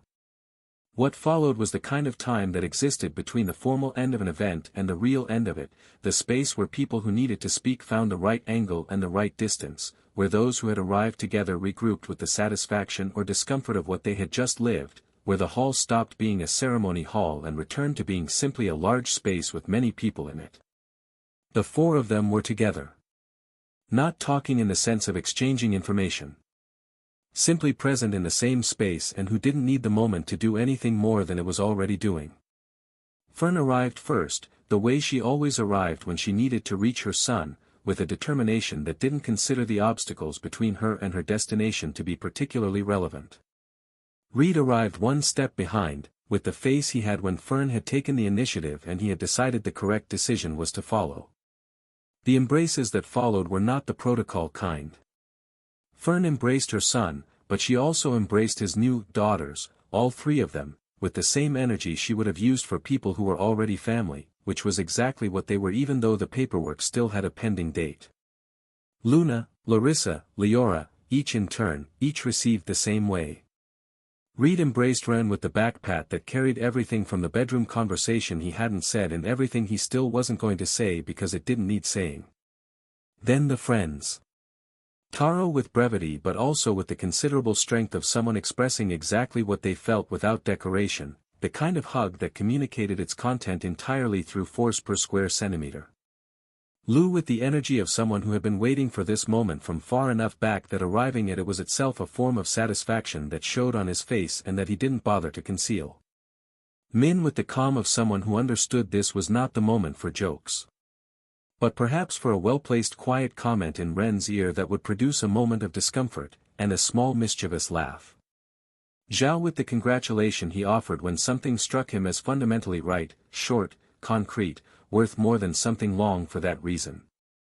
Lin with all the pride of a second mother. The specific pride of someone who had spent years watching the process of growth and who had understood from closer than anyone what the process actually was. Wei and many more approached in their own time to do similar things. And at the end, Klein, with the quiet approval of someone who had calculated many things for a long time and could now verify that the calculation had been correct. He hadn't expected Ren to invite him to manage part of his former territory. Victor found them when the hall was beginning to empty. The red had left his cheeks and he had recovered the composure of someone who had done what needed to be done and made peace with having done it, a version of Victor that Ren didn't entirely recognize, which was its own kind of interesting. "When you're ready," Victor said, in the tone of someone presenting something already decided while looking for the right form to present it, the wall is waiting. Not as an obligation. As an invitation to something that everyone present had already decided they wanted to do. Military service was military service, and for people with the kind of capacity this group had, the city was too important and the wall too real for anyone to want to ask for an exception. Poorly viewed from outside. Impossible from inside. The four of them nodded, in variations that were different in style, and arrived at the same place. Victor opened his mouth to continue and said they at least had some relaxing days ahead first. But a message arrived before he could. The kind that reached Victor with that particular urgency, through that specific channel, when the information was the kind that couldn't wait for the recipient to finish what they were doing. Victor read it. His expression changed the way Victor's expression changed when he was processing tactical information, no drama, with the efficiency of someone updating a map in real time. The wall is under high pressure, he said. Northeast sector. It seemed the wall wasn't going to wait for them even a moment longer. But nobody in the group made the gesture of someone who had just heard something interrupting something more important. The gesture they made was different, the adjustment of a person shifting from one mode to another without the transition requiring deliberation. The same way a hand moved toward a weapon before the mind had consciously named the threat. Maybe someone wanted to ruin the mood. But if Celthea wanted to rain on their celebration, she wasn't going to find it that easy. The main group reached the northeast sector before anyone except the guards already stationed there. The creatures pressing the wall in that section had the numbers the corruption sent when it wasn't testing the resistance but attempting to break it. The difference between a serious attack and an evaluation was visible to anyone who had spent enough time watching both. This was the first kind. Celthea arrived at Arturo's side with the confidence of someone who had already calculated the entry angle from the moment they left the hall. The two of them looked at what they had in front of them. Everyone joins the defense without struggle, because it costs them nothing to defend, and the power the new generations add to eliminating the creatures is enormous. It also isn't the first time they've served as extraordinary support when pressure increases. Lucky they enjoy this, said Arturo, with the placidity of someone making observations about the weather. If they didn't, Celthea replied, I'd feel rather bad about the moment being ruined for them. A pause. Though not too bad. Since fighting is part of living. The creatures in the northeast sector discovered, over the following 20 minutes, that the pressure they had been executing was not going to produce the results the system that had sent them expected it to produce. It wasn't difficult for Ren and the girls to defend. And it wasn't like they didn't want to protect their turf. It was their city. Deep inside the castle, in the wing that the royal family occupied in different ways depending on which member of it was in question, there was a section that the castle's daily traffic avoided instinctively without anyone having given instructions to that effect. The kind of avoidance that emerged organically when a space had an atmosphere that communicated its own awful preferences. The woman who occupied that space was called Ludia Dravenholm. She was blonde, with the features that proclaimed her gold crest and starweaver, high blood, features that Larissa had inherited in their structural form but that in the mother carried a different quality, the same physical matter organized by a different character. Beautiful in the way individuals were beautiful when they had spent a long time being treated as though beauty were their primary function, which produced a specific kind of beauty that was very good at being looked at and less interesting in being known. The maids who brought her news of the ceremony did so with the specific fear and attentiveness of people who had learned exactly which version of information their lady preferred to receive, and who delivered it in that form regardless of whether it corresponded to what had actually occurred. This time they couldn't. What had happened was too concrete, too documented, too present in too many mouths for a different version to exist that Ludia could avoid confronting eventually. Is it finished? Ludia asked, in the tone she had when she wanted information and considered any delay in receiving it a failure of her maids rather than a consequence of the information still being produced. Yes, my lady. And? The maid who had received the turn to answer this specific question ran the calculation that people in that position ran, and arrived at the conclusion that the honest answer had a more manageable cost than any other version because the honest one at least didn't require additional elaboration afterward. Miss Larissa was presented to Lord Wren Pattender and the Misses Starweaver and Leora too, before the Assembly of Families. Silence. Presented as. Not a question. The form Ludia used when requesting information she had already guessed was there but needed to hear spoken aloud in order to have something concrete toward which to direct what she was going to feel. As part of the betrothal announcement, my lady. The silence that followed wasn't the silence of someone processing something unexpected. It was the silence of someone whose expectation was confirmed to go in the least convenient direction, someone who now needed a moment to organize a response to that confirmation. How could they do that to her blood? Ludia Dravenholm had been a childhood friend of Dregarian in the years when childhood friendships between families of the correct level carried the weight of the agreements those families built around them. The marriage had been as predictable as winter. It arrived when it arrived because it had always been going to arrive, and the way Ludia had received it was that of someone who had expected exactly that and who had integrated it into her self-perception in a way that made it difficult to separate who she was from what he was. Dregarian's great deeds had come afterward. And with them, in Ludia's mind, the delusional certainty that her husband's greatness was in some sense also hers, that the ground she walked on because of him was ground that belonged to her in a different way than it belonged to anyone else. The perception of someone who had grown up in a small space and had never needed to leave it, and who therefore lacked the information that would have produced the natural correction. Dregarian had seen it. Not at first, one didn't see these things at first, when the peak of affection blurred the angles. He had seen it gradually, and the process of seeing it may have produced in him a distance that Selfra described as that of a man who found it easier to be away than to be close. Selfra, who had known Dregarian before Ludia, described it also as one of the few great mistakes of a man who rarely made them. One of the reasons, the old woman joked, that Dregarian liked to spend most of his time away from home. A beautiful woman, but with terrible ideas, one who only acted submissive and excessively pleasant and smiling with her husband and sons, never with anyone else. Not even her own daughter. A deep and painful chauvinism, even for Dregarian. The full understanding had arrived when Larissa was born. When Dregarian had watched how his wife looked at their daughter. Ludia didn't look at her daughter the way one looked at a person. She looked at her the way one looked at the variables of a problem. My daughter, said Ludia now, with the calm that belonged to the category of things cold on the inside and therefore able to maintain surface tranquility, was formally committed to a common-blooded plebeian. The maids didn't respond because the statement wasn't directed at them. Without the correct surname. Without the correct lineage. In the main hall of the castle, with her brothers present, with all the high families present. A pause, each element placed with the care of someone building an argument from components they had been assembling for a long time. Staining the sacred surname she carries. It was an infantile formulation with little logic. Even if the surname she invoked had belonged to a man of numerous accomplishments, Wren showed potential that was at least comparable, if not superior. The great irony was that the mother had an illogical and not particularly intelligent mentality that was the complete opposite of her perceptive daughter's, despite being her living image in every physical respect. The unpleasant first official wife and the weak point of Dregarian, proof, as Selfra knew her, that love was one of the worst things in existence. The lady was demanding news of the ceremony from her maids, the one Larissa had told her about, invited only by protocol and out of filial obligation, but which she had not intended to attend. She was still displeased regardless.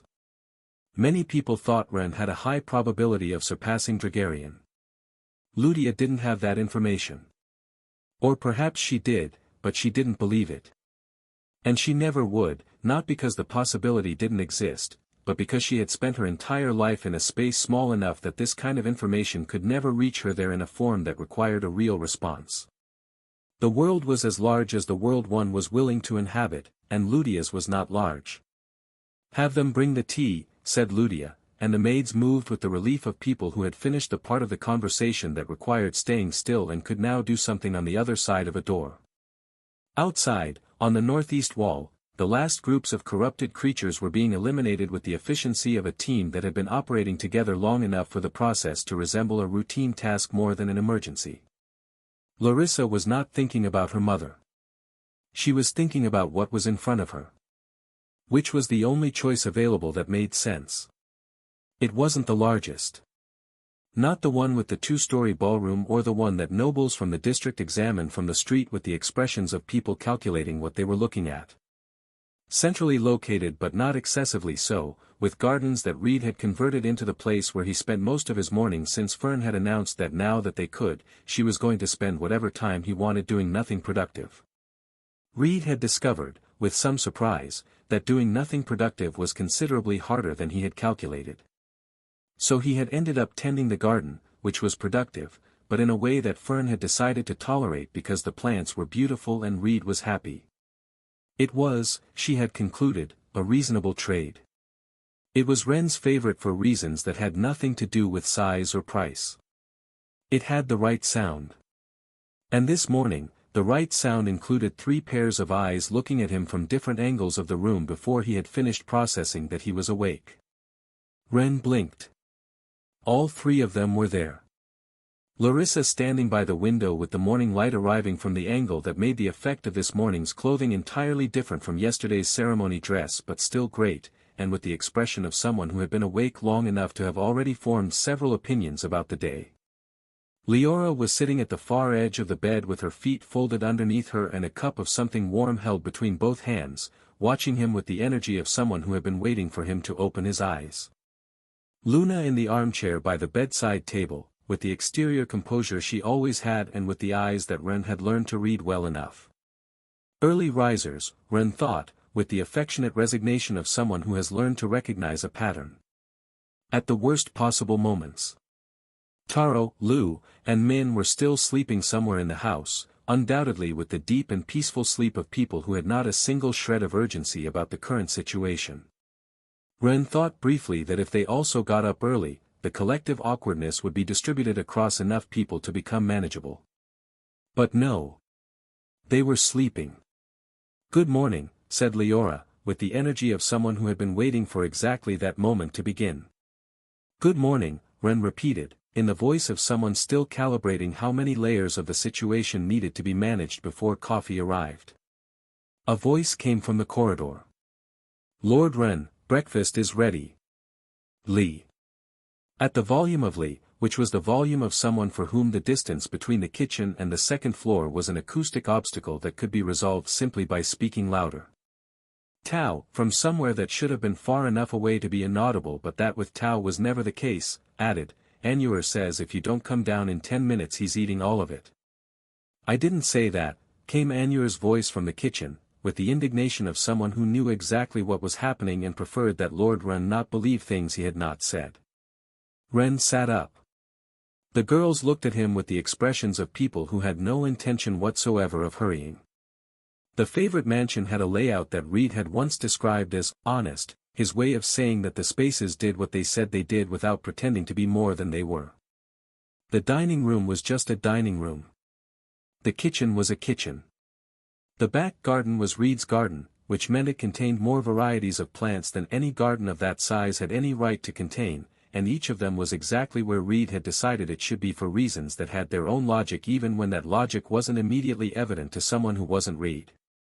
The main staircase had the specific creak of the second step from the top, which Wren had attempted to fix twice and which had returned both times, as though the house considered that sound part of its character rather than its deterioration. He had stopped trying. Mayo was at the open door at the angle she had when she was waiting for someone to suffer some fun scenario and wanted to see it but didn't want it to be apparent that she had been waiting long enough that the wait merited mention. "Good morning, Lord Wren," said Mayo. "Good morning, Mayo. Matilda wants to know whether Lord Wren prefers the juice before or after breakfast." A pause of exactly the correct duration. "Maria also wants to know whether Lord Wren slept well. And whether he has plans for this morning." "Juice after," said Wren. "Slept well. And yes, I'll let her know." He already knew the way to avoid her jokes or further questions. "Perfect." Mayo wrote something in the small notebook she carried. "Matilda and Maria will be very pleased to know." Matilda, from the side corridor, manifested in her face none of the emotion Mayo had just attributed to her. She simply made the gesture of someone confirming the information had been received. Maria appeared from the other corridor with the tray of morning cloths and the expression of someone who had learned that in this house the order of things was more suggested than established, and that the best strategy was to be available for whatever order arrived rather than preparing for a particular one. The kitchen smelled the way the kitchen smelled when Annuar was in it. Experimental. It was a different smell from when Ren's parents cooked. They had the technique of decades in the trade and the knowledge of people who knew exactly how they liked each thing to be, but who took the occasional break at Ren's request, content in the slower pace that retirement allowed. Annuar worked differently. He had the enthusiasm of someone who learned fast and compensated with energy what he still lacked knowledge, the forward-leaning quality of a person always a step ahead of their own skill level, reaching for things they hadn't quite locked in yet. The result was sufficiently good. Generally. Lord Ren, said Annuar, with the energy of someone who had been waiting for this specific moment to confirm something that mattered to him. Breakfast has been ready for 5 minutes. Lee said you'd be down in 10, so I calculated exactly when to take things off the heat so they'd be perfect by the time you arrived, Anne. It was fine 10 minutes ago too, said Lee, leaning out from the end of the kitchen where he was sitting on the edge of the counter with the informality he had in all the spaces he considered his in some sense, which was basically any space where he had been for more than 5 minutes. It isn't the same, said Annuar, with the dignity of someone defending something that mattered to him. It is the same. The temperature of the... It's fine, Annuar, Lee, let's take our seats. Tao, sitting in the most comfortable chair in the kitchen with the bored posture of someone who had been there since before anyone else came down, touched his chin and said without looking at either of them, cold food it's good too. Ren closed the argument. Annuar collected his dignity in an orderly manner and served the plates, Ren's in particular with the precision of someone who had decided that if the argument couldn't be won, at least the execution of this moment could be impeccable. The long dining room table had required someone to add the 2 extensions that normally lived in the storage room at the back corridor, because the number of people about to occupy it comfortably exceeded what the standard version could accommodate. The extensions had been retrieved without comment, which was itself a kind of comment about how things worked in this house. Taro occupied one end with the stoic yet correct posture of someone who sat where he sat well and had no further considerations beyond that. Lu occupied the center section with the energy of someone who had been in a chair for 2 minutes and had already converted it into his natural territory. He was 19, 1 year older than most of the group, which in practice changed nothing except that Lu mentioned it occasionally in the tone of someone mentioning something that supposedly gave him random authority in situations where no system established that a 1-year age difference produced any authority. Min was by the window with the angle he had when he had decided the garden view was interesting enough to not be fully oriented toward the normal and not so fun conversation, but with the attention of someone following everything happening in both directions simultaneously in case some fun comment presented itself. Lin came from the corridor with the face of someone who had slept well and had not obligated anyone to train, which made her look strangely different to the eyes of Ren's dormitory group, the version of Lin that existed when she had decided to be off duty, which was a version the 4 members of the group had seen rarely enough to still find slightly disorienting. Larissa entered 2 minutes later with the methodical step she had when she had done something before coming down, probably checking on her beasts with the discipline she maintained even on days when discipline could reasonably take a break. She sat next to Ren. Luna was already seated next to Ren. When had that happened? At the same moment Ren sat down, somehow. Leora appeared last, which surprised nobody, because Leora arrived last to most things in the same flashy way, not late, but with the timing of someone who had calculated exactly when their arrival would have maximum narrative impact. She sat across from Ren.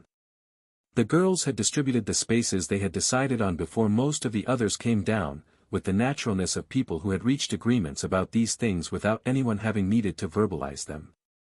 Ren's parents looked at their son surrounded by friends, and for a moment his mother took his father's hand and squeezed it, and his father squeezed back, and neither of them said anything because there wasn't anything else to say. 18, said Lu, in the tone of someone conducting an inventory. Almost all of us. Yes, we know you're already 19, said Taro. Almost all of us, Lu repeated, without modulating. Taro looked at him for a second. Then he decided the conversation was not going to produce useful results in this direction and let it go.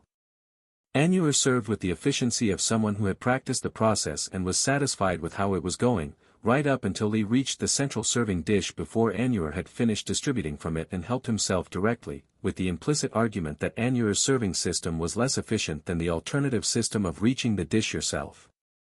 "Lee," said Annuar. "Your food it's good," said Lee, already eating. "There is an order." "It's very good, Annuar." Annuar looked at Tao for support. Tao was looking at the garden through the window with the empty expression of someone who had decided that Reed's garden was genuinely fascinating and that this fascination justified not being involved in what was happening at the table. Mayo, from her position by the service door, wrote something in the small notebook with the smile of someone recording information about Ren's childhood friends for future use. The conversation that followed had the disorder of conversations that happened when many people who knew each other were in the same space without a formal agenda and with food in front of them. Not linear, not organized, branching in several simultaneous directions that crossed and separated with the naturalness of something nobody was managing, following whatever thread arrived next. Liu described, with a level of detail that started high and kept climbing, the military rank system and common practices he had researched to understand what the first months at the wall would involve. 3 phases, a rotation protocol that had apparently changed considerably in recent years due to the constant siege. He even had notes. Taro listened with the doubtful expression of someone calculating how many parts of the system were actually applicable and how many parts were Liu being Liu.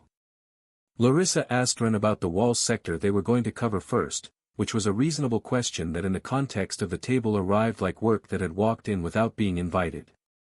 Leora noted this gently. "We still have 3 days of rest," Leora said. 2.5, said Larissa. Mayo still watched Lee and Tao with the attention of someone who hadn't interacted this directly with people of that background before, people who weren't unusual in the way Ren was unusual but from his first world, just people from a different world than the one she had always occupied, and who she found genuinely interesting from an angle that wasn't condescending but simply new.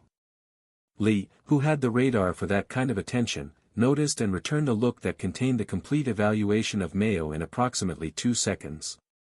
The two of them reached a tacit agreement about how the dynamic was going to work.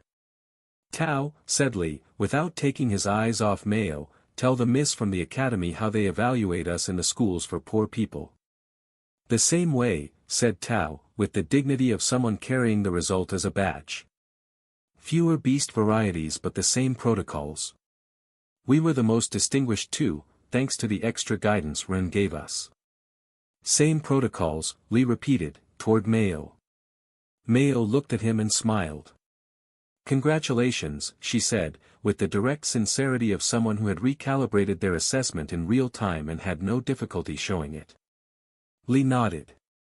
After breakfast the mansion revealed its spaces the way houses revealed them when people actually lived in them, not in an organized tour but through the natural transit of individuals going from one place to another for their own reasons, sharing what they found when they found it.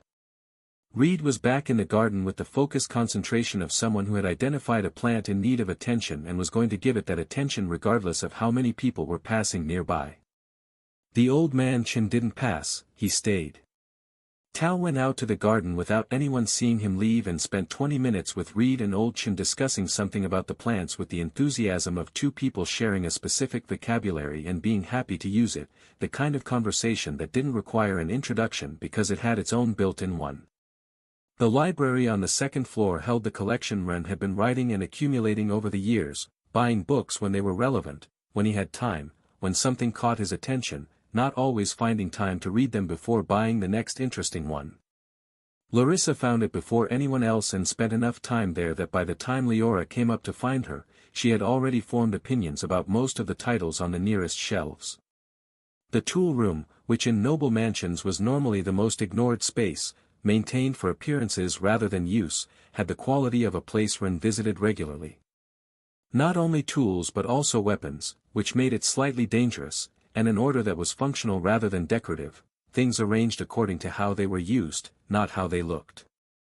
Luna found it while looking for something entirely different and stayed long enough to do the mental inventory of what was there and what it said about how Ren used the space that was his. The main sitting room had the furniture Fern had chosen with the judgment of someone who knew what she liked and had no intention of justifying it, producing a comfort that no noble decorator could have replicated, because no noble decorator would have chosen those specific combinations. The aesthetic of someone who had decided that the room was for sitting in and had selected everything accordingly. Leora settled into the largest sofa with the naturalness of someone who had found her point and had no intention of moving from it for the next several hours. Luna found the second-floor balcony that looked out over the garden and the corridor where Reed's plants had begun invading slightly beyond the space that was technically theirs, and stayed there with the calm of someone who had access to a view that gave her perspective, the kind that came from being able to see forward and backward at the same time without the horizon feeling like a limit. A future she didn't dislike at all. The long table filled again at midday. Annuar had cooked enough for the number of people present plus a reasonable margin, which Lee had independently calculated and which turned out to be the same number Annuar had calculated, despite the two of them always fighting and having arrived at it by completely different routes. "I can't believe everyone is 18 already," said Lou again, in the same monotone. "You said that this morning," said Taro.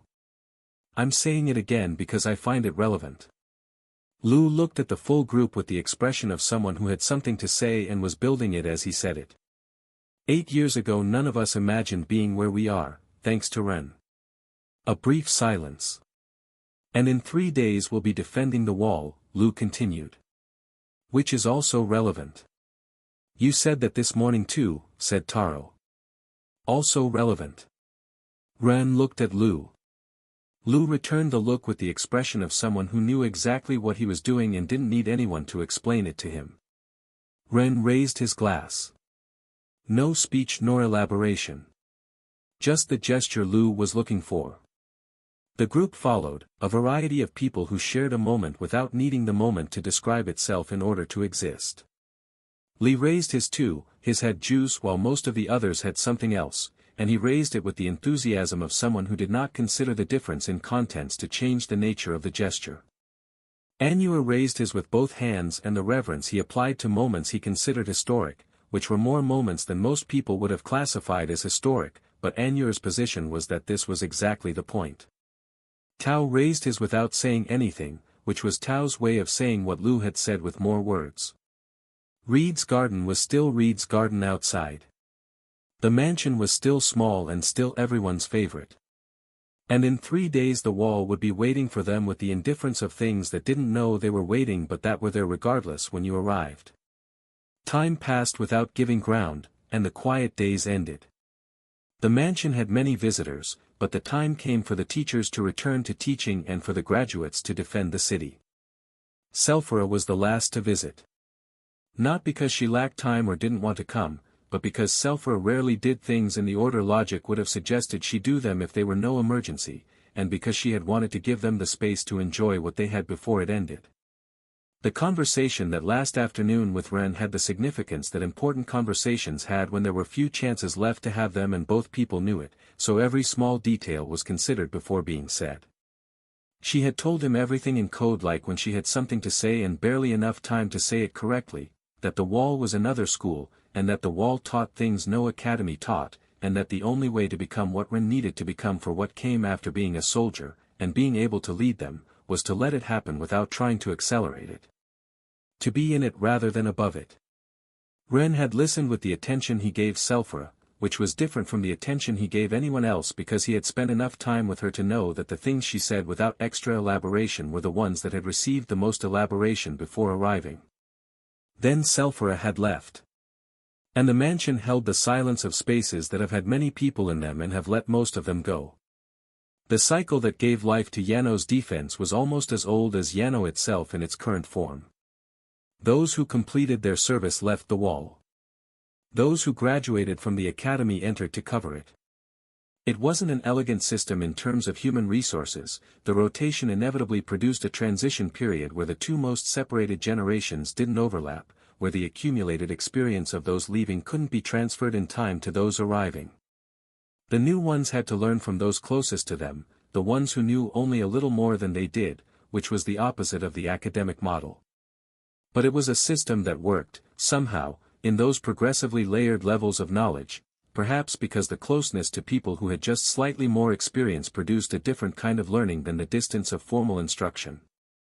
In the last mana-free bastion of this hostile world, in the only functional final defense that remained, functioning to stop the mutants was the only criterion that truly mattered.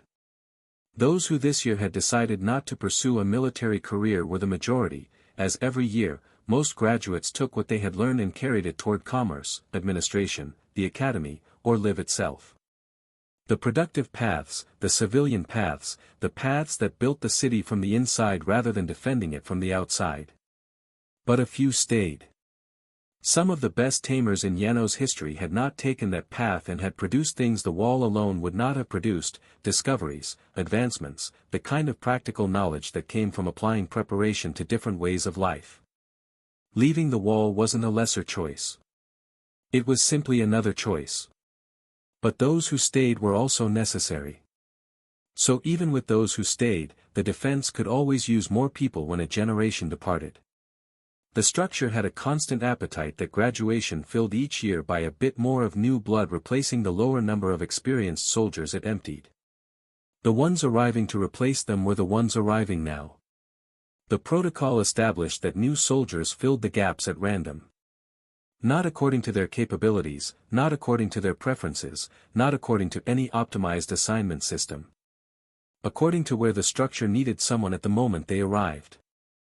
The oldest method of integrating a person into something larger, put them where the structure needed them and let the structure teach what it had to teach. Friction as curriculum. For most graduates of any year, this meant living in sectors separated from their close friends, with commanders who didn't know them, in units that had been established long enough to have their own internal dynamics, systems that absorbed new arrivals with the slightly impersonal efficiency of processes that had handled many iterations of the same thing and knew where to put the next one. But for Ren's group, the situation would be technically different. Ren's group would be treated differently because they were indeed different. The difference was power, which was a currency the wall used with the precision of something that had real consequences attached to it. People with sufficient power could be repositioned when defensive needs allowed, their positions covered by reassignments that the relevant authorities had pre-calculated for exactly those cases, the planning done in advance because the power level involved was worth doing the planning for. That meant the separation weeks existed at the start, as the protocol required. And that after those weeks, reunification was possible, because someone had planned with enough advance notice to make it possible. They hadn't complained about it. Zhao had been the one to frame it, in the direct language he used when he wanted something to be clear without it looking like a lesson. You won't know how to lead someone from below well, he had said, if you've never been someone from below. Even if only for a while. The short version of something that academies described across entire chapters, compressed into a sentence without losing anything that mattered. Zhao's particular skill, the ability to say exactly what needed to be said and stop there, which was rarer than it appeared. The wall didn't ask whether you were ready for it. It was simply there when you arrived, and it had been there before you, and it would be there after you, and what you did with the time between the arriving and the leaving was the only thing that was ever actually yours. They arrived at the first rotation point with the gear they were allowed to carry and the experience they had built had been exactly what needed to be. The wall was waiting. The sector they assigned Ren to for his first weeks was the southwest quadrant. Which happened to be the one covering the area of his old first house, in the territory that now carried his name. It wasn't the most active sector, nor the quietest. The kind where incursions arrived with enough regularity that the soldiers could never fully lower their guard, and with enough manageable intensity that exhaustion didn't accumulate faster than it could be recovered. The rhythm of a place designed to be sustainable indefinitely, not comfortable, but not the kind of grinding that broke people. The baseline condition of a long war that had learned to keep going. In terms of military experience design, it was exactly the right sector for someone who needed to learn how the wall functioned before being asked to change anything about it. The predictable problem was the name. To say Ren Patender at the wall was like trying to move unnoticed through an event where half the people present had at least one story involving that name and the other half would figure it out once they realized they were in the territory that had inherited the surname. The recognition maybe wouldn't be loud. But it would be expected. The people who recognized him by sight when he arrived at the Southwest Barracks were an informed minority. Some with respect and yet strangeness of people encountering in person someone who had until now been a category more than an individual. But those already knew not to talk about it. Some of them only had the curiosity of people wanting to verify whether the real version corresponded to the version they had assembled in their heads from accumulated second-hand information. Ren had expected that. What he hadn't expected, with the numbers it turned out to have, was the exception. The veterans, and even the not-quite veterans, who had spent so long at the wall that their reference point for things that mattered outside of it predated many of the events that had made Ren relevant.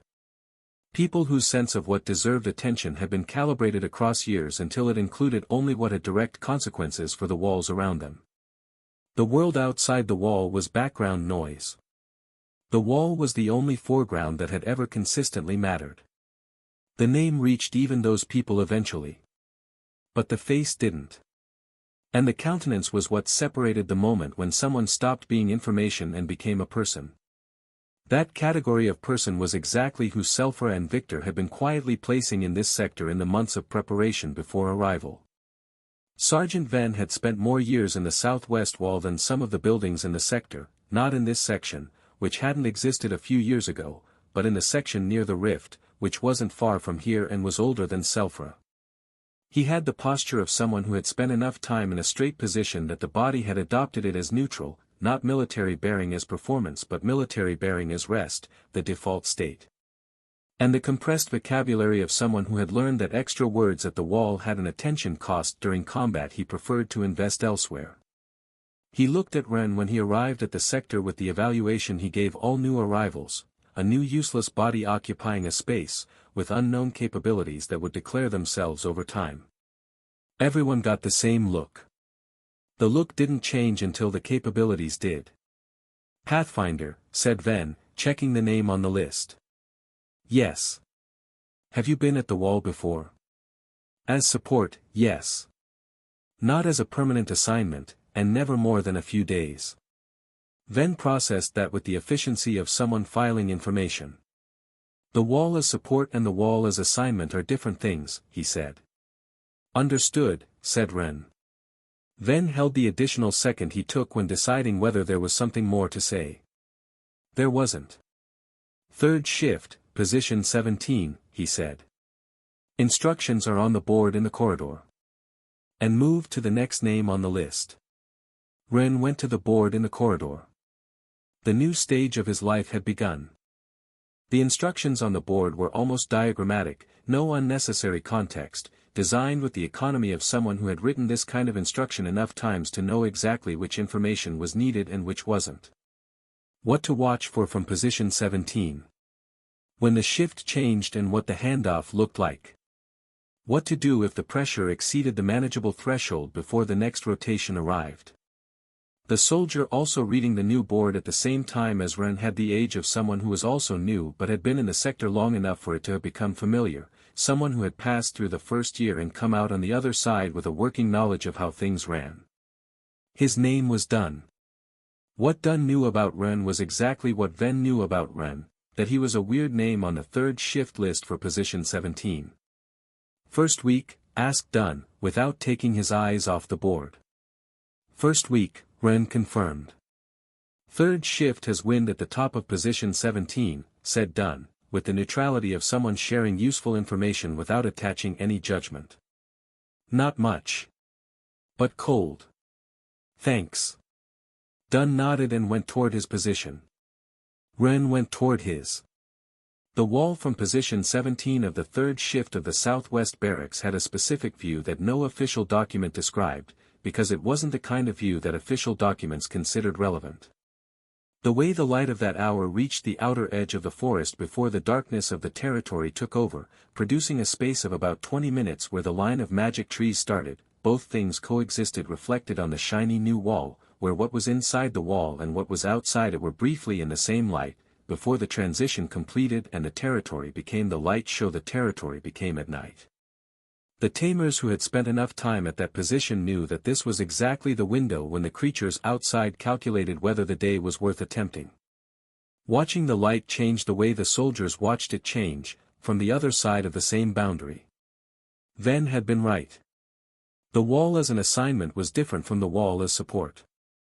When you came as support you arrived just as long as the fight was active, knowing you were going to leave as soon as it was not. Not only did that make the time go by faster. That knowledge was in everything, in how you held your attention, in what you allowed yourself to notice, in how the hours felt.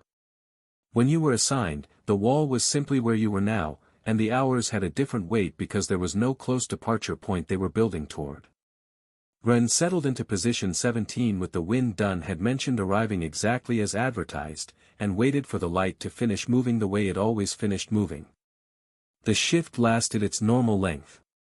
Red Pathfinder. It was close enough to his real name that Ren responded to it naturally without needing to process an intermediate step, which was exactly why he had chosen it. Aliases that required remembering they were aliases gave you away before the situation demanded it. The best cover was the one that didn't feel like a cover. Or so he thought. Ven had written it in the list without any comment, which was exactly the normal procedure he had for all information he received and which Ren had already identified as a baseline characteristic of the sergeant rather than any indication of anything specific. Ven was mostly quiet, processed, filed, and moved on. It was a useful quality in a superior. The first days passed. Life on the wall depended enormously on which part of the wall you were on. The sectors near the bridge had nearly direct access to the city center, which meant that vendors with real variety could reach them without logistical difficulty, and that the options available during a rest shift were broad enough for free time to have more than one way of resolving itself. Food, materials, small luxuries that had no business being as appealing as they were, the cumulative effect of available choice making the long hours feel shorter. Before the wall expanded its perimeter to encircle the complete city, the exterior sectors had compensated for that lack of variety with local rarities that tamers with suitable beasts could source from the outskirts, circulating through an informal market that the officers ignored actively enough that the thing worked, the deliberate blindness of people who understood that the alternative was worse. Now the wall was the city and the city was the wall, in the sense that the defensive perimeter coincided with the limit of what the urban structure encompassed. The city had grown into its own defense and the defense had become the city's edge. The practical effect was that soldier density per sector had dropped considerably, and the informal commercial exchange that made long shifts manageable was less agile than before, more distance between vendors and positions, less competition keeping prices reasonable, fewer options and the time between one threat and the next. The southwest sector where Ren was assigned was among the worst for this. Simply the kind of sector where life during rest shifts resembled waiting more than living, the specific combination of isolation and routine that made hours feel exactly as long as they were. The other part compensated. The southwest wall was at least not boring in combat. The creatures arriving at the sector in recent months were coming at a frequency that didn't correspond to the cycles the wall's records documented for that area. Not a dramatic difference, not the kind of increase that justified a higher-level alert or a formal anomaly classification. The difference between a frequency that made sense and a frequency that didn't quite make sense but wasn't far enough outside the expected range to be formally categorized as wrong. The veterans had been noticing it. They mentioned it among themselves with the calm of people who had seen enough variations that one more didn't change their disposition, but who didn't ignore it either, because ignoring it would have been ignoring precisely the type of information the wall required not be ignored. How many they eliminated? How many arrived afterward? The balance was never clearly positive on the extermination side. The numbers didn't appear to deplete. If anything, the opposite. Dunn had said it on the second night, in the same tone he had used for the wind at position 17, their numbers don't seem to exhaust themselves. If anything. He hadn't finished the sentence and yet it was the most precise description available. The first afternoon with real activity arrived almost at the end of the first week. Ren had received the suggestion to keep a low profile for as long as the situation didn't escalate, the opposite of the instruction they gave all new arrivals with unverified capability levels for the sector, and had decided that following it was also the most efficient way to see how the wall functioned from inside the structure rather than above it. You learned different things depending on where you stood relative to the system.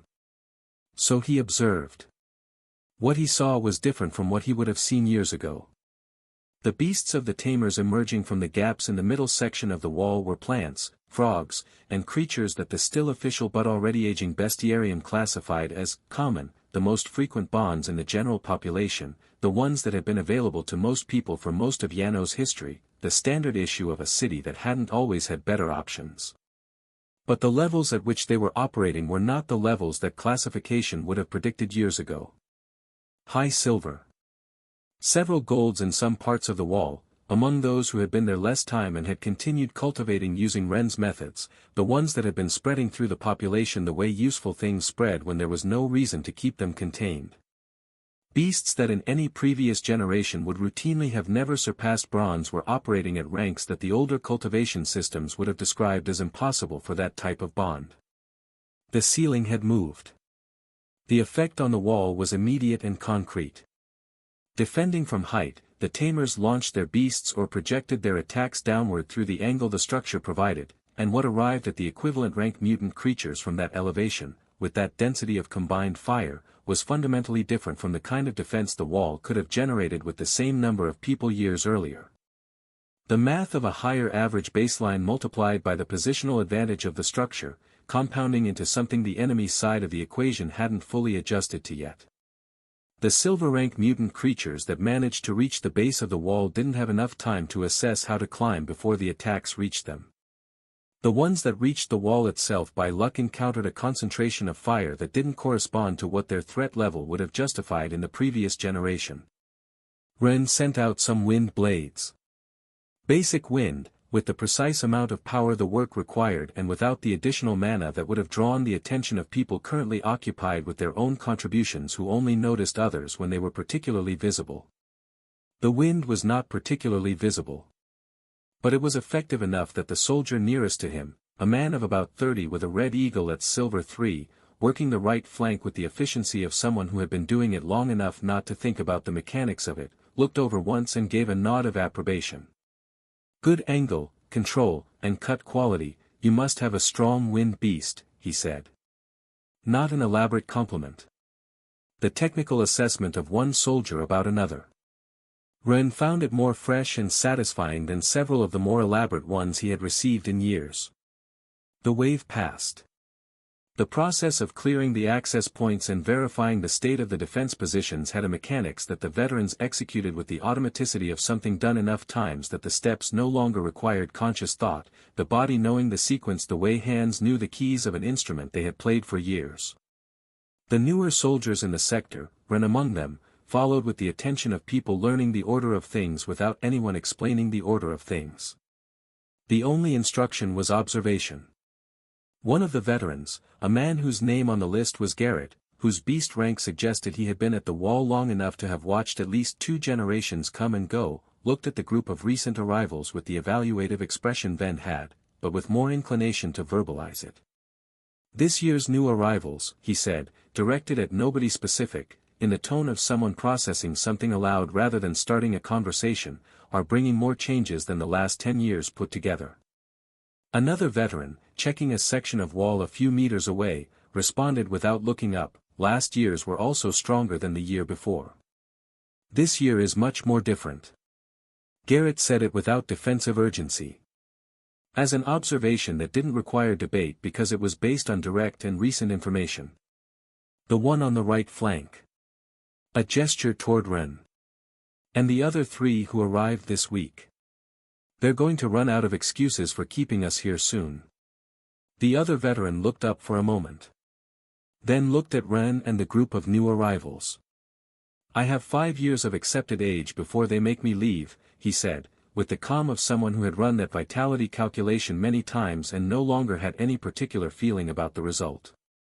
But maybe I won't even have time to stay relevant for those 5 years.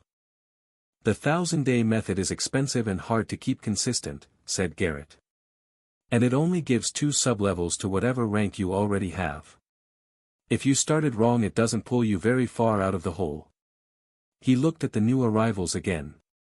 The ones who don't have their beasts blocked by cultivation errors have it so different from us that comparing ourselves to them barely makes sense.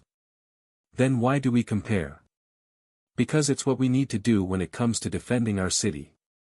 What Ren kept watching with more attention than the mutant creatures was something else. The wall as a system had an intelligence that wasn't in any document he had read. It existed in the people who had accumulated it by doing the same thing in the same place across enough generations that the place had taught them things. Not written things. Not transmittable through instruction. The kind of knowledge that had no other vehicle except proximity, time and repetition. The angle from which Garrett covered his section with his men wasn't the obvious angle. It was the angles that left the minimum blind spots given the specific geometry of their wall sector, a finding that someone had arrived at by being wrong many times in previous positions and adjusted accordingly, by the persons before them being punished by being wrong and adjusting, until the sector had its best answer against the threats. The way the veterans distributed during a wave wasn't the distribution that generic instructions would have produced. It was the distribution that years of trial and error in this specific sector had generated as a response to the specific mutant creatures that attacked this specific sector. Local knowledge, accumulated locally, transferable only by experiencing it locally. Ren made a mental note. Knowledge that transferred by being there and watching and following and eventually doing the same things for the same reasons as the people who had done them before. The weeks with the group of similar capability were useful for other things, like the things that came from pushing against resistance at your own level, from the specific sharpening that happened between people who were equally matched. But not for this. For this you needed proximity to the people who knew. The days here had a monotony that routines with not enough variation produced to keep from becoming entirely predictable, enough games to withstand the repetition to build the body knowledge the sector required, enough difference between one day and the next that full complacency was never quite available. Nobody used his full name when they spoke to him. Red, or the number 17 new one on the right flank, or at most Pathfinder said as though it were a nickname someone had coined on the spot and that turned out to be manageable. At the barracks table in the evening someone had set up a dice game that involved rules none of the new arrivals understood completely but that the veterans executed with the automaticity of something played often enough that the rules no longer needed to be remembered because they lived in the reflexes. The game existed in the hands more than the mind. Garrett explained the rules to Ren the same way Dunn had explained the wind at their defensive position, useful information, no decoration, assuming the recipient had enough judgment to do something with it. Ren learned the rules. He won the second round, which produced a reaction that was different from the reactions his victories usually produced. Not impression, not the exaggerated respect, not the specific mix of the two that arrived when people who knew him processed a win in the context of everything they already knew he was. This time was just the mocking indignation of people who had just been beaten at their own game by a random young one. "First week," said Garrett, with the tone of someone filing a formal complaint.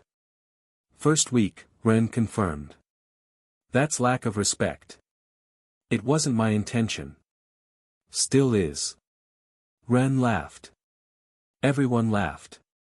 The kind of laugh that came out when something surprised him in the pity yet fun way, in the specific space where nothing that had come before and nothing that was coming after had to be present. Just the moment and the table and the indignation and the weirdly almost round dice and the simple shared fact of being people in the same place at the same time without any of it needing to mean more than that. It was, in its particular way, exactly what he needed. Day 2883.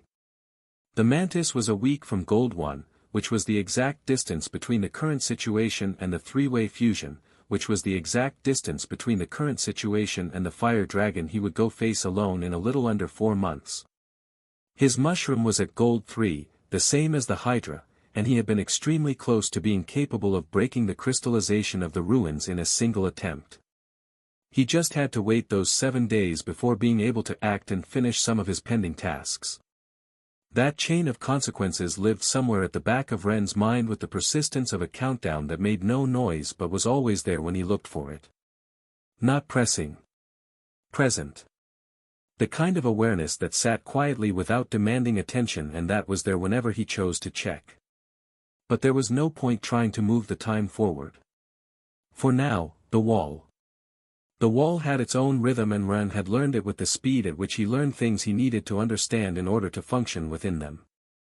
The shifts, the rotations, the signals that distinguished a routine incursion from one that required scaling the response.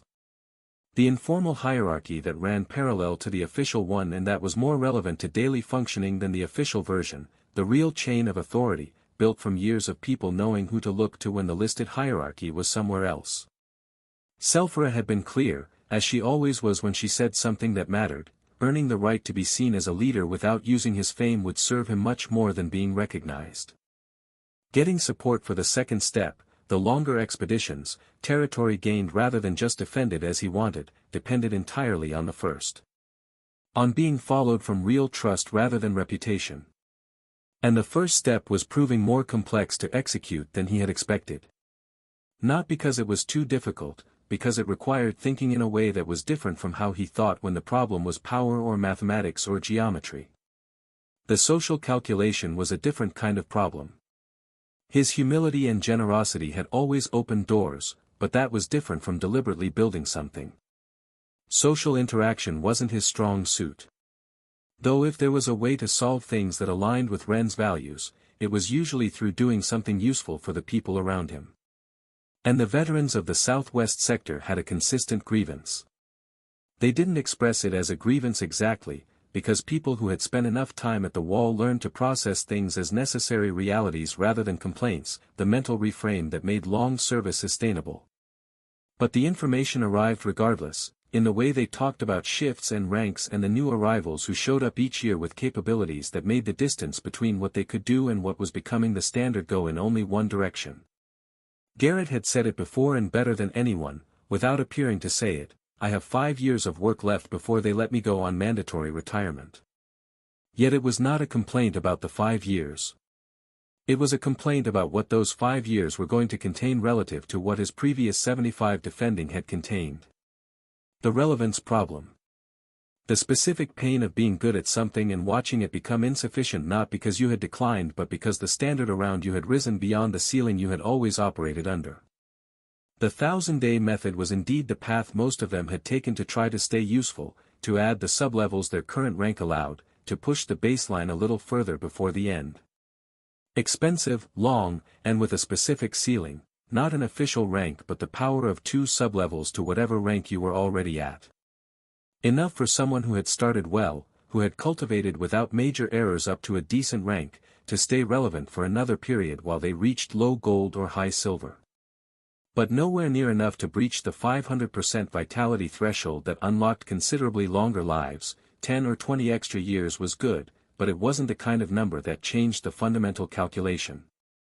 And that was the best case. For those who had started with cultivation errors, or who were close enough to the end of their service that the cost of 10,000 more days had no practical return before they were gone regardless, the picture was different. The method worked if you had enough distance to the end. If you didn't, it was effort and expense that bought very little. Ren had been observing this closely these days. And he had arrived at a conclusion that had the shape of doing something for them using what he had been doing long before the wall existed as a problem for him. One of his oldest hobbies turned toward a new application. The problem wasn't that they wanted to live forever. At least not for the realists who made up the majority. The problem was that they didn't want to become irrelevant before they retired. The specific dignity question of people who had spent their lives doing something that mattered to them and who wanted that to remain true until they were actually finished with it. Isaac's workshop had moved to one of Ren's mansions, exactly where Ren had arranged the best available materials for him to work with. Isaac had accepted at once, which was predictable because Isaac had a big liking for people who brought him interesting challenges and interesting materials that surpassed his interest in most other things. A client boss who understood what the preferred work was and supplied it accordingly was the best kind of client boss. The bow, Isaac had read in the letter, without needing additional context. The bow, Ren had written, wondering how long his order would take to arrive. The version of the bow that Isaac had produced over the last few years was considerably different from the early ones they had built together. Better in the available materials, better in the technique Isaac had continued refining, better in the integration of the channel points that allowed the user's element to transfer to the arrow through more efficient pathways than the original design had contemplated. All improvements made possible by Ren's later work on the crystals and runes in the tips, refinements that had arrived gradually as both of them got better at their respective parts of the problem. The perennial issue had been cost. The perennial issue was still cost, except that Ren now had the ability to produce runes at a level that the Ren who had designed the first bow didn't, and runes at that level reduced the cost of making something useful against monsters up to gold rank in a way that changed the calculation sufficiently. The gap between what was achievable and what was affordable had narrowed. Not closed, but narrowed enough to work with.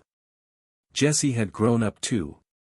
Ren had found her in the warehouse at the base of the wall with the same energy he remembered from the first time, though the energy was now better organized in a way that suggested years of experience had added structure without taking all the somewhat clumsy style. Her cat ears still twitched the same way they did when something caught her eye and distracted her from the thing she was doing, but now stuff didn't fall so easily because of that. Add your name and sign as if you were making a new distribution channel, Ren had said. Jessie had perked up an ear. Those are not for me but for the wall. For a specific sector of old defenders. The bows we've been working on with Isaac. Wait. Under whose name? Yours, Ren had said again. I was just the one who handled the paperwork to connect the academy where they were used for testing to the military channel. You're the one who produces them. Jessie had looked at him while she assessed whether there was anything in the proposal that required further analysis. Why? Because if it comes with my name on it, the point is lost. Jessie had processed that slowly. The new soldier from the academy, she had said, in the tone of someone building a story as they received it.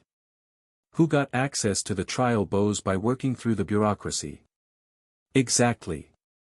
And the cost of the bows and rune arrows? Finch and Theodore are going to interrogate me until the end of the world. Castle's military support, trial equipment. I already filed the paperwork with Larissa's help to make it look correct in the records. Jessie had looked at him with the face of someone who knew the story had more layers than were being described, and who had decided that the undescribed layers were, in this particular case, the fair price for the part that was being described. All right, leave it with me, she had said. The bows arrived at the southwest sector through the correct channels, with the correct documentation, and with Ren Pattender's name nowhere on any of it. Garrett examined them with the evaluation of someone who had seen enough new equipment arrive at the wall to have calibrated what was genuinely useful and what was the well-intentioned effort of someone who hadn't spent sufficient time at the wall to understand what was actually needed. Two distinct categories that didn't always correlate with how official the equipment was or how good it looked on paper. You got these? He asked Ren, in the tone of someone reformulating the question they were actually asking. I went through the process, said Ren. It wasn't that difficult. I had tried them at the academy and the distribution channel for military trials was already open, it just needed to be connected to the wall. And you filled in all those boring bureaucratic forms and requirements that quickly? Ren considered that for a moment. I took a management class, he said. Garrett looked at him for a second. A management class. Public Resource Administration, more specifically. Garrett processed that with the expression of someone evaluating whether an explanation was plausible and arriving at the conclusion that it was sufficiently plausible for practical purposes, even though it had certain strange gaps around the edges. Like the insane efficiency. Do you know how to use it? Somewhat. Teaching bow use at the wall was different from teaching bow use in the academy training arenas. In training spaces, the target was static or predictable, positioned where it was easy to see. At the wall the target came from below, at distances that varied according to the creature's speed and point of entry into the sector, and the positional advantage of the height changed the shot angles in ways that required recalibrating whatever reflexes previous shot had built. The veterans took a little time to maintain good form while simultaneously channeling mana into the bow. That was expected, and Ren said so directly before the frustration of the learning delay had time to settle as information about the bow rather than information about the learning process, a distinction that mattered for the thing to keep working. Frustration directed at the tool stopped people from directing it at themselves, where it was more useful. Dunn was the first to find the correct angle and the correct amount of energy. Garrett was the second. You could see in him the expression of someone who had arrived at the conclusion that yes, it was just a matter of adjusting the calculation and practicing, not that the bow was difficult or impossible. The first incursion with the bows was the kind of verification that didn't require subsequent analysis. The high silver mutant creatures that normally reached the base of the wall and that were normally contained from the gaps in the middle section found, this time, that the interdiction range had increased considerably. They no longer needed to accumulate large amounts of energy and fire at close range to pierce the beast's defenses. A bow from the height of the wall with an integrated element channel in the rune was what it was: greater range, greater penetration against the creature's defenses, internal damage from the expansion of the differentiated elemental mana excited by the rune, and the capacity to respond before the creature reached the point where combat at the wall became more complicated to manage. The same principle as the wall's positional advantage, extended further outward. Garrett fired 4 times. 3 connected. For a first afternoon using something new in real combat conditions, that was exactly the kind of result that kept the thing improving, not perfect, but clearly working, clearly learnable, clearly worth continuing. "How many management classes did you take?" asked Garrett, while reloading. "1," said Ren. "You helped us a lot for just 1 class." It was a fairly dense class. Garrett fired the 5th arrow. It connected. At the end of the battle their tamed beasts went to recover the arrows. There were many, but they were expensive according to the report. "Good," said Garrett, in the same tone he used to evaluate shot angles. "My turn to teach you something then." Garrett taught Ren the technical vocabulary and some of the military language for giving orders and calling formations, what each term meant in practice at the wall rather than in theory, the shorthand that had developed over years of having to communicate quickly in conditions where longer communication was a liability. In exchange, Ren taught the bows. What followed in the subsequent days had the steady quality of something that had found its rhythm. The veterans used the bows in routine incursions with the frequency the learning process allowed, which increased as the learning process produced results. Each session deposited something in the reflex memory, the shot becoming less a decision and more a response, the mana flow becoming less monitored and more automatic. The ceiling of what the position could accomplish was rising. They were also getting accustomed to hearing Ren give positioning orders that, strangely, felt progressively even more efficient than Garrett's ones. Ren's leadership skills were growing. Not dramatically, by a small margin, the kind that accumulated over multiple engagements into something the body noticed before the mind did. The conversations at the barracks table at night had a component they hadn't had before: comparisons of angles, adjustments in technique, the kind of technical exchange that happened when a group of people were learning something new simultaneously and each one was contributing what they had found in their own iteration of the problem. The table had become a workshop without anyone deciding it would be one. Also nobody had connected Red Pathfinder to Ren Patender yet. They had come close once, when someone mentioned the territory name change from Goldcrest and used the new name, and someone across the table said it was a strange surname but alike to one they heard recently, and Garrett said it was the name of the Tamer who had rehabilitated the territory, and someone else added that was the same one who had manufactured the lances the students used in the lower rings and who apparently also made these bows and made them very well, a genius. Ren had been looking at his plate with the concentration of someone very interested in the distribution of his dinner. "The bow guy is you, isn't it?" said Dunn. Now looking at Ren. "No. I got help from Jessie, a lady from the exchange warehouse who handled the distribution," said Ren. "I just connected the channel."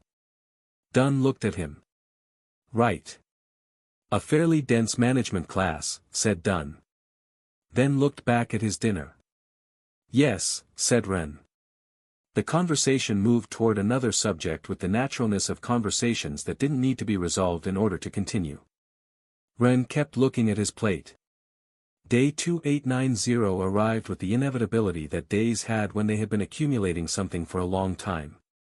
The Mantis reached Gold 1 in the morning, before Ren's shift at the wall.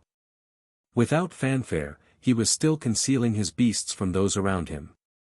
But it was inevitable that some energy would escape, that the people nearby with sufficient sensitivity would feel the signature of a gold rank progression. It was the kind of advancement that came with a qualitative difference that was harder to describe than to feel, not just a number moving, but a threshold crossed. He finally had all his beasts at gold. The perception of speed and angle that the mantis added to the system settled into another category, more stable, with the solidity of something that had matured rather than something that had grown quickly. The difference between a structure still finding its shape and one that had found it. The mantis's contribution to the whole wasn't big. But it was cleaner. Ren noticed it in the first movement he made with his mana, all gold, no silver making a bit of an interference. Then he stored it, because the wall was not the place to process system transitions contemplatively when there was a shift to cover and a concealment to maintain. The analysis could wait. The shift couldn't. But he couldn't hide his smile. The hope the new level brought was very specific, with the mantis at gold 1 and the other two beasts at their current gold ranks. Maybe the combination was sufficient for what had failed in the ruins. Since the last time he had a clearer sense of how much was missing, he had gained 3 sub-levels, practically 1 full level if he had been a conventional tamer. Maybe the margin of precision and control the new category added was the margin, the difference between almost and sufficient required for statues at Sirius's level. Maybe. After that he could go for the remaining unexplored ruins and the rest of the elemental dragons. But again, that was for after. First was today's shift. The morning shift had something different from the start. Not in the way it had something different when there was more activity than usual, or when the sector was still processing residual energy from an incursion that took time to dissipate. The opposite difference. Nothing. The mutant creatures that normally arrived at the southeast sector with the frequency documented in the records and known by the veterans well enough to recognize in their sleep were absent with that ominous absence of things that should be there and weren't. Not quiet in the way things were quiet between incursions. Quiet in a way that didn't correspond to any previous examples. Ren extended his perception. Nothing in the immediate range. Nothing in the extended range.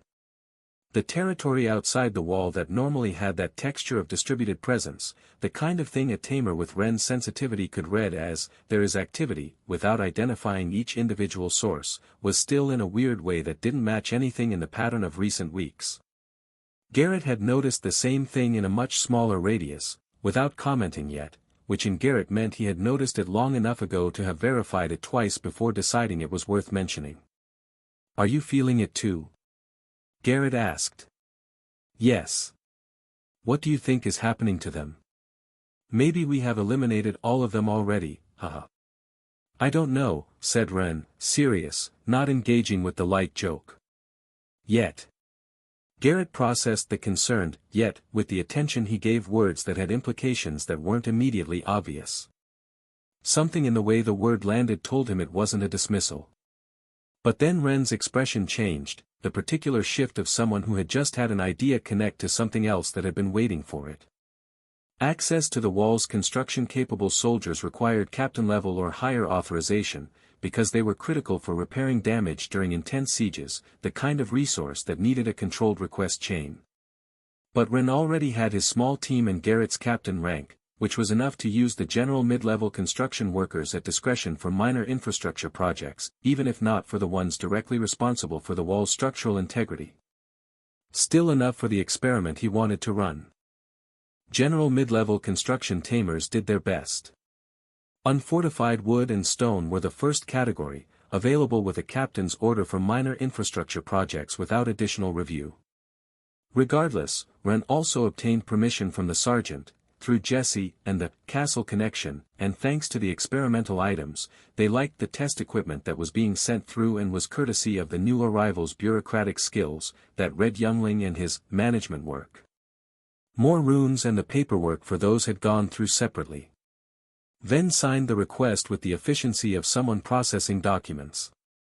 What for? He asked, in the relaxed almost dismissive tone of someone who had the right to know but no particular urgency about the answer. The new runes we received yesterday are for installing an exterior tower, said Ren. 100 meters from the perimeter. Then looked at him. Exterior to the perimeter. Yes, 100 meters. To break the waves and defend our section more easily and automatically. Or that's what the new rune technology manual says. Ven held an additional second. They're similar to the castle's trial runes in the arrows, Ren added. I submitted another request for experimental materials for field testing. It's in the annexes of the previous order. The annexes existed because Larissa had written them, and they were sufficiently extensive that verifying them completely in real time was a task Ven was not going to execute in this moment. A very dense management class, said Ven. Yes, said Ren, with the calm of someone who had learned that even at the wall, credentials from the academy were respected and rarely questioned. Ven signed. The tower stood 30 meters when they finished it, which was considerably shorter than what Ren would have wanted and exactly as tall as what the available soldiers could build without him contributing so much that he gave himself away.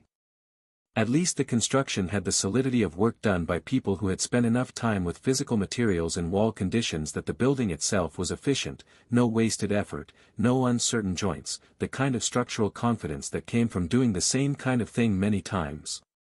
The base was wider than a 30-meter tower strictly required, because Ren had calculated the levels of impact the structure would need to hold if the theory being tested proved correct, and the base reflected that calculation rather than the standard specification for something this height. He had accepted the constraint the same way he accepted most constraints at the wall, by calculating how much was achievable within it rather than spending time on what wasn't. Wood and stone, not the reinforced bright mineral that composed the main wall. Easier to requisition, easier to justify in the paperwork, and sufficient for the purpose. The runes came after the structure was standing. He installed them at the top while the soldiers who had built it watched from below.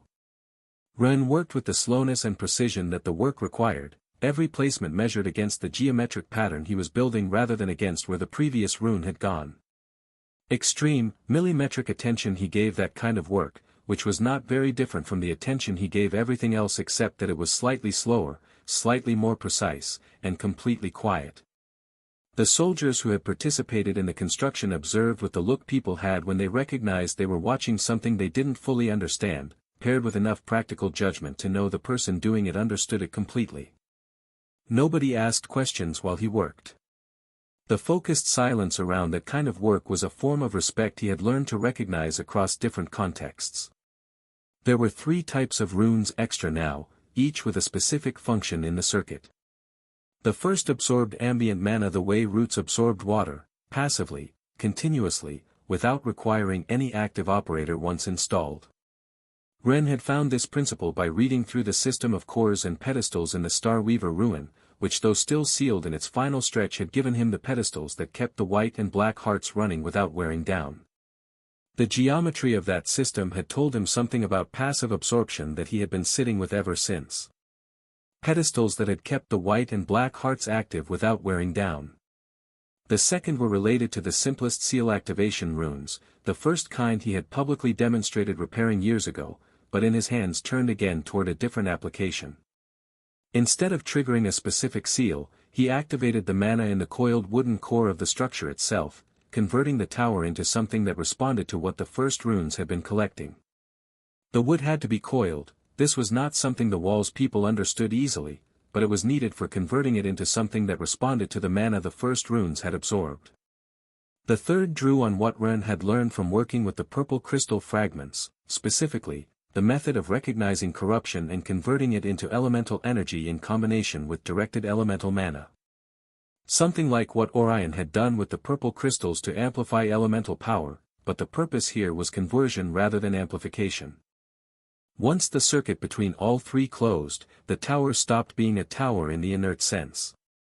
Is that doing what I think it's doing? Dunn asked, watching the first movements of roots working their way outward from the base, slow, deliberate, searching the direction of whatever mana signature they had been told to follow.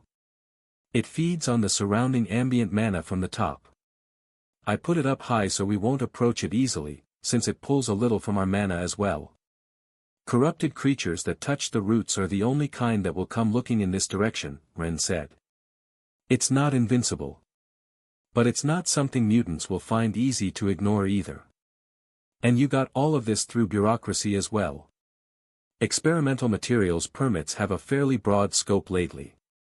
The castle wants people to learn to use the new rune technologies, some new rune technologies that ordinary people can learn to use, so the authorizations for high-brightness crystals are more available than they used to be. The crystals are high-brightness rank and expensive. But it just required connecting the right requests. Dunn looked at the tower for a moment longer, then looked at Ren with the expression of someone who had reached the outer edge of what they were going to actively investigate. The management class was the explanation he had. It would remain the explanation he used until something gave him a concrete reason to change it, and so far nothing had come close to that. They waited for the mutants. The tower absorbed ambient mana with the steadiness of something built for exactly that purpose, and the territory outside the wall, while not dense with it, was generating enough to keep the structure running indefinitely. The roots grew outward without stopping, feeling their way across the ground at the pace of something that had all the time it needed. The mutant creatures didn't come. The territory stayed quiet in a way that didn't feel like the quiet between incursions. Incursion quiet had a texture to it, a kind of held tension in the ambient mana that suggested things were present but not yet moving. This was different. The presence itself was absent, the territory empty in a way that had no precedent in the recent pattern. Garrett watched the horizon with the expression he had when silence was a tactical data point rather than a good sign. The territory is empty. Maybe we actually eliminated all of them, he said. Not quite committed to it as a statement. No, Ren said. Are they hiding then? Doing this on purpose? I think so. Garrett let that sit for a moment. Waiting for what? Ren had an answer forming, but it was incomplete, and an incomplete answer in this specific context was worse than no answer. It would direct attention toward a conclusion he wasn't ready to defend yet. I don't know yet, he said. Garrett accepted that with the patience of someone who had watched, over the past weeks, that "not yet" from Red Pathfinder had a reliable follow-up within a few days. Fast enough that the wait had a foreseeable end. So he went back to watching the horizon. But a message arrived at midday, and it came through the wrong channel. A message arrived at midday. Not the wall's standard communication lines. Through the direct route the castle had established specifically for Ren, a fast bird that risked his cover, carrying a letter with Selfra's signature at the top and Julius's at the close. That particular combination was the one they used when both parties had aligned on the content of the message and needed the recipient to understand, without additional context, that both had agreed to it. Ren read it once. He put it away and walked to find Ven. I need to leave with the strongest soldiers in the sector, he said. Ven gave him the standard look. How long? I don't know yet. Emergency in another sector? Yes. The emergency absence procedures were clear enough that Julius Dravenholm's signature on the message made the bureaucratic process shorter than it would have been otherwise. What was unusual was that the message had arrived directly to the new recruit rather than to Ven, which was not how the procedures were supposed to work, and Ven noted this without commenting on it. Maybe the kid was so good with the bureaucratic stuff that the castle found him more reliable. Ven thought with a new worry of losing his job soon. How many? Whoever can move now. Ven ran through the inventory he ran when calculating what the sector could release without losing the coverage it needed to function. 12, he said. 12, Ren agreed. He went to gather them. Outside, the new-made tower kept drawing on the plane's poor territory's mana, and the territory kept being quiet in the way things were quiet when they were waiting without any particular urgency about it, when the mutants they were waiting for were certain to arrive at some point. Ren noticed it on the way out, the combination of the empty territory and the message from the castle, and thought they were too coincidental to be coincidental. He had enough experience with things that lined up that neatly to know that thought was worth trusting. Carver's owl had the wingspan of a gold-rank beast, 30 meters, large enough that size had stopped being a consideration when carrying passengers and became instead a question about aerodynamically inconvenient cargo. Ren had no cargo to speak of outside his internal space, so he sat on the back with the mild discomfort of the first few minutes on a flight beast that wasn't his own, while his body negotiated the particular movement of something else's rhythm. The ground passed below them at the speed of urgency without quite becoming the blur that maximum speed produced.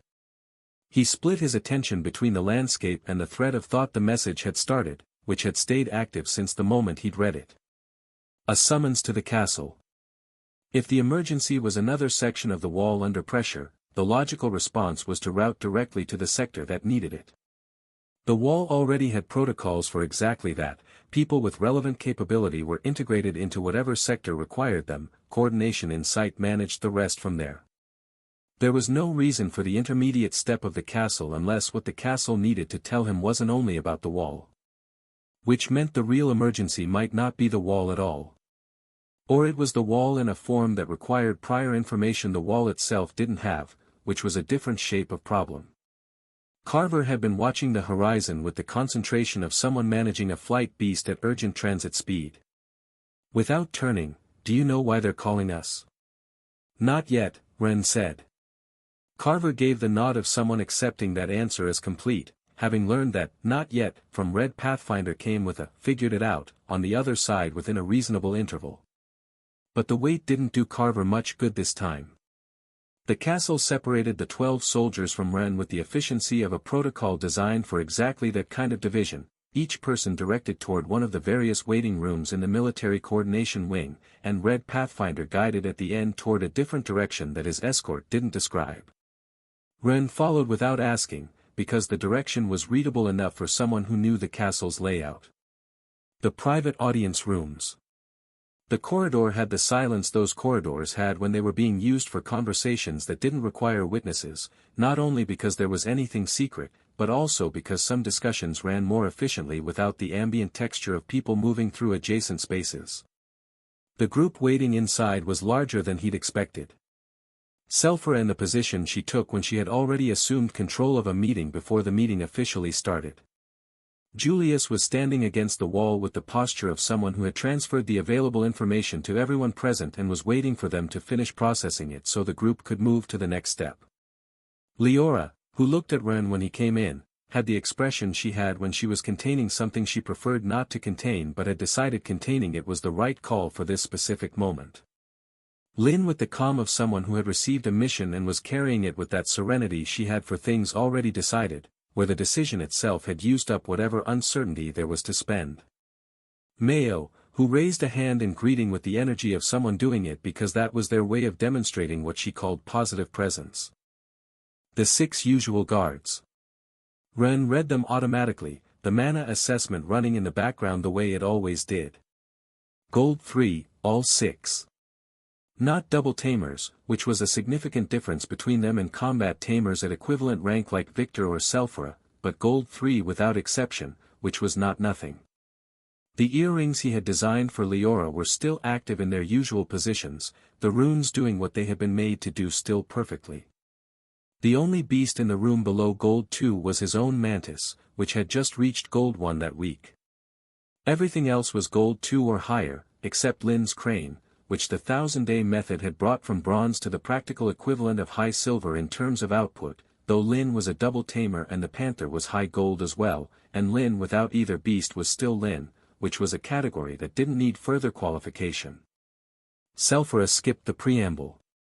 "The corruption is moving away from us on all sides, pulling back toward the ruins," she said, in the voice she had when the information was enough and the context didn't change what it meant.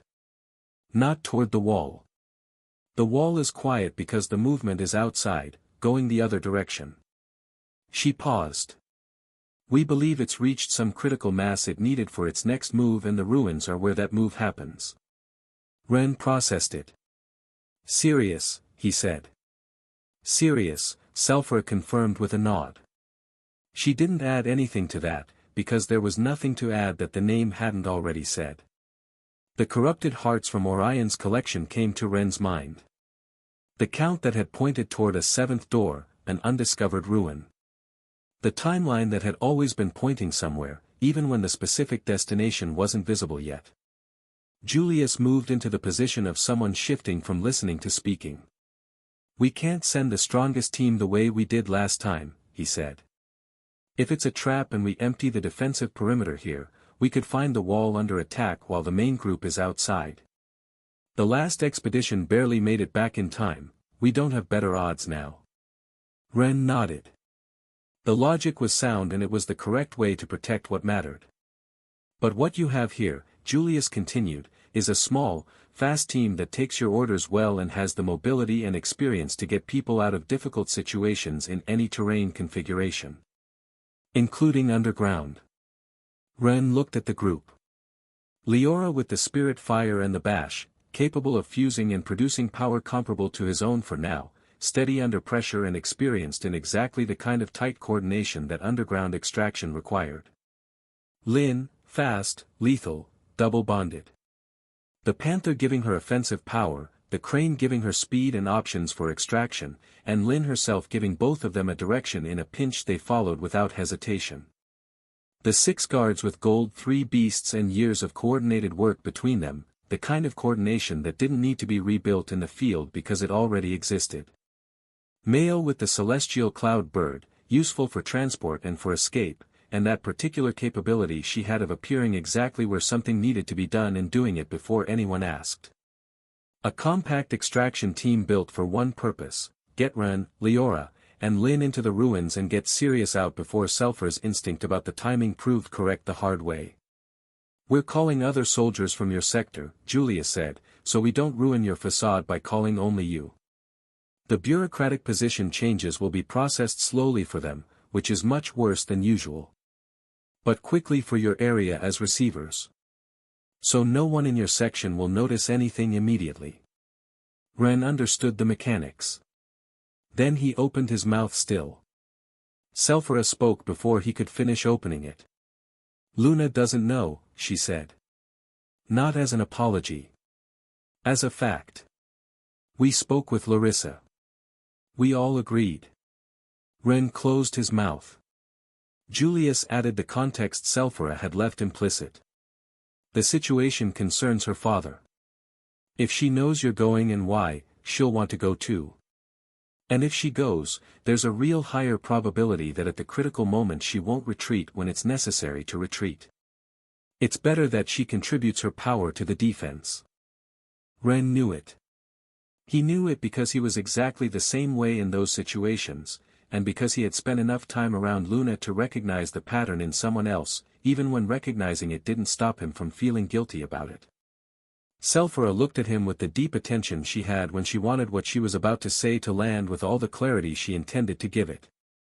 The only reason you're the one going, she said, and the one giving orders out there, is because you're the only one who can do something about the crystallization when you find what they're looking for. She paused. But you're carrying 9 lives that matter a great deal. Don't focus only on Sirius's. The silence that followed had the weight of things that were said once. That's also something you have to grow into handling, Selphara added, and the quality of it wasn't hardness but the kind of honesty she applied to things she cared about enough not to soften. Remember that among those 9, you're also carrying my granddaughter and your future wife. Mayo raised her hand. Can I ask whether Ren's orders are absolute for the non-future wives when we're about to die? Because if we're going to be underground surrounded by mutants I'd prefer the kind you can ignore to run away screaming. The air in the room changed the way it changed when Mayo did exactly that, not removing the weight, but reminding the mood in the room that the weight couldn't exist alongside other things. So now both were allowed to be present at the same time. Lin gave her a karate chop on the head, gentle one, because Maria wasn't there to do it properly, and Mayo made the sound of exaggerated pain that she made when she did something that didn't deserve a big reaction and produced one anyway. The guards had the varied expressions of a group that had spent enough time with Mayo to have calibrated the different registers of her interventions, and had arrived at the collective conclusion that this particular one was the one she reserved for moments she felt needed ventilation. So Ren looked at Selphara. Selphara looked back with the patience of someone who could wait for the Mayo moment to finish before continuing. Ren nodded. I promise. Everyone comes back safe, he said. Not with the inflection of a dramatic declaration, with the calm of someone stating something they have decided will be true. Selphara held his gaze for the second it took to evaluate whether what she had heard was what she needed to hear. Or the truth. She nodded once. Julius moved toward the table where the maps were already spread out. "Then we begin," he said. "I kinda already know the place," said Ren, scratching his nape. Ren flew on the now bigger mantis. He had been able to do that before the advancement at silver, but now that she was gold, the size increase had finally made it less uncomfortable. The distribution of wind currents across the beast's back was different at this scale, and though the mantis was not the most aerodynamic beast by design, her new physicality and power let the rules of aerodynamics settle into a secondary plane where they could be overridden by brute force rather than worked around by geometry. The mantis at Gold 1 was indeed considerably larger than the mantis at Silver 3. It was the kind of difference Ren knew intellectually was going to happen, and that still caught him off guard each time, because the scale of a beast in a new category always turned out to be more than the number of the previous rank allowed him to calculate precisely. Getting used to seeing her at one size also did nothing good to prepare you for the next. So he had learned to stop trying. It had enough space on her back now to make the long aerial journey what it was rather than an exercise in jumping endurance, which was the relevant threshold. Leora was to his right in silence. Shizu and Umi, two of the guards who had operated together long enough that their coordination was automatic in most situations, occupied the space behind them with the discretion of people who understood when their presence was functional and when it was better to melt and just act like inanimate baggage. Mayo carried another contingent on her celestial cloud bird, and from that direction came laughter with the energy of someone who considered the journey the entertaining part and the destination the work, and who therefore believed in making the most of the transit. Lin and Hikari flew separately on their own beasts, holding their positions in the formation without needing to be directed. The formation stayed loose for the first few hours because the silver, bronze, and iron rings offered no real resistance to a group at this level. The beasts that detected the combined mana signatures processed it with the same logic they used for any superior threat: move away before the threat had reason to come toward them. The group passed through each ring like a change in weather rather than moving through a different level of territory. It was a quiet journey. Ren used it. The cold at the altitude of the outer rings arrived with the height and with the ambient mana density, which made temperature behave slightly more aggressively than it did near the city. Not impossible cold at this elevation, but the persistent kind that after enough time produced the particular sharp chill that became difficult to ignore. Ren noticed it. "Do you need help?" "No," Leora said, in the tone of someone saying no, in a way that did not close the conversation. Ren was in what she privately thought of as chivalrous mode and interpreted it correctly. He moved closer and put his arm around her. Leora went slightly red and began activating the spirit fire with the economy of someone who had learned to calibrate exactly how much she needed for the specific result she wanted, not enough to be obvious, enough to be effective, the practiced control of someone who had been working with that power long enough to treat it like a dial rather than a switch. The baggage tried hard not to giggle. They were close enough that the warmth Leora generated reached both of them instead of only her, which was more efficient, and the fact that they could support each other was the correct reason if a correct reason was what was needed to be a bit less shy. Leora looked ahead. Ren looked ahead too. The formation continued through the cold, and the outer rings fell behind them one by one, and neither of them said anything else for a while, which was its own kind of answer to the question that hadn't quite been asked. Both of them looked ahead long enough for the situation to settle. Ren's body in contact with Leora's in a warm and soft hug that wasn't accidental, it was established now as the default position of the two of them on the mantis's back. "Better?" Ren asked, after a while. "Yes," Leora said. The difference between that "yes" and the earlier "no" was smaller than it appeared. Ren was in opportunistic mode and pulled her closer. Not with the awkwardness of the first months, nor with the excessive deliberation of someone calculating whether the gesture was appropriate. This was done with the naturalness of someone who had spent enough time doing this kind of thing with the three people beside them, that some things were simply what they were. Leora had spent about a third of that cumulative time, so she was less accustomed and went a little red. The purplish fire she was generating increased 1 degree of temperature beyond what the warmth situation actually required and was turning pinkish at the edges. Shizu and Umi were watching the horizon with the feigned monotonous attention of two people who had decided the horizon was the most interesting thing available at this particular moment. If the three of us were here, Leora said, without elaborating. Yeah. I'd be quieter, Ren said. This is cheating then. It's not cheating. A pause. It's just still easier for me this way. Leora considered that. Isn't easier the same as cheating? No, Ren said. Easier is easier. And would only be temporary, so brace yourselves. He pulled her close and bit her cheek. Leora didn't respond verbally. But her whole body trembled, a vibration that ran along her spine, and the spirit fire heat went up 1 degree. Ren counted that as a victory in the category of victories that were not mentioned out loud.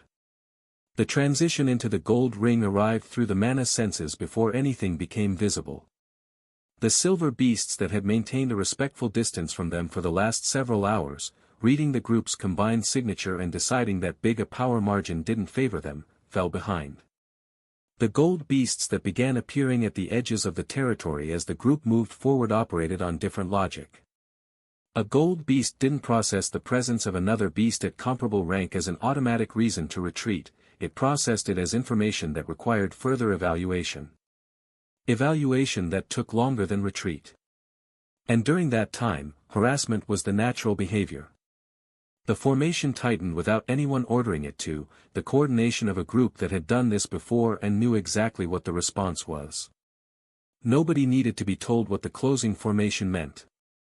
But Gold 1 was still very manageable to pass flying. Gold 2 was a different conversation. The flying beasts descended into the tree line, because holding the airspace in the Gold 2 ring cost more in warmth and sustained attention than the advantage of the elevation was worth. Too high, too cold. The ground offered its own complications, but it was the right trade. The trees of the Gold 2 ring were in the category of things that made the word tree feel insufficient. They had the scale of something that had grown for long enough without the limitations that environments normally imposed, roots that modified the topography of the ground around them, canopy that didn't let light through so much as filter it into something different by the time it arrived at the base. The root system was actually huge feat and created a second movable topography at ground level, a landscape of ridges and gaps where something that wasn't paying attention could end up somewhere it didn't intend to be. Stay at the top of the base of the trunks, Ren said, from his position, with the brevity of someone giving instructions the group already knew but that the group needed to hear so that following them was conscious rather than by inertia. Don't touch the ground between the roots, you can be stomped on or pulled from below. The soil between the roots responded to vibration with sprouts that had their own opinions about what walking above them deserved, and those opinions were not neutral. But one would have to make the conscious choice to jump down from the base of the trees, dropping 10 to 20 meters from the top of the roots to reach that soil. It wouldn't happen by accident to a group like this. The group's combined mana continued doing what it needed to do. Not aggressively, the presence of several gold rank signatures in proximity, sufficiently notable, gave the beasts approaching out of curiosity the information they needed to arrive at the conclusion that looking with curiosity and taking action were two different things and that in this case the second wasn't worth the cost. The advance was steady. The Gold 3 ring was different in scale from everything before it. The trees here made the Gold 2 trees retroactively seem reasonable. Some of the group's mana creatures moved with the heightened attention of a beast that had registered it was in territory where other participants operated at comparable level, not just nearby but throughout the space, present in the way the mana in the air was present. The beasts watching from the distance hadn't launched yet. They were the same kind that had once pursued Zhao with that annoying feline interest, but not stupid. They carried the instinct of something that had survived long enough to reach the rank they had reached, and that instinct included the capacity to evaluate when a target was worth the risk and when it wasn't. The advancing group had the signature of something that didn't fit the profitable calculation, enough members at comparable level, moving with the coordination of something that had operated together before, without the particular kind of distraction that made vulnerable groups vulnerable. The beasts followed at distance with the patience of something that had time and yet also the intelligence not to spend it on poor odds. The group advanced with the attention of something that couldn't waste time but didn't need to run either. That balance was the correct pace. But what Ren had been registering throughout the journey wasn't the beasts. From the air, the rings had looked the way they always looked. Vegetation density, color patterns, the distribution of beasts across the territory, everything within the ranges the records documented as normal. Nothing much that would have drawn attention from altitude. But from the ground, even the soil was different. Not visibly. Perceptibly, for someone with the mana sensitivity Ren had and who had been using it for enough years that variations had become readable the way changes in air pressure were readable before weather shifted. That something present below the surface that wasn't supposed to be there, distributed through the substrate in a way that grew more pronounced the further they went from the city. The corruption was in the subsoil even here, this far out. And further. It was distributed, filtered through the root systems of the beast that were acting as vegetation, present in that ominous way of things that gradually settled into a system without the system detecting it as an invasion because the process is slow and not painful enough. Looking at it now. The beasts that stalked from a distance had that different texture if you knew where to look. Not corrupted in the sense of the mutants on the wall. But indeed, still affected. The instinct that made them curious had an edge that the instinct of any other pure Gold 3 wouldn't have had if not slowly affected by it. Ren noted it down on the mental map he'd carried since they'd entered the first ring. Much worse than initially expected. From above, normal. From below, very different. Numbers should be on another level too. The other problem was the information that didn't appear in any official report because official reports were made mostly by scouts from above, and from above things remained as they had always been. He told Lin and Leora what he had noticed during the brief exchange between sectors that the advance allowed. Lin listened with the attention she paid to tactical information that changed the assessment of a territory. How much? Leora asked. I don't know if it's enough to change what we're going to find in the ruins, Ren said. But it is enough so that we don't arrive assuming the problem will be the same as always. Lin and Leora processed that. Good, Lin said. And she said it with the tone he had when good meant that the information had arrived and had changed something about how she was going to proceed. The group continued advancing. The trees remained the huge trees but now Ren was sad for them. Since beneath them, in the underground and in the roots that reacted to the vibration, something that had been settling in for some time remained taking them on its claws little by little. The corruption increased as they drew closer, installed gradually across the territory with the ambient pressure of something that was no longer any single source but the combined background of many small ones that had found the same channel. It had been building without announcement. Like the difference between hearing a sound and hearing the silence that remained after the sound stopped, but in reverse, a sound you began registering as you approached, which by the time you recognized it you had been hearing long enough not to know exactly when it started. Ren had caught it at the Gold 3 border because he had the range to read the more marked difference.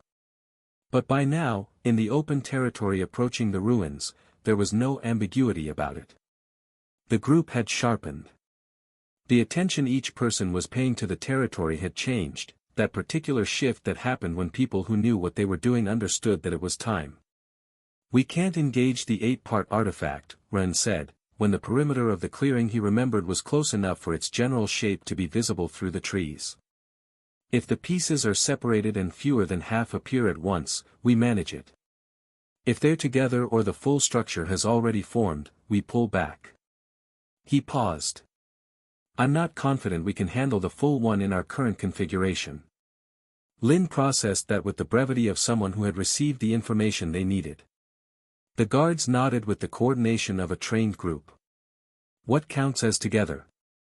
Mayo asked, in the tone of someone asking a genuine technical question. 5 and 6 separated is still fight as long as they don't merge. Yes, only if you're feeling them as one presence instead of several, Ren said. At that point, regardless of what else is happening, we leave. Mayo set aside her usual jokes for a moment and nodded. The clearing became fully visible between the trees. It was not the clearing Ren remembered. The clearing he remembered had an opening in the ground, the entrance to the ruined system below, through which the mantis had barely fit without disturbing the sprouts at the edges. The corpse of the massive beast that had occupied this area when Zhao and the mantis first found it still lay at the center of that opening, its scale making the surrounding territory difficult to process correctly. What was here now was different in every dimension that mattered. The corpse was still recognizable in its general structure, the distribution of what remained of the exoskeleton provided its original dimensions as a reference. But the center had been destroyed rather than consumed, with the specific kind of edges that were left when something had been forced inward rather than broken down from within, the irregular marks of something to which parts had been torn rather than the clean dissolution of energy departing a system. The difference was legible to anyone who had seen both. The corruption lines were very visible. Not in the sense of glowing decoratively. They glowed the way things glowed when they contained active energy, and that energy was the kind that produced luminescence as a byproduct of existing, not as a deliberate signal.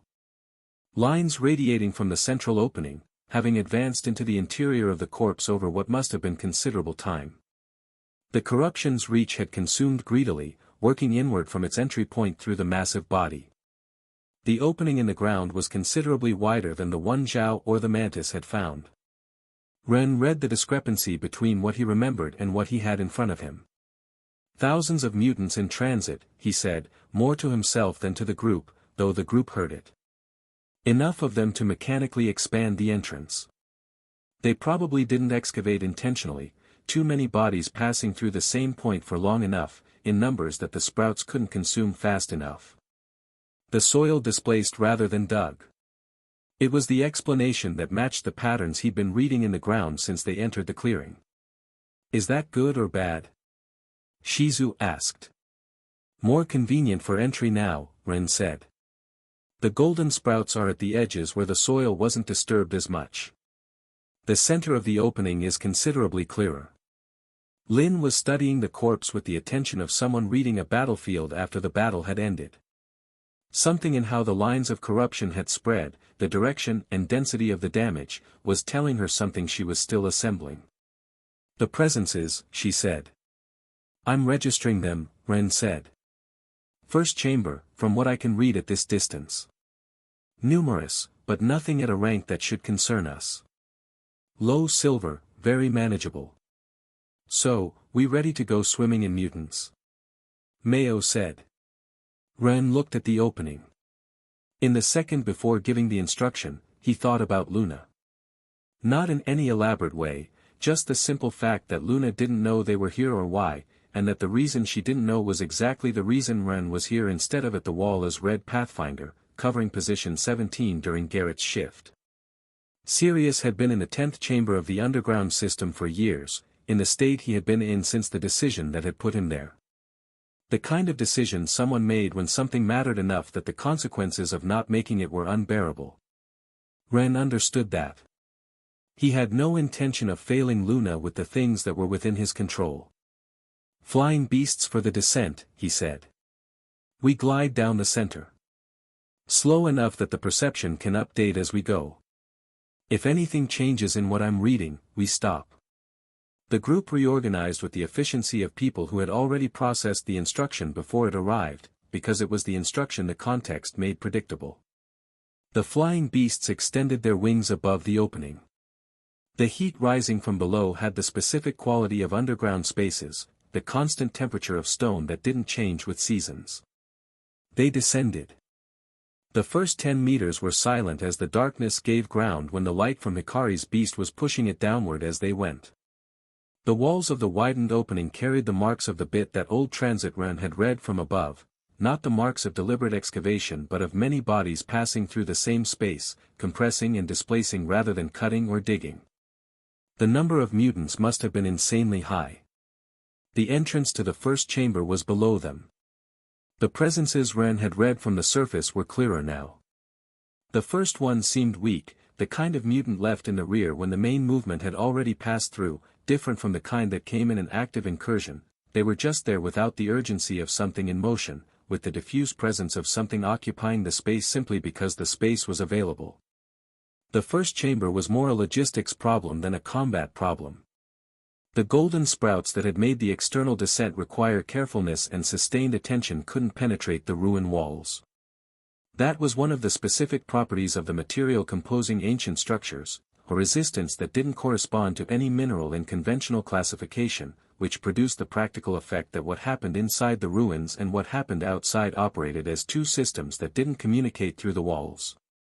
Whatever grew and moved and consumed in the surface world stopped at the stone boundary. The enormous gold three growths didn't fit through the first door in any case, it was the narrowest opening in the sequence, like designed for something else entirely. What was inside were the mutants, large but not that large to be unable to pass. Low silver, the great majority. In numbers that made the first chamber dense in a way that left almost no empty space in the underground area, the concentration of presences building up from things that had been in the same place for long enough without having any reason to move. Yet they were active despite this. The group saw them before the mutants fully processed that the group had arrived. Are they hugging each other? Mayo asked, with the tone of someone who had noticed something strange and was trying to make it entertaining. They did look strange, more active than the situation required, like they were trying to be on top of each other, and they had damage marks. Not the marks of combat against human defenders, the kind they normally accumulated at the wall. These were the marks of something that had attacked to eat, with the specific shape of bites that only another member of the same species produced, and with absences of tissue that corresponded to parts that had been consumed rather than simply damaged. Consumed because they were nowhere to be seen. They're eating each other, Leora said. And they appear to be doing it systematically, Ren said. Not out of desperation, as if something ordered them to eat without fleeing or defending themselves. The distinction mattered. Animals that ate each other out of desperation did so when the environment left no other option, but they defended themselves and reacted to pain. What he was seeing here had no defensive reaction, and the organization of it suggested something that had occurred with enough frequency for the survivors to carry multiple layers of marks, which meant the process wasn't recent and wasn't an event but a state. An ongoing selection, not a crisis response. We can't understand everything in the first chamber, Lin said, from the air before touching down. We better clear and advance. It wasn't an instruction that needed additional motivation. The mantis activated the wind element with the efficiency of her new rank, the improvement perceptible in the first movement, greater range, greater precision, lower cost per unit of result than Silver 3 had allowed in ways Ren had been noting from his wall defense position for weeks. The wind blades she produced weren't the most visually impressive output available, but they were exactly correct for a space where the chamber width made area coverage more relevant than individual power, and the mantis at gold knew the difference. Leora's spirit fire came from the other axis. Not the ordinary fire that consumed oxygen, but the spiritual kind, which had that quality of purification that made mutants with unstable internal corruption respond to it differently from conventional flame. The ones that came into contact with it didn't simply receive damage, something in their corruption system responded to the contact and accelerated the collapse of whatever was holding them together. The internal structure failed faster than the external structure. The combined result of the two techniques reduced what would have been 20 minutes of close-range clearing to something considerably shorter, the kind of efficiency that came from two outputs that were each effective individually and happened to amplify each other in the overlap. The guards and Lin covered the flanks with the coordination of a group that didn't need additional instructions to know what their function was in a formation they had already discussed. The first chamber cleared. The second chamber was the same situation with one variable changed. Silver mid-rank. The same cannibalizing marks, the same kind of concentration that mutants produced when they had been in the same space long enough following the same order. Still not a challenge in the sense of requiring anything different from the group. But the base level was different, and that difference showed not only in the resistance they offered but in how they responded to being attacked. The low silver had reacted with the simple reactivity of something operating on basic instinct. These had something slightly more organized, the kind of response that indicated something in the system was providing minimal coordination rather than each individual operating independently. Not enough to make them difficult. Enough for Ren to take note of it. Someone or something is giving them structure, he said, while the second chamber cleared with the same efficient process as the first but took marginally longer. What they have isn't instinct. Selphia? Leora asked. It fits, Ren said. The ruin as a controlled space. The mutants as test material. Nobody in the group found that comforting. It also didn't change what they had come to do, so the group continued. Third chamber, high silver. The difference was visible before the combat began, in how the mutants occupied the space. Not the chaotic concentration of the first chambers but a distribution with something resembling the positioning logic of creatures that had survived long enough in a selection system to have learned, however primitively, how to be in a room with others trying to be in the same room. The weakest ones at the edges. The strongest toward the center. The cannibalizing had weakened them here too, but the weakening was less pronounced than in the earlier levels. Leora's spirit fire covered the left sector of the third chamber, and in the margin of attention Ren could give it while managing the right sector with the mantis, he observed something he filed away. The mantis at Gold 1 produced a synergy with the spirit fire that hadn't been available at Silver 3, the cutting power of the wind at the new rank was compatible with the propagation of the spiritual flame in a way that made the two techniques amplify each other in the area where they overlapped, each one creating conditions that made the other more effective. He noted it for later. They cleared the third chamber and moved to the stairs. The fourth chamber broke the pattern. Not in having or lacking mutants, but in their level.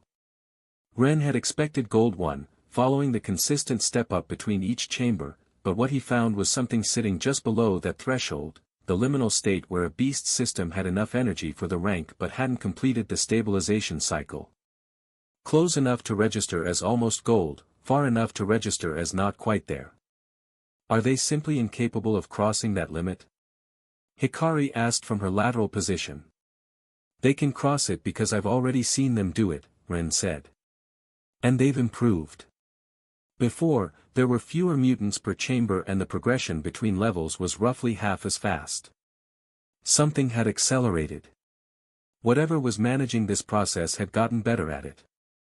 In the fifth chamber they found something newer and more difficult to read, even for Ren. Many of the cave's runes were overwritten in a bright purple liquid, the original patterns partially obscured beneath the new ones in a layering that hadn't been done hastily. The work had affected the internal structure of the stone. And these mutants were indeed gold. Real Gold 1, with the genuine aura that distinguished an actual evolved creature from a mutant that had grown larger and stronger while remaining functionally below the threshold. The cannibalizing hadn't stopped, and the size increase was consistent with what the chambers below had shown, but the overwritten runes had accelerated something in the process that the raw selection alone hadn't been producing. There was a clear difference between big mutants with gold-level physical size and strength and mutants with a true gold aura and the system to match it. Celthea appeared to have refined her approach. The lower chambers had served as fuel. The mutants there fed into the ones above, which used that energy to reach ranks they wouldn't have reached through natural development. A brutal and efficient selection in the coldest sense of both words.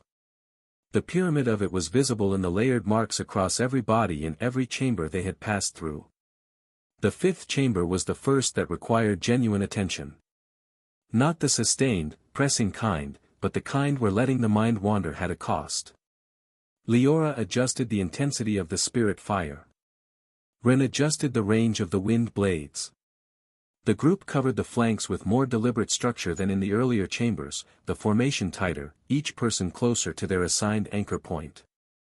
The fifth chamber cleared, but it took longer. The sixth chamber was gold too, and it was different in ways that started with the entrance. The opening was wider than any of the previous ones, wide enough that the group could enter in formation, which was relevant because the chamber itself was also wider. More space for the mutants inside to use, which meant more directions from which an engagement could arrive. Gold 2 mutants moved differently from Gold 1. Not only faster, but with less of the residual hesitation that the lower ranks carried. When the group entered and combat started, the mutants responded with something approaching deliberate positioning, the larger ones moving to intercept while the smaller ones consolidated in the rear, not out of instinct but out of something that had learned to do this. The cannibalizing marks were present but less extensive on the strongest of them. The ones that had absorbed the most from below had more structural damage, the ones that had consumed less were more intact but also lower in the overall hierarchy of the chamber. Whatever the selection was producing, it wasn't clean. The strongest had gotten there by a process that had cost them. The wind and the spirit fire still worked, still amplifying each other enough in their overlap zone, but the sustained output required to clear this chamber was noticeably greater than the fifth. Ren felt it in the rate of mana consumption rather than in effort. The mantis at Gold 1 had range and precision, but the targets here were absorbing more before they went down. Lin took direct responsibility for 2 of the larger mutants. The 6th chamber cleared. The group was quieter after it. The 7th was Gold 3. The entrance to the 7th chamber radiated the kind of acrid smell that spoke not of death but of corrupted mana concentrated in a space that had been occupied by high-rank entities for a sustained period. The walls here had more of the overwritten runes more densely than anywhere above, layer on layer in some sections, the original rune patterns nearly invisible beneath the accumulated work. Gold 3 mutants were what the selection had produced at this level, were creatures that had consumed everything below them in the system and carried it. The marks of that consumption were everywhere on their bodies, old scars over new ones over older ones still, layers of forced development visible as physical text. They were not healthy creatures at Gold 3.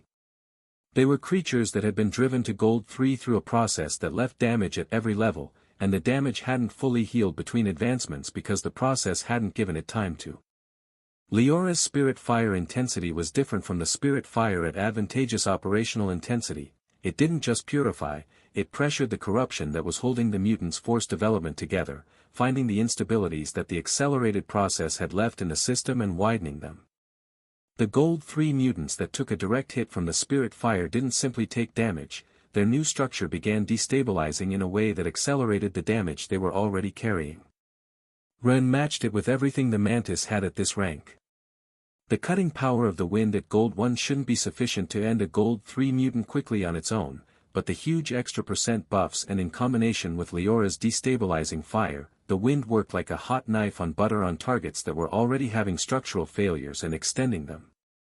The guards held the perimeter with everything they had. Lin and the Panther moved between the lone targets that managed to push through the massive battle to the front with a precision that left no hesitation between one engagement and the next. The 7th chamber cleared. It didn't take much yet. In the silence after, while the group verified the state of each person, Ren read what he could read from the corridors leading downward. He looked toward the 8th chamber stairs. The 8th chamber would be above Gold 3. The question was how far above. Gold rank beasts were large in a way that the word large didn't quite capture until you were in the same room as one. A platinum beast weighed roughly 10 times what a gold beast weighed. A silver beast weighed around a ton on average, which meant a gold beast averaged 10 tons and a platinum beast started at 100. The 8th chamber's floor had the marks of the forced cannibalizing that were still fresh on them, also old wounds in varying states of healing, the occasional missing limb or compromised section of exoskeleton. But unlike the lower-ranked mutants, these moved through the damage as if it were background noise. The multi-legged structure and compartmentalized node system that the new mutant corruption had built into them meant that losing part of the body wasn't the same kind of problem it would have been for something with a more centralized anatomy. They redistributed their new center of mass and continued. The 8th chamber was going to be Gold 3. That's what they thought when they reached the last chamber. Lin said it out loud, Platinum 1 at most for the last 2 chambers. Ren nodded. The pattern had been consistent. If it took 2 chambers to go from Silver 3 to Gold 1, reaching Platinum would cost at least as much and probably more. The last 3 chambers, maybe. They crossed the real threshold. The first beast that detected them going down looked from the bottom of the chamber. It was the size of a 3-story building. Platinum 1. We were lied to, Mayo said. There was nothing to add to that, so nobody did. The guards held the flanks. What followed wasn't clean or easy in the way the earlier chambers had been clean or easy, it was still functional, and functional was still fine but needed some adjustments. 7 Gold 3 normal Tamers, their bonuses doubling and tripling the output of their beasts above their base rank, but a beast enhanced to the theoretical equivalent of Gold 9 was still not a platinum beast. The numbers had a cruelty to them that the math made precise. What compensated was the group. What compensated was always the group, and particularly when your group included 3 fighters operating well above the general level of the encounter. But first Ren needed to make sure they were safe. Not a handful of Platinum beasts. Dozens. Platinum 1 mutants, each one around 100 tons of mass, distributed through a chamber that was the widest they had entered so far, with a ceiling high enough that the scale didn't feel immediately crushing. The space had been built to hold something or things of this size. That was worth noting. Gold 3 guards stay behind the main group, don't separate, Ren said. Invoke your beasts and pull them back if it looks dangerous. You're supporting, not leading. And me? Mayo called out, with the wounded tone of someone who had been visibly forgotten. Ren smiled. He knew she understood she was counted among the Gold 3 group. He'd just left her room to make the joke she obviously would take the chance to make. No guard protested, because none of them were being underestimated and they knew it. Ren wasn't suggesting they weren't capable, he was calculating correctly, and correct calculations were what kept people from dying underground. The difference between a Platinum 1 beast at full health and a Gold 3 tamer with good bonuses was still a gap, and these beasts, though damaged by the cannibalizing that had pushed them to this rank, were still Platinum. Ren summoned the 2-headed Gold 3 Diamond Hydra. The entire chamber registered the shift in mana before the beast finished materializing. A Gold 3 beast influenced by bonuses exceeding 800% pushed above Platinum 2 output easily, and 950 points of multi-elemental control didn't register just as background noise in any space. They registered as a death sentence. The Hydra's presence didn't arrive gradually, it arrived all at once, the mana displacement of it changing the quality of the air in the chamber the way pressure changed before a storm. The dozens of Platinum 1 mutants responded with the reaction of things that had survived long enough for their instinct to distinguish between something ignorable and something that wasn't. This was not ignorable. The Hydra fired the first light ray from the right head while the left head was already tracking the next target. The beam landed on the closest mutant and split it with the violence of a force that had exactly the power needed for the work and wasn't wasting any of it. The ones nearest to the impact launched backward in fear despite the control it had first, making it eat to the death.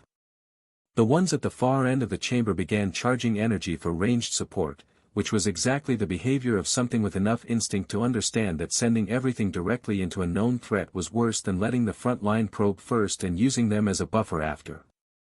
Leora summoned the bash. Leora's double tamer bonuses didn't match Ren's, but they weren't too far behind. Her lower bonuses pushed past 550% and the mana and spiritual control numbers climbed above 800%, putting both her beasts above Platinum 1 in practical output. The bash emerged small, the way these serpents always emerged before they ate. It didn't stay small. Every Platinum 1 that fell to Ren and the team was now its fuel. The bash processed that combustible with the efficiency of something built for exactly this purpose, and as a secondary benefit it denied the cannibalizing mutants their primary fuel source while a small application of spirit fire neutralized the accumulated corruption in the serpent system before it could cause problems. The bash grew. Kept growing. By the third minute it was twice the size of what it was attacking, and from that point the dynamic of the chamber shifted because the bash had its own weight in the calculation. Lin released the Royal Panther Lizard. The gold rank beast was what it was, not the most impressive raw power in the group, not what anyone would have named as the deciding factor in a fight at this scale. But Lin guiding her Lizard Panther was the combination of a specific kind of long practice, and long practice produced an efficiency that raw power alone couldn't replicate. Lin's bonuses hovered around 400% overall, the 1000-day method having pushed the crane's contribution to a meaningful additional 100% on the full base. For Lin, having power similar to or slightly above her opponents was always sufficient to humiliate them with the gap in technique. The Lizard Panther hit the most densely packed flank at the near wall with the kind of agility and body control that made it look like the mass of its opponents was a burden and not a power, a useless trait it had dismissed ahead of time. It moved through them without receiving a single counter hit, sank the bladed tails into 3 bodies simultaneously, and released the internal fire at contact. All 3 Platinum 1 mutants boiled from the inside at once. The damaged Platinum 1 mutants lasted longer than anything below them had. Several minutes of genuine intensity, the kind of engagement where losing focus for a second meant something. Not unbearable, but not the systematic efficiency of the earlier chambers. When the chamber went silent, Ren gave the group 10 minutes and used that time to look at the walls. The runes in the 9th chamber walls were in another category from anything he had encountered, yet again. Not close to the runes he recognized from his experiments, nor the ones he had studied for years at other ruins, not even the ones he had designed himself for the earrings, the mana array or the bows. These were too layered and too dense and written in a way that the surface layer alone was doing things he couldn't parse, which meant what was underneath it was likely worse. He looked at them for the full 10 minutes. It gave him a real headache. But not the headache of mental exhaustion. The headache of a system trying to process an input way above its current capacity. Do you understand them? Leora asked, from where she was recovering. No, Ren said, a bit dejected. She left it at that, which was the correct response for someone who understood what happened when you pushed an obsessive person to keep staring at something that was actively hurting them. Ren looked at the runes one more moment and let them go. Who he needed to understand this was asleep, waiting for him to bring him to Platinum 1 or for a situation that demanded it urgently enough to wake it before the right time. This wasn't that situation. Not worth the risk. Not yet. The 9th chamber had no beasts. Almost no beasts. There was something at the far end, a faint presence registering near what should be the staircase to the 10th and final chamber.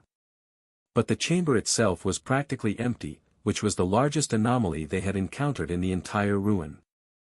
After 8 chambers filled to whatever density their respective levels could sustain, encountering this produced a specific discomfort, that of a pattern breaking without visible explanation. What the 9th chamber had was those ominous runes. Ren found out finally that they were the same runes over and over. Now that he wasn't trying to decipher the meaning, he could see the repeated pattern in small patches of around 10 by 10 meters. Floor to ceiling on every surface and no empty stone visible anywhere, the layers so deep and overlapping that reading the top stratum likely required knowing how many strata existed below it and in what order they had been applied. This was the kind of work that only obsessive repetition produced. Not someone carrying out a design but something like a mad one that had found a pattern and repeated it thousands of times because repetition was how it forced the runes with the sheer stubborn will and by its pure scale to work like it was wanted. Everything bathed in brilliant purple. The concentrated mana of corruption in its dense form, which made the colors of the chamber behave differently from how colors behaved in normal light. The walls seemed to breathe. The group advanced in silence. The chamber was enormous. More open than any of the previous ones, and nearly empty, and the combination produced a weird tension. Scattered small pieces of what had been beasts, too consumed to be identifiable, marked the floor at intervals. They reached almost the end. Almost the staircase to the 10th level. And there they were. 2. Just 2 beasts, each one the size of a 3-floor building. Feeding on something that was no longer recognizable as a beast but clearly had been not long before.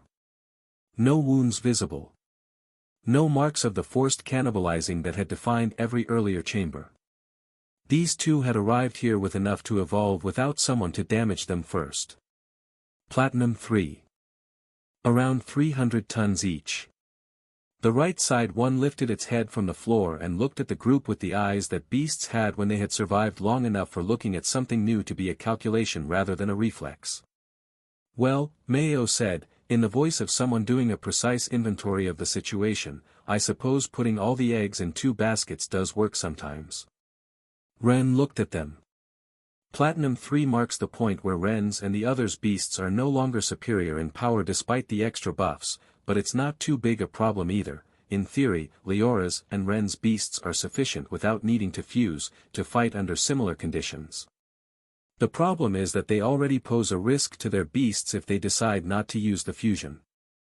The second massive mutant kept eating, and neither of them made the movement of something that recognized an immediate threat. That was somewhat worse than if they had launched instantly. So the Hydra fired without waiting. The light ray crossed the chamber in a straight line toward the neck of the nearest beast, the cleanest shot available, the kind of attack that had split Platinum 1 bodies in two without particularly straining the effort. The most powerful single output the group could produce. The mutant beast turned. Not too quickly, it didn't need to be quick with that much mass behind it. Just enough to put the densest section of its anatomy, the dorsal carapace, between the ray and the internal organs. The impact made noise, left a visible mark, began melting through the thick armor in the way that heat worked on something dense enough to resist it for a while before it didn't. But the beast had the size it had, and damage that would have disabled something smaller distributed across a mass that started closing around the wound the moment the wound appeared, the surrounding tissue already beginning the process while the outer surface was still taking hits. The turn wasn't momentary, either. The beast maintained it, moving in a continuous spiral, something similar to a massive centipede with different types of limbs at each body segment, rotating around its own axis while slowly closing the distance to the group. The combination of the continuous rotation and the regeneration meant that by the time the damaged carapace section came around again to face the ray, it was already healing, and the angle was always slightly different from the last pass, so the same point never received sustained contact long enough to matter. Ren watched it regenerate and thought about the diamond dragon they had brought down with the group of the strongest 10 tamers. Same problem.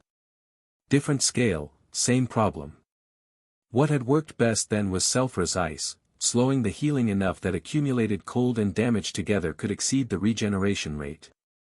The second head of his Hydra launched the cooling ice ray, and the cold reached the wound and the healing slowed, though it didn't stop, it kept going, just slower, which was the relevant threshold. With each defensive rotation, the beast gained a meter of ground. But it was accumulating damage now, the carapace degrading layer by layer faster than full regeneration could compensate, and somewhere ahead of this it would give. The second beast lifted its head from the floor and had seen enough.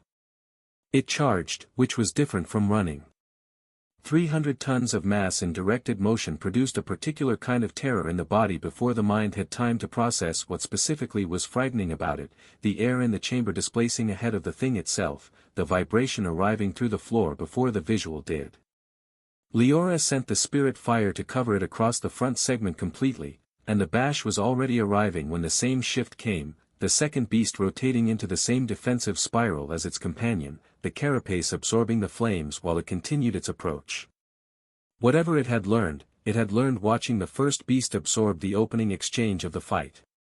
The carapace took the fire and the beast kept moving like a massive rotating column of flesh. The bash intercepted it and for a moment the two masses pushed against each other, but the bash had eaten well through the previous chambers and was larger than any Platinum 1 it had faced. The Platinum 3, though, had the size of something that had been what it was for longer, and the bash had roughly half the mass needed to hold it, and was bounced back. Ren summoned the Wolverine. The guards and Mayo adjusted to support. Individually each of them was perhaps 30% of the power needed to break the mana density barrier of a Platinum 3, maybe less, but 7 combined sources hitting from 6 different angles created the kind of sustained pressure that mattered even when no single contribution was decisive. The combined fire from 7 directions plus the Hydra plus the Wolverine plus the bash started working in the sense that the beast facing Ren stopped advancing and began retreating a fraction, each pass of the spiral losing a little ground instead of gaining it. Then the second beast joined the first, pressing together toward the center of the chamber, and the two bodies started rotating in the same direction. The two carapaces overlapping and relieving each other created something that wasn't precisely a shield and wasn't precisely a vortex but had properties of both, a spiraling wall of mass and regeneration where the one facing the attack always had the other covering whatever damage got through, and then the roles reversed and the fresh one took the front while the damaged one healed. The problem doubled.